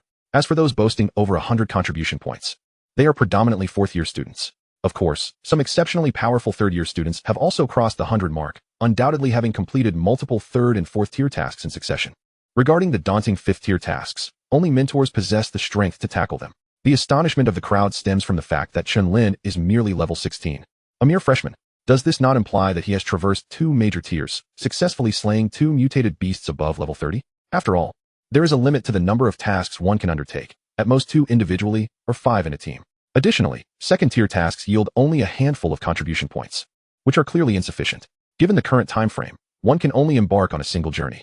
Therefore, the only plausible explanation is that Chen Lin indeed accomplished third-tier tasks, vanquishing mutated beasts significantly above his own level. At the Luoxiang base, Feng Yi was engaged in a discussion with several mentors regarding the strategy to slay a 60-level behemoth lurking at the outskirts, when he suddenly noticed Chen Lin's name appear on the leaderboard, momentarily taken aback. He certainly remembered Chen Lin, a student who had remarkably secured the top position with the humble occupation of a summoner, an unexpected feat indeed. The last time such a milestone was reached was by Zhang Ju, a now rare 10th-tier powerhouse among humanity, known as the title holder Duan Tian. How could this be? Upon hearing Feng Yi's exclamation, several mentors followed his gaze, displaying surprise. Old Feng, do you know this student? A freshman on their first day achieving over 100 contribution points seems rather exaggerated. Feng Yi nodded, stating, I mentioned him before. He was the one I regretted not being able to recruit. If not for Ji Fei's overly generous offer, he might have joined us at Beilong. The mentors suddenly understood. He was the top student from Dantian. However, someone promptly shook their head, remarking, he must have been aided by powerful upperclassmen, otherwise, it makes no sense for him to amass over 100 contribution points by himself. Indeed, such actions are inadvisable. This cleansing operation not only aims to prevent the rampage of mutated beasts, but also serves the purpose of honing one's skills, laying the groundwork for future battles on the front lines. Yes, the situation is urgent. We should prioritize enhancing our strength. Deliberately seeking rankings is of no benefit. The mentors concurred. They do not advocate for upperclassmen to assist new students, as this fails to achieve the desired sharpening effect. While the pressure of potential death is undeniably dangerous, it undoubtedly catalyzes the full realization of one's personal potential, a benefit absent in dungeons. Chapter 47. Invincible with me. Overwhelming all. This is also the reason behind the great Xia's resolute determination. The flowers nurtured in the greenhouse can no longer withstand the onslaught of the ferocious wolves from other races. Thus, a change in strategy is imperative. Instead of executing protective measures, the talented individuals must engage in combat with the mutated beasts, while dungeon resources are designated for those with lesser combat prowess. Naturally, this will result in the untimely demise of many prodigies along the way, yet those who survive will undoubtedly grow rapidly into formidable warriors, defending the front lines and granting humanity more time to develop. Feng Yi sighed deeply. Having witnessed Zhang Ju's precedence, he had high hopes for Chen Lin's future. Now, he felt a tinge of disappointment. At that moment, he spotted the figure of a young man in black approaching from a distance and smiled. Yunsu, have you completed your task? Indeed, Mentor Feng, Xiao Yunsu replied as he walked over, politely nodding. I managed to slay 2 level 27 mutated beasts. I could have returned much earlier, but an unforeseen event occurred. Feng Yi was taken aback, but soon realized that the individual before him was the only one among great Xia who had awakened an SSS level talent, surpassing even the top geniuses, and thus he felt reassured. What unforeseen event? He inquired curiously. I encountered a level 33 armored lizard, and had to expend considerable effort to defeat it. Xiao Yunsu's tone was flat, as if recounting an inconsequential event. His hands clasped behind his back. Feng Yi's lips twitched in amazement as he genuinely praised. Impressive. To be able to slay a level 33 mutated beast at level 17 is remarkable. Your cohort of geniuses truly surpasses our time by leaps and bounds. Xiao Yunsu's lips curled slightly, his confidence radiating as he tilted his head back at a 45-degree angle, proclaiming, Rest assured, Mentor, while this era may be filled with prodigies, I am invincible. I shall overwhelm all adversaries and ascend to the throne of humanity. He gave himself full marks for this display of bravado. Surely, they must all be astounded now. Stealing a glance, he noticed the mentors covering their faces, rendered speechless. This was far from the scene he had envisioned. Suddenly, he caught sight of Chen Lin's name on the large screen, and his expression froze. 1,000 doubts flooded his mind. Impossible. Absolutely impossible. How could anyone be more formidable than him? 100 contribution points, when factoring in the armored lizard he had slain. It still paled in comparison. Observing Xiao Yunsu's existential crisis, Feng Yi sighed. Though the boy might not be the brightest, he was still his student, and he said, We discussed earlier that this is likely the result of upperclassmen assisting him. Do not dwell on it. Xiao Yunsu immediately felt a wave of relief wash over him, his racing thoughts coming to a halt. However, inexplicably, he found himself lacking the inclination to seek out female students from other academies to discuss his triumph over the level 33 mutated beast. The excitement from completing the second-tier task had evaporated, replaced by an overwhelming sense of pressure that urged him forward. Hastily bidding farewell to Feng Yi, Xiao Yunsu promptly turned in his task and resolutely set off toward the mountains now shrouded in darkness. Before dawn, he must surpass Chen Lin. Classmate, this will be your dormitory. A soldier led Chen Lin to a room marked with the number 1 and helped him open the door. Thank you. Chen Lin expressed his gratitude. The soldier smiled and said, You have worked hard clearing the mutated beasts. Make sure to rest well. Chen Lin nodded, watching him leave before entering the room himself. It was rather austere, containing only 4 beds and a table with chairs, and 3 familiar individuals were gathered, savoring barbecue. Chen Lin, why did you finish your task so late? Feng Yi quickly pulled a chair over and placed it beside him. Chen Lin chuckled and replied, The journey took much longer than expected. The platter before him was heaped with various grilled meats, clearly left for him by the trio. Chen Lin did not hesitate and began to eat heartily.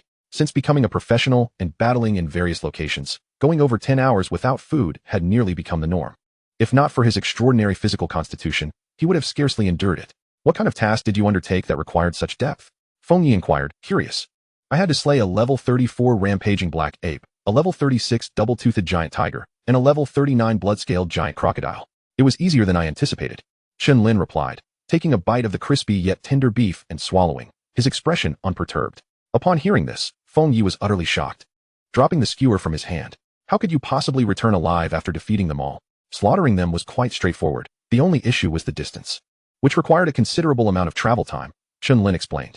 Feng Yi fell silent, as during their search for the mutated beasts, they had been filled with trepidation. This was not a dungeon. They could not simply withdraw at will.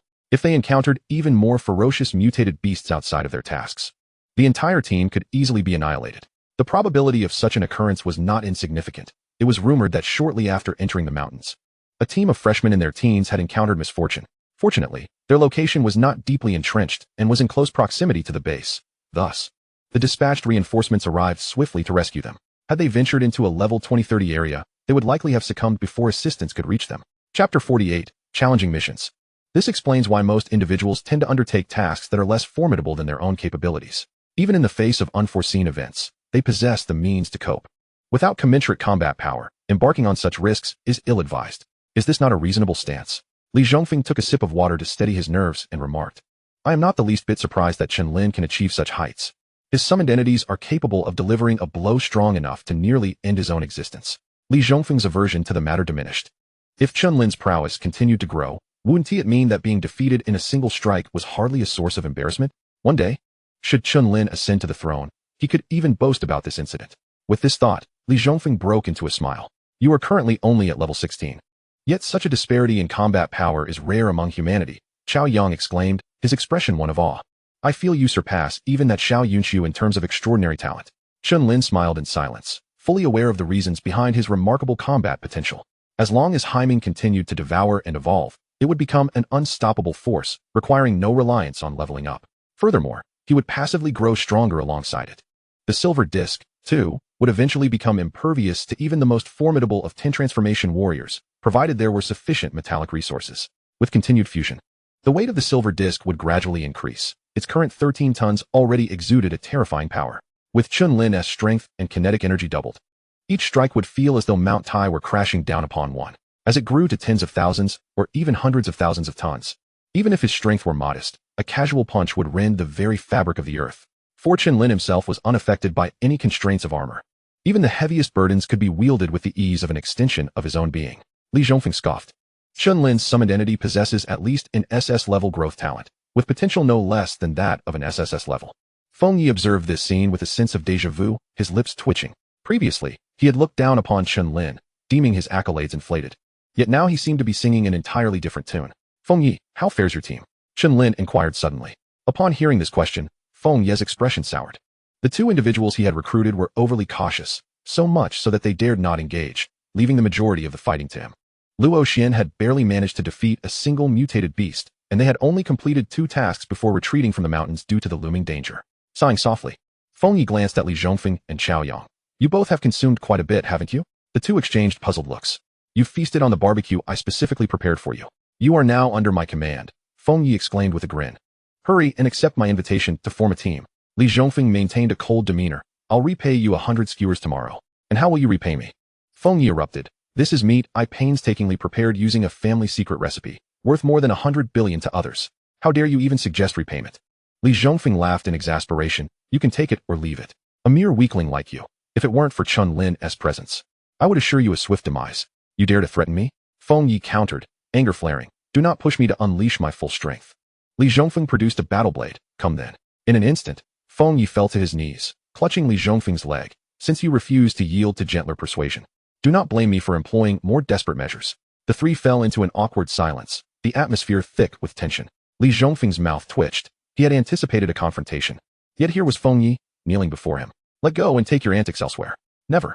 Feng Yi declared with a bravado that belied his submissive posture. If you do not acknowledge me as your sworn brother today, I shall not rise. Xiao Yang stifled a laugh, only to find a foot ensnared in Feng Yi's grip. His mirth evaporating instantly. Release me. Not a chance. Feng Yi clung tenaciously to their feet, resolute in his refusal to let go. Chen Lin, savoring his skewers, watched the spectacle with delight.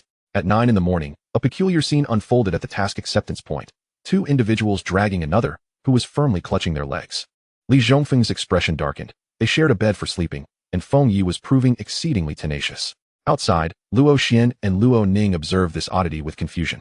Feng Yi, what on earth are you doing? Dragging them along, Feng Yi replied nonchalantly. Li Zhongfeng, his face ominous, urged, get up and select a task. I have no time to waste here. Feng Yi's eyes lit up. So you agree to form a team? Xiao Yang interjected. He accepted your invitation while you were asleep. Yet you have yet to notice. Feng Yi sprang to his feet, his face alight with joy. Yet, Li Zhongfeng's demeanor remained frosty. I merely fear your incessant pestering may hinder my progress into the mountains. Do not misconstrue my intentions. Should you underperform, I will withdraw from the team immediately. Not an issue. Feng Yi dashed into the task acceptance point, hastily selecting his assignments. Meanwhile, Chen Lin, also engaged in task selection, bore a smile as he watched the 5 depart amidst their commotion, opting for 2 challenging missions requiring 4 transformations, and set forth towards the mountains. Unbeknownst to him, his ranking had quietly slipped a position on the large screen. Chapter 49, The Three-Headed Serpent. In the command center, upon discovering Chen Lin's entry into the mountains, the female officer immediately dispatched someone to summon Yang Xiao. She then focused intently on the screen. Moments later, Yang Xiao entered briskly, adjusting his military cap, and inquired, what task has he undertaken this time? A challenging mission requiring 4 transformations, the officer replied. Hearing this, Yang Xiao's mouth twitched, and he inhaled sharply. He seeks to surpass not just 2 but 3 transformations. A 4 transformation requirement corresponds to mutated beasts above level 40, marking a critical threshold. Even an armed helicopter, once out of ammunition, would struggle to breach the skin of a level 40 mutated beast, akin to mere tickling. Notify the mentors at the Lark Academy to accompany him. I fear for Chen Lin's safety. Understood. The female officer immediately set to work. Soon, this information was transmitted via smart wrist devices to the 3 mentors stationed at the Hungshan base. Upon receipt, they quickly deliberated and ultimately decided that Jiang Weiyue would proceed. As long as Chen Lin activated the distress signal, he would receive immediate assistance. The remaining 20 or so mentors were split, with half stationed throughout the 100-link mountain range to prevent any unforeseen incidents. Should any student in the vicinity call for help, they would immediately rush to their aid. The other half were deep within, purging mutated beasts of level 50-59. Amidst the countless giant trees and vines, a massive black wolf darted swiftly, with Chen Lin seated atop, meditating in tranquility.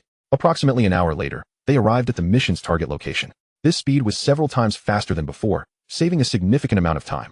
Before him lay a gigantic 3-headed serpent, level 44, coiled around a 100-meter-high rock, its cold gaze fixated on him, issuing a hissing warning. Chen Lin silently extended his hand. After a night of rest, his mental energy had fully restored. A transparent, mysterious sword, over a meter long, materialized. Exercising caution, he decided to strike first. As Chen Lin slowly raised his hand to deliver a blow, the 3-headed serpent's eyes narrowed, sensing an imminent threat. In the next moment, the leftmost serpent head emitted a piercing shriek, collapsing lifelessly against the rock. The remaining 2 heads, startled, nudged it, only to find it utterly silent, their fear escalating. What happened? Witnessing this, Chen Lin was also taken aback. He had anticipated serious or minor injuries, but never expected this outcome. One head lay dead, while the other 2 remained alive. Is it dead? The 3-headed serpent turned its gaze upon Chen Lin, its eyes filled with venomous malice, unleashing a thunderous roar. Chen Lin silently leaped down from the head of Black Ming, the immense weight of 13 tons directly creating a small crater upon impact with the ground. Charge forth and bite it. Upon receiving the command, Black Ming let out a thunderous roar, its size suddenly expanding to over 300 meters, engulfed in pitch-black flames. Akin to a colossal beast of calamity descending upon the world. Sensing the terrifying and ferocious might, the 2 pairs of serpent eyes of the 3-headed serpent instantly became grave.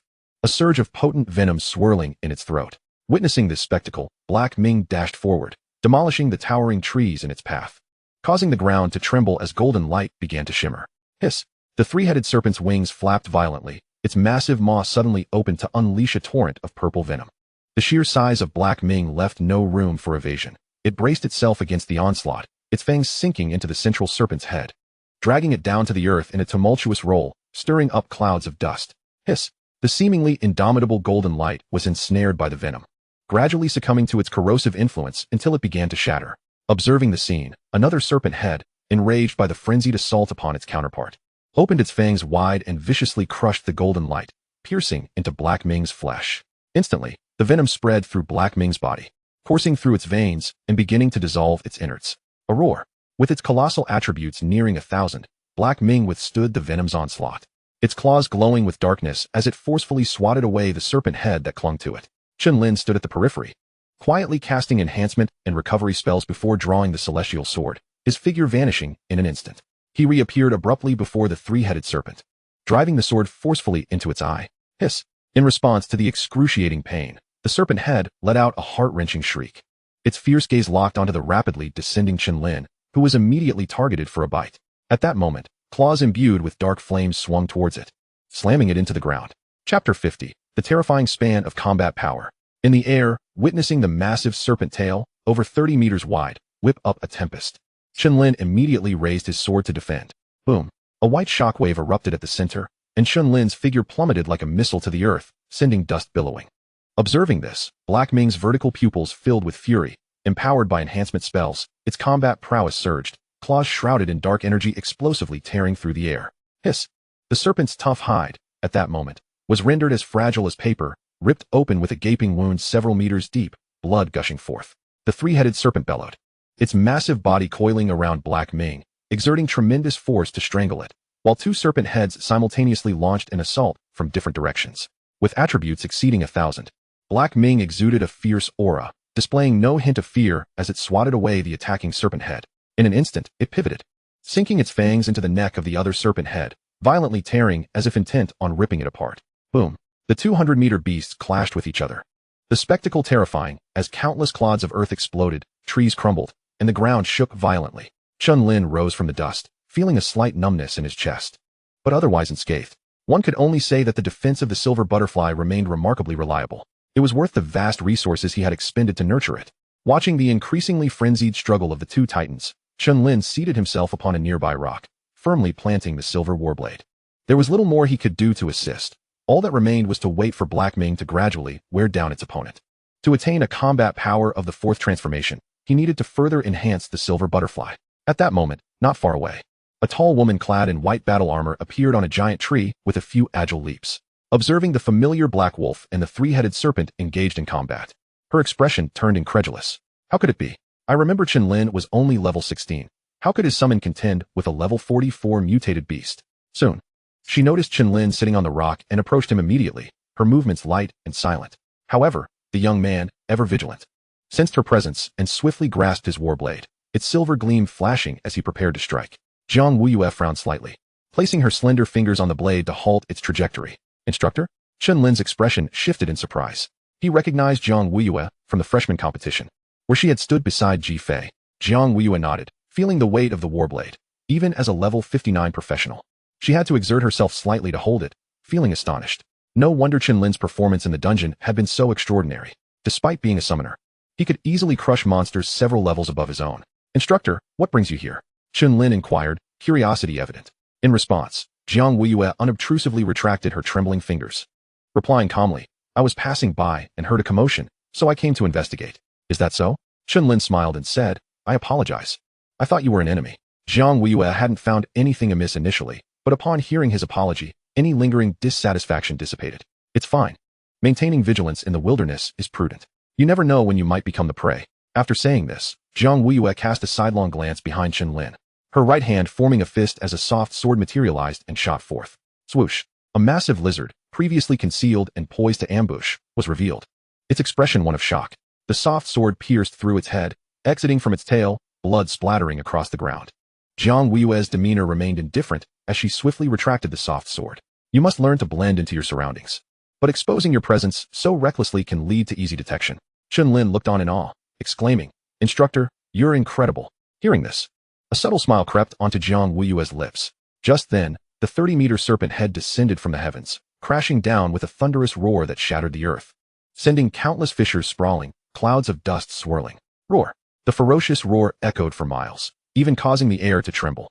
Black Ming stood triumphantly atop the three-headed serpent's corpse, its towering form exceeding 300 meters, embodying the true terror of a cataclysmic beast. The surrounding landscape lay in ruins. Soil overturned, and massive trees shattered, as if a great earthquake had occurred. The three-headed serpent's head had been smashed to a pulp, buried within the earth, while the other serpent's jaw was grotesquely torn apart, split in twain. The pitch-black flames enveloped its colossal body, greedily consuming it, converting it into energy and evolution points, serving as nourishment for growth. Jiang Wuyue watched, somewhat awestruck, taking a deep breath. Since the moment Chen Lin summoned it upon his class change, not even 10 days had passed, and its combat power had become so formidable. She genuinely worried that Chen Lin might struggle to command such a monstrous creature in the future. It was truly terrifying, even from such a distance. She could feel the overwhelming and savage aura that seemed poised to devour all life. Meanwhile, as the drone transmitted the footage to the screen, the command center erupted in excitement. He had truly transcended 3 major transformations, a staggering difference of 28 levels. My goodness, how could his combat power be so exaggerated? Haha. I feel he surpasses even that prodigy who awakened a triple S level talent.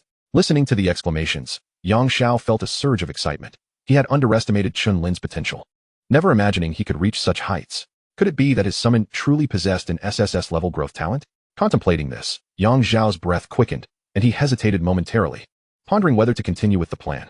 If anything were to happen to Chen Lin, it would undoubtedly be a tremendous loss for the entire Great Xia. Yet, he soon shook his head. The initiative had never rested in the hands of humanity, and even if he wished to call a halt, it would be unfeasible.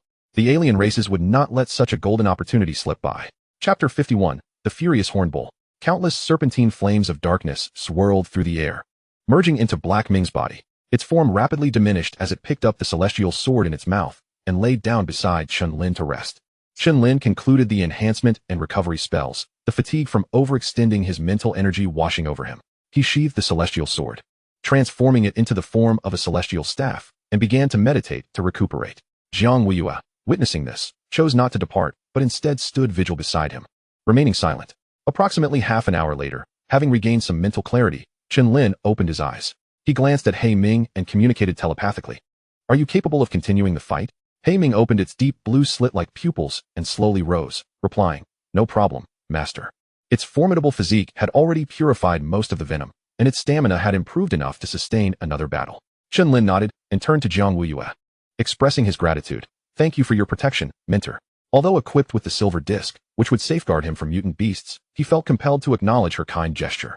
"Yes, be cautious and avoid unnecessary risks," Jiang Wuyue responded before turning away. Observing this, Chen Lin pressed the button for Area 21, opened the map to confirm his route, and mounted Ming to set off. Just like on the way here, the duo swiftly traversed countless towering trees and shrubs, crossing mountains and rivers. After consuming three-headed serpents along with their life crystals, Ming's size increased by a full meter, and its evolution points surged by 10. This was several times more than what the level 39 blood-scaled giant crocodile could offer. At this pace, perhaps in just 4 or 5 days, Ming would be poised for another evolution. This time, Ming's life tier would likely ascend to that of a high-level summon. Its talents would also be elevated to A grade. At that point, its combat prowess would undoubtedly experience a significant enhancement, becoming even more formidable. Contemplating this, Chen Lin smiled. The sensation of continual enhancement was truly intoxicating. However, it was a bit arduous for Ming, as it would soon need to engage in intense battles. Suddenly, a tremendous commotion erupted in the distance, branches and leaves violently swaying, the ground trembling as if some monstrous entity were approaching, accompanied by a thunderous roar. A brutish bull charged forth, covered in thick, hard, dark yellow scales, its horns extending over 30 meters. The ground cracked beneath its massive hooves, and any trees in its path were utterly demolished, its momentum unstoppable. The second task target, level 45, the Furyhorn Bull. Without hesitation, Chen Lin cast a strengthening spell, augmenting all attributes by 30 under the influence of the Staff of Heaven's form, which normally boosts skills by 50. Ming roared, its form rapidly expanding as dark flames erupted, simultaneously revealing a golden glow. In an instant, its combat power was fully unleashed. At that very moment, the Furyhorn Bull had already closed the distance, its speed astonishing as its fierce eyes locked onto the intruding black wolf. The sharp tips of its horns charged forth. Ming raised its front limbs, bracing itself with both paws. Boom. Under the tremendous impact, Ming was instantly thrust backward, carving deep grooves into the ground. Boom. Boom. Trees were uprooted as the two colossal beasts barreled through, covering thousands of meters in mere moments. In the air, drones hastily accelerated to keep pace. Inside the command center, a female officer calculated swiftly and declared, "At this rate, they will soon approach the area of level 30 mutant beasts. Notify the students along the route to steer clear. When Chen Lin's summon engages, it will not spare them any consideration."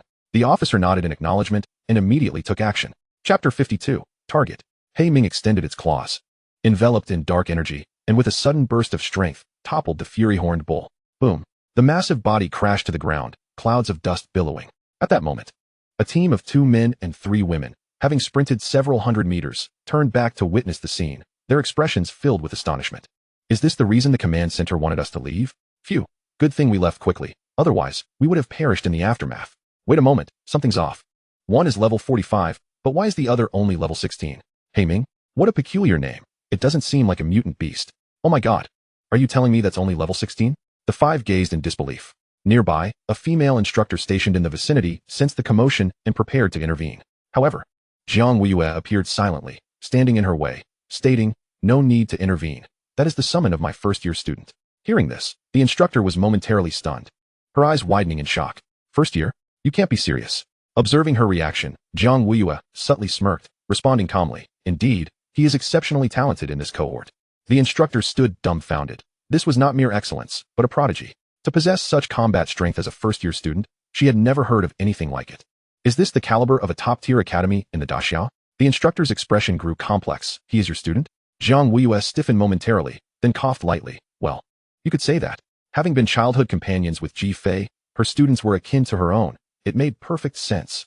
Upon hearing this, the instructor's gaze shifted to one of envy. Half an hour later, Ming finally consumed the Furyhorn Bull, casting a fierce glance around before turning back when it did not see its master.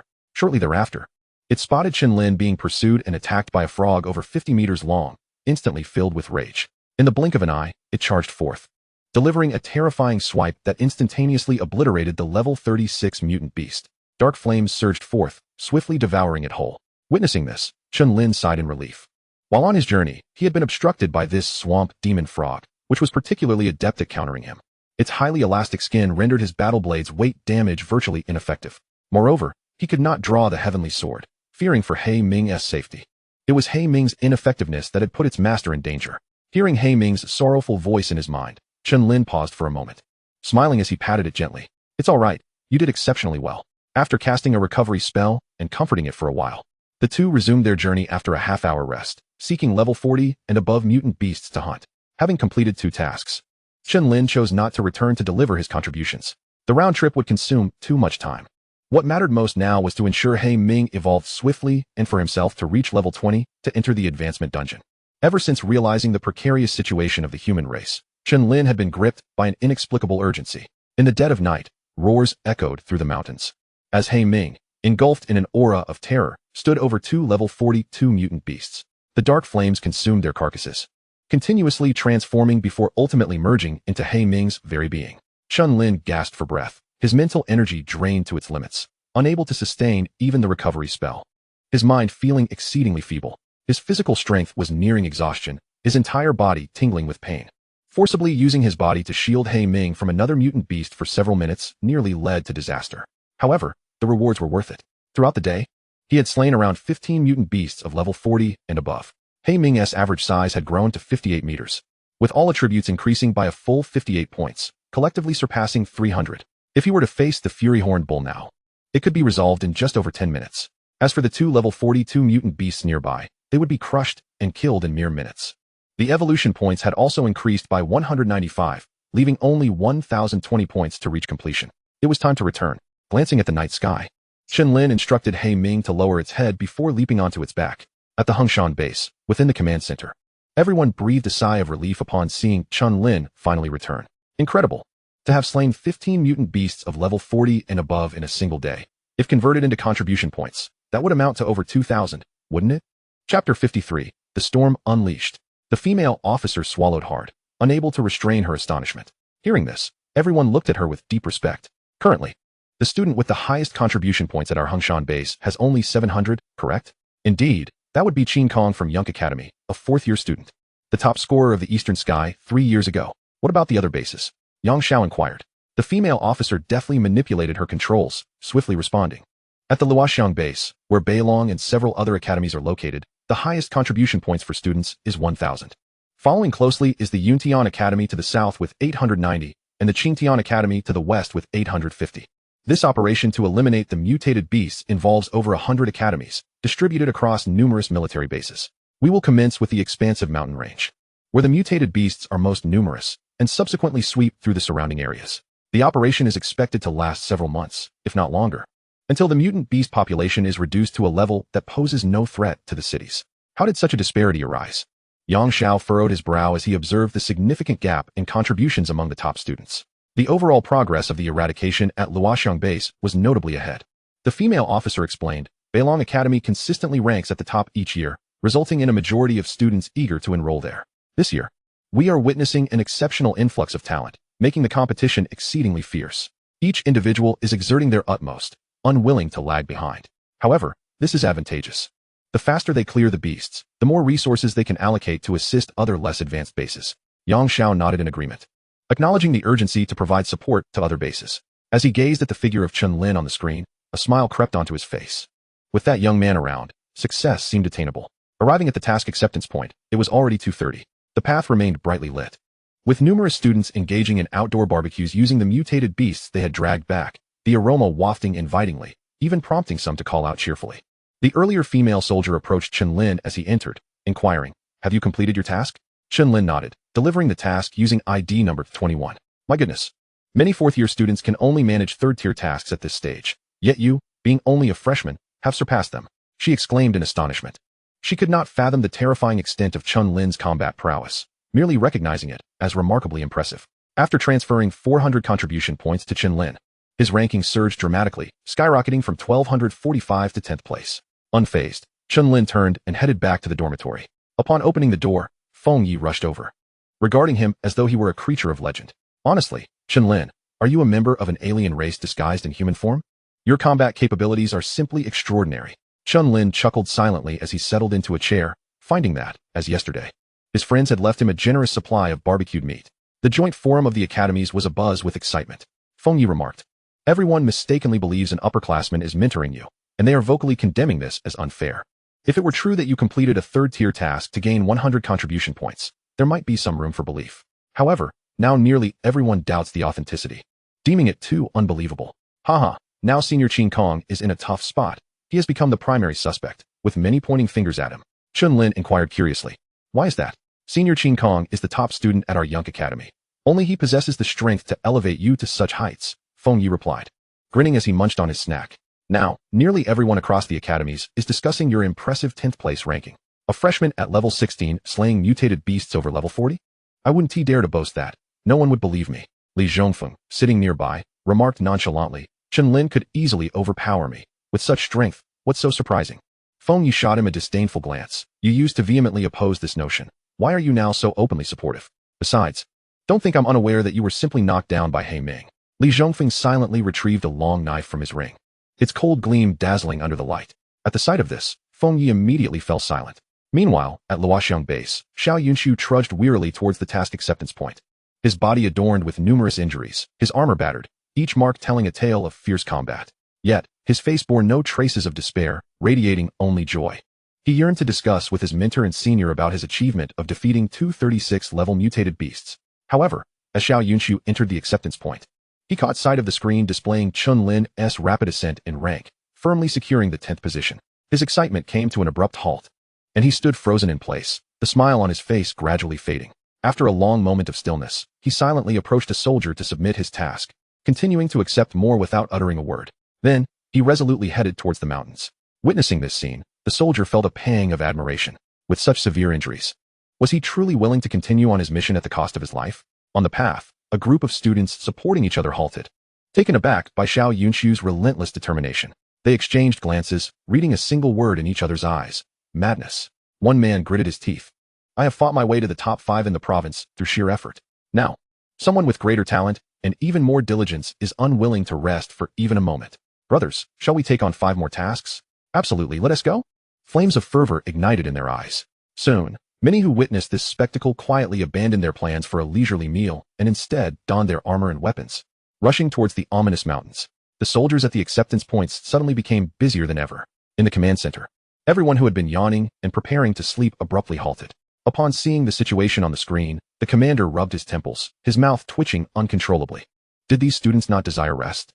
Initially, he believed it was harsh to send these still maturing students to combat the mutated beasts. Yet he was taken aback by their relentless fervor. They were fighting tirelessly, without regard for day or night. The commander took a deep breath, unsure whether to feel joy or concern. Chapter 54, The Royal Bloodline, the Terrifying Dragon Lizard. Sitting on his bed, Chen Lin opened his special device, greeted by several messages.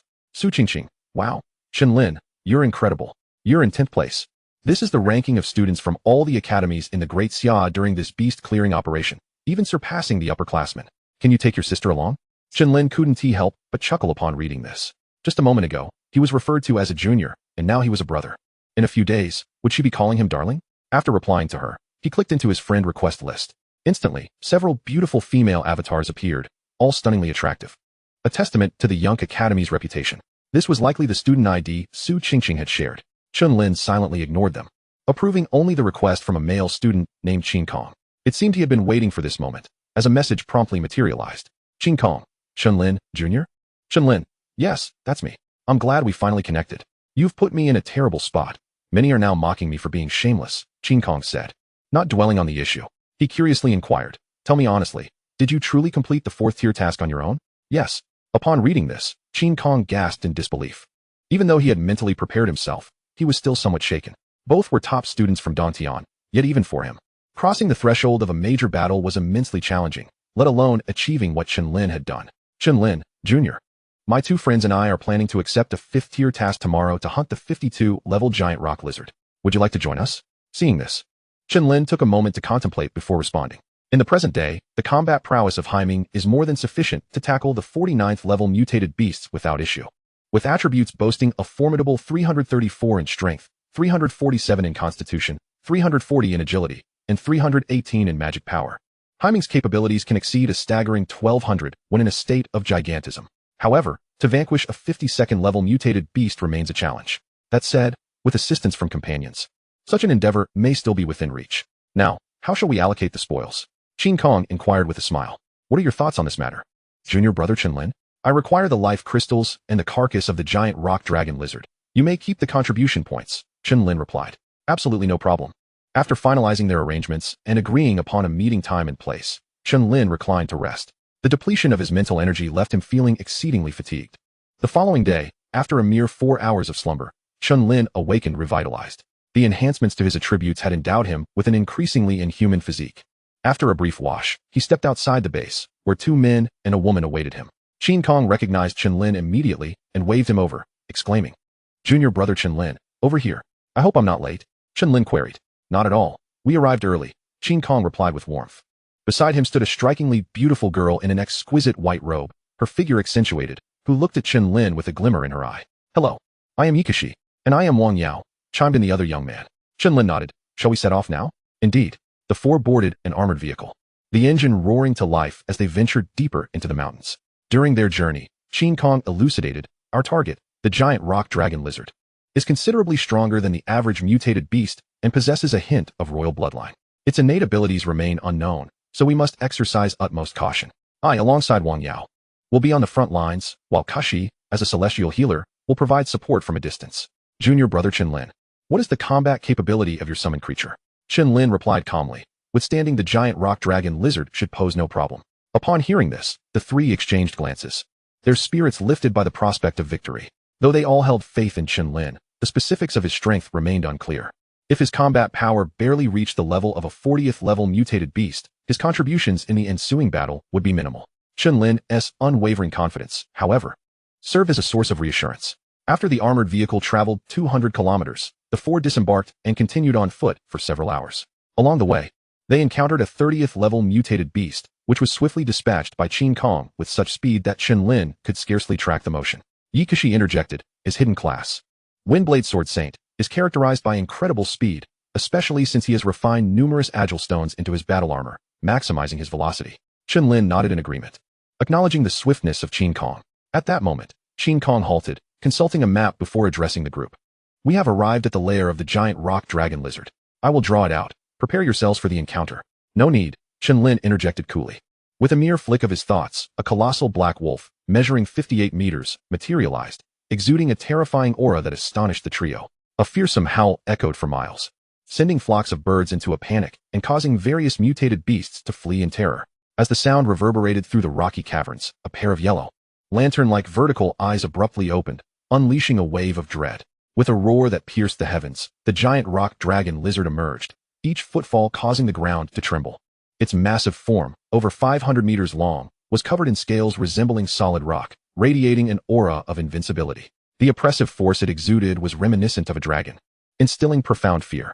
The trio's expressions turned grave, realizing they had underestimated the giant rock dragon lizard and lacked due caution. Chen Lin's demeanor remained unperturbed as he silently communicated with Haiming, indicating which entities were allies.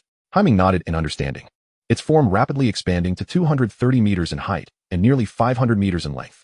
Dark flames erupted, golden light swirling around it, amplifying its terrifying presence. The sudden transformation left the 3 in awe. Before them, the giant rock dragon lizard regarded the towering beast with disdain, sensing that this creature was of a lesser life tier. Only the dark flames sparked a hint of threat. "I offer you a chance. Submit or perish," it roared. "Filth. You are unworthy," the wolf growled defiantly. The giant rock dragon lizard, incensed by this response, slammed its forelimb down, causing the ground to rupture and sharp stone pillars, capable of piercing even a 40th level mutated beast, to surge towards Haiming. Without flinching, Haiming stood firm before the quartet, relying on its adamantine body to absorb the impact. Its claws, imbued with darkness, shattered the pillars effortlessly. At that moment, the giant rock dragon lizard lunged forward, its massive paw, over 100 meters thick, crashing down with the force of a mountain. Haiming swiftly dodged to the side, the ground where it once stood erupting into chaos, debris flying in all directions. However, as it retaliated with a swipe, it merely scratched the surface of the lizard's rocky hide, inflicting only superficial damage. Hence, the giant rock dragon lizard bellowed, striking once more. This time infused with innate power, its yellow light dazzling as its weight surged, akin to a crushing mountain descending. The protective golden aura shattered under the onslaught, and Haiming was sent skidding back several dozen meters before it could regain its footing. Realizing the battle had commenced with ferocity, Qin Kong immediately shouted, "Kashi, grant group buffs. Apply individual enhancements to Chen Lin's summoned beast. Our success hinges upon it. Chen Kong acted decisively, recognizing that the giant rock dragon lizard exceeded their expectations of strength. This was a mutated beast of the 50th level, possessing a trace of royal bloodline, far beyond their capacity to defeat in a frontal assault. Even a confrontation at level parity would prove exceedingly arduous. With a rueful smile, Chen Kong marveled internally at the sheer might of Chen Lin's summoned creature, capable of contending with a 52nd level mutated beast despite being merely at level 16, a staggering 36 level gap. Yi Kashi nodded resolutely, her form radiating a resplendent golden light. Akin to a divine goddess descending, her aura suddenly becoming sacred, noble, and untouchable. 4 5-pointed star patterns materialized beneath the 3 and the black wolf, channeling a continuous stream of power.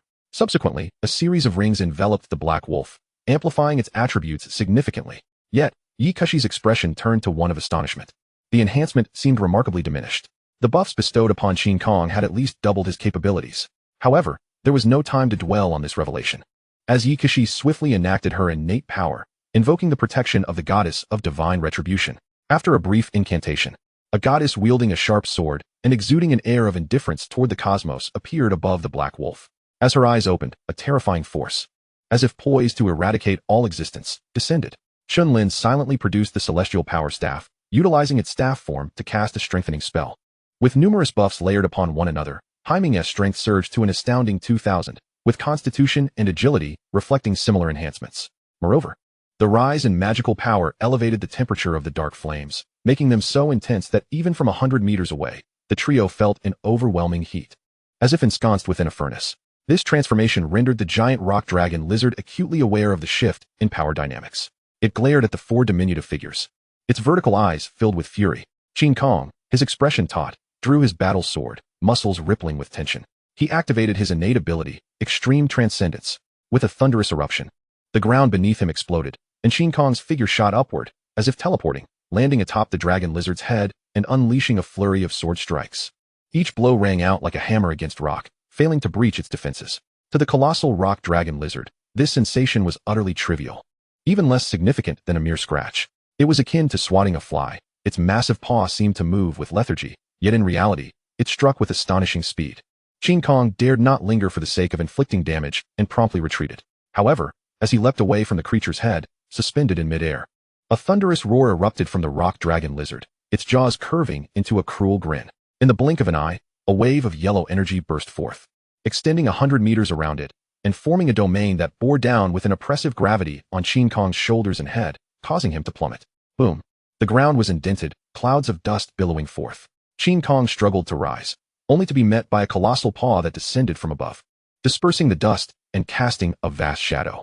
Witnessing this scene, Yi Kashi's expression changed dramatically as she employed every defensive measure at her disposal, disregarding the toll on her mana. Yet, the barriers that rose were as fragile as paper, shattering within seconds. A flicker of despair coursed through Chen Kong, but he clenched his teeth, ignoring the pain of flesh tearing, and summoned all his strength in a desperate bid to escape the encroaching doom. Just as the massive paw was about to crush him, a dark figure surged forth, its terrifying momentum toppling the rock dragon lizard.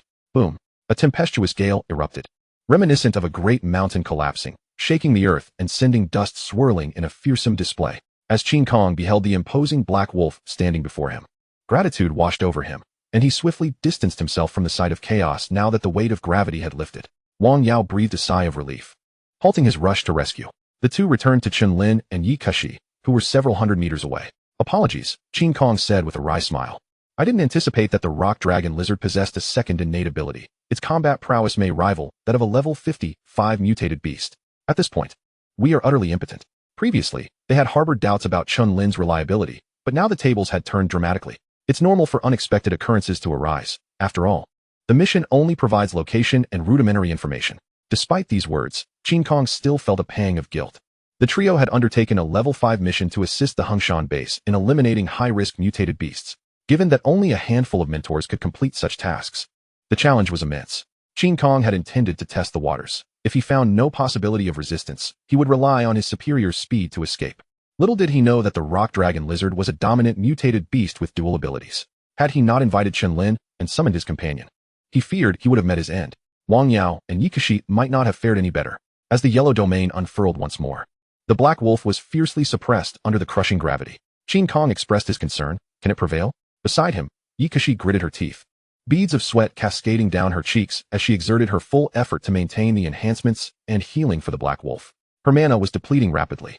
If it comes to that, we should withdraw together. Let us abandon this mission. Chen Lin's expression remained impassive. You must retreat a kilometer. The Black Wolf is about to unleash its full power. The trio was momentarily stunned. Is that not its full strength? After a brief pause, they nodded in agreement and hastily fled. Half a minute later, as they stood a kilometer away and glanced back, a ferocious roar shattered the silence. Boom.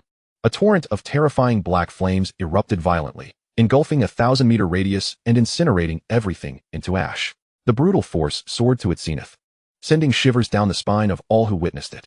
Beneath the terrifying sea of black flames, the earth cracked and dried, fissures spreading as vegetation withered.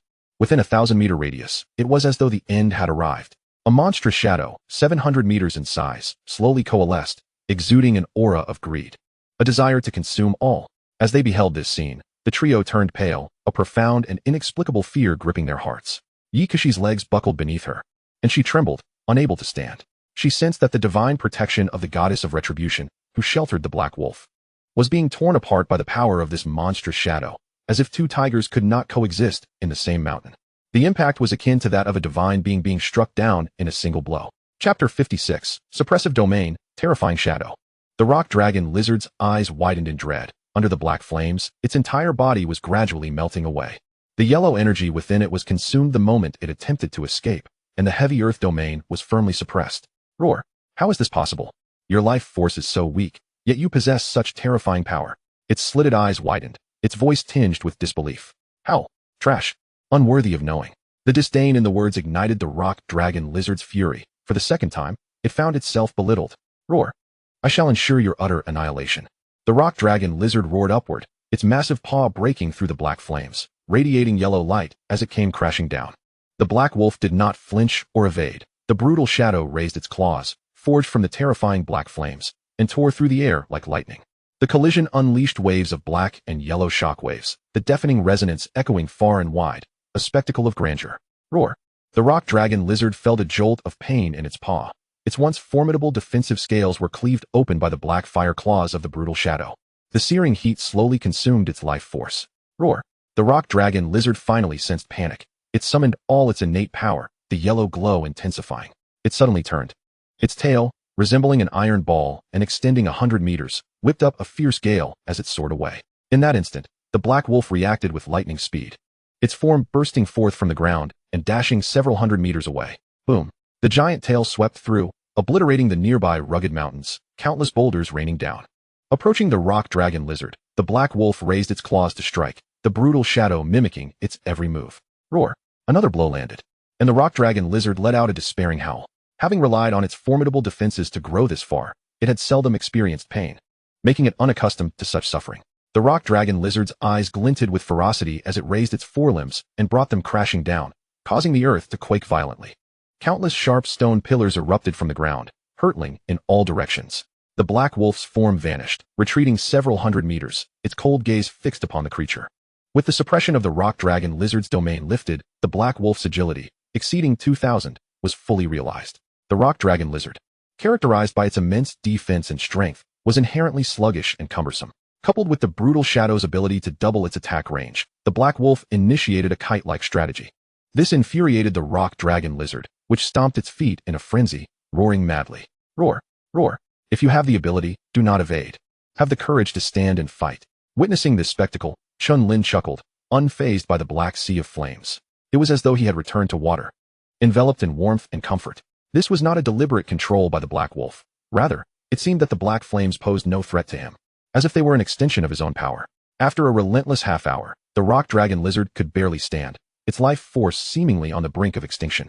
Fear evident in its eyes. It did not wish to die. It yearned to evolve to the next level of existence. Roar. Do not kill me. I am willing to submit. Upon hearing this plea, the Black Wolf remained unmoved, its eyes reflecting only the insatiable greed to consume the rock dragon lizard entirely. How? You shall serve as nourishment for my evolution. You are of greater value. The black flames surged, clinging to the rock dragon lizard, incessantly burning as the Black Wolf's gaze turned cold. With a fearsome swipe of its claws, it delivered the final blow. Roar. No. Witnessing the approach of death, the rock dragon lizard roared in defiance, but as the claws tore through it, it could no longer support its massive form, collapsing to the ground. The inky flames surged violently, as if silently exulting in the demise of their victim. After a considerable time, the colossal rock dragon lizard was devoured entirely, leaving nothing but a cloud of dust in its wake. The obsidian inferno was retracted by Haiming, who swiftly diminished in size, a wave of exhaustion washing over its form. Yet, its aura remained undiminished, more terrifying than ever, resembling a malevolent beast. The three observers in the distance felt a twinge of fear. Chen Lin summoned the silver disc, which promptly flew to his finger, transforming into armor that enveloped his entire being. Although he could entirely disregard the flames, his clothing was not as fortunate, reduced to cinders. In the sky, a new drone, urged by Yang Xiao, swiftly approached. Upon witnessing the desolate, withered landscape, trees shriveled, mountains crumbled, everyone in the command center was left astounded. Yang Xiao's gaze immediately fixed upon the towering black wolf. The once formidable rock dragon lizard had vanished without a trace. The outcome was evident. How many more surprises will this creature bestow upon me? Yang Xiao inhaled sharply, his tone laden with awe. The initial leap across two major transitions had already marked the limit for humanity since the inception of the self-revolution epic.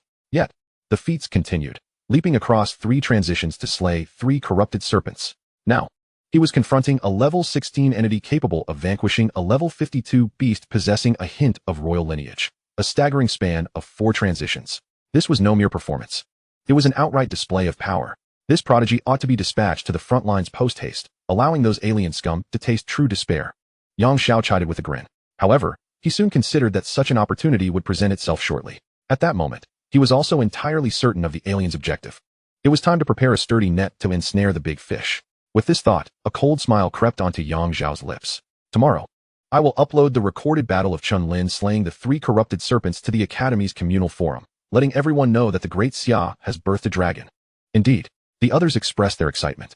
Only the female officer appeared somewhat apprehensive, questioning the prudence of such actions in the current volatile environment. On the screen, Qin Kong and the others approached Chen Lin, with Ikashi gazing at him in admiration, her eyes sparkling with light. Chen Lin, your summoned creature is truly terrifying. Wang Yao and Qin Kong nodded in agreement. While others claim it is I who lead you, they fail to grasp that it is, in fact, you guiding me. This time, neither Wang Yao nor Qin Kong contributed significantly. They decided to share their rewards with Chen Lin and Kashi. Upon hearing this, Wang Yao had no objections, as he had merely coasted through the entire encounter. Chen Lin shook his head, suggesting they adhere to their original agreement. Qin Kong was somewhat surprised, not expecting him to be so gracious. However, feeling undeserving of any reward for his lack of effort, he scratched his head and insisted, Chen Lin, this is rightfully yours. Do not be modest. Thus, the two engaged in mutual insistence for several minutes. Finally, Chen Lin, feeling exasperated, proposed. How about this? I still wish to hunt more level 50 mutated beasts. Will you lend me a hand? After devouring the colossal rock dragon lizard and its life crystal, Haiming's form expanded by 2 meters. Most importantly, its evolution value surged by a remarkable 150 points, tenfold that of a level 40 mutated beast. With this, should they slay 10 more, another evolution might be within reach. This was exponentially faster than pursuing level 40 beasts. Chapter 57. A full evolution value. Qin Kong's eyes brightened, and he readily agreed. Initially, they had taken on the level 5 transition task partly to exert more effort in quelling the mutated beast crisis. Naturally, upon hearing that Chen Lin desired to hunt further, they could not refuse.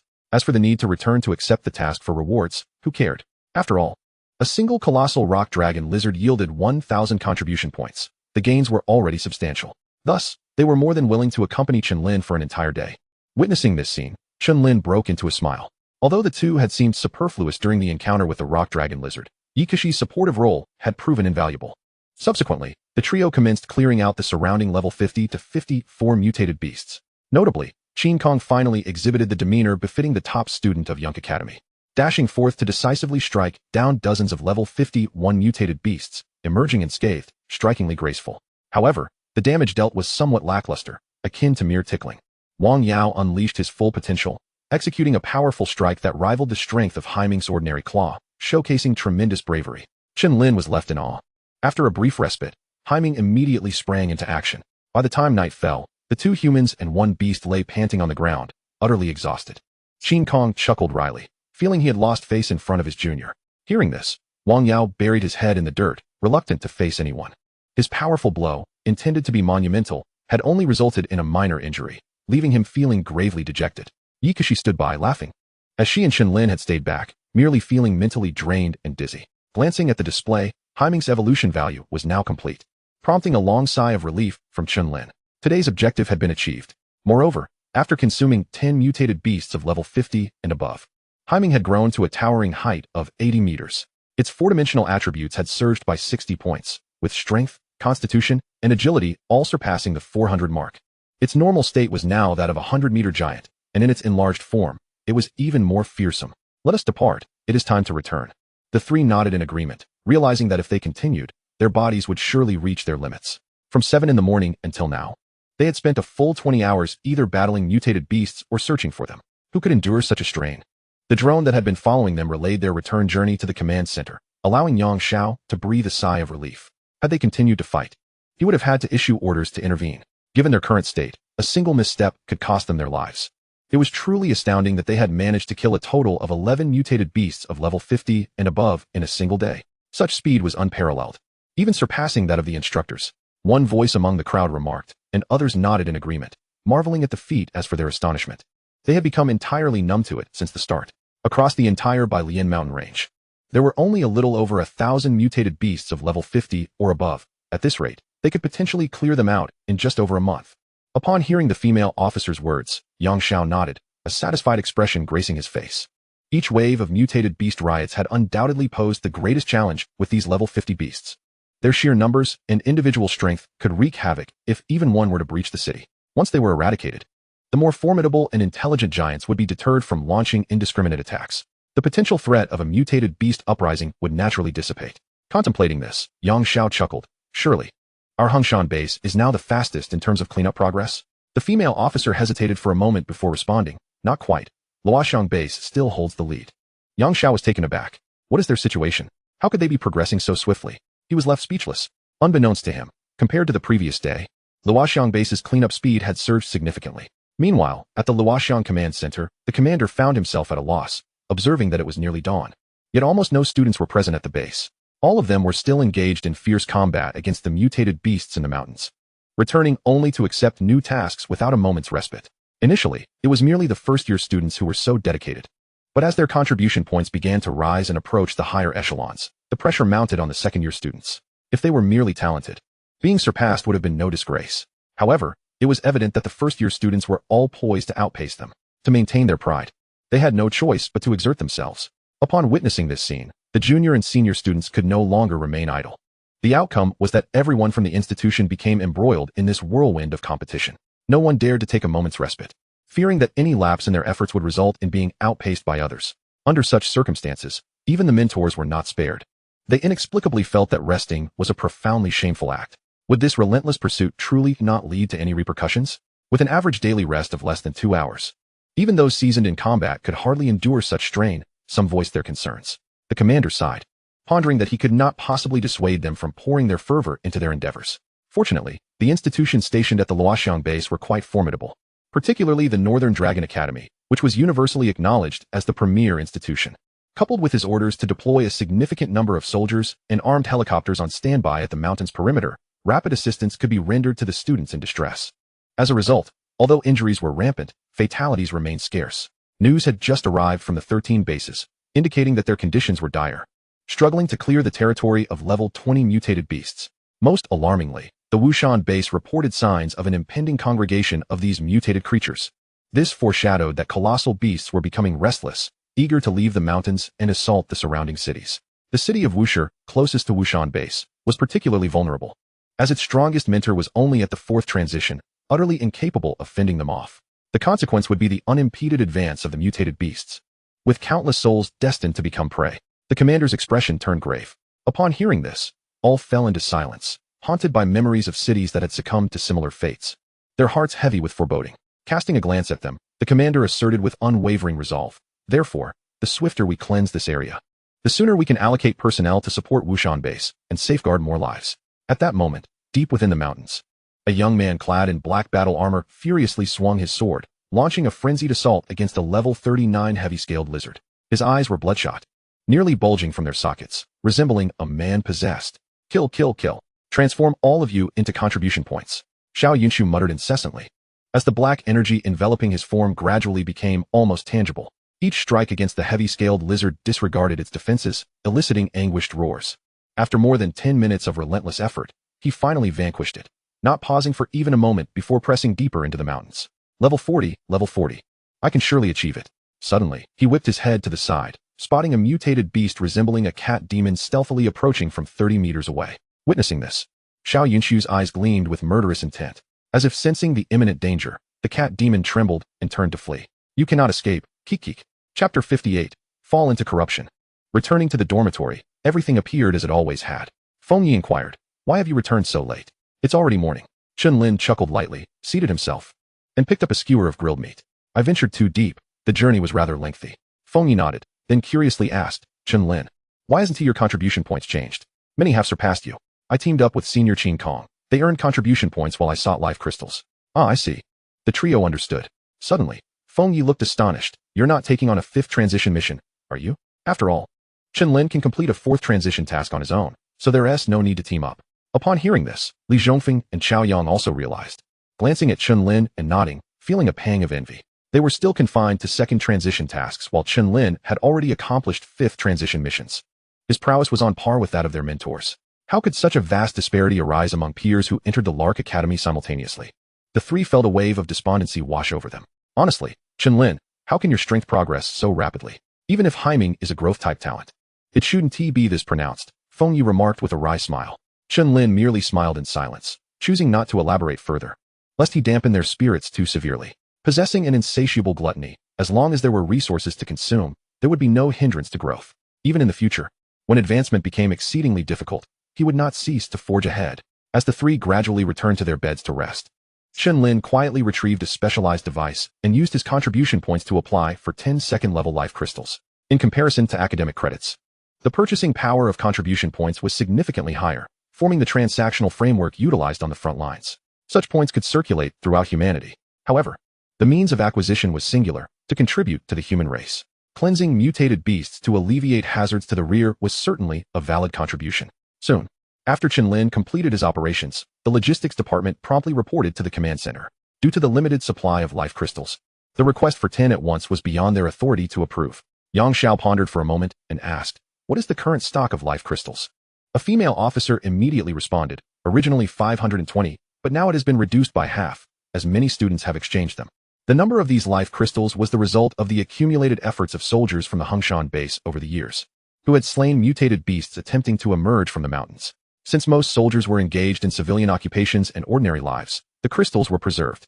Now, they served as one of the exchange resources, offering all fighting students a choice. Grant them to him. Should he wish to exchange again, it will be the same. Yang Xiao nodded in approval. With significant potential, and having observed his commendable character through drone surveillance over the past 2 days, Chen Lin was already a focus of attention. Moreover, he possessed preferential resource allocation rights. Thus, anything he required would be prioritized by the military, including the direct exchange of rare treasures. Understood. The female officer smiled, pleased to deliver the life crystals procured by the soldiers of Hongshan base to Chen Lin. After approximately 10 minutes, a soldier clad in combat gear knocked on the dormitory door, presenting a 1-meter-tall white safe into Chen Lin's hands. Thank you, Chen Lin said politely. The soldier nodded and promptly departed, seemingly preoccupied with other matters. Once inside, Chen Lin pondered for a moment before entering his student ID. Instantly, the safe emitted a scanning beam, followed by a voice announcing, student identity verification complete. With a click, the safe opened automatically, revealing 10 neatly arranged life crystals, each the size of a thumb. Without hesitation, Chen Lin grasped all of them and silently murmured the command to absorb. In an instant, all the life crystals exploded, transforming into a shimmering stream of red fragments that gradually integrated into his body. Soon, his level surged rapidly, reaching level 20. Life crystals provided an immense amount of experience, far exceeding the speed of slaying thousands of monsters in dungeons. Gazing at the prompt on his personal panel regarding the second transition, Chen Lin had no intention of sleeping. He clicked it directly. His figure instantly vanished from the dormitory. When his vision restored, Chen Lin found himself standing on a vast plain. A gentle breeze brushed against him, bringing a refreshing chill. In front of him appeared a transparent frame. Coordinate number 00996. This is a world invaded by the corrupted species. They enslave all and continue to proliferate. Mission: eliminate the corrupted. Current participants: 1. Time limit: 23:59:59. Reminder: unable to return to Blue Star voluntarily. After reading this, Chen Lin furrowed his brow. He had encountered information about the corrupted in the high school library. They were one of the alien civilizations attacking humanity. These fiends are not only invading Blue Star, but also possessed the audacity to encroach upon other realms. Just how vast is their population? Contemplating this, Chen Lin inhaled deeply, his gaze heavy with gravity. Silently, he advanced forward until he arrived at the edge of a precipice. Upon discerning the scene below, Chen Lin's countenance froze in shock. Beside an expansive plantation, a horde of towering, 2-meter-tall entities with gray skin and horns protruding from their heads loomed like humanoid abominations. Their eyes glinted with mockery as they fixated on countless emaciated, expressionless humans, urging them to hastily grasp bone spikes and nourish the small, black trees bearing crimson flesh. The people offered no resistance, mechanically raising the bone spikes toward an awaiting palm. Drops of blood fell steadily, staining the dark red soil with vibrant hues. Unbeknownst to him, Chen Lin's fists had clenched tightly, a surge of fury igniting within his chest. This was the first time since his memories awakened that he felt such a profound emotional upheaval, one he could not contain. A silver butterfly appeared, gently landing on his shoulder. As silver light flickered, armor enveloped his entire being. With a thunderous roar, the earth erupted as Chen Lin leaped from the 100-meter-high cliff. Chapter 59, Slaughter. The blood fruit will ripen in a few days. Once I consume it, I shall break through to the third ring and join the expeditionary forces. How I envy you, Bata. As two of the abominations conversed, a sudden thunderous sound erupted from behind, akin to a heavy object crashing to the ground. They turned in confusion, only to see a silver silhouette swiftly emerge from the swirling dust. In the blink of an eye, Chen Lin stood before the two abominations. His armored fists enveloped in a white shockwave as he struck decisively. Before Bata could react in terror, the punch connected squarely with its face. Crack! The bones of its nose shattered, leaving a deep imprint where the fist had landed, and the creature was sent hurtling backward like a cannonball, crashing through numerous small black trees. Boom! As it collided with the dark red earth, Bata felt its brain rattle, akin to being struck by a boulder weighing several tons. Had it not possessed a naturally robust physique, its head might have burst open. Witnessing this spectacle, the nearby companions' expressions shifted dramatically, their hands manifesting a viscous black energy that coalesced into spears, which they immediately thrust toward the sudden silver figure. Chen Lin did not dodge or evade. He seized the spear's tip and, with a powerful thrust, shattered it instantly. How is this possible? The eyes of the abomination reflected panic as it realized it could not match Chen Lin's strength. It swiftly turned to call for its kin. However, Chen Lin's reaction was swifter. He drew his battle knife and cleaved downward, bisecting its body. Gray blood splattered across his armor as Chen Lin's gaze remained cold and indifferent. At that moment, all the abominations finally comprehended the sudden disturbance, their terrifying eyes now filled with fury directed at him. Chen Lin, undaunted, watched as his battle knife morphed into a formidable trident over 3 meters long. With a sweeping motion, the sheer weight of the weapon sent shockwaves through the air. Dozens of abominations surrounded him, and the leader, Body, fixed a steely gaze on the silver figure, demanding, "Who are you? Why have you attacked without cause?"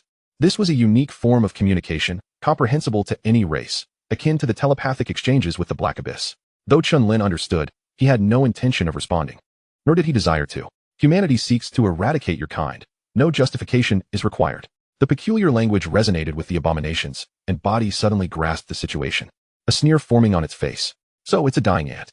Why do you dare to emerge from your hole?" Chen Lin's expression grew even colder as he advanced step by step toward the abominations, the trident's tip dragging along the ground. In a flash, he transformed into a blur, his speed reaching its zenith as he appeared 3 meters in front of Body. As the trident's deadly edge approached, Body's eyes widened in horror, and it swiftly raised its pre-formed shield to defend. Bang! Its body was sent flying, crashing against the cliff wall. This scene stunned all the abominations. With a cacophony of falling stones, Body extricated itself from the cliff face, its gaze now grave as it regarded Chen Lin. What immense strength! Its speed surpasses my own. When did such a warrior emerge from that wretched lot?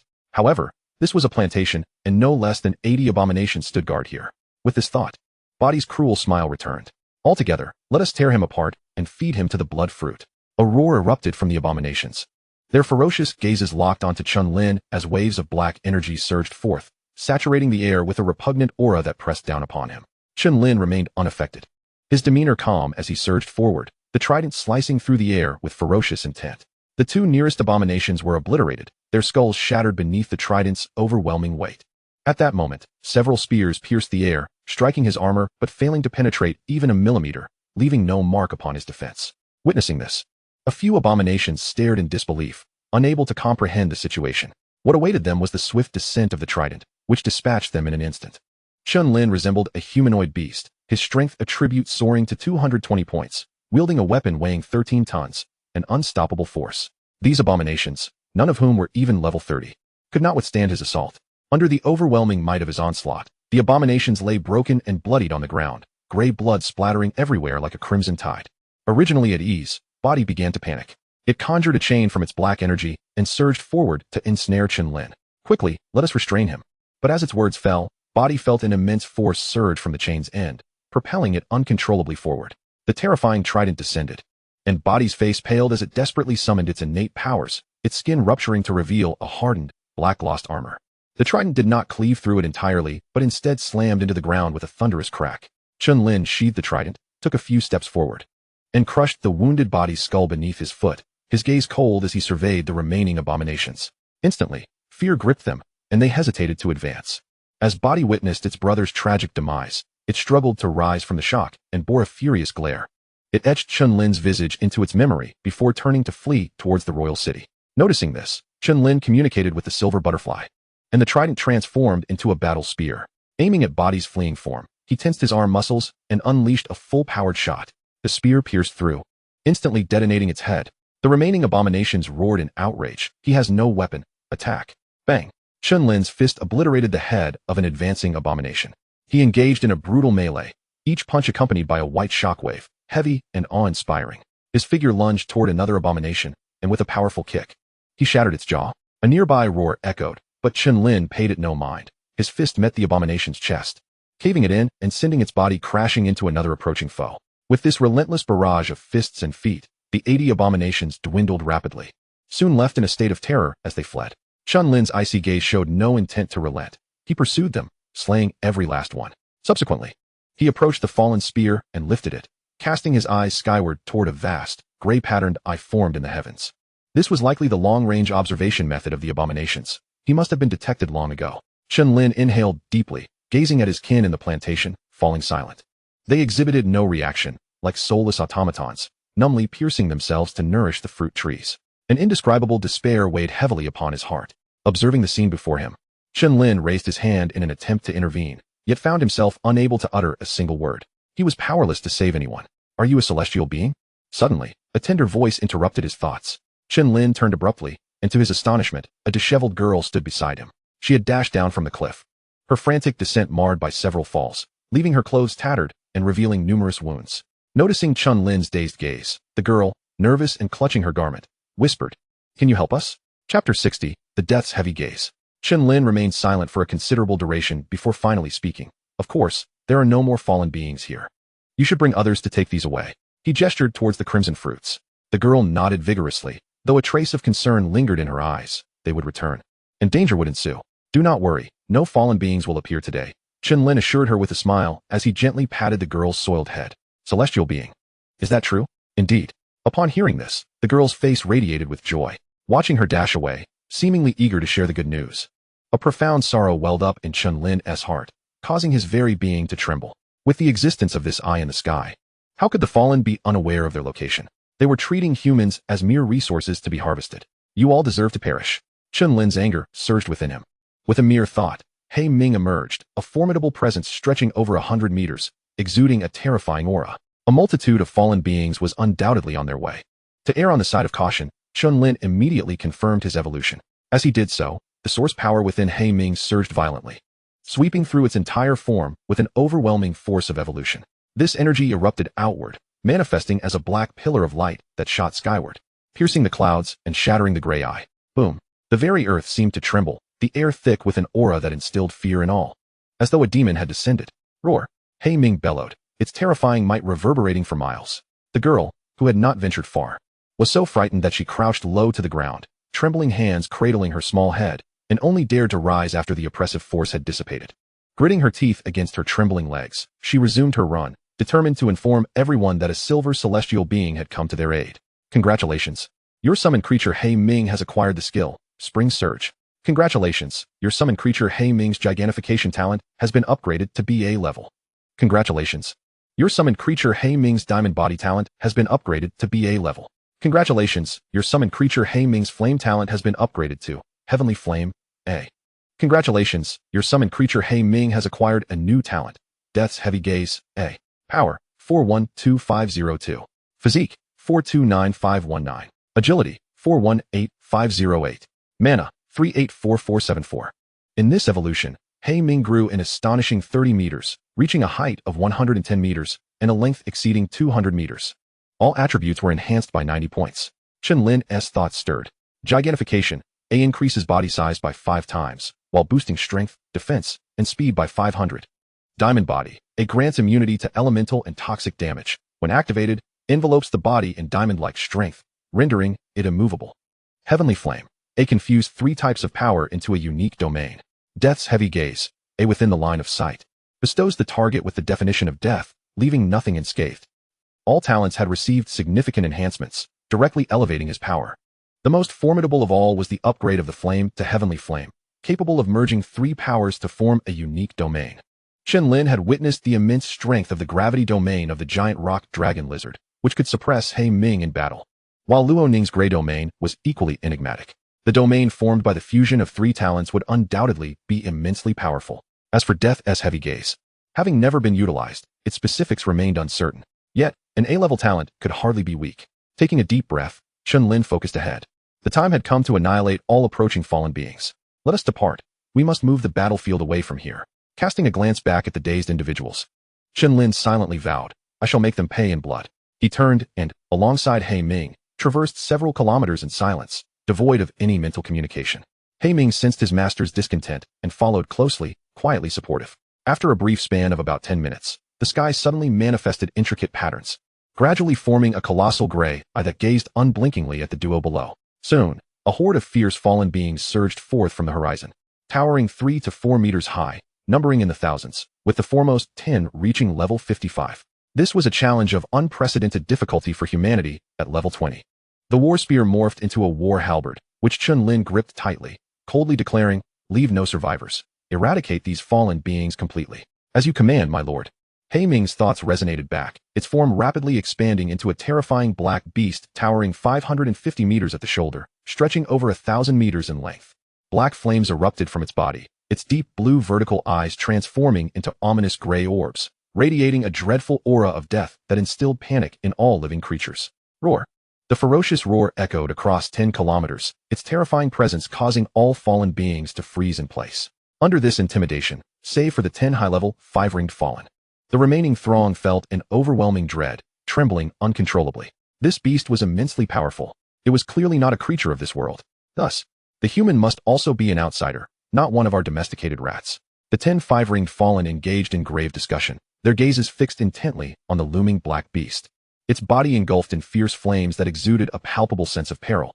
Even from several kilometers away, the oppressive heat was unmistakable. Under its towering frame, He Ming took a slow step forward, covering hundreds of meters in an instant, immediately alerting the 5-ringed fallen. Swiftly, it employed both the spring surge to draw energy from the air to restore its mana and its newfound abilities simultaneously. Boom! He Ming unleashed its power, causing the ground within a radius of hundreds of meters to fracture, sending countless stones flying. Its form appeared before the 10 5-ringed fallen. The gray gaze coldly fixed upon them as it raised its colossal claws to strike. A vast shadow enveloped them, prompting the 5-ringed fallen to dash away to evade the strike. However, the other fallen on the ground were far less fortunate, reduced to mere pulp beneath that terrifying claw, instantly consumed by the black flames. Witnessing this, the leader, Reales, immediately commanded, do not focus on the monster. Kill that human. Chapter 61, The Terrifying Intent of Death. As all the fallen beings surged past, He Ming's heavy gaze remained unyielding, its forepaw crashing down, fracturing the earth for hundreds of meters, sending shockwaves rippling outward with a fearsome intensity. With a roar, its black flames erupted, consuming everything in their path. Howl! Countless fallen beings were instantly overwhelmed by terror, not only suffering from the searing pain, but also feeling their very lives being swiftly stripped away, their wails echoing throughout. In mere seconds, the weak fallen were reduced to ashes. Curse it! What manner of power is this that can directly incinerate my life essence? How utterly bizarre. Reales was taken aback. This was entirely different from mere injury. Life essence represented longevity, and once lost, it could not be restored without rare treasures. Act quickly. If we delay, even if we manage to win, we won't have much time left. 9 5-ringed fallen beings nodded in unison, immediately conjuring an array of weapons, all channeling their innate powers to unleash their most formidable attacks. Yet, as their strikes collided with the entity known as the Black Abyss, a radiant golden light emerged, exuding an aura of unyielding strength. Every assault was effortlessly repelled. How could its defenses be so formidable? Reales ground its teeth in frustration. At that moment, A colossal hand descended upon them, akin to an entire mountain crashing down, accompanied by a thunderous roar. Witnessing this scene, Reali's back erupted with black bony wings, shooting forth like a sharp arrow, resolutely fleeing into the distance. However, an overwhelming sense of dread suddenly inundated its mind, as a pair of merciless, death-laden eyes, radiating a terrifying aura, materialized from the void, fixating upon it. Time seemed to freeze for Reali's in that instant. Under the influence of the deathly gaze, the intimidation intensified, acquiring a new effect. The massive hand struck down with ferocity, rendering Reali's utterly immobile, cold sweat cascading from its forehead. This was a dominion of control. Without any means of mental resistance, it was utterly unable to extricate itself. Boom. The earth crumbled instantaneously, akin to a dragon thrashing within its lair. Clouds of dust billowing forth, creating a scene of catastrophic grandeur. Observing the black, giant wolf, akin to a calamity unleashed upon the world, the 9 fallen beings swallowed nervously, their eyes reflecting palpable fear. This beast was terrifying, monstrous beyond compare. We are utterly incapable of confronting it. We must flee. Upon hearing this, the other 8 fallen beings nodded in agreement, swiftly unfurling their black bony wings and desperately soaring towards the royal city. None wished to be the last left behind. The black abyss completely devoured Reali's beneath its palm, raising its heavy gaze to coldly regard the fallen beings, who appeared as insignificant as flies. Casually locking onto one before instantly appearing behind it, claws shimmering with dark light, ready to rend. Witnessing this, the remaining 8 five-ringed fallen beings were struck with dread, wishing they could sprout an additional pair of bony wings. Scatter. They immediately dispersed, each soaring in a different direction. The black abyss arbitrarily selected a fallen being to pursue, swiftly cornering it and tearing it apart with its claws. Following this, a wave of deathly intent surged from its gaze, instilling terror in the hearts of the fallen. The horrifying essence of death transformed the vicinity of one fallen being into a gray wasteland, grinding its very existence away like a millstone, causing it to plummet to the ground. The black abyss repeated this process, employing its deathly gaze once more. However, after 2 uses, a sharp pain pierced its eyes. Blood streamed forth, staining its vision, and a flicker of deathly intent began to rise within it. Should it persist in exerting this power, the accumulating deathly essence would eventually reach a critical point, resulting in a backlash that it might not withstand, leading to its own annihilation. With this thought, the black abyss relinquished its efforts, shattering the ground beneath it with a resounding crash, transforming into a fleeting shadow as it began its methodical hunt. Simultaneously, hundreds of fallen beings approached from both flanks, their roars echoing as they charged towards Chen Lin upon witnessing the dissipating sea of black flames. Chen Lin remained emotionless, his figure darting forth as his war spear swept through the ranks. Each fallen being exploded under the unparalleled might of his spear, their corporeal forms disintegrating. The ground soon lay strewn with indistinguishable corpses, limbs intertwined in a grotesque amalgamation. After a considerable time, only Chen Lin remained standing upon the plain. Surrounding him for 100 meters was a gruesome tableau of gray blood and dismembered bodies, the stench of carnage rising to the heavens, painting a scene reminiscent of hell. Meanwhile, in a nearby plantation, when dozens of individuals arrived, they were taken aback by the sight of fallen bodies strewn across the ground. A girl scanned her surroundings for a considerable time, yet failed to locate the silver figure, prompting her to dash towards the plantation's exit. The leading man, observing this, promptly commanded that everyone return to the base, collect the blood fruits, and obliterate this place. Upon concluding his orders, he hurried after the girl. An hour later, upon reaching the plain of corpses, the man's expression turned to one of shock. Countless fallen beings lay lifeless, their remains a chaotic blend, the scent of blood overwhelming. Standing there felt akin to being in the depths of hell. Further afield, the earth lay in ruins, crumbling and fractured, devoid of any grass. What could have caused such devastation? Just from this scene, he could envision the terror of the battle that had unfolded. Could it truly be that a powerful figure of our human race had descended?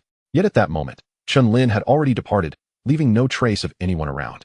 Several dozen kilometers away, standing atop the black abyss, Chen Lin surveyed the far reaches of the plain, swiftly advancing in the direction the fallen had come from. He was determined to locate their dwelling and eradicate them completely. Sensing the deathly essence entwined around the black abyss, Chen Lin established a mental connection. Are you unharmed? There should be no issues in the short term, my lord. Hearing the response, Chen Lin nodded, refocusing his gaze ahead, having consumed a substantial number of fallen beings. The black abyss had grown an additional 5 meters in size. The energy required for this growth was evidently significant. Moreover, its evolution value had only increased by a mere 100 points, still far from the 5,000 required for completion. The threshold for evolution had become nearly tenfold more challenging. With all its talents reaching the S-rank category, it was clear that this was a formidable barrier. Without dedicating numerous days to the effort, evolution would likely remain unattainable. As his thoughts wandered, a colossal city began to materialize clearly within his line of sight. Chen Lin narrowed his eyes, his gaze sharpening.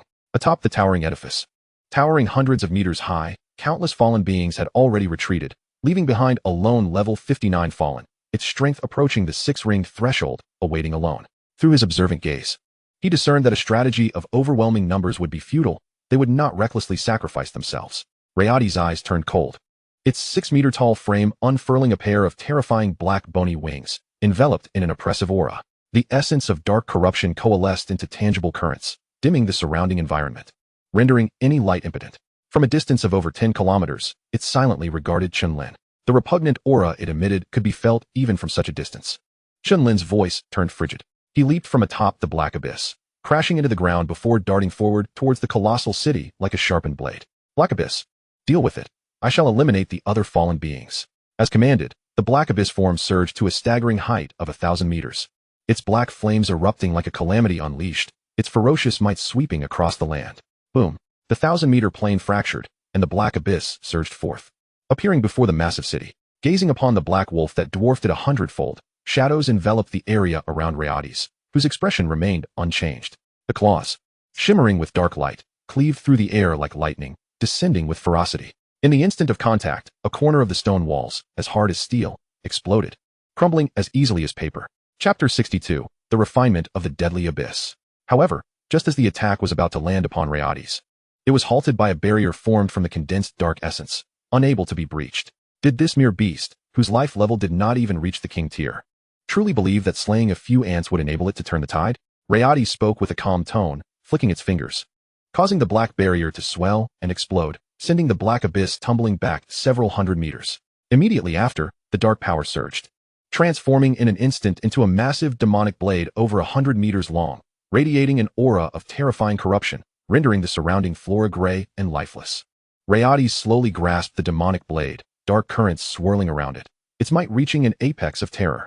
I am the son of the demon king of the true fallen race, not one of those worthless beings. Prepare to meet your demise. Rayadi swung down fiercely, the massive blade cleaving towards the black abyss. A golden light shimmered forth, yet it could barely withstand for a few seconds before revealing cracks under the overwhelming burden. The unyielding essence being eroded by the aura of corruption, on the verge of shattering. The black abyss roared, its palms seizing the demonic blade, and in that moment, the golden light shattered as well. It braced itself against the attack with its formidable physique, surpassing 2,500 in attributes. Boom. The ground around them collapsed several meters, and before them, the demonic blade carved out an unfathomably deep chasm. Countless streams of dark golden blood flowed from its head and palms. With a single blow, it inflicted considerable damage upon the black abyss. Lyaetis' expression remained impassive. Indeed, one who could withstand my strike and survive is worthy of becoming my steed. I am aware of your binding contract with that human, which prevents you from harming him. Now, I offer you a chance to atone for the sin of slaying my thousands of kin. All I ask is that you do not interfere while I eliminate that human. What say you? Upon hearing this, the eyes of the black abyss ignited with unprecedented fury as it glared fiercely at Lyaetis. A ferocious roar echoed through the heavens, and its body erupted in dark flames, expanding within moments to encompass thousands of meters, engulfing everything in a blazing inferno.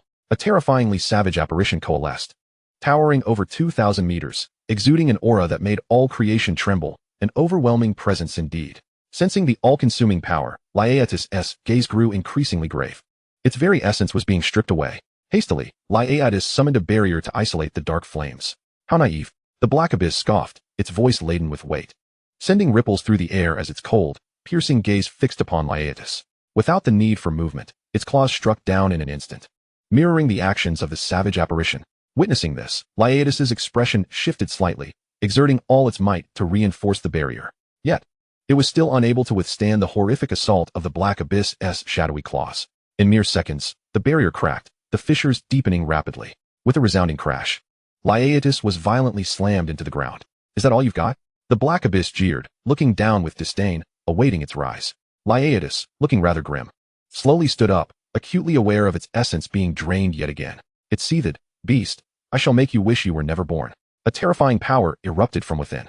However, it could barely expand 10 meters before it was halted, leaving Lyaetis in bewilderment. What was happening?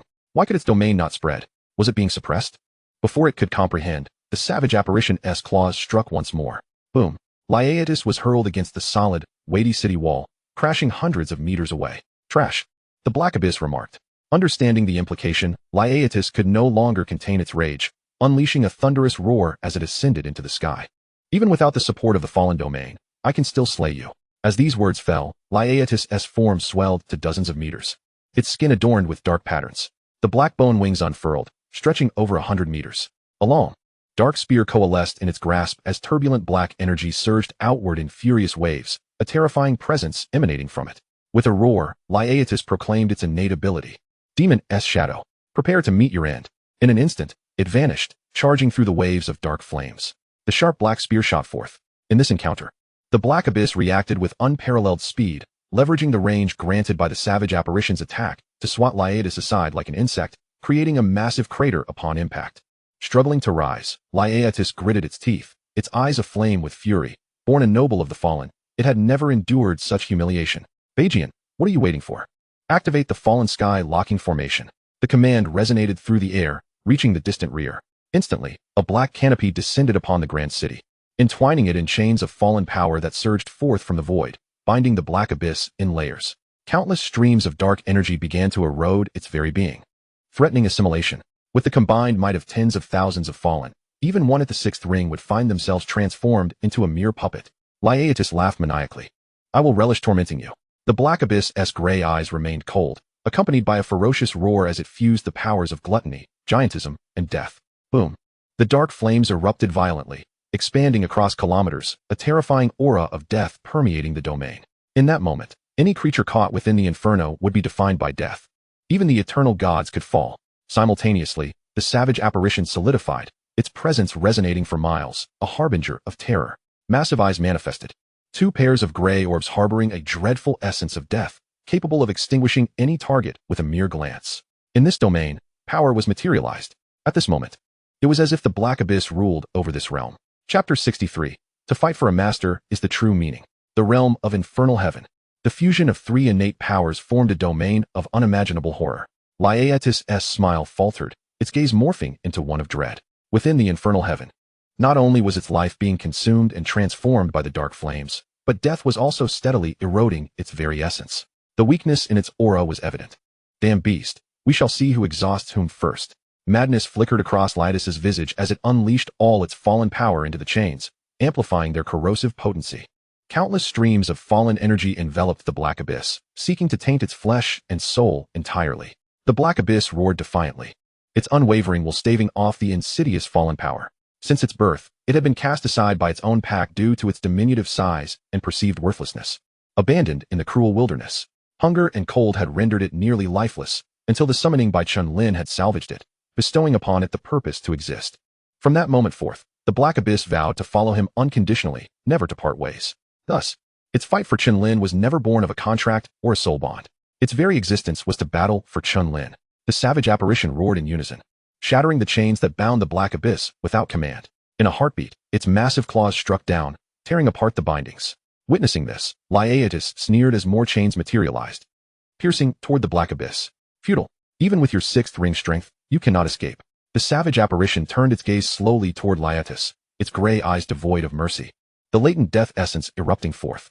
In an instant, Lyaetus felt an overwhelming sense of danger, its surroundings transformed to gray. Under the weight of such power, its life was rapidly eroded down to a fraction, teetering on the brink of demise. At that moment, a surge of black energy erupted from within Lyaetus, emanating an aura capable of causing all to fall, directly shattering the death essence. Lyaetus' expression darkened. The protective power left by its father had dissipated. Panic surged within, compelling it to flee. If it lingered any longer, it would indeed be consumed by the dark flames and the pervasive death essence swirling within the domain. Meanwhile, Chen Lin's figure had arrived at the expansive palace square behind the grand city, hurling his war spear over several hundred meters. The silver light pierced through the air, aimed at the throngs of fallen. Observing this, Bajin stepped forward, manifesting a colossal black blade to intercept the war spear. The tremendous force knocked him back several meters. At that moment, Chen Lin closed the distance, delivering a powerful punch to the spear's end. In an instant, it pierced through, shattering the heart of this level 35 fallen. Gray blood exploding forth. Chen Lin's gaze remained calm as the war spear transformed, morphing into a war halberd sweeping across all directions. Under the fierce glare of the spear's light, several nearby corrupted beings exploded, scattering flesh and blood in every direction. This terrifying spectacle startled countless other corrupted entities, causing them to hesitate in their attempts to maintain their fallen powers and retreat hastily. Consequently, the dark chains binding Black Ming shattered in an instant, and the obsidian sky fragmented and vanished. Instead of retreating, Chen Lin advanced, his foot crashing down with a thunderous sound, as he plunged into the midst of countless corrupted beings.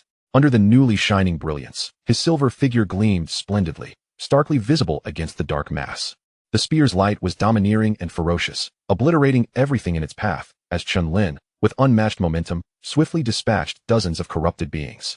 With a roar, a multitude of black spikes surged toward him from the side. Without a glance, Chen Lin allowed the spikes to descend, his sturdy armor proving impervious to their assault, blocking them entirely.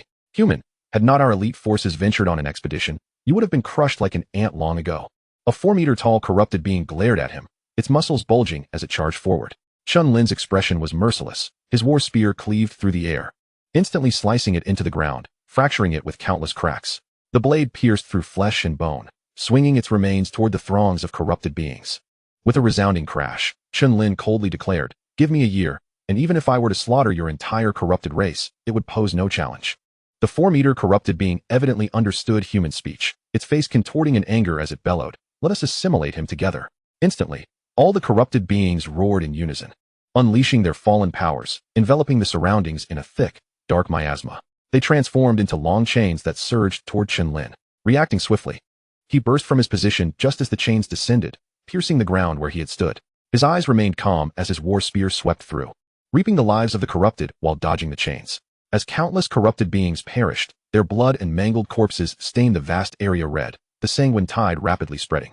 Chen Lin's silver armor had turned a grim shade of gray, his entire being enveloped in an aura of slaughter, as though he were the true embodiment of a demon.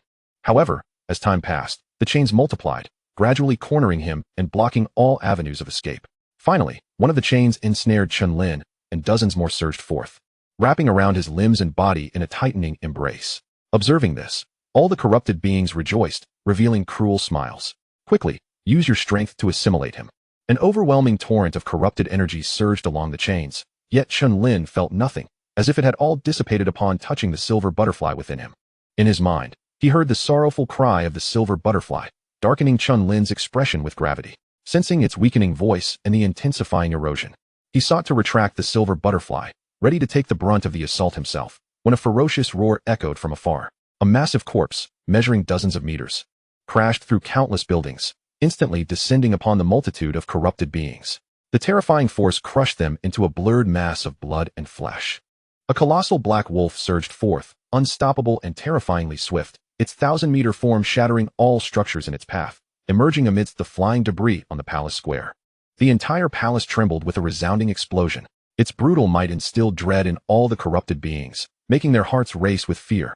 Gazing at the massive corpse, they swallowed hard, disbelief etched on their faces. "How could this be? Lord Riathus is dead?" one corrupted being exclaimed. Instantly, terror spread among them. Black Ming, realizing its master was entangled in countless chains, was overcome with rage as it glared at all the corrupted beings. Under its intimidation, none could escape. In an instant, dark flames erupted, engulfing them and incinerating them to ashes. Chapter 64, A Hope for Rescue. All chains shattered beneath its claws, and Chen Lin breathed a sigh of relief, communicating with the silver butterfly and receiving its assurance that it was unharmed. He then turned his gaze toward Black Ming, which was ensnared in death's aura, frowning with concern. He could not allow it to use the Eye of Death again, for the backlash would be beyond what Black Ming could endure. Sensing Chen Lin's anxiety, Black Ming assured him, "2 more uses should pose no problem, master." With a resigned touch, Chen Lin pondered, "What if?" He then inquired, "Is there a way to dispel this death aura? With the passage of time, it will dissipate on its own." Nodding at this, Chen Lin began to scour the entire palace, ensuring not a single corrupted being remained. This place spanned thousands of meters, adorned with many uniquely styled buildings, all crafted from materials he had never encountered before. After an hour of searching, Chen Lin found not a single valuable treasure. It appeared they had all been utilized. Arriving at the final palace, he observed a door resembling jade, measuring over 10 meters wide and towering several dozen meters high. Chen Lin placed his hands upon it and exerted force, causing the door to rumble loudly as it swung inward. Once sufficient space was cleared for entry, he paused and stepped inside. Black Ming, too large to fit even without its giant form, would destroy the entire palace without hesitation should Chen Lin find himself in peril. Inside was incredibly spacious, with towering pillars standing sentinel, and the central floor was inscribed with an enormous array, exuding an aura of profound mystery. In simple terms, Chen Lin comprehended nothing. Suddenly, his gaze caught sight of a corrupted being in a ceremonial robe, cowering behind a massive pillar, trembling with fear. As Chen Lin approached with his war spear, the piercing sound sent the priestly corrupted being into a state of panic, trembling even more violently. Upon realizing that the silver figure was indeed approaching, the priestly corrupted being collapsed to the ground, stammering, Please don't kill me." Chen Lin's expression remained impassive. "You invade worlds at will, slaughtering my kind, and now you know fear?" Observing the war spear rise, the priestly corrupted being hastily pleaded in human tongue, "I haven tea. I was born here, never having ventured to another world, nor have I killed any of your kind." Chen Lin, using a probing technique, assessed its level of 30. His gaze fierce as he pressed a foot upon its head. "Your kin have not only slain countless humans, but have also bred them, using their blood to nurture heavenly materials. You possess this level. Dare you claim you have not feasted upon those fruits? Perhaps you have never slain a person here, but you have consumed their blood daily." Feeling the weight upon its head increase, the priestly corrupted being's face turned pale with fear. Those blood fruits were unique to this world, capable of growth merely through the absorption of blood, instantly enhancing one's power upon consumption. It had indeed partaken of many. Yet it did not perceive this as wrongdoing. The weak were meant to be enslaved, invading other worlds to bolster their race's foundation for survival. This was the doctrine it had been taught since its inception. You've caused such a ruckus. The other royal cities must be aware, and they will immediately send cross-border messages, summoning our race's stronger members back. By then, your death will be certain. But I can help you activate the world's teleportation array to leave. The priestly corrupted being spoke rapidly, fearing its head would be crushed at any moment. Hearing this, Chen Lin's eyes brightened. Perhaps he could save that girl and the others. With this thought, Chen Lin's war spear struck the ground beside the priestly corrupted being, causing the floor to shatter. This startled it greatly. How many can this world's teleportation array accommodate? 1,000 people, no problem, the priestly corrupted being quickly understood, realizing Chen Lin intended to save others. However, it did not dare to lie and answered truthfully. Chen Lin relaxed, lifting his foot and patting it with his spear. "Get up and follow me." The priestly corrupted being complied without hesitation, fearing to harbor any ulterior motives. After all, the gray eyes in the sky had always been under its control, making it acutely aware of how fearsome Chen Lin and that monstrous creature outside truly were. Once outside, Chen Lin seized it with one hand, placing it upon Black Ming's back, and communicated his intentions. Heimdall nodded slightly, casting a glance at the fallen priest. "If you dare to lay a finger on me, I shall end your existence without hesitation." It is said that once beastly creatures attain formidable strength, they inherently acquire the universal language of the heavens, a legacy ingrained within their bloodline. Upon grasping this, the fallen priest immediately recoiled, desperately lifting his body higher. Cautiously, he suggested, "If you intend to retrieve someone, you may utilize the aerial castle. It is sufficiently vast and swift. Allow me to guide you." Moments later, they arrived before a castle towering 1,000 meters high, and Heimdall leaped directly onto it. The entire structure trembled violently, but soon, countless gray patterns emerged, stabilizing the edifice. The fallen priest hurriedly urged Chen Lin to let him down, terrified of even brushing against Heimdall. Responding to his plea, Chen Lin showed no mercy, forcefully slamming him into the ground of the castle. After all, the life of a fallen priest was hardly fragile. Struggling to rise, the fallen priest bore no resentment and promptly initiated the flight of the aerial castle at top speed. 2 hours elapsed before the castle hovered above the plantation. Chen Lin leaped down, creating a small crater as he surveyed the surroundings, which appeared utterly deserted. At that moment, a filthy young girl emerged, trembling slightly, a celestial being. She had been waiting here, yearning for Chen Lin's return. Gazing at the castle in the sky, fear etched across her face, she inquired, "Celestial being, are we in danger?" Rest assured. Noticing the trepidation in her eyes, Chen Lin understood the misunderstanding and approached her, reassuringly patting her. The fallen priests had been eradicated. The girl visibly relaxed. Her curiosity piqued. "Celestial being, may I ascend to take a look?" "Certainly." Chen Lin communicated telepathically with Heimdall, and as the castle descended, he instructed, "Close your eyes for a moment." "Okay." The girl nodded obediently. Chen Lin removed his armor, gently lifting her onto the castle. The fallen priest immediately approached, eager to inquire if they were headed to the base of these individuals, a location he knew well. However, Chen Lin shot him a cold glance and warned, "Stay away. Do not reveal yourself." He had promised the girl that no fallen priest would appear today. Upon hearing this, the fallen priest fell silent, retreating into the castle to operate the flight controls.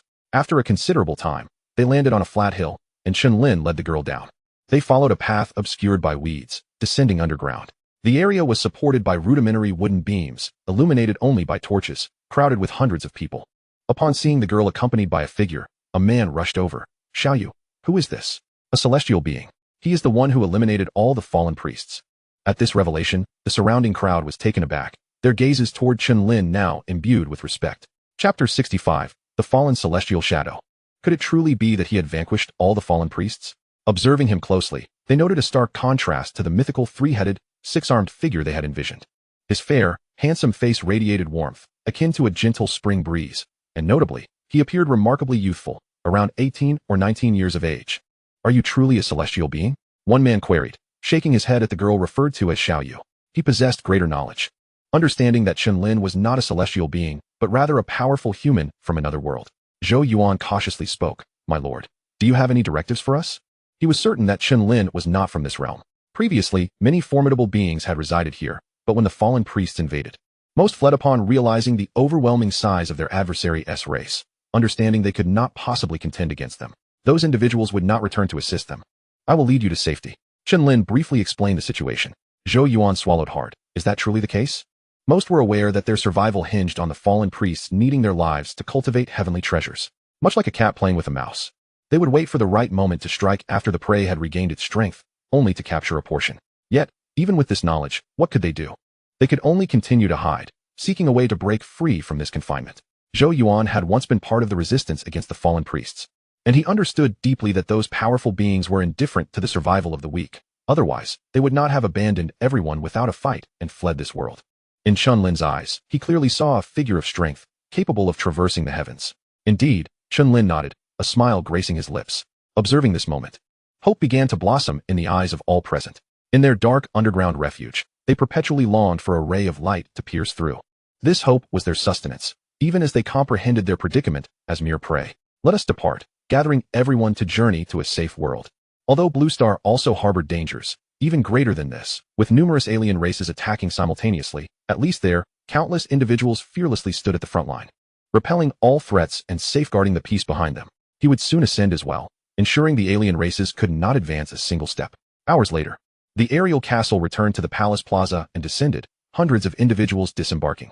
Even though Chen Lin had proclaimed the eradication of the fallen priests, their expressions remained laced with fear. Chen Lin gently covered Xiaoyu's eyes, allowing the fallen priest to emerge. Upon seeing it, the crowd instinctively stepped back, their faces filled with wariness. Unfazed by their reaction, the fallen priest hastily approached Chen Lin to lead the way. Upon reaching the rear palace, he instructed Heimdall to fully open the great doors, and everyone surged inside. Once they stood upon the central teleportation array, the fallen priest promptly activated it. The process was exceedingly simple. After all, the teleportation array had been constructed long ago, storing countless moments of energy, and he merely needed to initiate it. Now, it was essential to communicate with the teleportation array, locking in the coordinates and specific arrival location. Upon hearing this, Chen Lin closed his eyes and began the operation. He could not entrust this task to the fallen priest, for a mere misstep could lead to the demise of all present. Setting the coordinates to Blue Star, with the precise location being Fengyan City, the teleportation array would lock onto these details with impeccable accuracy. Location confirmed, initiating spatial passage, estimated time, 5,959 seconds. Boom. The entire palace trembled under the fearsome energy eruption, the sky tearing open with small fissures that gradually widened. Such a commotion was instantly detected by the gray-eyed overseers of the other royal cities. Damn it, that human has activated the teleportation array to escape. A 5-meter-tall fallen priest roared from atop the 100-meter city wall, furious. This was a precious opportunity they had expended countless resources to accumulate. Originally intended for transporting blood fruits to their kin in the expedition.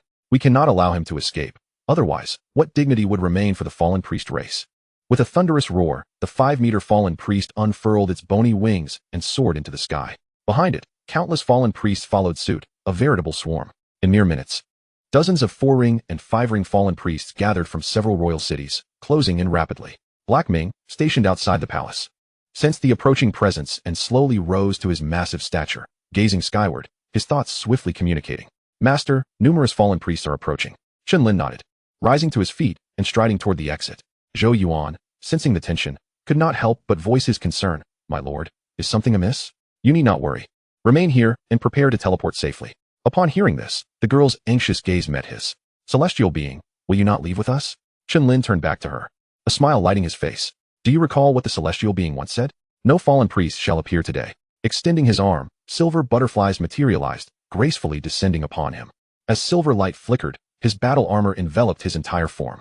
Upon exiting the palace and casting a glance at the fallen priest, Chen Lin spoke with an air of indifference. "Let us depart. I shall spare your life." The fallen priest, upon hearing these words, felt a surge of joy and promptly fled into the distance. However, a transparent sword of magic swiftly cleaved through its form from behind, shattering its spirit. "To grant you a painless death is the utmost kindness I can offer." The fallen had never spared a single human, nor would it ever show mercy to another fallen. With the palace doors firmly shut, Chen Lin dragged his war spear and the black wolf to the plaza, where a multitude of fallen descended from the heavens. Perching upon the structures above, "Are you not planning to flee?" Bakkum's dark eyes narrowed. Chen Lin met its gaze with a cold demeanor, replying, "I shall not leave until I have vanquished all of you." There were still 5 hours remaining until the completion of the ascension instance. Bakkum chuckled, its tone dripping with arrogance, seemingly unperturbed by the gravity of the situation.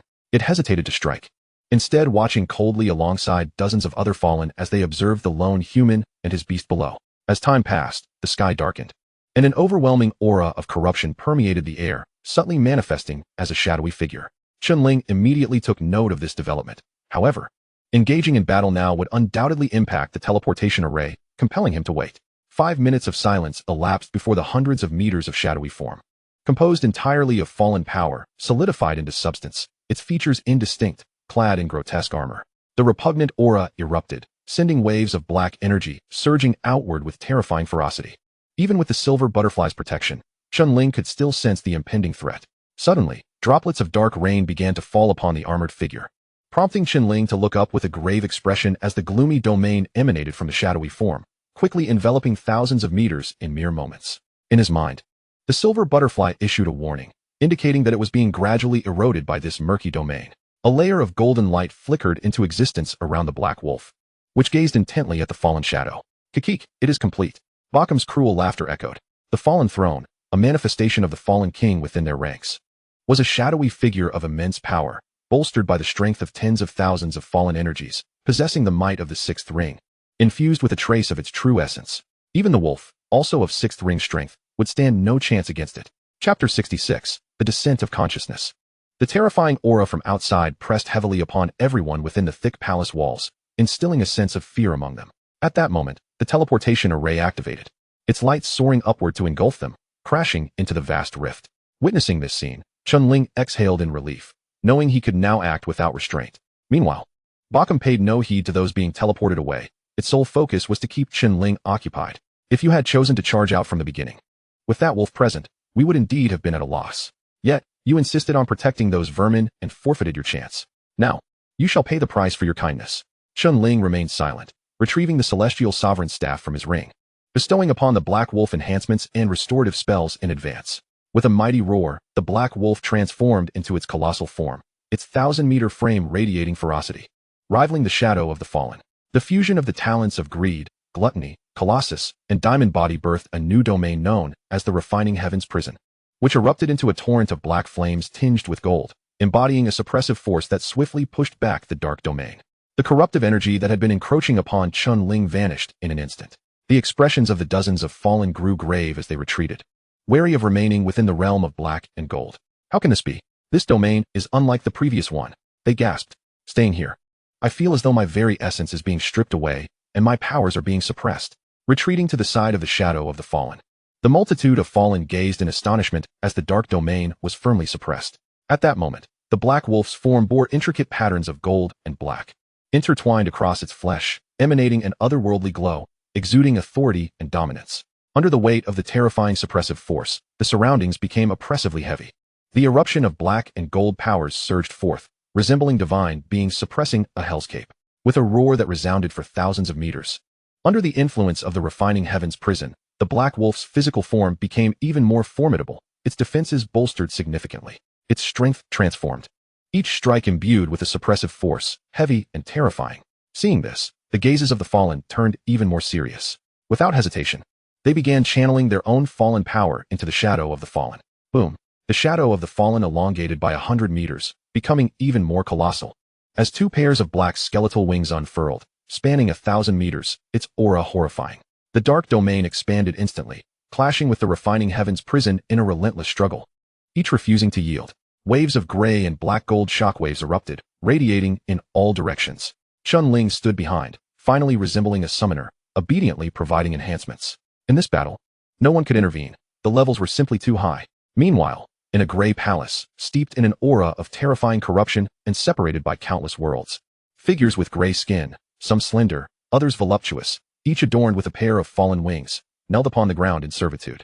Each bore a black marking on their foreheads, depicting a pair of expanded skeletal wings, signifying their transformation from beings of other races into fallen entities, bound to heed their master's will.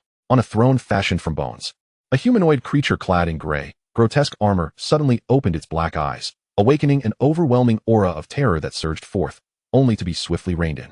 One of the fallen has invoked my power. It silently delved into the depths of its mind, seeking the past. Soon, following an ethereal connection, a fragment of consciousness descended upon the shadow of the fallen. Instantly, a gray light emanated from its eyes, imbuing it with awareness, no longer a mere lifeless entity.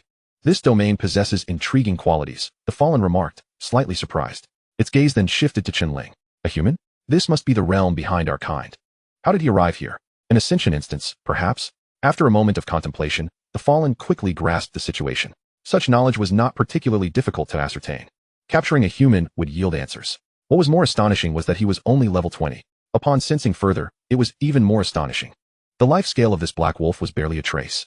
This indicated that from its inception until now, it had not even reached half a year, yet possessed such sixth ring strength. Truly, it was a being of terrifying potential. The fallen could not help but marvel. At that moment, accompanied by a roar, the black wolf surged through the gray domain, disregarding the encroaching corruptive force, charging forward. Its claws, imbued with suppressive power, glinted with dark light as they viciously tore through, leaving deep gashes. The fallen furrowed its brow, sensing the feeble strength of the shadow, making it difficult to manifest its own might. With a slight mental shift, the fallen power surged forth, morphing into a black spear over 500 meters long. The fallen retreated 1,000 meters, creating distance, and aimed to ascend into the skies. However, the black wolf clung tightly, its speed surpassing all, closing in an instant. The overwhelming suppressive force caused the shadow of the fallen to falter, slowing its ascent. Seizing this fleeting moment, the black wolf leaped high, its claws simultaneously tearing down. Under the weight of the suppressive force, its form crashed into the ground, creating a massive pit, resonating with a thunderous impact. Boom! The black wolf charged once more, empowered by the domain of the refining heavens prison, its physical form terrifying. Invincible in close combat, leaving no opportunity for the fallen to escape. It pressed down upon it, claws raking furiously, while two pairs of gray, heavy eyes unleashed the power of death, relentlessly erasing it. Even though the shadow of the fallen was not alive, the eyes of death would impart a definition of demise to it, treating all equally. For distinct powers of talent surged forth. The fallen's expression grew grave. Although a fragment of consciousness would not wield significant influence upon death, this black wolf's potential was far too great, and it obeyed that human. It must be eliminated, otherwise, it would not be long before the human race boasted yet another formidable sovereign. Regardless of the realm, the expansion of the fallen true clan shall encounter formidable obstacles. Every world they invade is a domain belonging to humanity. Boom! The overwhelming force of corruption erupted violently, sending the dark abyss reeling backwards. The fallen celestial compressed its domain, rendering it even more robust, and then ascended skyward with a tremendous surge. Following this, an endless tide of corruptive energy surged forth from all directions. The fallen beings, in a state of sheer terror, realized that their own corruptive power was spiraling out of control, being forcibly drained. I shall borrow your lives, the fallen celestial remarked with an impassive gaze. To exchange a mere few thousand weak fallen for a single human prodigy with the potential for a throne was, in its eyes, exceedingly worthwhile. Chapter 67, Fusion of Domains. As the bodies of the fallen perished in exhaustion, a colossal spear, over 1,000 meters in length and completely enveloped in a viscous black substance, materialized in the hands of the fallen celestial. The air crackled ominously under the force of its terrifying power, sending waves of black energy radiating outward, creating a scene of sheer horror.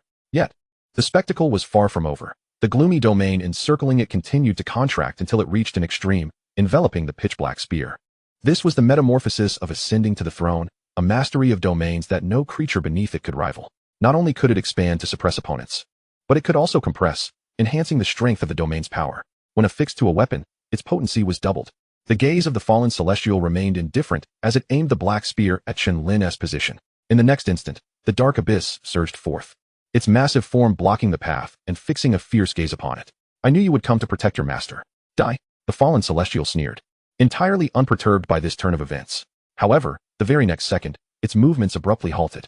The infernal prison did not expand towards it. Rather, it continuously retracted inward.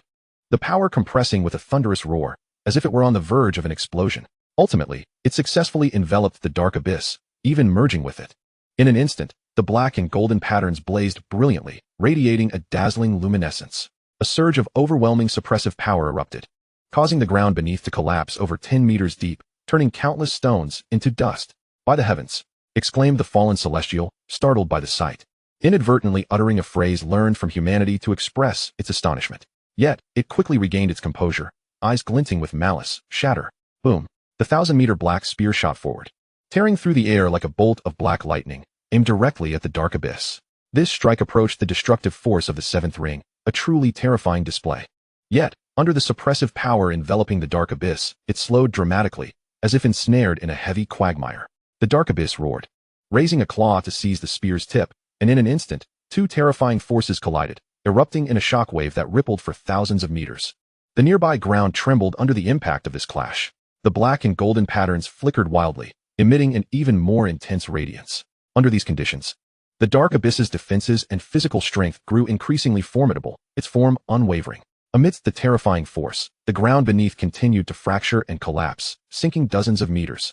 The ethereal form of the fallen celestial dove swiftly, hand striking the black spear.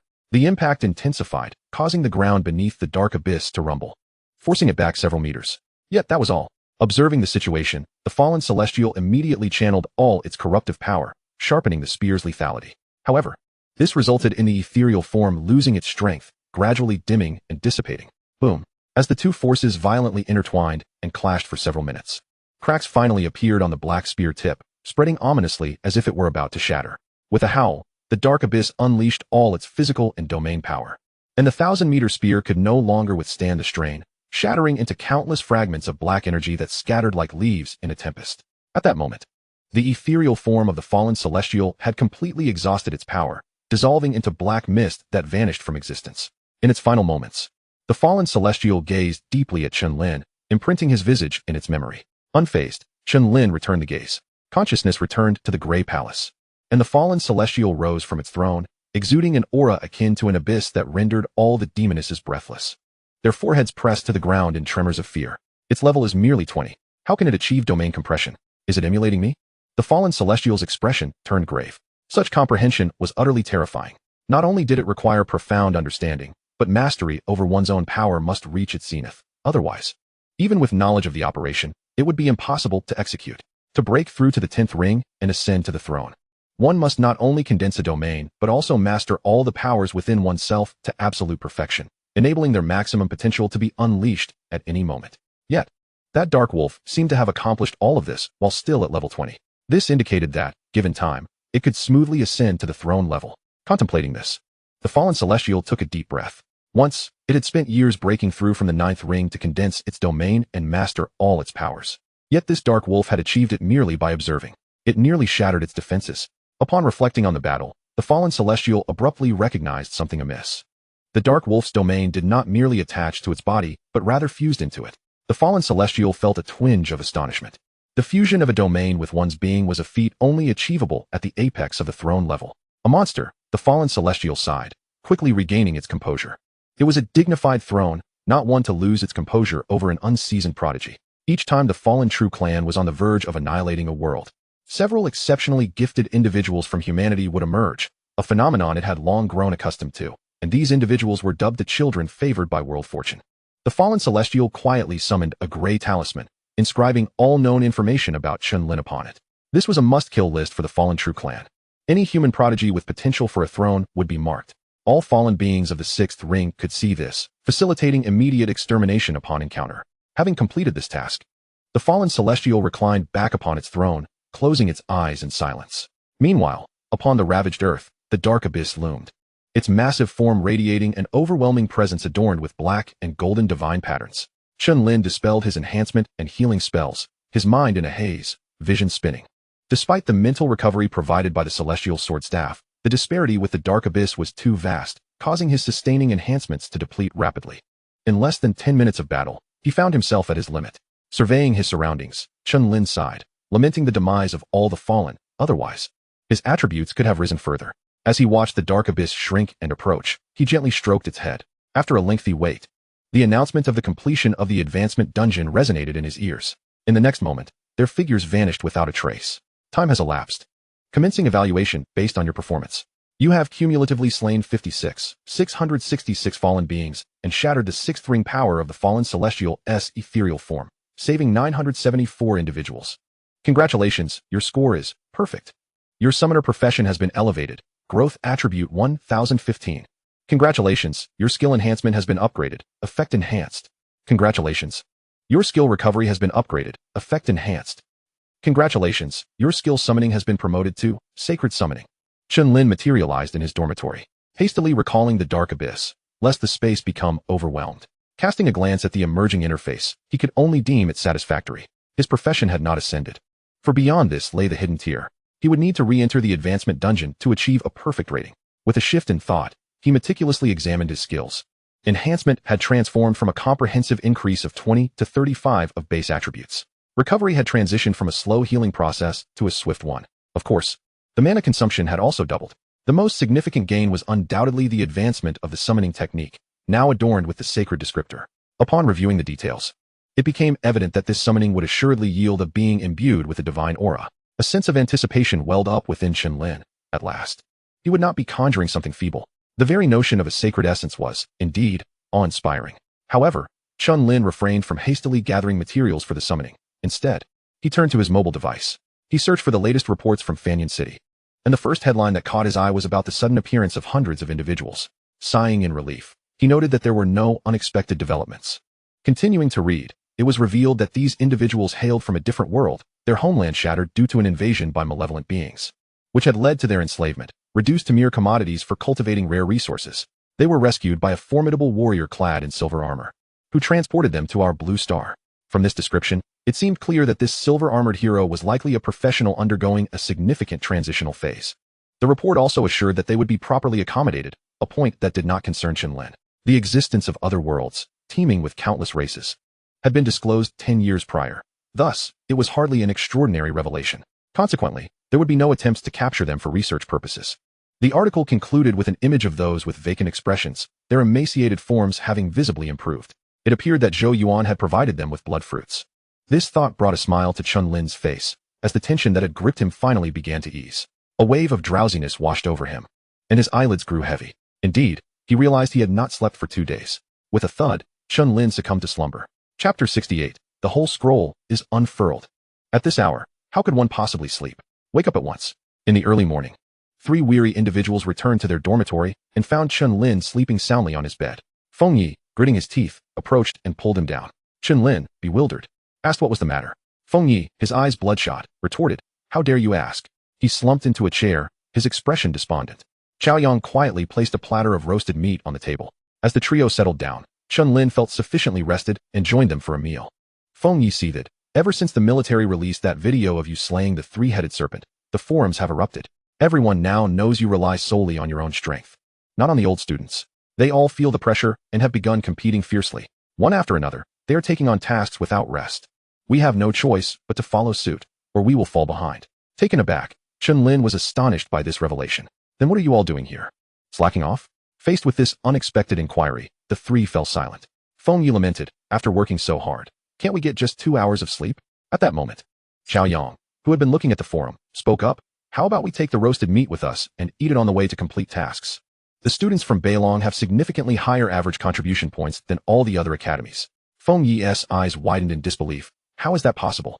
We Yunk have been pushing ourselves to the limit. It makes no sense." Chao Yang sighed. They published a guide on how to complete the most tasks in the shortest amount of time, enlightening everyone. First, form a 4-person team and take on 5 related tasks involving mutated beasts to minimize travel time. Then, pair off for combat. After finishing, one pair can rest in the armed vehicle while the other drives to the next battle. This cycle allows for sleep without losing efficiency. It's even faster than those who sleep only 2 hours a day. The 2 fell silent, and even Chen Lin set down his roasted meat, stupefied. It can be done like that? After a moment, Feng Yi inhaled deeply, rose to his feet, and declared, "Let us forget about the meal." Li Zhongfeng silently followed suit. "Don't forget to call Luo Xian and Luo Ning." Chao Yang hastily tidied up and rushed after them. Observing this scene, Chen Lin chuckled.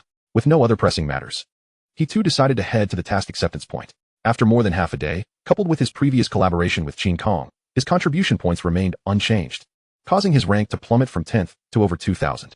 This starkly illustrated the fierce competition. After a moment's contemplation, Chen Lin accepted a task to slay a level 59 dark gold ferocious bear and another involving a 6 transformation challenge before turning to leave, inadvertently leaving the female soldier staring in astonishment.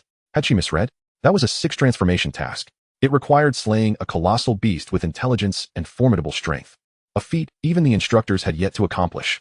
In the command center, Yang Xiao rubbed his forehead, exasperated by the constant surprises Chen Lin presented. However, recalling how Chen Lin had consistently defied their expectations, he felt a flicker of anticipation. If he succeeded, he would have much to boast about to Brother Zhang. Above, a drone trailed closely behind, specifically designated for Chen Lin, hovering above him. His earlier disappearance was likely due to reaching level 20 and undergoing a transition. An hour later, riding on the shadowy steed, Chen Lin swiftly arrived deep within the mountains, spotting the dark gold ferocious bear on the open ground. Sensing impending danger, the bear suddenly opened its dark golden eyes, its massive form towering at 600 meters, causing the earth to tremble with its mere movement. An aura of savagery erupted forth. Roar! Leave my territory. For reasons unknown, it perceived an immense threat emanating from the black wolf. How could something so diminutive evoke such fear? Chen Lin silently dismounted, creating a small crater upon landing, and retreated to let his steed take over the fight. There was no other choice. The speed at which the shadowy steed was evolving was astounding, and its level far exceeded his own, rendering him ineffective in combat. If this continued, he would be reduced to a coward, unable to accompany the shadowy steed into battle. Otherwise, he risked being instantaneously eliminated by an enemy. He urgently needed to earn contribution points to exchange for rare golden stone materials for fusion with the silver butterfly. Once the steed noticed its master retreating to a safe distance, it turned its cold gray gaze toward the dark gold ferocious bear. In the next moment, its form rapidly expanded, reaching over 1,000 meters in length and 650 meters in height. An overwhelming and terrifying might surged forth, instilling trepidation in the dark gold bear. Yet, the bear quickly succumbed to fury, unwilling to be outdone, and let out a furious roar. Good heavens, this black wolf was only a few hundred meters before. In less than half a day, it seems to have grown to an entire kilometer. In the command center, the female officer covered her mouth in shock. What on earth was it consuming to grow so rapidly? Yang Xiao was equally astonished. After all, before Chen Lin, no human had ever exhibited an SSS-level growth talent. Chapter 69, The Indomitable Ferocious Bear. Roar!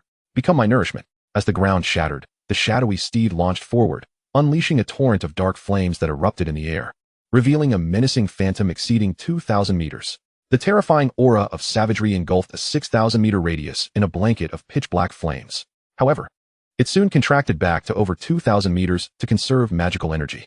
Having battled the fallen beings, the shadowy steed's understanding of domain and power had ascended several levels. In confrontations with mutated beasts, both parties being remarkably resilient often necessitated prolonged battles to secure a kill. Afterward, substantial recovery time was required. However, utilizing this tactic would enable continuous combat. Roar! Accompanied by a roar from the dark gold ferocious bear, sharp currents of energy enveloped its entire body, and its claws gleamed with a golden hue, capable of rending mountains asunder. Yet, under the shadow of the 2,000-meter phantom, its 600-meter frame seemed diminutive. As the seething dark flames descended, the dark gold ferocious bear defiantly raised its paws to resist. Boom! A series of black and golden shockwaves erupted, sweeping across the land, causing the very earth to tremble. The sharp currents of energy lost their efficacy, failing to inflict any damage upon the malevolent phantom, which devoured them entirely. The dark golden violent bear felt an immense pressure, akin to that of Mount Tai, as the ground beneath its feet crumbled, fissures radiating outward in all directions, accompanied by a terrifying roar. After a brief struggle, its knees began to bend. In a moment of renewed fury, the dark golden violent bear roared once more, its strength surging, muscles bulging as even sharper currents of energy erupted forth. Roar! I shall not kneel. Its eyes widened with defiance, its voice brimming with arrogance. Suddenly, the pressure on its paws lightened, revealing a shift in the malevolent phantom's movements. Just as the dark golden violent bear was momentarily stunned, the shadowy entity lunged forward. Its massive claws, suffused with dark light, tore down upon it, leaving deep gashes in its wake. Roar! The dark golden violent bear howled in agony, especially upon realizing its defenses had been breached, as the dark flames seeped through the wounds, voraciously consuming its life force, its gaze turning ferocious. The two adversaries engaged in a frenzied battle, blood spilling profusely, staining the ground crimson. Naturally, it was all the dark golden violent bear's blood. The phantom remained unscathed. With the malevolent phantom backing it, it felt as though the dark golden violent bear faced a 2-on-1 ordeal, leaving it in a dire predicament. Yet, its formidable vitality sustained it, refusing to succumb even under such relentless pressure. At last, the dark golden violent bear could no longer contain itself. Roar! Do not force my hand. Upon hearing this, the malevolent phantom's gray eyes regarded it coldly, utterly unmoved. Roar! Witnessing this scene, the dark golden violent bear understood that its fate was sealed. It bellowed to the heavens, its voice reverberating in concentric waves. Its aura surged, the air around it tumultuous, sweeping outward in all directions. The malevolent phantom's gaze sharpened, bracing itself for what was to come. In the next moment, the earth erupted with a thunderous boom. The dark golden violent bear suddenly turned, its form shooting forth several hundred meters into the depths of the mountains, crashing through colossal trees, a cloud of dust billowing behind it. An awe-inspiring spectacle. Roar! I cannot defeat you, but I can still escape. Having reached level 59, it was but a step away from becoming a colossal beast, and it was no fool. This scene momentarily stunned the inexperienced malevolent phantom, but it quickly regained composure and pursued with fervor. With an agility surpassing 2,500, its speed was nothing short of extraordinary, swiftly closing the gap. The dark golden violent bear glanced back, its heart racing in terror. Roar! My king! Come save me! Its immense roar echoed across the vast expanse, resonating for tens of kilometers. At that moment, a colossal beast, slumbering atop a mountain, its breath thunderous like rolling thunder, slowly opened its eyes. In an instant, countless blue bolts of lightning surged forth, crackling around it. Roar! Accompanied by a terrifying roar that shook the air, branches and leaves quaked under the sonic impact, the sound reverberating for over 100,000 meters. The dark golden violent bear was elated, its pace unwavering as it turned to roar. My king awakens. You are doomed. The malevolent phantom paid it no heed. Its gray eyes focused on the source of the distant roar, a hint of gravitas settling in. Boom, boom, boom. Beneath the earth-shattering noise, a creature towering a full 1,000 meters, its body coursing with blue lightning and resembling a bear, strode forward on 2 legs. Arriving beside it, the dark golden violent bear proclaimed, My king, it intruded upon our territory seeking to slay me. The indomitable violent bear, upon hearing this, fixed its piercing gaze upon the malevolent phantom, an air of terrifying authority emanating from it. Its voice was deep and resonant. You are formidable, yet you are not my match. Submit. The dark golden violent bear shook its head vigorously. My king, it stands with the human race. It must be slain. The indomitable violent bear's expression darkened. If it is a traitor, then it must perish. With that declaration, lightning erupted instantly, spreading recklessly, as the ferocious power shattered trees and exploded rocks. Boom, boom. The once clear sky began to crackle with lightning, thunderous roars echoing for miles. Dark storm clouds rapidly formed, blotting out all light. The oppressive storm clouds gathered, creating a tempestuous eye above the indomitable violent bear, an unparalleled terror. From a distance, it appeared as if the world was experiencing the apocalypse. The might of the beast realm could alter the very fabric of the world. This creature, at level 62, was even more formidable than its peers, exuding the aura of a royal bloodline. Chen Lin's expression turned grave as he withdrew the celestial authority staff, instantly bestowing a reinforcement spell upon the malevolent phantom. Roar! My king, magnificent! Quickly dispatch this audacious beast. The dark golden violent bear roared with excitement, its form enveloped in resplendent blue lightning, every breath accompanied by a heavy rumble. The indomitable violent bear's majesty was awe-inspiring. This left everyone at the command center in a cold sweat, gripped by fear. Roar! Prepare to meet your demise, traitor! The roar thundered like a tempest as the indomitable violent bear advanced, closing the 10-kilometer gap in mere seconds due to its immense size. The malevolent phantom's fierce visage faded, its dark flames retracting. Observing this, the indomitable violent bear, mistaking it for a sign of submission, spoke slowly. It is too late to seek allegiance. How dare you insult my master? The malevolent phantom retorted, its gray eyes icy. Your words are but the ramblings of a wretched fool. Roar! My king has not belittled you. You dare to provoke death. The indomitable violent bear, enraged, felt the ground beneath its feet shatter as it lunged towards the malevolent phantom. At that moment, the terrifyingly oppressive dark and golden flames erupted from the malevolent phantom, intertwining with golden radiance as extraordinary patterns illuminated its entire being.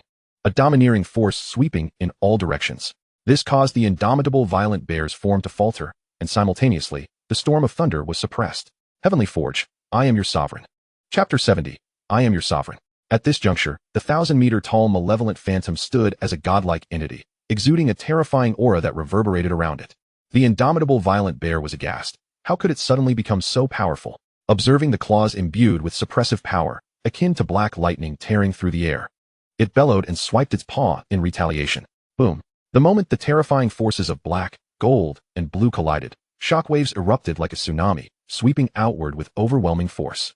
The blue lightning exploded furiously, a cacophony of roars resounding as the indomitable violent bear strained to wield its domain's power, attempting to break free from the suppression. Nevertheless, the heavenly forge was utterly unyielding, showing no signs of faltering. Even the dim shadows of royal power could not overpower it. This was the terrifying domain born from the fusion of three innate powers of the malevolent phantom.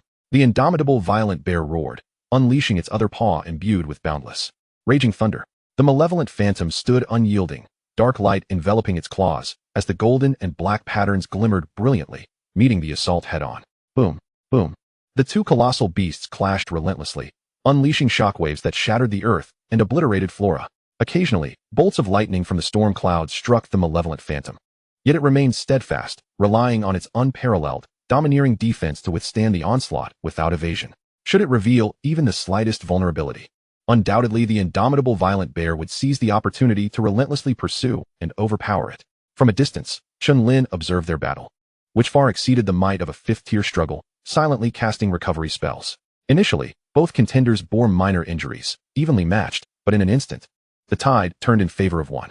This incited the indomitable violent bear's wrath. You, a pitiful human, dare to interfere in our battle. Upon hearing this, the malevolent phantom's gray eyes turned cold. How dare you insult my master? Its aggression intensified, attacking without defense, displaying an extreme ferocity. Roar. Xiong air, swiftly eliminate that human. The indomitable mad bear roared, becoming frenzied in its wrath, fearless of all foes. Beneath the realm of thunder, it doubted that this black wolf could exhaust its strength. Each strike of lightning brought with it a paralyzing effect, which was not yet significant. As the effects intensified, it would find its movements sluggish, its power diminished. At that moment, the indomitable mad bear vowed to viciously bite and tear apart this black wolf that had dared to call it trash. Roar. Yes, my king. The dark gold violent bear bared its sharp, densely packed teeth, its gaze savage as it charged towards Chen Lin with fervor. This human had summoned the black wolf intent on its demise. Roar. I shall crush this insignificant ant beneath my feet, teaching it the consequences of provoking me. The black abyss instantly erupted in fury. How dare you? Its gray eyes brimmed with deathly intent, transforming the area around the dark gold violent bear into a gray zone of annihilation. Nevertheless, the mutated beast possessed remarkable vitality. The dark gold violent bear did not perish, but lay grievously wounded. Seizing the moment of black abyss's hesitation, the indomitable mad bear unleashed a thunderous assault, its claws morphing into a dazzling storm of lightning that struck down upon its foe's head. Boom. Under the terrifying force, the black abyss's front sank, the earth beneath it shattering instantly. The indomitable mad bear capitalized on this opportunity, pinning it down with ferocity, as lightning surged forth, raining down blows.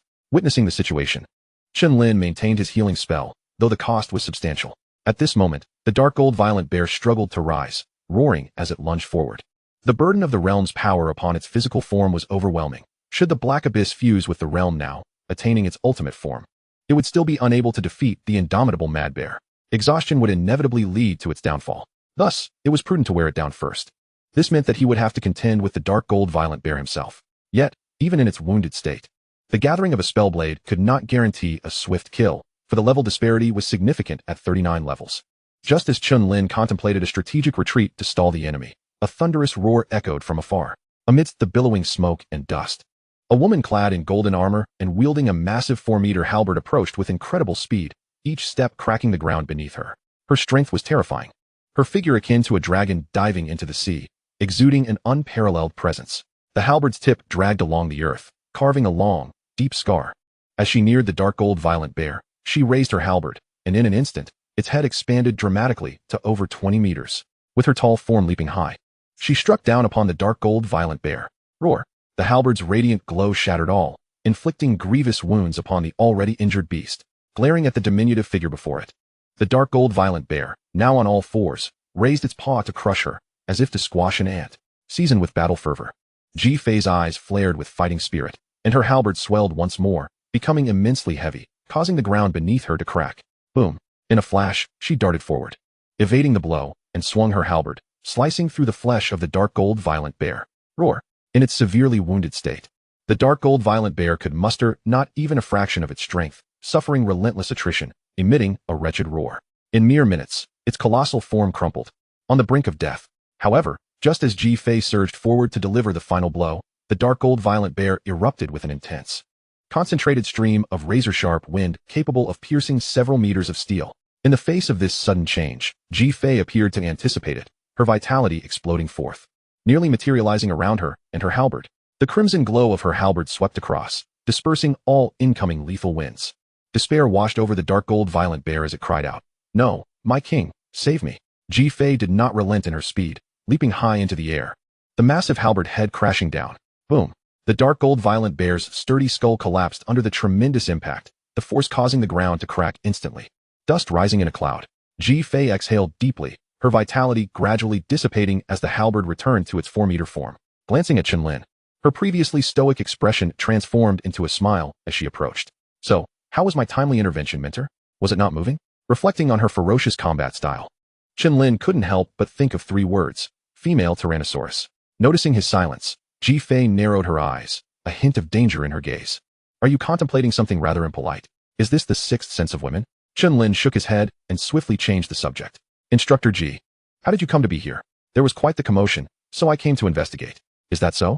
The previous instructor Jiang mentioned something similar. Ji Fei's lips curled into a smirk. "Oh, do you trust me then?" Casting a glance at her halberd, Chen Lin thought to himself, naturally. At that moment, having confirmed its master was unharmed, the black abyss relaxed, retracting the heaven-suppressing prison to a radius of 1,000 meters, its suppressive force intensifying immediately. The 2 titans clashed once more, unleashing a ferocious exchange that shattered the earth and collapsed mountains, a spectacle of terror. Chapter 71, Black Abyss, Divine. For an entire half-hour, not a single corner of the vast terrain escaped unscathed. It lay in ruins, scarred by the battle's fallout. The indomitable Mad Bear and Black Abyss were both riddled with wounds, torrents of blood flowing from their bodies. They locked eyes, having reached a point of no return. Behind them, Chen Lin ceased his healing spells, for his mental energy was waning. He could only maintain his enhancement spell. The indomitable Mad Bear thundered, its roar echoing like a storm. "If you insist on pushing this far, then let yourself become charcoal beneath the thunder." Boom. The thunderclouds within a 10,000-meter radius suddenly grew wild, striking the earth with ferocity, as if the heavens themselves were enraged. Endless black thunderclouds roiled, forming a terrifying storm eye that covered a full 10,000 meters above the black abyss. Darkness enveloped the surroundings, the light drained of color, leaving only the resounding thunder of lightning. All the thunder elements within a vast expanse converged frantically into the storm eye, a dreadful force of annihilation gradually coalescing.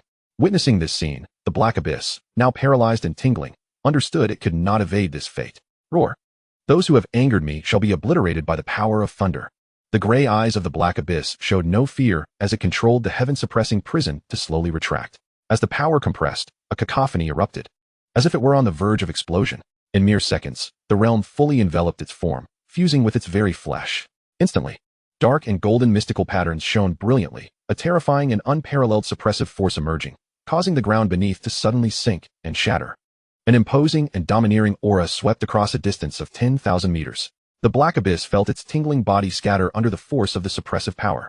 In a world dimmed by dark clouds, one side was ablaze with ferocious lightning, akin to divine punishment, while on the other stood the towering 1,000-meter giant wolf, its body adorned with shimmering black and gold patterns, resembling a deity as it gazed defiantly at the heavens. The terrifying powers of both beings divided the heavens and the earth, an incredibly grand scene unfolding. The decisive moment had arrived. In the command center, the female officer declared resolutely. Everyone's hearts raced, their expressions tense. Within the storm eye, countless thunder elements converged, forming a colossal thunder pool spanning several thousand meters. And with the indomitable Mad Bear's furious roar, it descended. In an instant, the world within 10,000 meters was plunged into darkness, save for the brilliantly radiant, world-ending blue lightning pillar cascading from the heavens. Boom. Under the massive lightning pillar, everything, including the air, was obliterated, engulfing the entirety of the black abyss. The earth disintegrated like foam, annihilated beneath the overwhelming force. After several seconds of relentless downpour, the indomitable Mad Bear's form began to falter, panting heavily, nearly at its limit. Roar. The ebony wolf should have been reduced to mere ashes, right?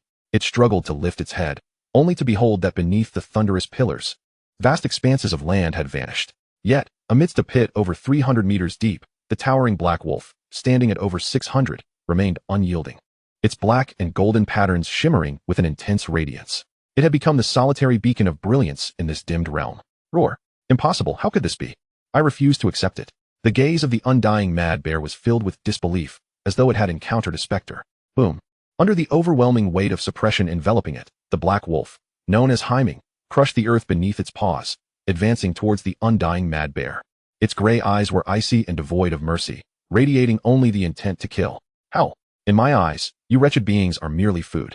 Enraged, the undying mad bear summoned its last vestiges of strength, flickering blue lightning sparking weakly around its form. Yet, it was akin to a candle flickering in the wind, quickly fading away. Roar!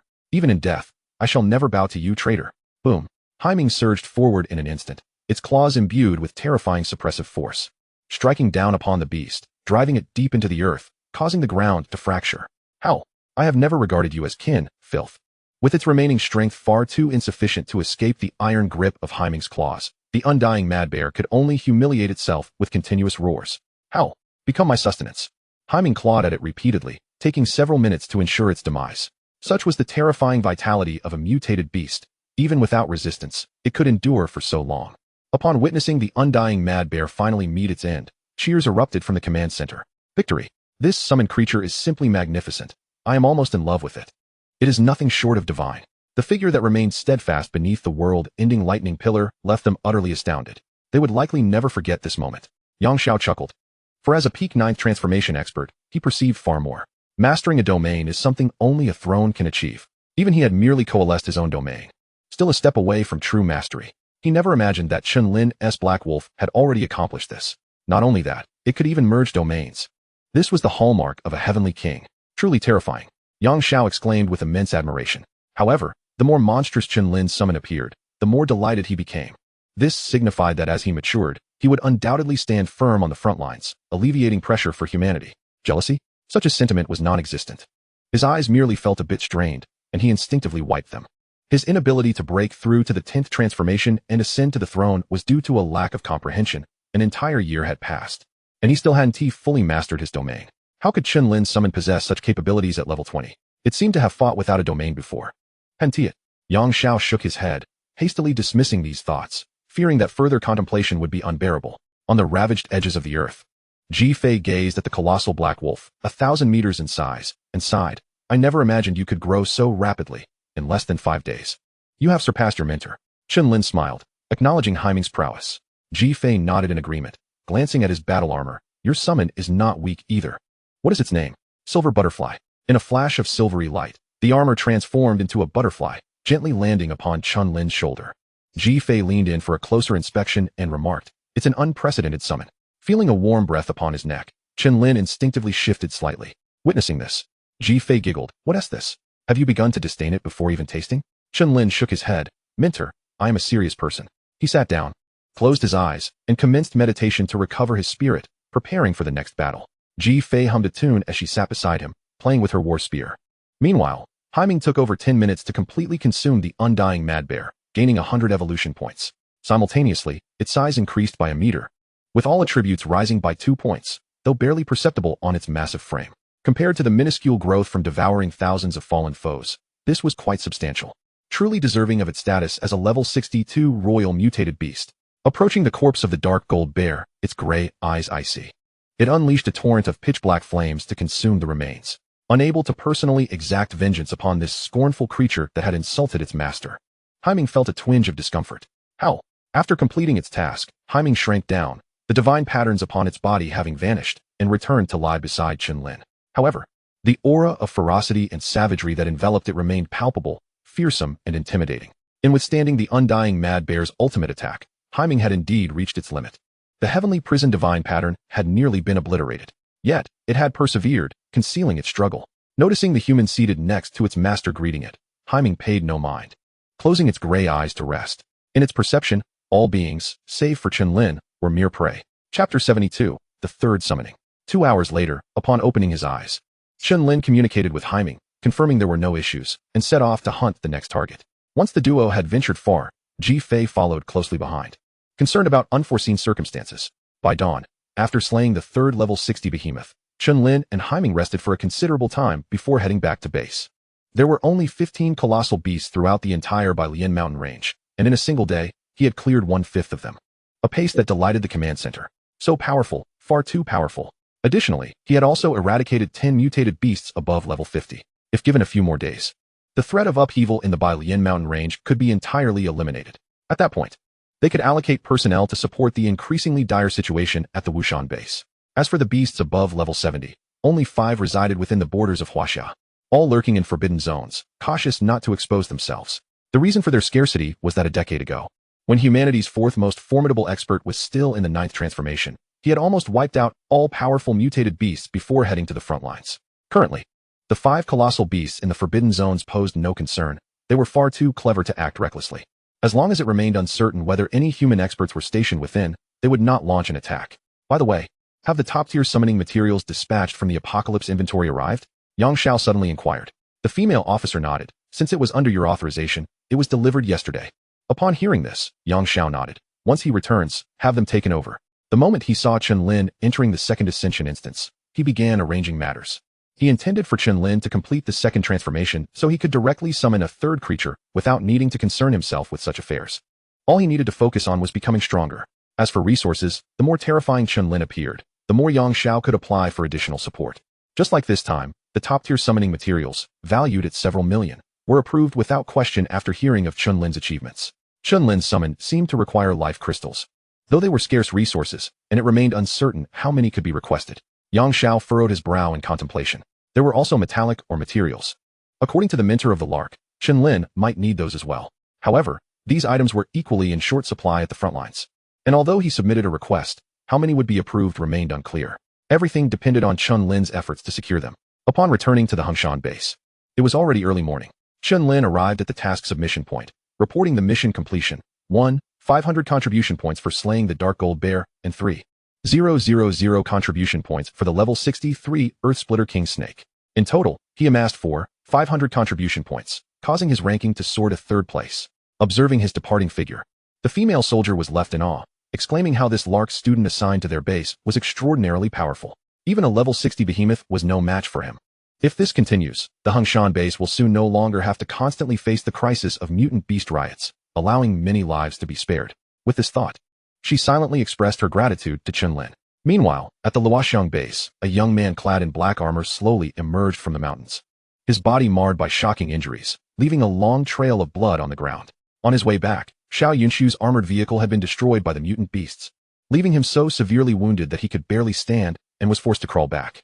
The 2 soldiers guarding the entrance were immediately taken aback by the sight and rushed over to carry him. Classmate, are you alright? Quickly, let us get you to the medical room. Cough, no? I need to go to the mission point. Let me submit my task. Xiao Yunshu struggled to speak, his eyes gleaming with an incongruous joy. Once he submitted this mission, he would surpass Chen Lin's ranking. When that time came, he would certainly discuss with his mentor and the senior sisters about how they viewed his surpassing of Chen Lin. The 2 soldiers exchanged glances, one of them leading him to the mission point while the other hurried to the medical room for assistance. As Xiao Yunshu was carried into the mission point, he happened to see the information on the large screen announcing Chen Lin's staggering increase of 4,500 contribution points, propelling him to 3rd place. After a brief moment of shock, a wave of desolation surged within Xiao Yunshu, lingering in his heart. Once the soldiers helped him submit his task, he instantly accepted 2 missions to kill 45-level mutant beasts. He then resolutely crawled toward the mountains. Classmate, your injuries are too severe. You can't fight anymore. Yes, you should rest and receive treatment first. Several soldiers quickly restrained him. Otherwise, if he ventured into the mountains again, he might never return. No. Every second wasted means more distance gained by the monsters. Let go, I can still fight. Upon returning to the dormitory, Chen Lin did not find the familiar trio enjoying barbecue. They seemed to be genuinely engaged in battle. Just as he was about to head to the cafeteria for a bite, a soldier approached and handed him a white safety deposit box. Chen Lin was taken aback. I don't recall redeeming anything. The soldier explained, Commander Yang Xiao instructed me to deliver this to you. The commander of this base? Chen Lin nodded, deciding to eat later. He entered the dormitory and opened the safety deposit box. 6 types of top-tier summoning materials immediately caught his eye, which surprised him. Were these rewards for his hunting of numerous mutant beasts? After pondering for a moment, he resolved to commence summoning ahead of time. He was eager to summon a being imbued with a divine aura. It surely wouldn't be weak. Arranging the summoning materials, Chen Lin extended his hand into the void. Invoking the summoning technique, patterns emerged in his palm, and magical energy surged forth, inscribing runes upon the ground in accordance with the placement of the summoning materials. As the connection solidified and the circular formation completed, an incredibly intense golden light erupted instantaneously. Having closed his eyes earlier, Chen Lin waited a few minutes before reopening them. A humanoid creature, about the size of an arm and adorned with wings, came into view. Chapter 73, The Cycle of Sun and Moon. The small, unconscious humanoid creature had golden hair and wings, exuding an aura of sacred purity. Upon glimpsing her race, Chen Lin was astounded. Angels. He certainly recognized this race, having encountered similar literature in his high school library. Previously, in the Rift Canyon, he had conjured a shadow imbued with a hint of an archangel's power, already qualifying as an SS-level talent, illustrating the immense strength of the angelic race. To date, it seemed no summoner had managed to summon such a powerful race. After all, they typically do not respond to summons or forge contracts. Thus, Chen Lin felt a sense of astonishment. However, seeing the fragile golden angel barely clinging to life, her wings broken, he fell into deep contemplation. Well, I suppose the weak do not come, only the damaged do? Why was it that his summoned creatures were always so uniquely different? Chen Lin chuckled softly, shaking his head. Since this little angel responded to his call, he could not abandon her. Let us strive together towards divinity. Chen Lin approached, gently touching the innate sacred mark on the little angel's fair forehead, which unfolded like golden wings. Instantly, a voice resonated in his mind. Detection initiated. Loyalty at 100%, never to betray. Shall the bond of fate be established? Prepared for the soul-rending agony, Chen Lin, trembling and on the verge of tears, confirmed his choice, accompanied by unimaginable excruciating pains surging from the depths of his mind. The voice returned after a long while. The souls have merged. The bond of fate is complete. Congratulations. Your summoned creature awakens a unique talent, the cycle of sun and moon, SSS. The unconscious little angel was suddenly lifted by a vast and profound force, gradually enveloping her entire being. This force transformed into countless sequences, entering the little angel's body. Instantly, her severely depleted essence and life began to recover rapidly. Moreover, she grew even more magnificent and terrifying, with a majestic, blazing sun on one side and a chilling, solitary moon on the other, ceaselessly revolving in an extraordinary manner. After a considerable time, the strange phenomenon subsided. The golden eyelashes of the little angel fluttered, and she opened her eyes, radiating a divine aura. Her golden eyes bore the semblance of a sun on the left, imbued with a commanding warmth, while the right held a chilling isolation reminiscent of a cold moon. Her supple golden wings unfurled once more, stretching slightly, presenting an exquisite sight. Overall, whether in beauty or grace, she surpassed the limits of human imagination. Chen Lin could only marvel. Truly, she was an angel, perfectly embodying her essence. The little angel flapped her wings excitedly, approaching Chen Lin, her small hand grasping at his clothing. In their mental connection, she awkwardly called out, "Master." Kneeling before her, Chen Lin managed a pale smile. From now on, we shall embark on this journey together as partners. By the way, what is your name? Chen Lin refrained from arbitrarily naming her, recalling that angels, from the moment of their birth, would inherently acquire their unique, true names. Diana, the Devourer of Heaven. Chen Lin nodded. Diana likely represented her race's surname, while the Devourer of Heaven was the true name bestowed upon her by the world. Suddenly curious, Chen Lin asked, "Diana, why did you agree to forge a summoning contract?" Given her current state, she seemed too young to have made such a choice. Diana lowered her head, her gaze dimmed. "I was born from the holy tree and was immediately tainted by dark currents. No one knows where the others have gone." Upon hearing this, Chen Lin fell silent, quickly grasping the situation. They were likely victims of an enemy invasion. For Diana, his summoning might have been the only lifeline at that moment. Gently stroking her golden hair, Chen Lin reassured her, "They will be all right. One day, I will take you back." "Yes, master." Diana accepted the comforting gesture, nuzzling against him, her sorrow gradually dissipating. Chen Lin felt a slight tug of thought and glanced at her status panel. Summoned creature, Diana, true name. Race, angel. Level, 20. Attributes, strength 250, constitution 250, agility 250. Magic 450. Health, 100. Skills, divine blessing. Grants the target a 50% increase in their attributes. Divine radiance. Unleashes 1's power to illuminate the world, continuously healing wounds within the area and providing a layer of divine protection against all attacks. Talent, cycle of sun and moon. SSS when the radiant sun rises. Nothing can escape, souls shall burn. When the solitary moon hangs high, the blade of annihilation emerges, granting ultimate power. When the sun and moon intersect, the moment of judgment arrives, heaven and earth stand still. The sacred mark, SS amplifies all of one's powers and abilities by 500. The stronger the power level, the lesser the amplification. Upon reading this, Chen Lin was utterly astounded. All attributes surpassed his own, and the magical prowess was nearing that of the long-awaited He Ming. The most striking aspect remained the cyclical dance of the sun and moon. Whether it was the blazing sun or the high-hanging full moon, both appeared immensely formidable. Particularly when they intersected, they seemed capable of halting the very fabric of time. This sacred mark must have originally been Diana's innate talent, which was equally potent. The blessings of the divine and the radiant glory were also remarkable, at least not inferior to Chen Lin's spell sword abilities. Indeed, the angelic race is tremendously powerful. In stark contrast to the initial He Ming and Yin Dai, whose combined attributes barely exceeded 20 points. They were utterly unworthy of comparison. They might not even be fit to carry Diana's shoes. The difference was staggering, more than merely dozens of times. In the summoning space, upon hearing Chen Lin instructing them to observe Diana closely, Dai emitted a sound of grievance, while He Ming remained silent. After a long pause, it communicated telepathically, "Master, I wish to devour something." Chen Lin chuckled. "Very well, we shall hunt some mutated beasts in the mountains shortly." He recalled Diana and then exited the dormitory, heading towards the dining hall. After battling the entire day without consuming a morsel, Chen Lin, unlike He Ming who could feast through flames, felt a gnawing hunger throughout his being. In the command center, everyone was fixated on the screen, their faces brimming with anticipation for Chen Lin's emergence. However, upon noticing that he was devoid of any summoned beasts, disappointment washed over them. Alas, how they longed to know what his third summon was. What to do? Their hearts itched with curiosity. Surely it must possess formidable strength, right? The crowd began to speculate amongst themselves. Yang Xiao chose to remain uninvolved.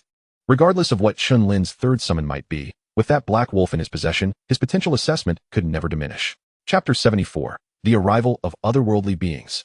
In the mountains, a middle-aged man leapt swiftly from one colossal tree to another, his gaze occasionally brushing against the miniature drones flitting through the sky, to which he exhibited no reaction, a smile gradually forming on his face.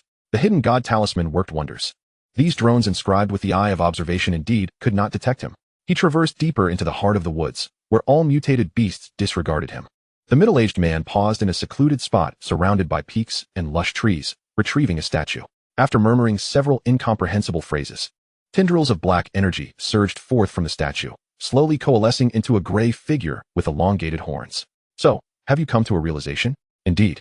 It is time for you to inform the Dark Lord to initiate the opening of the teleportation passage. This area is designated for clearing by the Lark, a top-tier academy that gathers the most outstanding talents of contemporary China. If we can eliminate them all, it would undoubtedly deal a significant blow."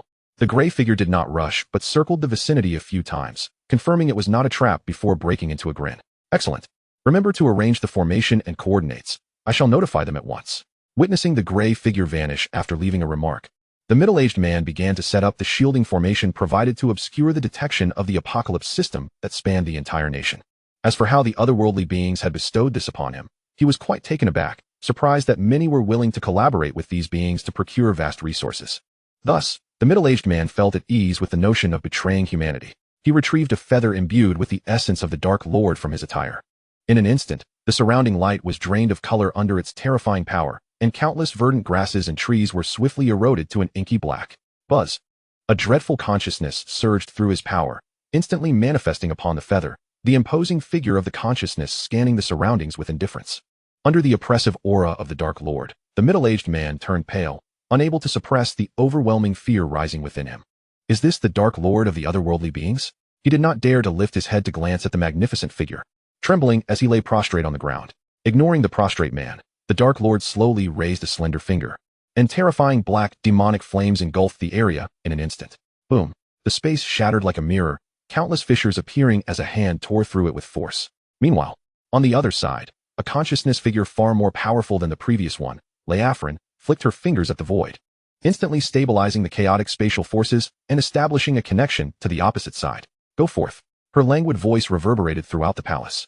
100 wicked beings accompanied Leafrin's figure as she gradually faded away, rising from the ground with cold, cruel smiles, stepping into the passage. Their strengths ranged between the 4th and 5th rings. Any stronger could not pass through. Is this the rear of humanity? With every genius slain, a rare treasure will be obtained. I shall relish this slaughter. Slaughtering them all would be tedious. It would be far more entertaining to assimilate them, forcing them to engage in mutual slaughter on the front lines. Sensing the chilling malice, the middle-aged man suppressed his fear and spoke. "What of the resources promised to me?" Hearing human speech, Liakru turned to regard him, a hint of disdain crossing her features as she tossed a storage bag his way. The middle-aged man hastily caught it with both hands, peering inside to find 300 level 5 life crystals, 100 level 6 life crystals, and 20 body-refining fruits. His eyes instantly lit up with excitement. Such an abundance of resources would be sufficient to elevate his combat power to the 7th turn, and if he followed the rules, it might take him 5 years to reach this level. This was merely a reward for providing a single useful piece of information. As he contemplated this, the middle-aged man felt an overwhelming thrill, realizing he had too little intelligence. Otherwise, if he sold a dozen more leads, perhaps he could even hope to break through to the throne. The sensation of soaring to greatness was indescribably delightful, ensnaring him completely. He suddenly comprehended why traitors continued to emerge. Who could resist the temptation when the otherworldly beings were so generous? Quickly, bring forth the list of humanity's top geniuses. Liakru observed the middle-aged man, who exhibited no further actions, coldly remarking. He promptly nodded, retrieving over 10 sheets of paper from his ring. Liakru accepted them and swiftly scanned through the information, frowning. There was an abundance of geniuses among humanity this year, their potential seemingly stronger than ever before. And they must be eradicated. Beside her, Liakru concurred, indeed. Suddenly, the middle-aged man recalled something and hastily leaned closer. There's a fellow named Chen Lin. You need to pay special attention to him. What talent does he possess? He is merely of a level comparable to other geniuses. Why should we be concerned? Liakru questioned, puzzled. Chen Lin is the top freshman at the Lark Academy, and just 3 days ago, he crossed 28 levels to defeat a mutated beast. The absurdity of this feat is simply inhuman. Liakru's expression shifted to one of shock. Is that true? Surely. He isn't fabricating this to deceive us for resources? The terrifying span approaching 3 major realms. Even within the entire Fallen True clan, few could achieve such feats. However, when the middle-aged man produced a video as evidence, there was no room for doubt. Liakru's gaze shimmered with fervor, her tongue licking her lips. Leave him to me. This demeanor instantly made Liakru realize she had taken a liking to someone, wishing to assimilate him into her plaything. Do not underestimate him. Ensure he does not escape. Liakru cautioned, then added, let us each seek our targets and eliminate all the students. In an instant, the malevolent being's eyes gleamed with bloodthirsty intent as they flew in different directions. Liakru cast a glance at the middle-aged man, a charming smile gracing her lips. This is your reward for providing valuable intelligence. Leaving a storage bag before him, she unfurled her bone wings and departed. Chapter 75, The Hunt Begins. The malevolent beings soared over the mountains, approaching the locations of numerous students. Meanwhile, the patrolling miniature drones instantly detected this scene, transmitting the footage back to the command center. Is that the otherworldly beings? How did they appear here? Quickly notify the trainees to evacuate the mountains, and have all soldiers prepare their firepower. The female officer's expression was grave as she issued a series of commands upon witnessing the formidable presence of the fallen, all of whom were at least of the 4th ring. Yang Zhao's face bore no surprise. He uttered a brief acknowledgement before turning on his heel and departing. The female officer, aware of his identity as a 9th-turn powerhouse who had sustained irreparable injuries on the front lines, nodded in understanding. It was clear that Yang Zhao intended to personally lend his aid. Yet, the severity of his wounds would undoubtedly amplify the peril. A flicker of hatred glimmered in the female officer's eyes. She lamented her lack of combat prowess, feeling powerless against the encroaching foes. The others clenched their fists, a shroud of despair settling over them. Before long, the command center fell into an eerie silence, punctuated only by the ongoing transmission of orders. However, as they dispatched warnings via their smart wrist devices, many senior students closest to the heart of the mountains had already encountered the fallen. That ominous figure is a fallen creature. Everyone, brace yourselves for confrontation. The 4 individuals seated on the ground, gasping for breath, found themselves amidst the chaos. Surrounded by the corpses of level 47 mutated beasts, their blood still warm, indicating a recent skirmish. Su Yuanzhang spotted a silhouette in the distant sky, emanating a black aura. Rapidly approaching, after employing a reconnaissance spell, his expression shifted to one of alarm. It's a 5th ring fallen. Xiao Luo, quickly grant me a buff. With that, Su Yuanzhang charged forward. In mere seconds, the fallen was within 100 meters of them, moving with astonishing speed. The battle sword, radiating a white glow, seemed imbued with a sharpness capable of cleaving through all. Su Yuanzhang swung his blade towards the fallen with unyielding resolve. As a rare-class heavy sword master at level 45, he was the least injured among his team and still capable of combat. He had to halt this foe. Otherwise, the 3 behind him would surely perish. Thus, Su Yuanzhang dared not hesitate and activated his explosive state. The fallen scoffed at the incoming strike, raising a hand dismissively as if the attack posed no challenge. To parry with bare hands? How absurd. Su Yuanzhang's eyes widened in disbelief, but he quickly realized the black aura enveloping the creature's arm. Is that all? The fallen's other fist surged forward in a devastating blow. Bang! Su Yuanzhang was sent reeling, a deep imprint from the punch appearing on his chest armor, which cracked upon impact. Hearing the creature's disdainful, practiced taunts, he instantly recognized it as a veteran of the front lines. Regaining his footing, he took a deep breath. His gaze resolute. Zhao Hao, take them and run. This elite 5th ring fallen was beyond their capacity to defeat. If they could escape with 3, it would be a victory. Despite his yearning to reunite with his long-lost parents on the battlefield, he sensed that opportunity had slipped away. Zhao Hao gritted his teeth, glancing at the 2 girls beside him.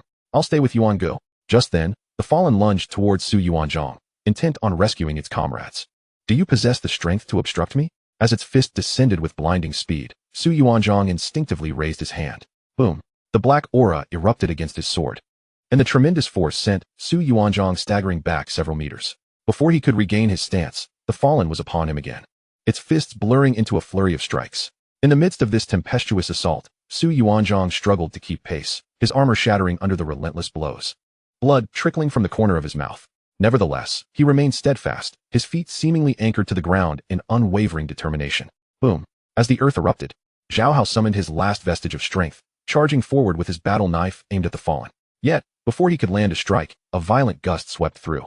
Zhao Hao felt an overwhelming force strike him in the chest, sending him flying dozens of meters to crash into the ground. A fleeting opportunity presented itself.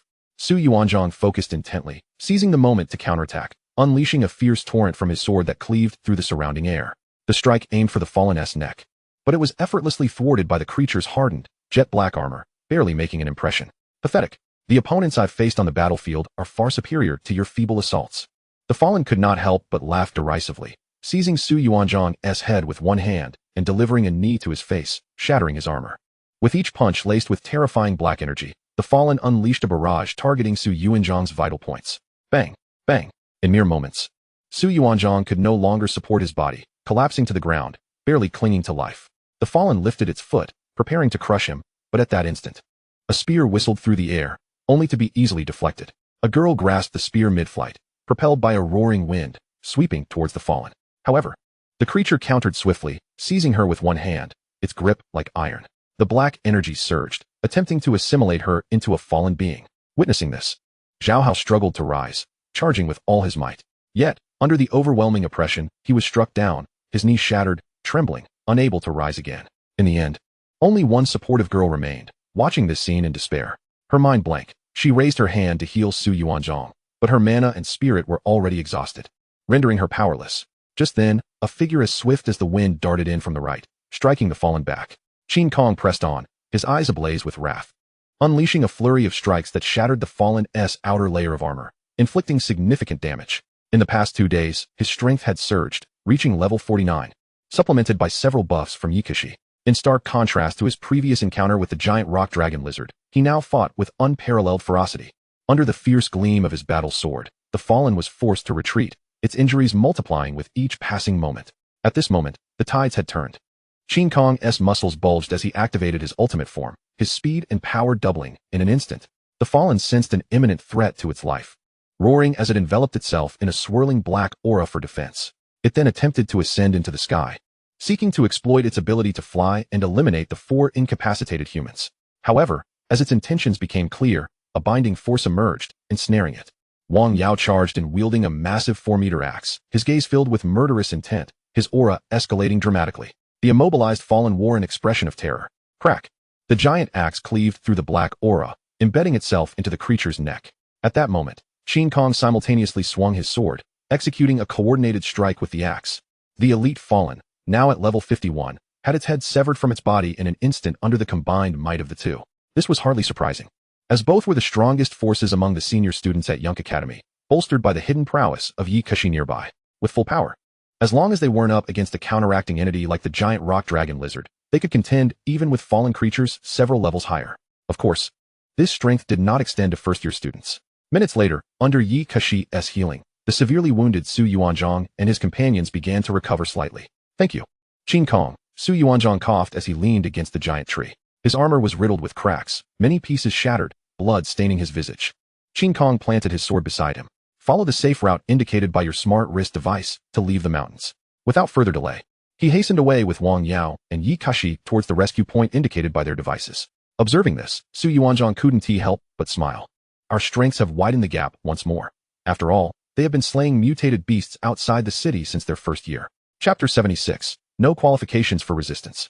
Meanwhile, Black Ming, having consumed a colossal beast, reverted to its normal state, lying beside Chen Lin to rest. On a distant high cliff, a voluptuous and alluring female demoness, adorned with but the slightest veils of modesty, gracefully descended, her toes gently touching the ground. Upon spotting the silver-armored figure, guarded by a massive black wolf, Leia Klee could not suppress a smile. Fortune favored her, for she had found her target so swiftly, and it seemed to be in a weakened state. However, gazing at the ravaged earth, Leia Klee was somewhat taken aback. The scars of battle were beyond her expectations. Nevertheless, this was undeniably the opportune moment to strike. She did not allow the flicker of trepidation in her heart to deter her from pursuing Chen Lin as her prey. This toy is mine for the taking. Leia Kli licked her lips, her eyes brimming with desire, already concocting various ways to toy with Chen Lin before the encounter had even begun. With a burst of speed reaching several hundred meters per second, her figure hurtled forward, countless black threads dispersing from her body. The nauseating aura enveloped the air, prompting Chen Lin to snap his eyes open, his gaze icy. Black Ming, who had long sensed her presence, lifted his head first to look at her. Leia Kli met the cold gaze of those two gray eyes, a chill running through her heart as fear began to take root. What was happening? Her body trembled involuntarily, but she quickly suppressed the sensation. Taking the initiative, Leia Kli unleashed her threads, which shot forth like a swarm of locusts, targeting Black Ming. A golden radiance enveloped Black Ming, effortlessly blocking her assault, his gray eyes observing her with indifference. In the next instant, Leia Kli found herself thrust into a void of darkness, where a pair of cold, unfeeling gray eyes opened to meet her. Under that gaze, an overwhelming terror surged forth, drowning her mind entirely. Trembling uncontrollably, Leia Kli found herself paralyzed, helplessly watching as Black Ming approached her with deliberate steps. In mere seconds, the immense figure loomed before her, a single palm pressing her into the ground as dark flames erupted, beginning to consume her. Throughout this ordeal, Leia Kli, a level 56 demoness, found herself utterly devoid of any means of resistance. This scene illuminated the previously somber command center. Well done, Black Wolf. The female officer silently cheered in her heart. Oh whoa. Black Ming raised his paw, sensing a disturbance, and scanned the surroundings. My lord, she has not perished, she has fled. Upon hearing Black Ming's words, Chen Lin replied coldly. Pursue her, she must be killed. With Diana by his side, he felt assured that even if Black Ming were delayed for a time, no danger would ensue. Black Ming inclined his head slightly, acknowledging the command. With a thunderous crash, his massive form shattered the earth as he charged in a specific direction. There, Leia Kli, her face pale with terror, hastened toward a spatial passage. It was utterly horrifying. That Black Wolf was simply too formidable. Even though the gray-eyed gaze had vanished, she remained engulfed in fear, desperate to escape and relay the news of the terrifying human progeny back home. As for the mission to hunt human geniuses, it was undoubtedly a failure on their part. With such a fearsome Black Wolf present, any demoness would surely meet her demise. She could only hope for her kin to commence their hunts elsewhere. However, the thought of her brother being here made Leia Kli hesitate momentarily, but she quickly cast it aside. If he was to perish, so be it. She dared not linger here for even a moment longer. Just then, a resounding commotion erupted from behind, startling Leia Kli. Could it be pursuing her? The thought sent cold sweat down her spine as she urged her bone wings to accelerate. Yet, Black Ming did not wish to be away from Chen Lin for long. His form swelled, transforming into a colossal beast over 1,000 meters tall. With a thunderous roar, the ground shattered as he traversed dozens of kilometers, crushing all trees and causing the air to explode. Emerging behind Leia Kli, he unleashed a wave of intimidation. At that moment, she felt not only fear but also profound despair. The shadow of a massive paw descended. Boom! The earth fractured. Surrounding mountains and trees trembled, the vibrations echoing for miles. Under the weight of Black Ming's giant paw, the dark flames entirely consumed Leia Kli, leaving nothing but a storage pouch behind. After a moment of contemplation, Black Ming reverted to his original form, slowly controlling the flames to ensnare the pouch, turning to leave. Returning to Chen Lin, he lowered his head, seeking a pat, then manipulated the dark flames to present the storage pouch to him. Did you acquire this from the demoness? Chen Lin probed, his consciousness probing within, his eyes lighting up at the discovery. 100 level 5 life crystals. He exclaimed, a smile breaking across his face. Black Ming, your feast has been secured. As he extracted the life crystals from the pouch, Black Ming's insatiable desire flared up. Its body conveyed a yearning to continue evolving, to ascend to a higher level of life. The dark flames transformed into a gaping maw, devouring all the life crystals, gradually undergoing transformation. In no time, its evolution value surged by 200 points.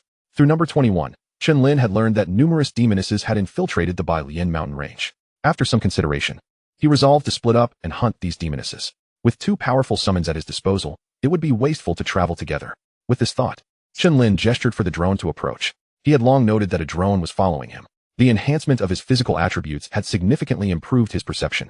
He could now clearly see even distant flies, let alone a drone, no matter how miniature. Inside the command center, the personnel operating the drone were taken aback. But with the female officer's nod of approval, they promptly directed it towards him, guiding it to the demoness's location. Upon the drone's arrival, Chen Lin spoke, and the female officer immediately understood his intent. With Yang Xiao absent, she was now the commanding officer. After a moment's deliberation, she instructed her personnel to operate the drone. Nodding in agreement, with 3 summons at his command, Chen Lin's bold decision indicated that his previously unseen third summon was sufficiently powerful to ensure his safety. Chapter 77, High Energy Cannon. He pointed Black Ming in a specific direction. In an instant, Black Ming surged forward, a sense of urgency glimmering in his gray eyes. The pursuing drone struggled to keep pace, unable to match his speed. The female officer marveled at how much he had grown in just a few days. If given a year, could he possibly contend with a throne-level entity? The mere thought was staggering. To date, only 85 thrones had emerged from Huaxia, a number accumulated over a century. All were formidable beings, having emerged from countless generations of talent, honed through years of battle. Their rarity was not merely due to innate talent, but largely attributed to the extraterrestrial races, in the brutal meat grinder of the front lines. Even the most gifted struggled to make a mark. With each extraterrestrial assault, countless lives were lost, and yet all were compelled to charge forth and defend the lines. Many thrones had fallen in such battles. Currently, the number of thrones remaining in Huaxia was less than half of what it once was, totaling only 30. This starkly illustrated the brutal reality of the front lines. As Black Ming charged forward with a relentless ferocity, he obliterated all rocks in his path, toppling giant trees and leaping over streams. Ahead, a group of 15 students had formed a tight circle, obstructed by 3 four-ringed demonesses. The ground was littered with several gruesomely lifeless bodies. Their expressions were grave, weapons tightly gripped. They had not anticipated that these demonesses would set a trap, using them as bait for fishing. After activating the distress signal, the lurking demonesses had only revealed themselves once support was on the way. Understanding this, the 15 students immediately deactivated their distress signals. Can we break through? A girl asked, her voice trembling. Before them lay a mere handful of malevolent beings, and they felt utterly incapable of overcoming such adversaries. To make matters worse, they were oblivious to the possibility of more fiends lurking nearby. This thought instilled a sense of trepidation within the hearts of all the trainees. Just as 3 four-ringed fiends began to cackle cruelly, preparing to unleash a massacre, a series of thunderous roars echoed from afar. In mere moments, a terrifying black wolf, towering at a staggering height of 130 meters, charged forth. Its entire form radiated an aura of ferocity and savagery that would cause any onlooker to tremble with fear. The 3 fiends, paralyzed by terror, took to the skies, mistaking it for a mutated beast from the mountains. However, in the next heartbeat, they realized their grave error. This monstrous black wolf paid no heed to the humans, but instead pursued them with lethal intent. With a resounding crash, one fiend was struck down, its body smashed into the ground, splintering into fragments. The unfortunate fiend had no time to evade, as it was swiftly pinned down, engulfed by a surge of dark flames that consumed it whole. Even in its normal state, He Ming could easily annihilate 4-ringed foes, and at the moment, it had only reached level 20. This was the unfathomable power of He Ming, capable of triumphing even after transcending 4 major transformations. Its dominion now extended far beyond the realm of mere parody. Within 2 major transformations, it could effortlessly obliterate its opponents. He Ming's cold gray eyes fixated on one of the fiends, causing its body to freeze in place, its skeletal wings trembling in fear. With claws wreathed in dark flames, it struck down its prey. All of this transpired within a mere 5 seconds. The final fiend could not escape He Ming's gaze and thus met its inevitable demise. The 5 fiends concealed in the shadows finally registered the unfolding horror, their eyes betraying their dread as the formidable black wolf cast an ominous shadow over them. They collectively burst forth from the woods, soaring into the sky. None of you shall escape, He Ming roared, and under its imposing presence, the already frightened fiends found themselves momentarily paralyzed. In an instant, He Ming surged forward, unleashing a torrent of dark flames that expanded over a range of hundreds of meters. However, under its deliberate restraint, the flames did not reach the trainees. With a single mighty paw, He Ming sent them crashing down, embedding them into the ground, where the dark flames swiftly ignited, consuming them entirely. In the span of merely 10 seconds, those 8 fiends, whom the 15 third-year students could not contend with, were reduced to ashes. As they witnessed this spectacle, the trainees stood in stunned silence. It took several moments for them to regain their composure, their expressions a mix of disbelief and astonishment. Among them, Su Qingqing's eyes sparkled with excitement. This is Chen Lin's summoned creature. I recognize it. Her flushed face betrayed her exhilaration. The other trainees, incredulous, exchanged glances. I remember Chen Lin is just a freshman, isn't he? How could he possibly summon such a powerful creature? It feels even stronger than Senior Qin Kong. They stared in wide-eyed amazement, their incredulity growing with each passing thought. However, this bewilderment was swiftly overshadowed by a sense of relief at having narrowly escaped danger. He Ming, who had searched the ground for a considerable time without finding a storage pouch, appeared somewhat disappointed. The robust figure, towering at 100 meters, gradually crouched down, awaiting the drone to arrive and provide further guidance. All the trainees gazed at this fierce and formidable black wolf standing guard nearby, their hearts swelling with gratitude. It was clear it was concerned for their safety. Chen Lin's summoned creature was truly remarkable, ignoring Su Qingqing, who was frantically waving and calling out to it. Hei Ming awaited the drone's arrival. Once it indicated the direction, it charged off. Meanwhile, in the command center, the female officer quickly discerned that something was amiss.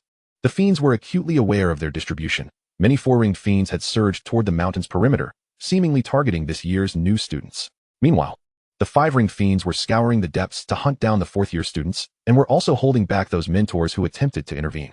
Is the high-energy artillery charged?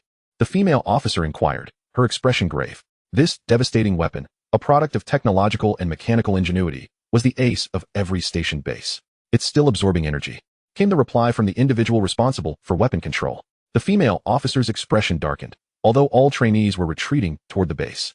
The flying four-ringed fiends were far too swift. They could catch up in half an hour. Deploying armed helicopters was out of the question against four-ringed fiends. They would be utterly ineffective, merely sending soldiers to their doom. In the depths of the mountains, a woman clad in golden battle armor wielded a formidable war spear entwined with blood energy, suppressing four level 55 fiends. Under the terrifying red spear's brilliance, the air itself seemed to shatter, and the fiends were unable to withstand the onslaught, retreating in disarray. Ji-Fei's imposing presence surged forward like a relentless dragon, refusing to let go. Observing this scene, Ryukyu furrowed its brow, slowly conjuring a black spear in its hand. It had no time to waste in this battle. Numerous talents awaited its demise. With a thunderous crash, Ryaku's figure shot forth, the black spear imbued with the power of corruption, piercing through with lethal intent.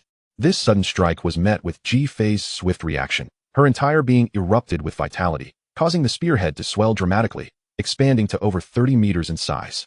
The ground beneath her feet cracked open, and as she fully unleashed her dominating form, it shattered violently, sending debris flying in all directions. The frenzied energy swept over the surroundings, leaving the fiends astonished. Ji-Fei's eyes blazed with combat fervor as her war spear, dripping with crimson light, swept through the air, obliterating everything in its path. The five fiends were forced back, their attacks completely neutralized. Ryukyu, observing the shattered black spear in its grip, wore a grave expression. To possess such power at only level 55, which was 4 levels below its own, marked her as a genius that must be eliminated. A torrent of black energy surged forth, enveloping a 100-meter radius, darkening the light. The remaining fiends understood Ryukyu's intent and unleashed their own powers of corruption. The air thickened with black energy, becoming almost viscous. Ji-Fei, enveloped in a crimson glow, resisted the encroaching corruption. Her eyes hardened. You wish to assimilate me? You seek your own demise. With a roar, her figure lunged toward Ryukyu, the air crackling as she swung her spear directly at it.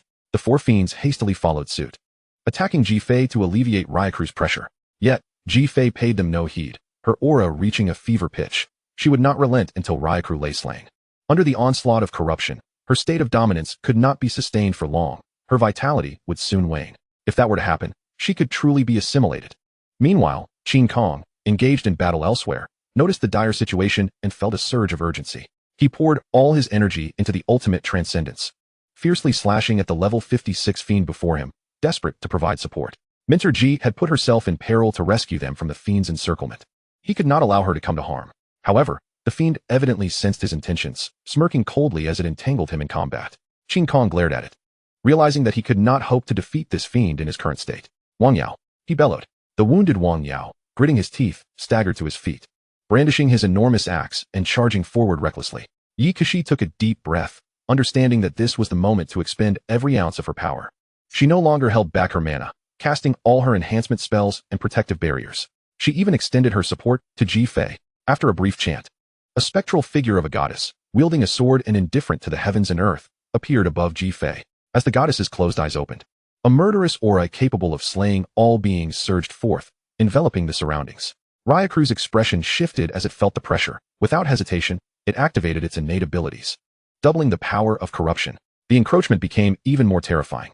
As Ji-Fei's divine sword pointed toward it, an overwhelming sense of crisis washed over Ryukyu. With a thunderous crash, layers of pressure descended, shattering the earth and sending violent tremors rippling hundreds of meters away. This was an entirely different effect from the colossal rock dragon lizard. However, the divine maiden swiftly dissipated as Yi Kashi's spirit waned.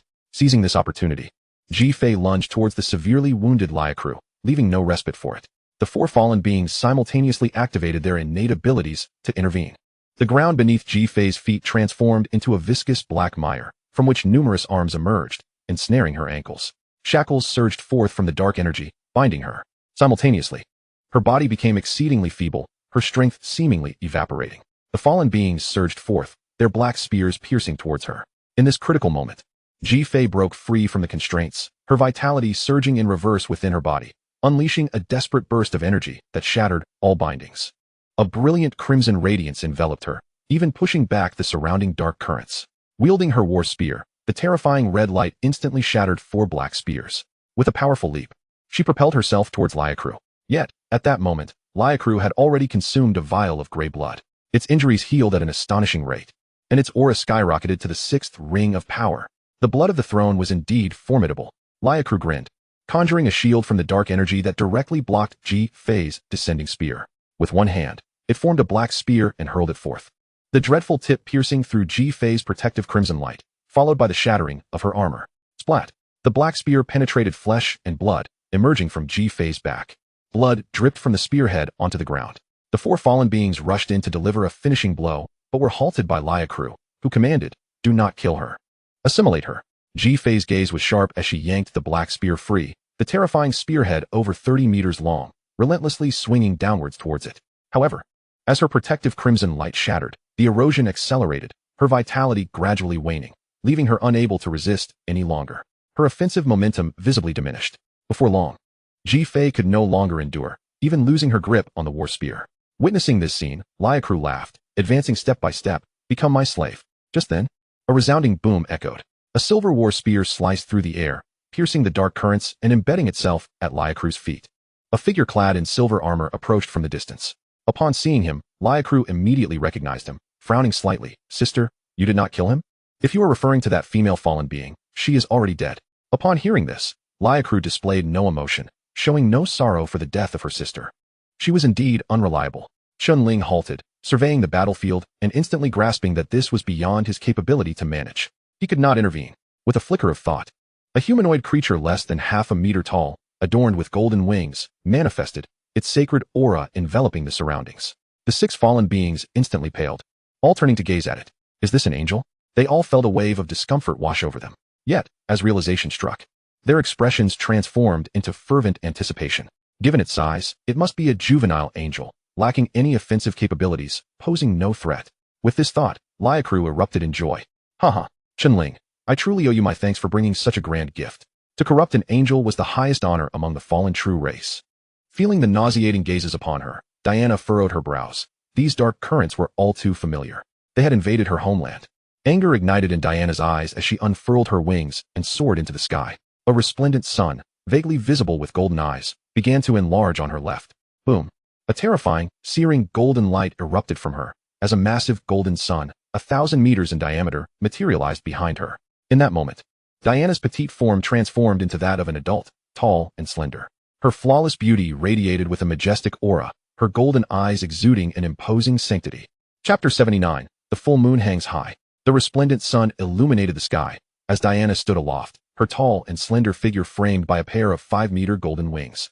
Her divine visage radiant, her golden eyes shining with an unapproachable authority. The searing golden light cascaded down, purifying the dark currents within mere seconds. All the fallen beings felt as if they were plunged into hell, suffering and in agony, their fallen powers directly suppressed. The moment they utilized their powers, they would be swiftly purified. This filled their hearts with dread. For ages, the fallen true race and angels had been arch-enemies, constantly at odds with one another. But beneath this blazing sun, the balance was unmistakably shattered.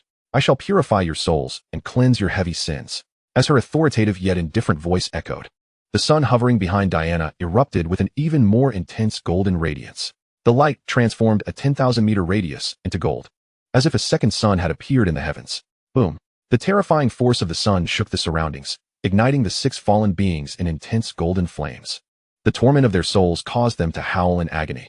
Liakru's visage contorted. The previous elation had vanished, replaced by sheer pain and savagery. It desperately unleashed its fallen power, its 6th ring strength, augmented by its innate abilities, barely resisting the purifying golden light. A black barrier formed around its body, attempting to shield against the golden flames. However, unlike the black flames that devoured life through physical means, this assault targeted the soul and could penetrate all barriers. It could not be physically obstructed. Only defenses belonging to the soul could withstand it. As the corrupting dark currents dissipated, Ji-Fei weakly lifted her head, gazing at the magnificent figure standing high in the sky, resplendent and unapproachable, and smiled. To think an angel could be summoned, you truly have remarkable prowess. Waves of sacred energy, accompanied by golden light, cascaded down upon her, her injuries rapidly healing. A layer of golden sacred barrier emerged, enveloping her within. The divine radiance. The bloodied Wang Yao was immediately restrained, and the black spear aimed at him was blocked by the barrier. Chen Lin, you are my father. Wang Yao managed a difficult smile, giving him a thumbs up. Covered in wounds, the exhausted Qin Kong felt warmth seeping into his injuries, and his offensive momentum became unrestrained. He directly launched an all-out assault, trading life for life. The war sword slashed, forcing the fallen being to retreat rapidly, unable to keep up with the defensive measures. In the agony of their souls being scorched, they could not exert their full strength. The tide of battle had instantaneously reversed with the emergence of the resplendent sun. Damn it, wasn't it said that juvenile angels only possess supportive abilities? Liakru, well-versed in numerous texts, felt utterly deceived by knowledge. Just a single exchange of gazes with Diana's imposing golden eyes caused it to tremble, blood streaming from its eyes, as if confronting its own kind's supreme power, terrifying beyond measure. Realizing that time was of the essence, lest its soul be scorched to death, it bellowed, "Go kill that human." Liakru roared, and the dark currents erupted, swirling into a massive serpent that lunged towards Diana. The closer it drew to the sun, the more intense the purification and soul-burning became. If not for the staggering 39-level difference and the throne's true blood boiling within, providing continuous power, it would have been impossible for it to even approach. Liakru endured the searing torment and pressed towards Diana, intent on bringing her down. With an expression of indifference, Diana slowly raised her hand, and countless searing golden swords materialized around her, shooting towards it and the other four fallen beings charging at Chen Lin. The golden swords, imbued with purifying and burning power, swiftly pierced through the black serpent, impaling Liakru's body. Boom! It plummeted to the ground from a height of 100 meters, dust billowing. The other four fallen beings hastily dodged, but were still penetrated by countless golden swords. At this moment, Diana, standing high in the sky, resembled a deity wielding the sun, with her enemies reduced to mere ants. Such a captivating demeanor rendered Yikashi utterly entranced. Even as a woman, she found herself moved. Damn it, under this blazing sun, we are utterly powerless. All the fallen gritted their teeth, pierced by the golden sword. Not only were they injured, but the corrupting power within them was also being purified. Their souls seared, and the process hastening. At this rate, it would not be long before they succumbed to the scorching sun. Liakulu's countenance darkened, urging calmness. Empress Fu Lin had assured that allies would soon converge to encircle and hunt. Just as it finished speaking, several figures cloaked in gray swiftly approached from a distance, each possessing the strength of the sixth transition. As they drew near, they activated their stealth skills, intending to strike simultaneously and eliminate everyone in an instant.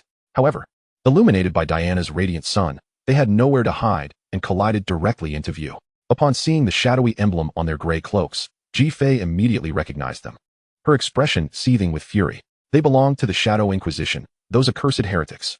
She braced her body, which had regained some strength, and with a surge of vitality, she swiftly intercepted one of the assailants rushing towards Chen Lin. This man bore a grotesque visage, half of his face marred by a multitude of purple scars.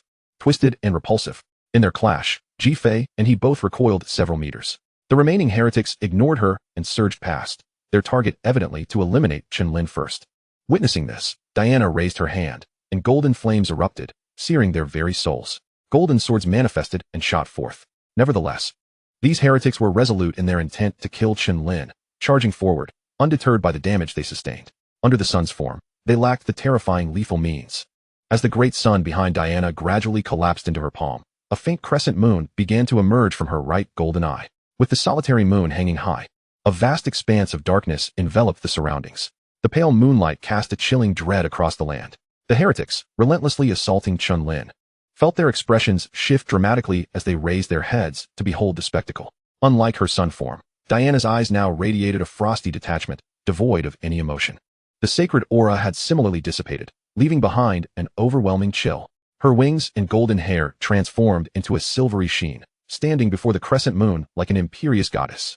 Surrounding her, 9 rings of annihilation slowly rotated, infused with dark red true power. Go, accompanied by Diana's frigid voice, echoed through the air. Boom. The 6 rings of annihilation shot forth in an instant, their speed unparalleled, swiftly reaching the 6 heretics. Their expressions turned to shock as they each attempted to counter. However, against the annihilation true power capable of breaching any defense, they crumbled like fragile paper. One heretic, precisely at level 60, helplessly watched as the dark red ring effortlessly shattered his shadow barrier, piercing through him. As his body split in two, he fell to the sides, his face still etched with disbelief. Chapter 80, The Arrival of the Throne. The remaining 5 heretics, witnessing this scene, were immediately struck with horror. After barely blocking a strike from the Annihilation Ring, they chose to flee. Yet, the Rings of Annihilation were faster, pursuing them under Diana's command, leading to their demise.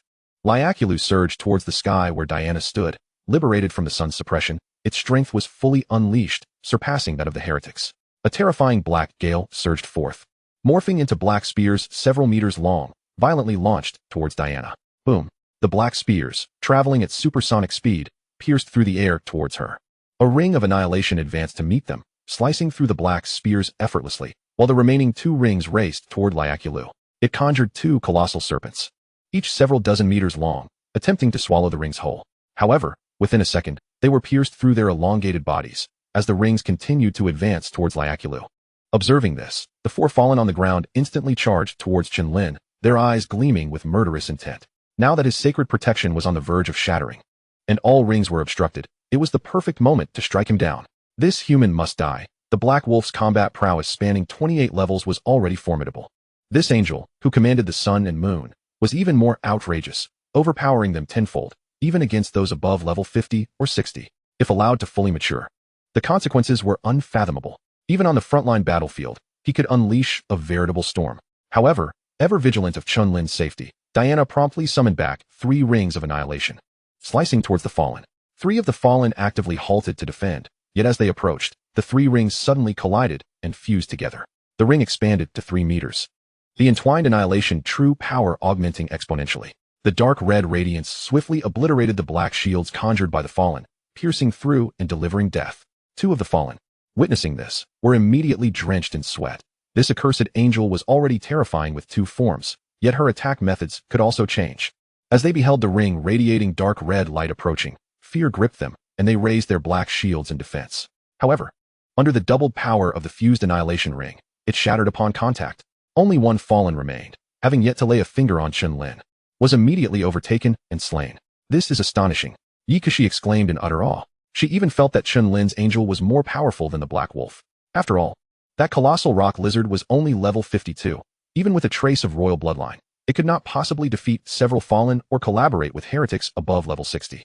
Having dispatched 4 fallen, the annihilation ring turned towards the purple-scarred man engaged with Ji Fei. Before he could react, it zipped past Ji Fei and decapitated him. It then split into 3, coordinating seamlessly to eliminate all heretics and the fallen battling Qin Kong. As the 6 rings of annihilation returned to the proud angel's vicinity, everyone stood momentarily stunned. Truly formidable.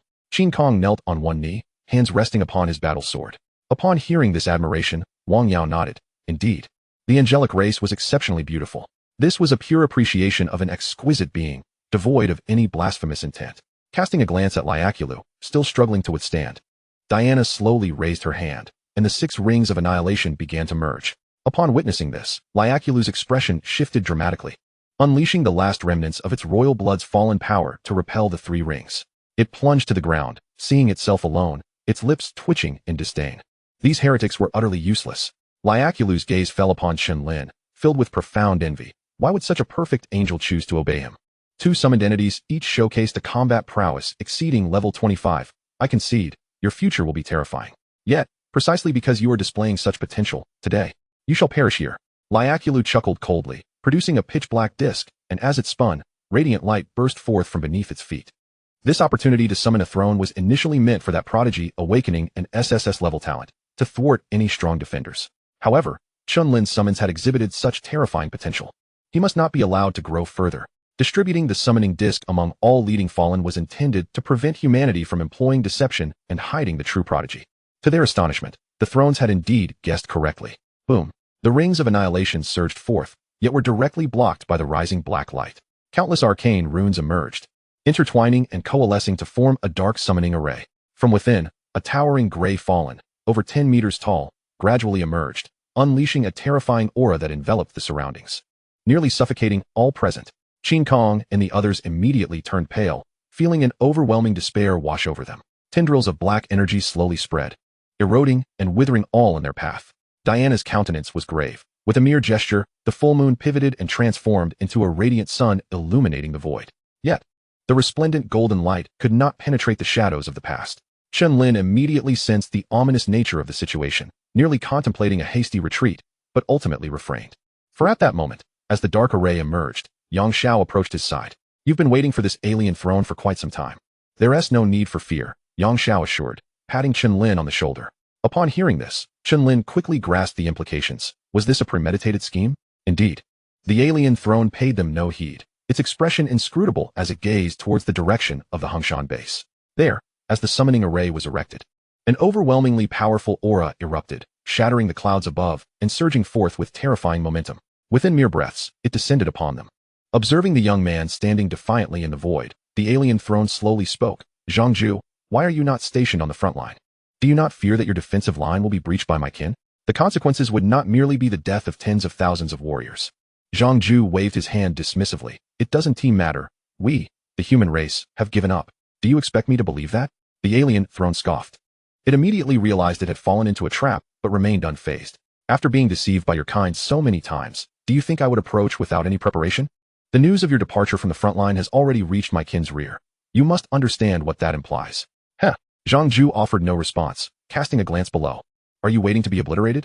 Yang Xiao, upon hearing this, swiftly led everyone away. The mere residual force from the clash between the thrones could obliterate vast expanses. And even though Zhang Ju's domain could contain the power within, they would still become collateral damage here. The alien throne made no move to stop them. With Zhang Ju present, it could not act against anyone.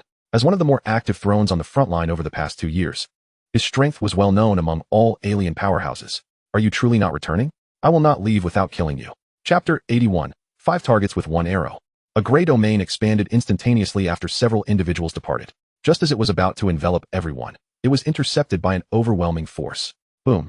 The moment the 2 thrones collided, even with their powers isolated, the resultant shockwave caused the earth to tremble over hundreds of thousands of meters. Was that the Duantian throne from Manhwaxia? Qin Kong glanced back, swallowing hard. Each throne bore its own title, recognized nationwide. It was precisely because of their vigilance on the front line that the rear could enjoy peace and prosperity. Yang Xiao nodded, and admiration washed over the faces of those present. Ascending to the throne and attaining a crown was a pursuit that every human aspired to. Wait, the malevolent entity has just summoned the alien throne, and the Duantian throne has appeared. Surely it won't remain here indefinitely? Yikashi questioned, puzzled. Yang Xiao chuckled, offering no reply. There is no longer any issue here. But many fourth-ring malevolent entities still survive, their targets being the elite students at the mountain's periphery. You must hurry and assist them. Without a doubt, those present were of commendable character. Upon learning of the alien incursion, they did not entertain thoughts of retreat, but instead positioned themselves at various distress points to provide support. Qin Kong and the others exchanged solemn glances, nodded, and charged towards the mountain's outskirts. Under the sacred radiance, they regained much of their strength. Still possessing the capacity to fight, Ji Fei and Chen Lin similarly intended to proceed, but the latter was held back. Chen Lin, let your summoned being handle it. Chen Lin hesitated momentarily, then conceded it was a reasonable plan. His silver butterfly had not improved in a long while and could hardly keep pace. Even against the fourth-ring malevolent entities, he likely would not prevail. After mentally communicating, Diana, having restored to about half a meter in height, nodded and transformed back into her solar form, her golden light illuminating the heavens as she soared like a golden meteor. Yang Xiao marveled. I never anticipated that your third summon would be an angel. However, she must have been newly born, perhaps not even a year old. Indeed, Chen Lin replied. To be precise, she has only existed for 3 days. Originally, I intended to deal with those heretics myself, yet she has eradicated them all, truly formidable. Yang Xiao expressed. The sheer terror of her combat prowess rivaled that of the Dark Wolf. This meant that Chen Lin alone represented 2 monstrous entities. If he were to ascend to the throne in the future, it would effectively bolster the human race by adding 2 throne-level combatants. What a delightful prospect. Such a future would undoubtedly garner greater recognition. Once he submitted his application, the resources he could request, such as life crystals, would likely increase significantly. You must have noticed the peculiarities surrounding this cleanup operation against the aberrant beasts. Upon hearing this, Chen Lin nodded. The emergence of the inky black array by Liacru, followed immediately by the Duantian throne, could hardly be coincidental. This eradication of aberrant beasts serves as a facade, and we are the bait, are we not? Yang Xiao shook his head. Over the years, the accumulation of aberrant beasts has been immense. Many colossal creatures have re-emerged, and the threat of upheaval is genuine. As their reproductive rate is alarmingly rapid, the situation on the front line is dire, and the inability to reinforce is equally valid.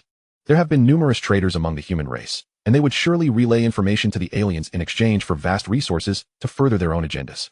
Predictably, the aliens have been persistently attacking, probing which of our defensive lines is weaker, and many alien thrones have even intervened to ascertain which human throne has vacated its post. Similarly, those heretics harbor deep-seated hatred for society, assisting the aliens in our annihilation. They will not let this opportunity of the aberrant beast uprising slip by, seeking to deliver a heavy blow to humanity. As these words sank in, Chen Lin felt a weight in his heart, an overwhelming pressure akin to a pack of wolves encircling him. And now, the frontline battlefield. Chen Lin could not suppress his clenched fists. The Duantian throne had indeed arrived. If that were the case, would his defensive line not be breached? But if he did not send reinforcements? The fate of his comrades was all too predictable. Moreover, the alien thrones would commence a massacre in the rear. With their terrifying power, they could eliminate all geniuses and obliterate surrounding cities in mere minutes. Yang Xiao chuckled reassuringly. There is no need for concern. Over the decades of conflict with the aliens, both sides have nearly catalogued each other's combat capabilities. They believe that through the traitors, they have discerned all of humanity as trump cards. Yet in truth, those were deliberately revealed to instill in them a false sense of confidence, paving the way for us to ensnare them later. Yang Xiao placed a hand on Chen Lin's shoulder. While the overall strength of the aliens was indeed formidable, having been meticulously orchestrated over decades, their advantage steadily expanding. Humanity too had been quietly amassing true trump cards. In the end, who would prevail remained uncertain. He held Chen Lin in high regard, thus revealing nearly everything to bolster his confidence in this racial conflict. Chen Lin suddenly smiled. Are you not afraid? What if I am the traitor? Yang Xiao shook his head. If even a genius like you were to betray us, humanity would be doomed. During the two previous crises that nearly led to humanity's collapse, it was precisely anomalies like Chen Lin who emerged, turning the tide. For instance, the fourth strongest single-handedly slaughtered all the terrifying aberrant beasts from the rear. In just a few short years, he had risen to the peak of strength on the front line, halting the aliens' intended full-scale assault. In Yang Xiao's eyes, Chen Lin too had the potential to achieve such heights. Chen Lin had no doubts left. After the explanations thus far, he had comprehensively grasped the grand scheme of this contest.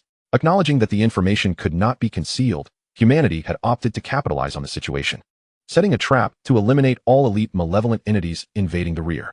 And thus, it may be possible to unearth the traitors and eliminate the heretics lurking within society. Ultimately, the goal is to lure a foreign throne to the rear and strike it down. As for the losses sustained by the foreign forces on the front lines, that remains uncertain. However, with all cards laid bare, one can be assured that the casualties will be considerable. The price for this, however, will be the untimely demise of several prodigies, who remain blissfully unaware that they are mere bait. This is indeed a brutal reality, but such is the nature of warfare between civilizations. Are you disheartened? Yang Xiao inquired slowly, observing Chen Lin as he took a deep breath. Chen Lin shook his head. The situation is as it is, and when a decision must be made, one must act decisively. Upon hearing this, Yang Xiao was momentarily taken aback, before a smile broke across his face. The throne that proposed this decision echoed your exact sentiments. Chapter 82. The foreign throne, I shall suppress it with a mere gesture. Gazing at the setting sun, a singular goal began to crystallize in Chen Lin's mind. Next time, he would strive to grow even stronger and wield greater influence. At that moment, a colossal shadow surged towards him from a distance, crashing to a halt before him with a thunderous roar. How? My lord, I have not fallen. All foes have been vanquished. Chen Lin gently patted it, sensing a hint of disappointment in its demeanor, realizing it must not have found a grand feast. Yang Xiao regarded He Ming and remarked, this wolf is remarkable. At merely level 20, it possesses a formidable domain. More importantly, it can fully command and even merge with its physical form. Do you comprehend the implications of this? Chen Lin, intrigued, asked, what does it signify? Breaking through the 10th and 11th transitions to the king level has its prerequisites, and it has already achieved them all. As long as its level is sufficient, it can traverse unhindered all the way to the king. Chen Lin gazed at He Ming in astonishment, having thought this was a rather commonplace feat. It seems you are indeed a prodigy. Hearing the master's praise, He Ming reveled in the affection. Its tail, dozens of meters long, whipped up a roaring wind. Yang Xiao continued, however, I advise against prioritizing mere level enhancement. Doing so would strip it of its terrifying combat prowess. Even upon reaching the 10th transition, it would merely be an ordinary king beast. Through several days of drone surveillance, Yang Xiao surmised that this black wolf's growth likely required life crystals.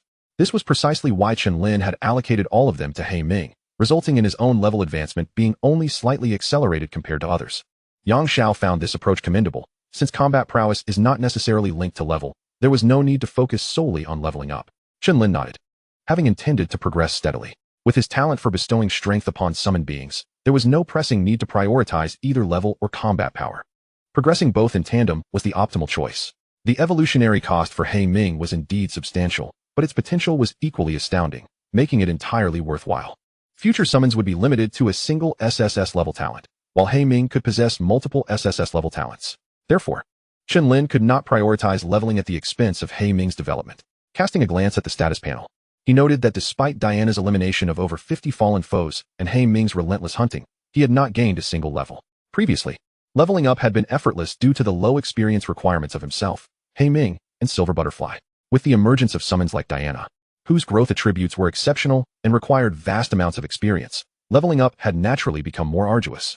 The summoner class, due to the nature of the summoning contract, necessitated fulfilling the experience requirements of all summons to level up collectively. This is the price the summoner pays for the ability to unleash a collective assault. Nevertheless, Chen Lin resolved to leave the matter of leveling to these foreign beings. As for life crystals, he would continue to allocate them entirely to He Ming for its evolution. Boom. A radiant golden sun burst forth, and Diana transformed into a streak of light, descending before Chen Lin, her slender, perfect form slightly bowing in greeting. She then reverted to her usual demeanor, fluttering beside Chen Lin and grasping his hand, much like a daughter would. After battling for over 10 hours, the distant gray domain dissipated, and a young man appeared, stepping across the void and effortlessly traversing several thousand meters. Noticing his exceedingly weak aura, Yang Xiao immediately inquired, "Zhangge, how fare you?" "Laughable. It is but a mere foreign throne. I can suppress it with a flick of my hand. What trouble could it possibly pose?" Meanwhile, Diana quietly unleashed her divine radiance, sensing that the young man before her had been severely tainted by the forces of corruption. Zhang Ju frowned. "Little girl, can you heal the throne's injuries?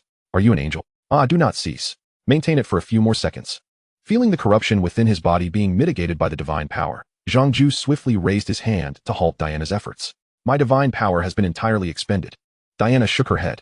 The throne's corruption was too formidable. Even though her divine power could suppress it, she could only alleviate it slightly. Upon hearing this, Zhang Ju sighed. "Enduring the discomfort, I ultimately bear far too much." Chen Lin's expression turned perplexed. Is this the plight of all thrones? Yang Xiao, seemingly discerning Chen Lin's thoughts, explained, "Ever since ascending to the throne, Zhangge has become estranged from all." Chen Lin suddenly understood. It wasn't that all thrones were like this, but that ascending to the throne transformed one in such a manner. "Zhangge, allow me to introduce you. This is Chen Lin, the target of the foreign being's hunt." Zhang Ju immediately turned his gaze. "You are the one capable of pinning my head to the ground despite our equal standing?" Chen Lin appeared bewildered. "What do you mean?" Yang Xiao hastily interjected. "Ahem.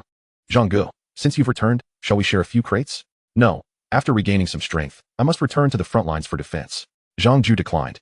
Then scrutinized the squatting He Ming. What a formidable wolf.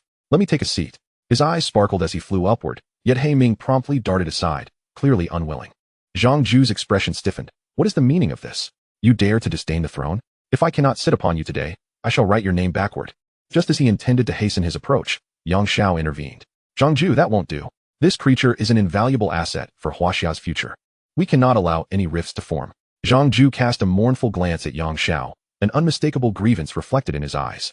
He turned away, hands clasped behind his back, his tone heavy with despondence. "I have contributed so much for humanity, yet I cannot even sit upon a wolf. Alas, I shall take my leave." Slowly, Zhang Ju ascended towards the Hengshan base. The two, along with their summoned companions, followed closely behind, and Yang Xiao reassured, "Do not worry. Zhangge has always been like this. He bears no ill will towards you." Chen Lin nodded, harboring no concerns. From the very beginning, Zhang Ju had not directed any malice towards him, and even though He Ming was reluctant, he had not exerted pressure upon the beast. On the contrary, he had traversed millions of kilometers from the front lines to ensure Chen Lin's safety from the foreign throne's onslaught. At the Hengshan base, the bodies of numerous students and soldiers were being retrieved from the mountains. Upon catching sight of Chen Lin, Feng Yi, who had been anxiously awaiting his return, exhaled a sigh of relief and hobbled over. "You've been gone for so long. I thought something had happened to you.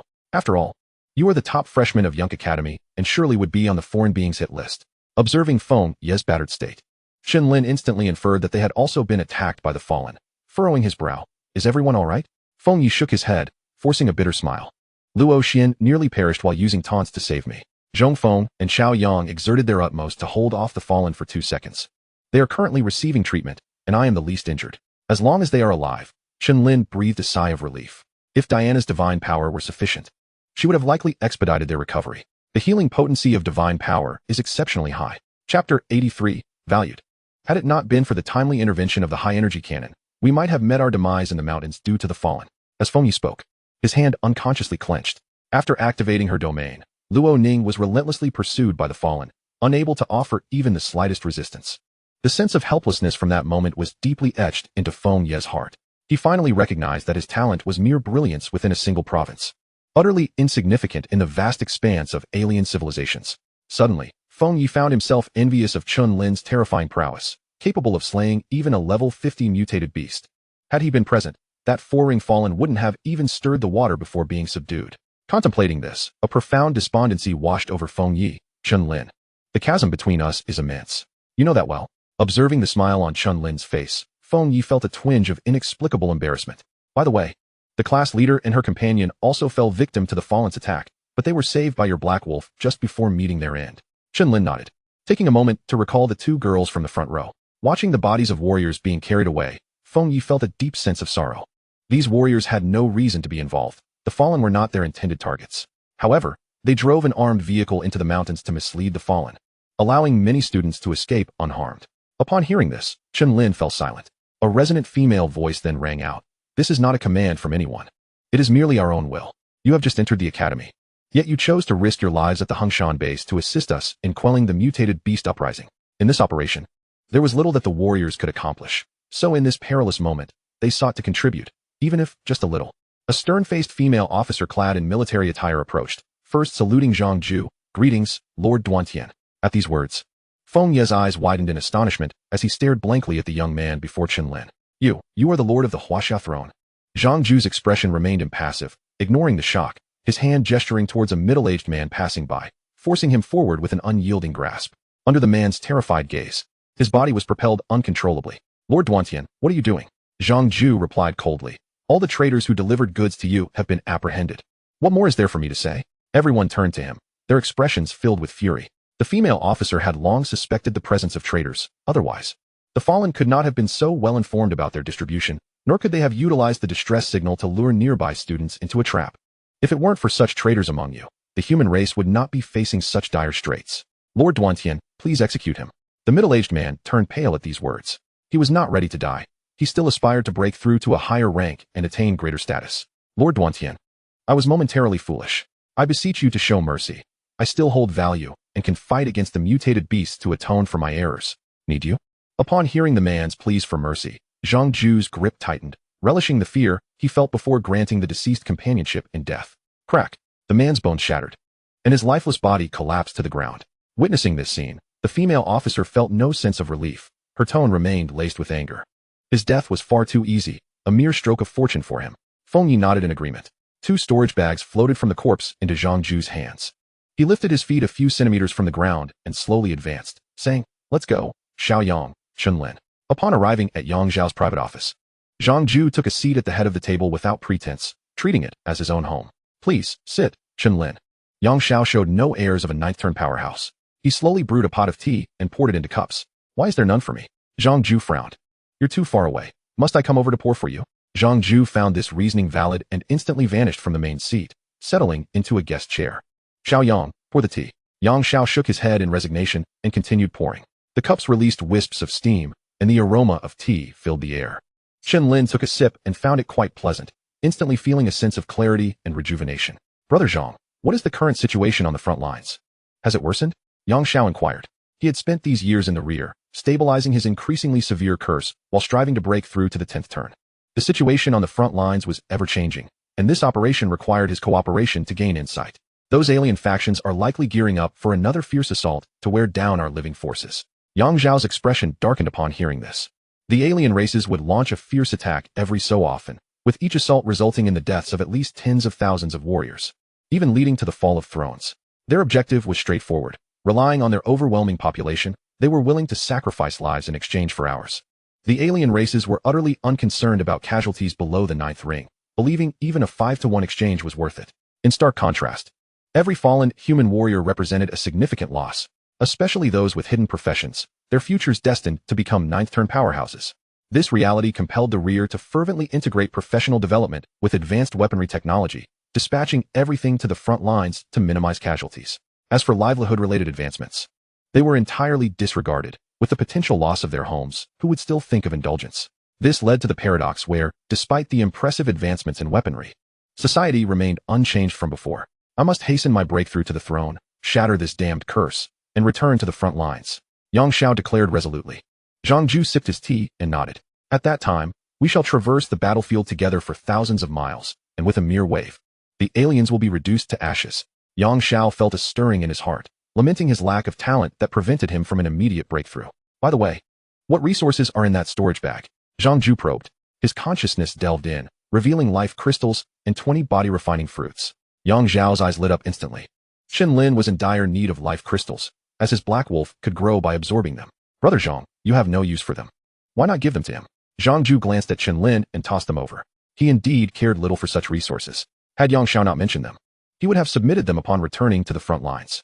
Chen Lin was taken aback, hastily reaching out to catch them, astonished at how easily they were given. Is it really this simple? Since your summon has displayed such terrifying potential, we naturally will not be stingy. The resources you receive will not be limited to these. Yang Xiao smiled. This sentiment stirred something within Chen Lin. He could feel Yang Xiao's genuine kindness toward him, a kindness that was palpable. Chapter 84. Chen Lin. A mere slight exertion is enough to severely wound a throne. Such are the benefits of not concealing one's talents, Chen Lin mused. Had he truly developed in secret and suddenly revealed his strength, he would indeed astonish everyone, only to be swiftly struck down by an alien throne. Unlike the current scenario, while revealing one's talents carries its risks, attracting the attention of alien races, the human race would not stand idly by. Just as this time, they deployed their trump card, even assigning a throne to ensure his safety. The resources provided were equally generous, totaling 500 level 5 and 6 life crystals, plus the body-refining fruits, each valued at 1,000 contribution points, were simply handed over. Moreover, He Ming required constant combat and consumption, evolving so significantly that hiding was nearly impossible. Its potential would be obvious to the naked eye. Furthermore, Chen Lin's rise to prominence was not solely due to his extraordinary summon. His true trump card lay in the ability to grant his summon unparalleled power through his unique talent. Everyone believed it was the terrifying combat prowess of his summon that rendered Chen Lin's future limitless, when in truth, the reality was inverted. Thank you, Lord Duantian. Chen Lin rose to express his gratitude. Upon hearing Zhang Ju's words, a smile immediately graced the corners of his mouth, expressing his profound satisfaction with Chen Lin. This prodigious talent. He produced another storage bag and tossed it over. This bag contained the spoils of the 5-ringed malevolence, filled with life crystal stones. Chen Lin caught it, and his consciousness instantly delved inside, his eyes brightening with delight. There lay a total of 205th level life crystal stones. Such a bounty far exceeded what he could have garnered through days of arduous labor. The long-awaited feast for the Black Abyss was finally within reach. Suddenly, Chen Lin's expression turned serious. As for the Throne of Ruin, if Black Abyss wishes for you to sit, it is certainly permissible. Zhang Ju waved his hand dismissively. Forget it, that black wolf only acknowledges you. In its eyes, others are inconsequential. It was fortunate that no invitation was extended, as Chen Lin was merely engaging in pleasantries. By the way, Chen Lin, I have a request I wish to entrust to you. Upon hearing Yang Xiao's voice from the side, Chen Lin promptly replied, Speak without hesitation. I would like to inquire how your black wolf learned to master its domain. Such knowledge would greatly aid my breakthrough to the 10th transition. Yang Xiao had thoroughly examined the experiences of other thrones regarding domain mastery and had benefited immensely. With sufficient authority, one could access this information within the Apocalypse system for a minimal contribution point. Originally, the thrones intended to donate this knowledge freely, but their proposal was vetoed. These insights had been painstakingly accumulated, thus deserving of significant regard. Consequently, it was adjusted to a mere 1 contribution point for access. This arrangement allowed Yang Xiao to drastically reduce the time required for his own mastery. It might not be long before he could fully harness his powers, achieve domain compression, and break through to the 10th transition. Otherwise, he would likely need another 2 years of relentless exploration to accomplish the same. Zhang Ju straightened up, Little Yang. Are you certain? That black wolf can actually control a domain? Not only that, Yang Xiao replied, it can also merge its physical form with the domain. Zhang Ju appeared momentarily dazed. What? Can a creature of level 20 truly learn such a thing? It took him several seconds to process this, and in an instant, he appeared beside Chen Lin, grasping his hand with fervent intensity. Please, allow it to teach me. The number of heavenly kings was significantly fewer than the thrones, rendering available experiences exceedingly rare. Chen Lin did not decline, immediately communicating with Black Abyss in the summoning space. After a brief inquiry, he pondered for a moment and felt that mastering domains and merging with the physical form seemed rather straightforward. Black Abyss remarked that it grasped the process of domain compression merely by observing it once. Should I summon it now to demonstrate a few times? Upon hearing this, Yang Xiao's lips twitched, momentarily at a loss for words. Zhang Ju burst into laughter beside him, patting his shoulder. Little Yang, mastering a domain is inherently simple. It is your lack of comprehension that hinders you. Yang Xiao scowled. Did you not also take an entire year to achieve domain mastery? I deliberately slowed my pace out of concern for discouraging the other thrones. Zhang Ju chuckled and turned back to Chen Lin, eyes brimming with anticipation. And what of the merging of the physical form with the domain? What does it entail? Chen Lin contemplated for a considerable time. Black Abyss had expressed the concept of merging the physical form and the domain somewhat ambiguously, as though it were a skill learned effortlessly. Zhang Ju did not rush him. For merging the physical form with the domain was exceedingly challenging. Even with the experience imparted by a heavenly king, it would be difficult to comprehend, let alone Chen Lin. At only level 20, needing time to grasp such intricate knowledge. After a lengthy wait, Chen Lin finally distilled Black Abyss's words. It stated that merging the physical form and the domain was accomplished without need for observation. It could do so indiscriminately. Zhang Ju endeavored to comprehend the vast implications of this statement, yet his mind faltered, overwhelmed by the magnitude of information. What? Are you even aware of what you were saying? In the silence that followed, Zhang Ju rose, declaring, "My injuries have mostly healed. I shall take my leave." "Oh, Brother Zhang, you still exude weakness. You ought to rest a while longer," Yang Xiao exclaimed, grinning as he immediately grasped Zhang Ju's arm. "Release me. The physique of a throne is beyond your comprehension." Zhang Ju forcefully shook him off and dashed out the window, his figure vanishing in an instant as he returned to the front lines. He now felt an overwhelming pain in his heart. He had not sustained such terrifying injuries even when battling the alien thrones. Yang Xiao, still reveling in his misfortune, filled his and Chen Lin's teacups anew, taking a sip. Chen Lin chuckled as well, convinced that the conclusions he had drawn were entirely sound. Following a brief conversation with Yang Xiao, he took his leave and returned to the mountains, summoning Black Abyss. He poured out the 605th level life crystal stones and 106th level life crystal stones from the storage bag, forming a small mound of crimson. Black Abyss immediately erupted with dark flames, slowly consuming them and converting them. After approximately 10 minutes, the evolution value surged by 1,766 points, reaching a third of what was required for perfection. Next, he fed it 20 body refinement fruits, resulting in a 5-meter increase in Black Abyss's size and a 10-point enhancement across all attributes. While this increment seemed modest, Black Abyss had surpassed 500 points in all attributes. Thus, the increased 10-point strength was significantly more impactful than before. For instance, the giantization talent merely augmented its previous attribute base by 500. Although its strength displayed a value of 2,700 on the panel, this did not reflect its true power. To illustrate, a colossal beast with a baseline strength of 2,700 could easily crush a giantized Black Abyss. Glancing at the time on the 21st, noting that it was not yet dawn, Chen Lin resolved to delve deeper into the mountains for further hunting, utilizing the locations of mutated beasts provided by the 21st. As for accepting missions to earn contribution points, he deemed it unnecessary. After all, having received such substantial benefits, contributing a few days of labor to the military was of little consequence. Chapter 85, Misty Mountain Base. In the ensuing days, the mutated beasts exceeding level 50 in the Bailian mountain range were systematically hunted down by Black Abyss and Diana. They returned with life crystal stones for Black Abyss to consume. As for the excessively large corpses, Black Abyss would travel to devour them. However, in its explosive state, its speed was astonishing, leading to minimal wastage of time. It is time to return. Clad in silver armor, Chen Lin stood atop a high cliff, the rising sun casting a radiant glow upon him. A total of 16 level 60 giant beasts, in addition to over 100 level 50 mutated beasts, had been vanquished, yielding a bountiful harvest for Black Abyss. Its size had increased by 15 meters, standing approximately 5 meters tall, and all attributes had risen by 30 points. In its giantized state, it boasted an additional 150 points in attributes, enough to exert a slight edge over its former self. This staggering rate of enhancement left even Chen Lin in awe. The evolution value also experienced a notable increase, with over 100 life crystal stones providing an additional 250 points. After all, none of them bore the royal bloodline of a creature like the indomitable Mad Bear. Its life level was extraordinarily high, given ample time. It could surpass level 100 and ascend to become a king beast. Thus, the evolution value gained from its consumption was substantial. The silver butterfly gradually reverted to its original form, landing on Chen Lin's shoulder as he stepped forward and leaped down. The sound of howling winds filled his ears as he descended closer to the ground. At that moment, a golden meteor streaked through the sky, accompanied by the brilliance of the sun, rapidly approaching, a pale hand reaching out to grasp Chen Lin. Simultaneously, below the cliff, Black Abyss slowly opened its gray eyes, a hint of deathly intent swirling within, a flicker of brutality flashing in its gaze. The continuous slaughter over the past few days had intensified the ferocity emanating from it. Responding to its master's call, Black Abyss swiftly stood, hastening to meet Chen Lin. Diana returned to her normal form, fluttering her wings beside him. Thus, the trio, 1 person and 3 summoned beings, set off back to the Hungshan base. Observing this scene from the command center, everyone felt a genuine sense of joy. With the demise of these giant beasts, the threat of rebellion had diminished significantly. Indeed, all that remains is to gradually clear the area, and in the coming years, the Bailian mountain range will be transformed into a secure zone. Listening to the words around him, Yang Xiao couldn't help but smile. However, he was acutely aware that the situation was far from resolved. The perimeter of the Wushan base, responsible for guarding the mountains, had not seen a single mutated beast. Yet, this was hardly reassuring. It indicated that all the mutated beasts had heeded the call of the colossal creatures and were beginning to gather slowly. The trainees over there were now too afraid to delve deeper into the mountains, retreating entirely to the safety of the Wushan base.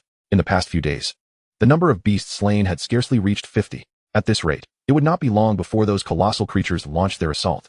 Currently, the Hungshan base was under little pressure. Let us summon personnel to provide support to the Wushan base. An hour later, as Chen Lin returned, Yang Xiao summoned him to the office for a cup of tea. Chen Lin, with the colossal beasts in the Bailian mountain range eliminated, there is no longer a need for you to stay here. I plan to send you to the Wushan base to assist with the cleanup. What do you think?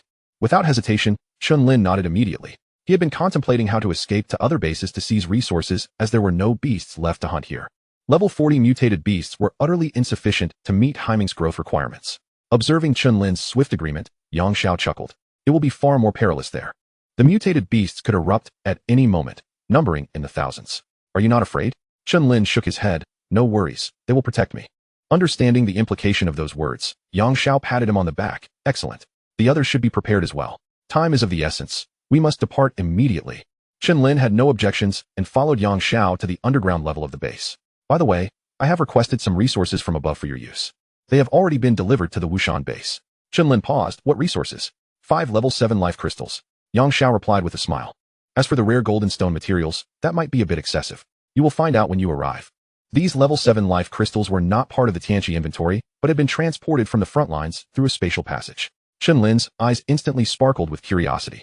The two soon arrived at the large transport aircraft beside the underground level, where 50 individuals had already gathered, including familiar faces like Qin Kong, Wang Yao, Yi Keshi, Zhang Weiyue, and Ji Fei. Chen Lin, I knew you would be part of the support team, Qin Kong said, his face lighting up. Upon hearing of the dire situation at the Wushan base, he had unhesitatingly agreed to assist. Just then, Ji Fei approached, smiling as she glanced at Diana, who was holding Chen Lin's hand. What a perfect little angel. She must still be in her larval stage, right? Chen Lin, you mustn't do anything inappropriate with her. Hearing this, Diana looked up at Chen Lin, her eyes filled with curiosity. Master, what are inappropriate things? Why can't Master do inappropriate things with Diana?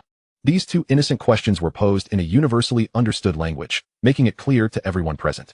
In that moment, Chen Lin felt countless gazes directed at him, filled with envy and a hint of danger. The corner of his mouth twitched as he pondered how to respond. All right, since everyone is here, let us board the Qingyu number 2. Yang Xiao quickly intervened. Upon hearing this, the crowd averted their gazes and began boarding the futuristic-looking green transport aircraft. Measuring over 40 meters in length, Chen Lin exhaled in relief and followed Diana up the vertical boarding ladder. Seated, to his left were Ji Fei and Qin Kong, while Yang Xiao sat to his right. Despite bearing a terrifying curse from an alien race, he could still exert some combat power and could easily tear a colossal beast apart. Although this would exacerbate the curse and threaten his life, he would not hesitate if the city were on the brink of collapse. Boom. The Qingyu number 2 roared to life, accelerating toward the horizon. The massive steel doors leading to the ground slowly parted, allowing it to soar forth, vanishing into the sky. A similar scene unfolded at the Luoxiang base. Their pace in clearing the mountains was swift, having only eliminated a few colossal beasts, slightly lagging behind the Hungshan base. Chapter 86. New Features. At the Wushan base, the atmosphere was tense. All soldiers stood at their posts, fully alert. Heavy weaponry was primed for action, and high-energy cannons were charging. Occasionally, trainees emerged from the mountains, their expressions grim, clearly having returned empty-handed. Should we remain here? With the mutated beasts gathering like this, they are truly about to launch an assault. The military has agreed we can leave. It's futile to remain here, and some have already departed. There's no choice. If thousands of mutated beasts surge forth, who can withstand them? Listening to his teammates sigh in resignation, as if seeking justifiable reasons for their impending retreat, Wang Feng clenched his fists. My family is in Wuxia. Even if the mutated beasts riot, staying here guarantees death. I will not flee. The other four fell silent. Wuxia housed millions. Even if they evacuated everyone in these days, most would still remain. Furthermore, if the mutated beasts were not halted, the disaster would extend far beyond a single city. Boom. Suddenly, a green transport aircraft pierced through the clouds, descending slowly toward the Wushan base. Was this support from other bases? The four exchanged glances, with Wang Feng filled with immense joy. Meanwhile, at the airport, the command and several officers of the Wushan base were already waiting. Upon seeing Yang Xiao and numerous trainees descend, the commander rushed forward, his tone somewhat fervent. "General Yang, we have eagerly awaited your arrival." He clearly recognized Yang Xiao's identity as a powerful figure. "My curse is not yet dissipated, old Xiao. Do not expect me to turn the tide." Yang Xiao replied with a hint of resignation. Upon hearing this, Xiao Yu's robust features instantly clouded over with concern. Alas, the situation is dire. Countless mutated beasts are converging on 4 regions, commanded by a colossal beast poised to break through level 70. It aims to launch simultaneous assaults from multiple fronts. Yang Xiao furrowed his brow. "Indeed, this will complicate our efforts." Xiao Yu sighed again. "For now, we can only wait for the Luoxiang base. They have dispatched 100 trainees and 10 mentors. By the way, I noticed the number of mutated beasts at the Hengshan base is still quite significant. Is the pressure over there truly so light?" He expressed his doubts, wary of inadvertently creating another breach. Yang Xiao chuckled. "All mutated beasts above level 50 in the Bailian mountain range have been eradicated. You've been out there so many times and still survived?" Xiao Yu asked, visibly astonished. "It was not me," Yang Xiao clarified, shaking his head, aware of the misunderstanding, and gestured towards Chen Lin behind him. "All of it was his doing." Xiao Yu looked over, taken aback. "Are you certain? This young man looks barely out of adolescence." Yang Xiao affirmed. "Chen Lin, a first-year student. His 2 summons can slay colossal beasts." As soon as the words left his mouth, Xiao Yu excitedly pushed past Yang Xiao, rushing to grasp Chen Lin's hand. "Young Lin, we have finally awaited your arrival." Chen Lin was momentarily taken aback, unsure of how to respond. "By the way, my grandson, Xiao Yang, mentioned you. Are you his roommate?" Chen Lin nodded. "Yes." "Excellent. Young Lin, come, the items General Yang prepared for you are over there. Let me show you," he exclaimed, pulling Chen Lin along. Yang Xiao, left with a sense of helplessness, addressed the trainees. "Do not leave the base. We are dismissed." The situation at Wushan was starkly different. The mutated beasts had begun to gather. Consequently, the combat strategy would need to be altered, which would require the arrival of the Luoxiang base for detailed arrangements. Xiao Yu led Chen Lin to the logistics department, where several soldiers began to unload large black boxes measuring several meters in size. Beneath lies an array of over a dozen anti-gravity levitation devices, a testament to the sheer terror of their weight. "Classmate Chen Lin, these are the ones." Xiao Yu remarked with a smile. "The warehouse over there is conveniently vacant. You may take your time to examine it." Chen Lin nodded appreciatively.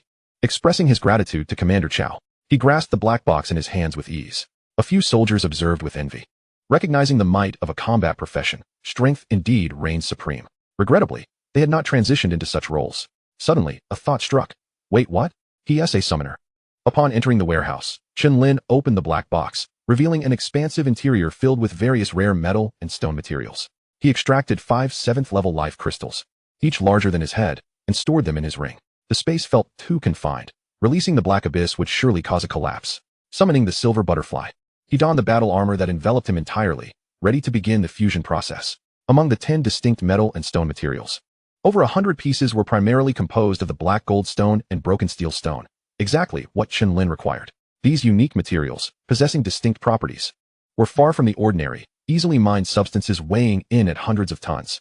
Thus, a collection of over 100 pieces was indeed substantial, sufficient to forge dozens of high-quality equipment, valued at the equivalent of numerous celestial authority staves, at least 70 to 80,000 contribution points. After a considerable time, Chen Lin successfully fused 30 pieces of black gold stone and broken steel stone. The weight of his battle armor surged to an astonishing 163 tons. Merely applying the slightest pressure caused the steel floor beneath him to warp under the immense force, an awe-inspiring spectacle. The hardness of the armor reached a formidable level, likely impervious to any foes below level 50. Moreover, having fused all the broken steel stones, he acquired an additional 8 layers of the sharp attribute. Combined with the previous 2 layers, he now boasted a total of 10 layers of the sharp attribute. Its true power was a mystery, even to Chen Lin. Nevertheless, he was confident that dispatching any foes below level 50 with a single strike would pose no challenge. Continuing to fuse other rare metals and stones, Chen Lin's luck dwindled, gaining no new attributes, but merely enhancing the armor's hardness. It wasn't until he had fused over 20 pieces that he finally acquired a new attribute called lava. The silver armor, now adorned with deep red fissures that glowed ominously with the lava attribute, radiated an intense heat that caused the surrounding air temperature to rise steadily. As the silver butterfly unleashed its full potential, the dark red patterns flickered to life, akin to a boiling cauldron, amplifying the armor's power dramatically. Excellent, excellent. Chen Lin rejoiced, driven to continue the fusion process, akin to the addictive thrill of drawing cards. Ultimately, he obtained another layer of the lava attribute along with a feature called size manipulation. This effect seemed reminiscent of Ji Fei's weapon, which could change size. Drawing his battle sword, He mentally communicated with the silver butterfly, preparing to test it. The sword, originally 1 meter long, instantaneously elongated to over 20 meters, piercing through the warehouse wall with unparalleled speed. Outside, Xiao Yu stared, momentarily stunned by the sudden appearance of the extraordinarily long sword. The silver blade, entwined with razor-sharp silver gusts and marked with dark red patterns, emanated a searing power capable of melting everything around it. He silently retreated several steps. Chen Lin, feeling a tinge of embarrassment, hastily commanded the silver butterfly to retract and then remove the silver armor. My apologies, Commander Qiao, I lost control. It's quite all right. Qiao Yu reassured him. I was simply too close myself. The mentors and students from the Luoxiang base have arrived. Shall we proceed? Chen Lin nodded, eager to venture into the mountains and seek out some mutated beasts for practice. After fusing over 100 pieces of rare metals and stones, the combat prowess of the silver butterfly had surged exponentially. Especially with the sharp attribute reaching 10 layers, a significant transformation had manifested. As they traversed to an open area at the Mist Mountain base, they encountered over 100 individuals, including Yang Xiao and numerous officers at the forefront. Observing the state of the Luoxiang base, Chen Lin felt puzzled. Their demeanor seemed somewhat peculiar. The bloodshot eyes and expressionless faces exuded an aura of grim determination, reminiscent of seasoned warriors forged through countless trials. Is this the true caliber of the First Academy? Chen Lin marveled. Among the crowd, he spotted a familiar figure. Beneath her beautiful ice blue hair lay a delicate, fair visage, her stature poised and graceful. Classmate Su, Chen Lin greeted as he approached. Su Linxue returned his smile. It's been a few days. You seem even stronger. I've noticed your name on the leaderboard several times. I'm doing all right. Chen Lin replied nonchalantly. His contribution points had stagnated over the past few days, causing his ranking to plummet to the hundreds, though he remained unfazed. Your Luoxiang base is clearing out the mutated beasts at an impressive rate. You've dispatched more personnel than us. Su Linxue nodded. Everyone is pushing themselves. Only a few mutated beasts above level 50 remain, but it should be manageable. Originally, my strength wasn't sufficient to join this support mission, but I possess a devastating area damage ability. If the mutated beasts launch an assault, it will prove invaluable. Thus, I was selected. Though I might be the weakest among us. Chen Lin surveyed the surrounding Luoxiang students, his expression curious. Surely, there was more to it than mere weakness? Indeed. Su Linxue sighed. Everyone is tirelessly battling day and night without a moment's pause. Just looking at them is intimidating. Yet, I have no choice but to join. The thought of everyone exerting themselves while I remain idle feels like ants crawling on my skin. Suddenly, Chen Lin sensed a piercing gaze fixated upon him. He turned to find a youth clad in black armor, his handsome features rivaling Chen Lin's. In Xiao Yunshu's eyes burned a fierce determination. You must be Chen Lin, right? No doubt about it. I've seen your three-headed serpent video on the forum. It's etched in my memory. This time, during the support operation, my contribution points will surely surpass yours. Absolutely. With his resolve firmly set, Xiao Yunshu diverted his gaze, awaiting the assignment of his task. Chen Lin positioned himself at the forefront of the Hongshan area alongside Ji Fei and the other mentors. Allow me to provide a brief overview of the situation. Xiao Yu stepped forward, his demeanor grave. Days ago, signs of the mutated beasts gathering were evident, and yesterday, they had amassed. However, under the command of a level 69 Darkhorn behemoth, they are now advancing towards 4 distinct regions.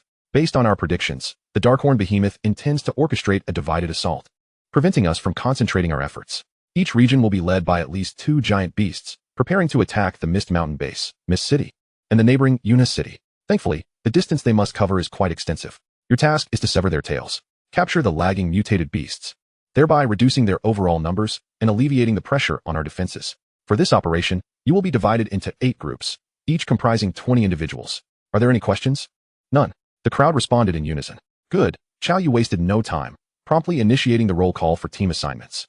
The optimal pairings had already been arranged through the support list.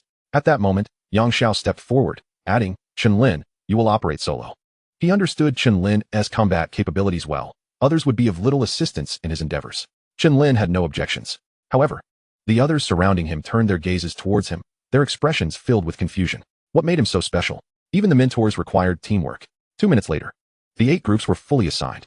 Observing this, Qiao Yu promptly declared, time is of the essence. Let us head to the airport. Supersonic aircraft await our departure. Watching over 100 individuals turn without fear to embark on their mission, Qiao Yu sighed. This operation would undoubtedly be far more perilous than their previous encounters. Should anything go awry, it could result in the annihilation of an entire team of 20. Yet in times of crisis, there always arises a need for someone to step forth.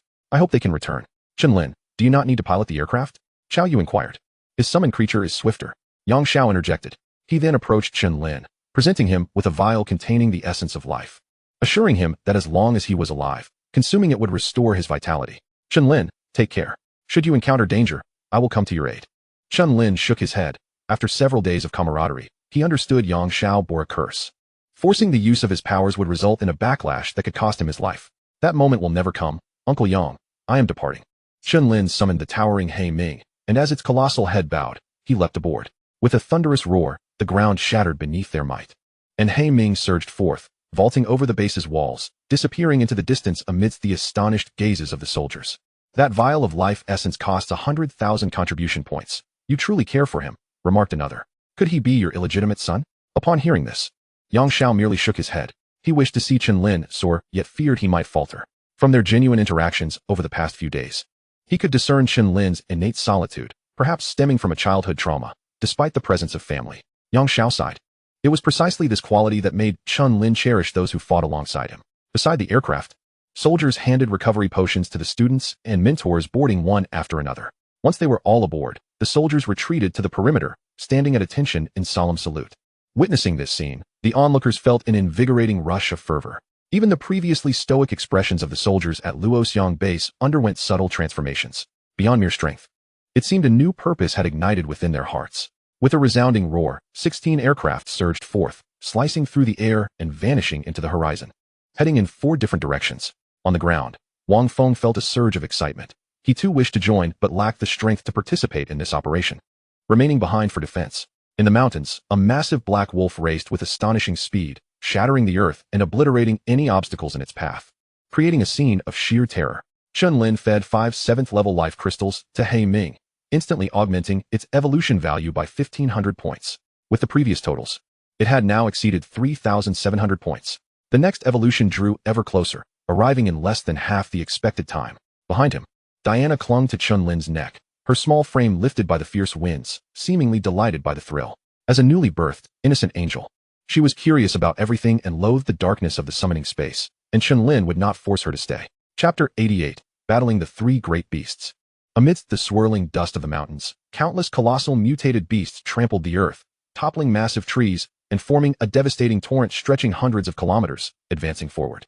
At the forefront of this cataclysmic wave stood 3 terrifying behemoths, each over 1,000 meters in length, exuding a ferocious might, their bodies radiating various powers. Beneath the countless mutated beasts, the ground trembled ominously for over 10,000 meters, a truly terrifying spectacle. Numerous officers in the command center, monitoring the situation via drone, wore grave expressions. Suddenly, an earth-shattering explosion erupted as a 1,000-meter-tall black wolf, engulfed in dark flames, charged from the side. Its speed was so extraordinary that it caused the air to crackle, annihilating everything in a diameter of several dozen kilometers with its terrifying power.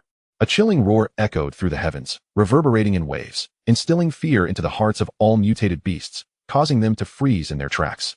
The 3 colossal creatures turned, their lantern-sized eyes narrowing in anger as they regarded the black wolf that had emerged so suddenly.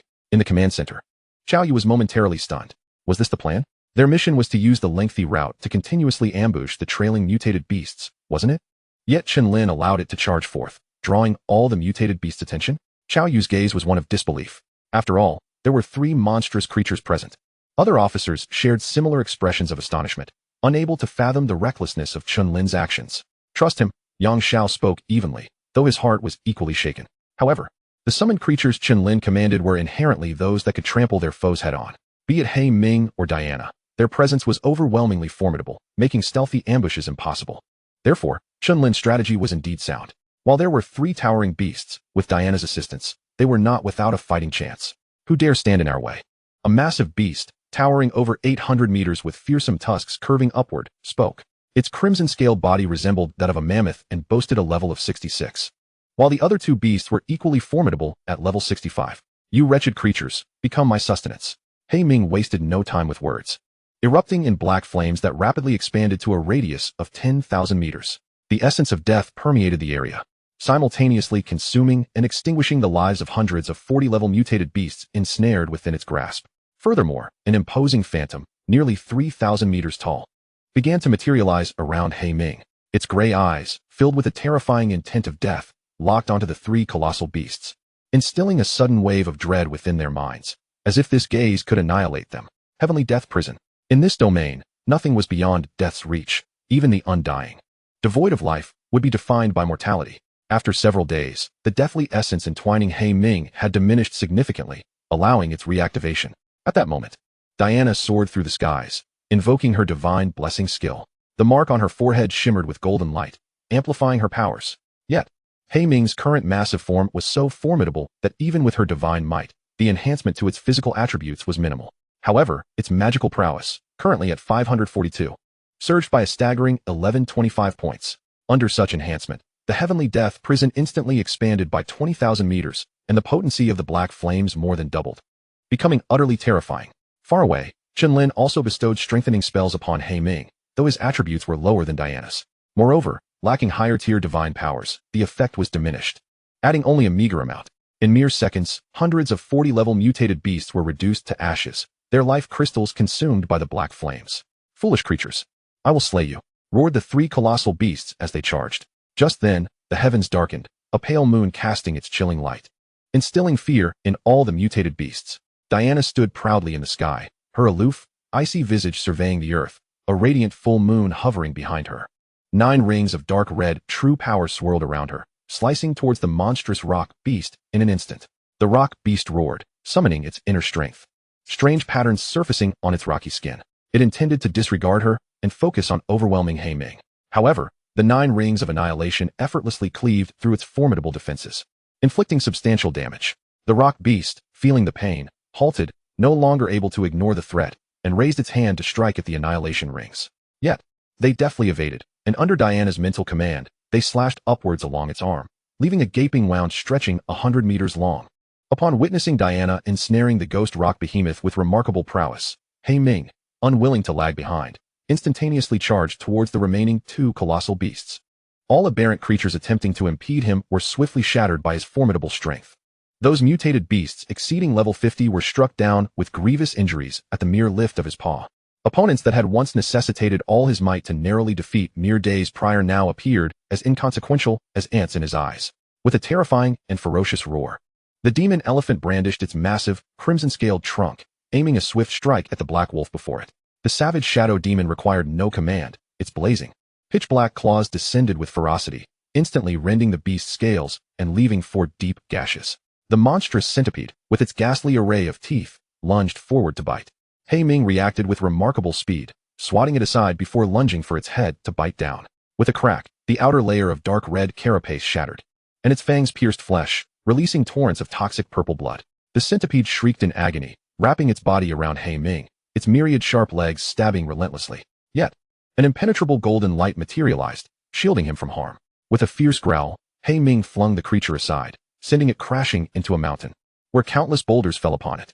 In an instant, He Ming's immense form followed suit, and before the centipede could recover, he lifted his paw, crushing the boulders and forcefully driving its head into the earth. He relentlessly tore at the centipede with fervor. Chapter 89, 9 Wheels United. With the protection of golden light and resistance to toxins, the centipede was effectively overwhelmed by He Ming's might. Its attacks, reliant on potent venom, found little success against his sheer physical prowess. At that moment, the demon elephant bore numerous wounds, its scales shattered and crimson blood flowing profusely. Its body was shrouded in a crimson aura, continuously healing and resisting the terrifying heat of the dark flames that sought to consume it. Yet the relentless assault of the shadow demon rendered such efforts futile, as its life force continued to wane. Upon reaching a magical potency of 1667, the temperature of Tianyin surged to nearly double, melding with its power, as the dark flames seemingly regained their former terrifying might. As He Ming's combat range expanded, the dark flames transitioned from primary offense to a state where they could hardly keep pace with their own strength. Most foes perished, yet it took an extended period to fully devour them. However, now all 3 colossal beasts sensed their very life essence being frantically consumed by countless metaphorical ants. The rate of their decline accelerated with each wound they sustained. With a piercing cry, a magnificent golden eagle, spanning over 300 meters and enveloped in a golden, sharp airflow capable of tearing through mountains, surged towards Diana. Its 20-meter-long, razor-sharp beak was directed at her, akin to a golden sword slicing through the air. In her current state, devoid of defensive measures and physically vulnerable, being struck would spell dire consequences. Yet, the 2 rings of annihilation had already detached from the ghost rock behemoth and merged, slicing towards the golden eagle. As it approached Diana, merely 100 meters away, it was torn asunder by the dark red force of annihilation. However, its formidable vitality sustained it, preventing an immediate demise. the annihilation ring spun back, swiftly severing the descending golden eagle into several pieces. At that moment, a multitude of flying mutated beasts, their eyes ablaze with fury, charged towards Diana under the command of the colossal beasts. A dark swarm surged towards the radiant moon illuminating the sky. Diana summoned the 2 rings of annihilation back to her side, her will guiding them to strike once more. The 4 rings surged towards the oncoming flying aberrations, intertwining and transforming into 4 dark red phantoms that severed each creature in their path. Their dismembered remains rained down like a gruesome downpour. Yet, amidst this carnage, a swift black raven darted through the rings of annihilation, its gaping maw filled with jagged teeth poised to strike. Diana swiftly unfurled her wings, evading its attack. As her palm manifested the true power of annihilation, decapitating it, the foul black blood splattered against her silvery wings, eliciting a look of disdain in her cold gaze. In her lunar and solar forms, her demeanor shifted accordingly. The 5 rings of annihilation encircling the ghost rock behemoth returned, rapidly dispatching the remaining flying aberrations. With no hindrance, the ghost rock behemoth charged towards He Ming, intent on flanking him alongside the 1,000-meter centipede, aiming to eliminate him first. He Ming roared fiercely, his gray eyes devoid of fear, as he stood atop the centipede's head, engaging in a fierce battle with the ghost rock behemoth. Though their levels were higher, their combat prowess could not match that of the immortal mad bear. Over the past few days, He Ming's strength had seen a slight increase, bolstered by Diana's divine blessing, enabling him to contend with the 3 colossal beasts without yielding. The clash of the 4 titans fractured the earth for thousands of meters, reverberating with tremors that spread in all directions, as their roars and the terrifying sounds echoed for dozens of kilometers. Countless aberrant creatures scattered in terror, unwilling to venture near for fear of the residual shockwaves. Such a commotion left the command center in stunned silence, as Chao Yu stared in disbelief. What in the world? This wolf, how can it be so ferocious, at merely level 20, able to hold its ground against 3 colossal beasts? Yang Zhangjiang. The disparity here must be a staggering 46 levels. Numerous officers swallowed hard, their expressions incredulous as they gazed at the screen, witnessing their astonishment. Yang Xiao couldn't help but smile, recalling how Chen Lin had repeatedly redefined his expectations from a level of aptitude that was somewhat acceptable to now, where he seemed no longer human. A full 46 level gap, yet still engaging with 3 colossal beasts, this black wolf grew ever more emboldened in battle. All creatures of higher levels have a correspondingly smaller range of combat prowess. Yet, in its case, the reversal was increasingly terrifying, for aircraft pierced through the clouds, descending as numerous trainees and a few instructors braced themselves for a parachute drop. Despite possessing 3 types of weaponry, they dared not approach due to the abundance of flying mutated beasts. However, upon witnessing the scene below, they were momentarily stunned. A stunning angel, embodying cold aloofness with silver-white wings and surrounded by 9 dark red rings of annihilation, slaughtered the nearby flying aberrations. A massive moon, thousands of meters in diameter, floated behind her, casting a soft white glow. While breathtakingly beautiful, a single glance sent shivers of terror coursing through one's veins. Below, a hellish inferno of dark flames raged, where 4 massive beasts engaged in violent combat, creating a cataclysmic spectacle. The towering shadow demon exuded an aura of consuming millions of lives, almost rendering breath itself a challenge. Suddenly, a notification of a task modification echoed from the smart wrist devices of the onlookers. Upon reading it, they were all bewildered. They hadn't even exited the aircraft. Yet someone had completed their mission. This angel and that black wolf were, astonishingly, the same entity's summons. Everyone struggled to comprehend, standing at the open hatch with their prepared parachutes as the howling wind whipped around them. The soldier in charge of piloting promptly executed orders, sealing the hatch before elegantly altering course. With a thunderous explosion, they surged towards the remaining 3 zones. Chen Lin immediately took notice of the commotion, glancing up but paying it little mind. Within a kilometer radius of him lay dozens of enormous mutated beasts, forced to scatter from the shockwaves, only to collide with Chen Lin and succumb to his 40-meter-long war spear. It must be said that the characteristic of the greater and lesser Rui is exceedingly remarkable. Engaging in combat with these mutated beasts has become far more comfortable. At this moment, Diana in the sky ceased her onslaught, having slaughtered hundreds of flying mutated beasts, their mangled bodies strewn across the earth below. The torrential blood rain finally ceased to fall. The rings of annihilation began to coalesce around her, the dark red radiance intensifying, an overwhelming force swirling that even consumed the very air. Boom. With the unification of 9 rings, a massive dark red ring of annihilation, stretching a full 100 meters, hovered before Diana, unleashing an aura of impending doom that struck terror into the hearts of the beasts. Chapter 90. The Form of Annihilation. The dark red power of annihilation swirled with the rings, transforming the originally silver-white moon into a deep crimson hue, casting a hellish glow across the vast expanse. Tendrils of dark red annihilation energy emanated from Diana's right eye, manifesting as a deep crimson moon. In this moment, the strongest form of annihilation descended upon them. "Prepare to meet your demise," echoed her detached and merciless voice as Diana slowly raised her hand to strike. Instantly, the dark red brilliance of the wheel of annihilation blazed forth, morphing into a terrifying crimson shadow that tore through the sky towards the heavily wounded centipede beast. Hiss! The centipede beast emitted a terrified roar, attempting to bite down with its densely packed teeth. Yet, upon contact, the wheel of annihilation showed no signs of slowing. Piercing straight through the centipede beast's head, its tough exoskeleton offering no resistance even for a millisecond, followed by its elongated body. Under the immense pressure of the compressed annihilation energy, its flesh was swiftly shredded and torn apart by the dark red light. In mere seconds, the centipede beast's 1,000-meter length was reduced to indistinguishable remnants, countless severed limbs and feet falling to the ground, ultimately losing all ability to move after a few futile struggles. With a single strike, a level 65 beast was vanquished. Such terrifying power left even Chen Lin astonished. Diana's form of annihilation was indeed formidable, perhaps even capable of withstanding the combined might of the abyss and the celestial prison. The breach of defense caused by the annihilation energy was utterly horrifying, verging on the point of being disregarded entirely. Moreover, she possessed an even more terrifying lunar solar form. However, at this moment, the deep crimson moon seemed to pale slightly, and the annihilation energy entwined around the wheel began to dim. This technique evidently demanded an immense amount of energy from Diana. Yet, she still retained some strength. Her will commanding the wheel of annihilation to swiftly strike to the side, causing the ghost rock beast to tremble in terror, immediately growing a thicker and harder stone hide. But this was utterly insufficient to withstand the wheel of annihilation, which effortlessly sliced into its flesh, just as its body was about to be cleaved in two. The deep crimson moon in the sky finally faltered and rapidly disintegrated. The deep red light that had illuminated the world vanished. Diana's slender, perfect form instantly reverted to a diminutive state, her proud and indifferent visage revealing a hint of innocence as she blinked in surprise, seemingly unprepared for such an outcome.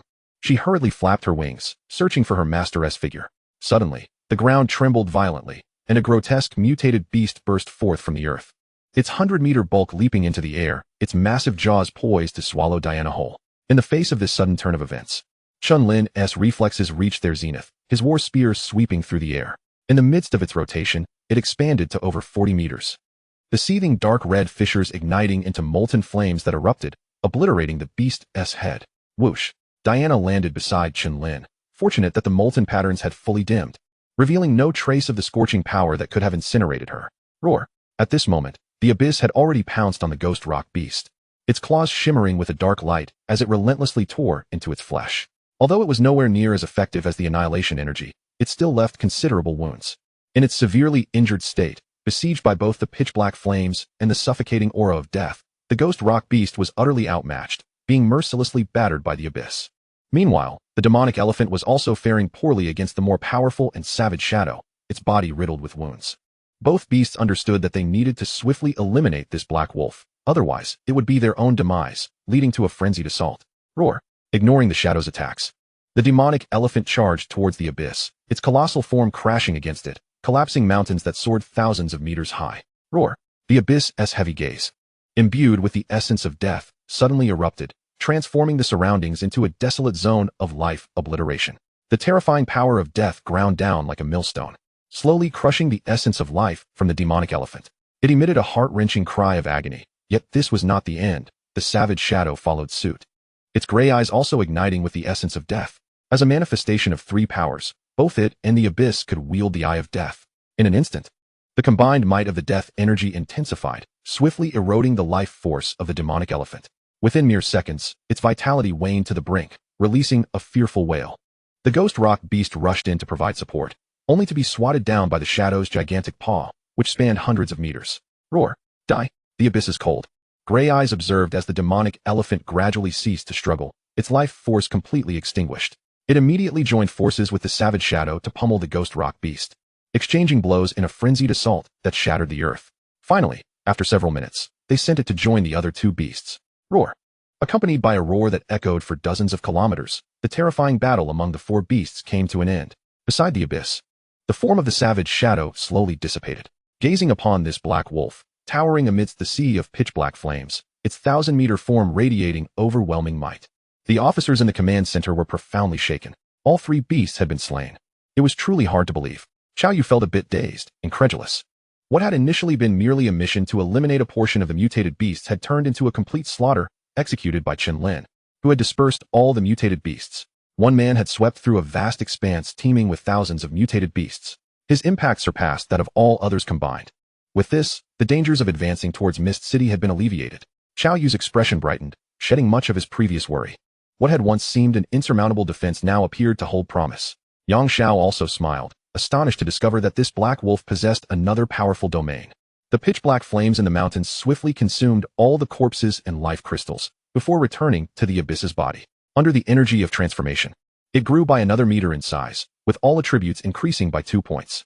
Though this increment was minimal, the difficulty of future evolution would only escalate, necessitating such gradual accumulation to maintain its terrifying combat prowess. Simultaneously, Chen Lin also experienced a boost of 1 point in all attributes. For the abyss, the energy derived from the beasts was no longer substantial, but for Chen Lin, it made a significant difference. Even if he only received a third, the enhancement was considerable.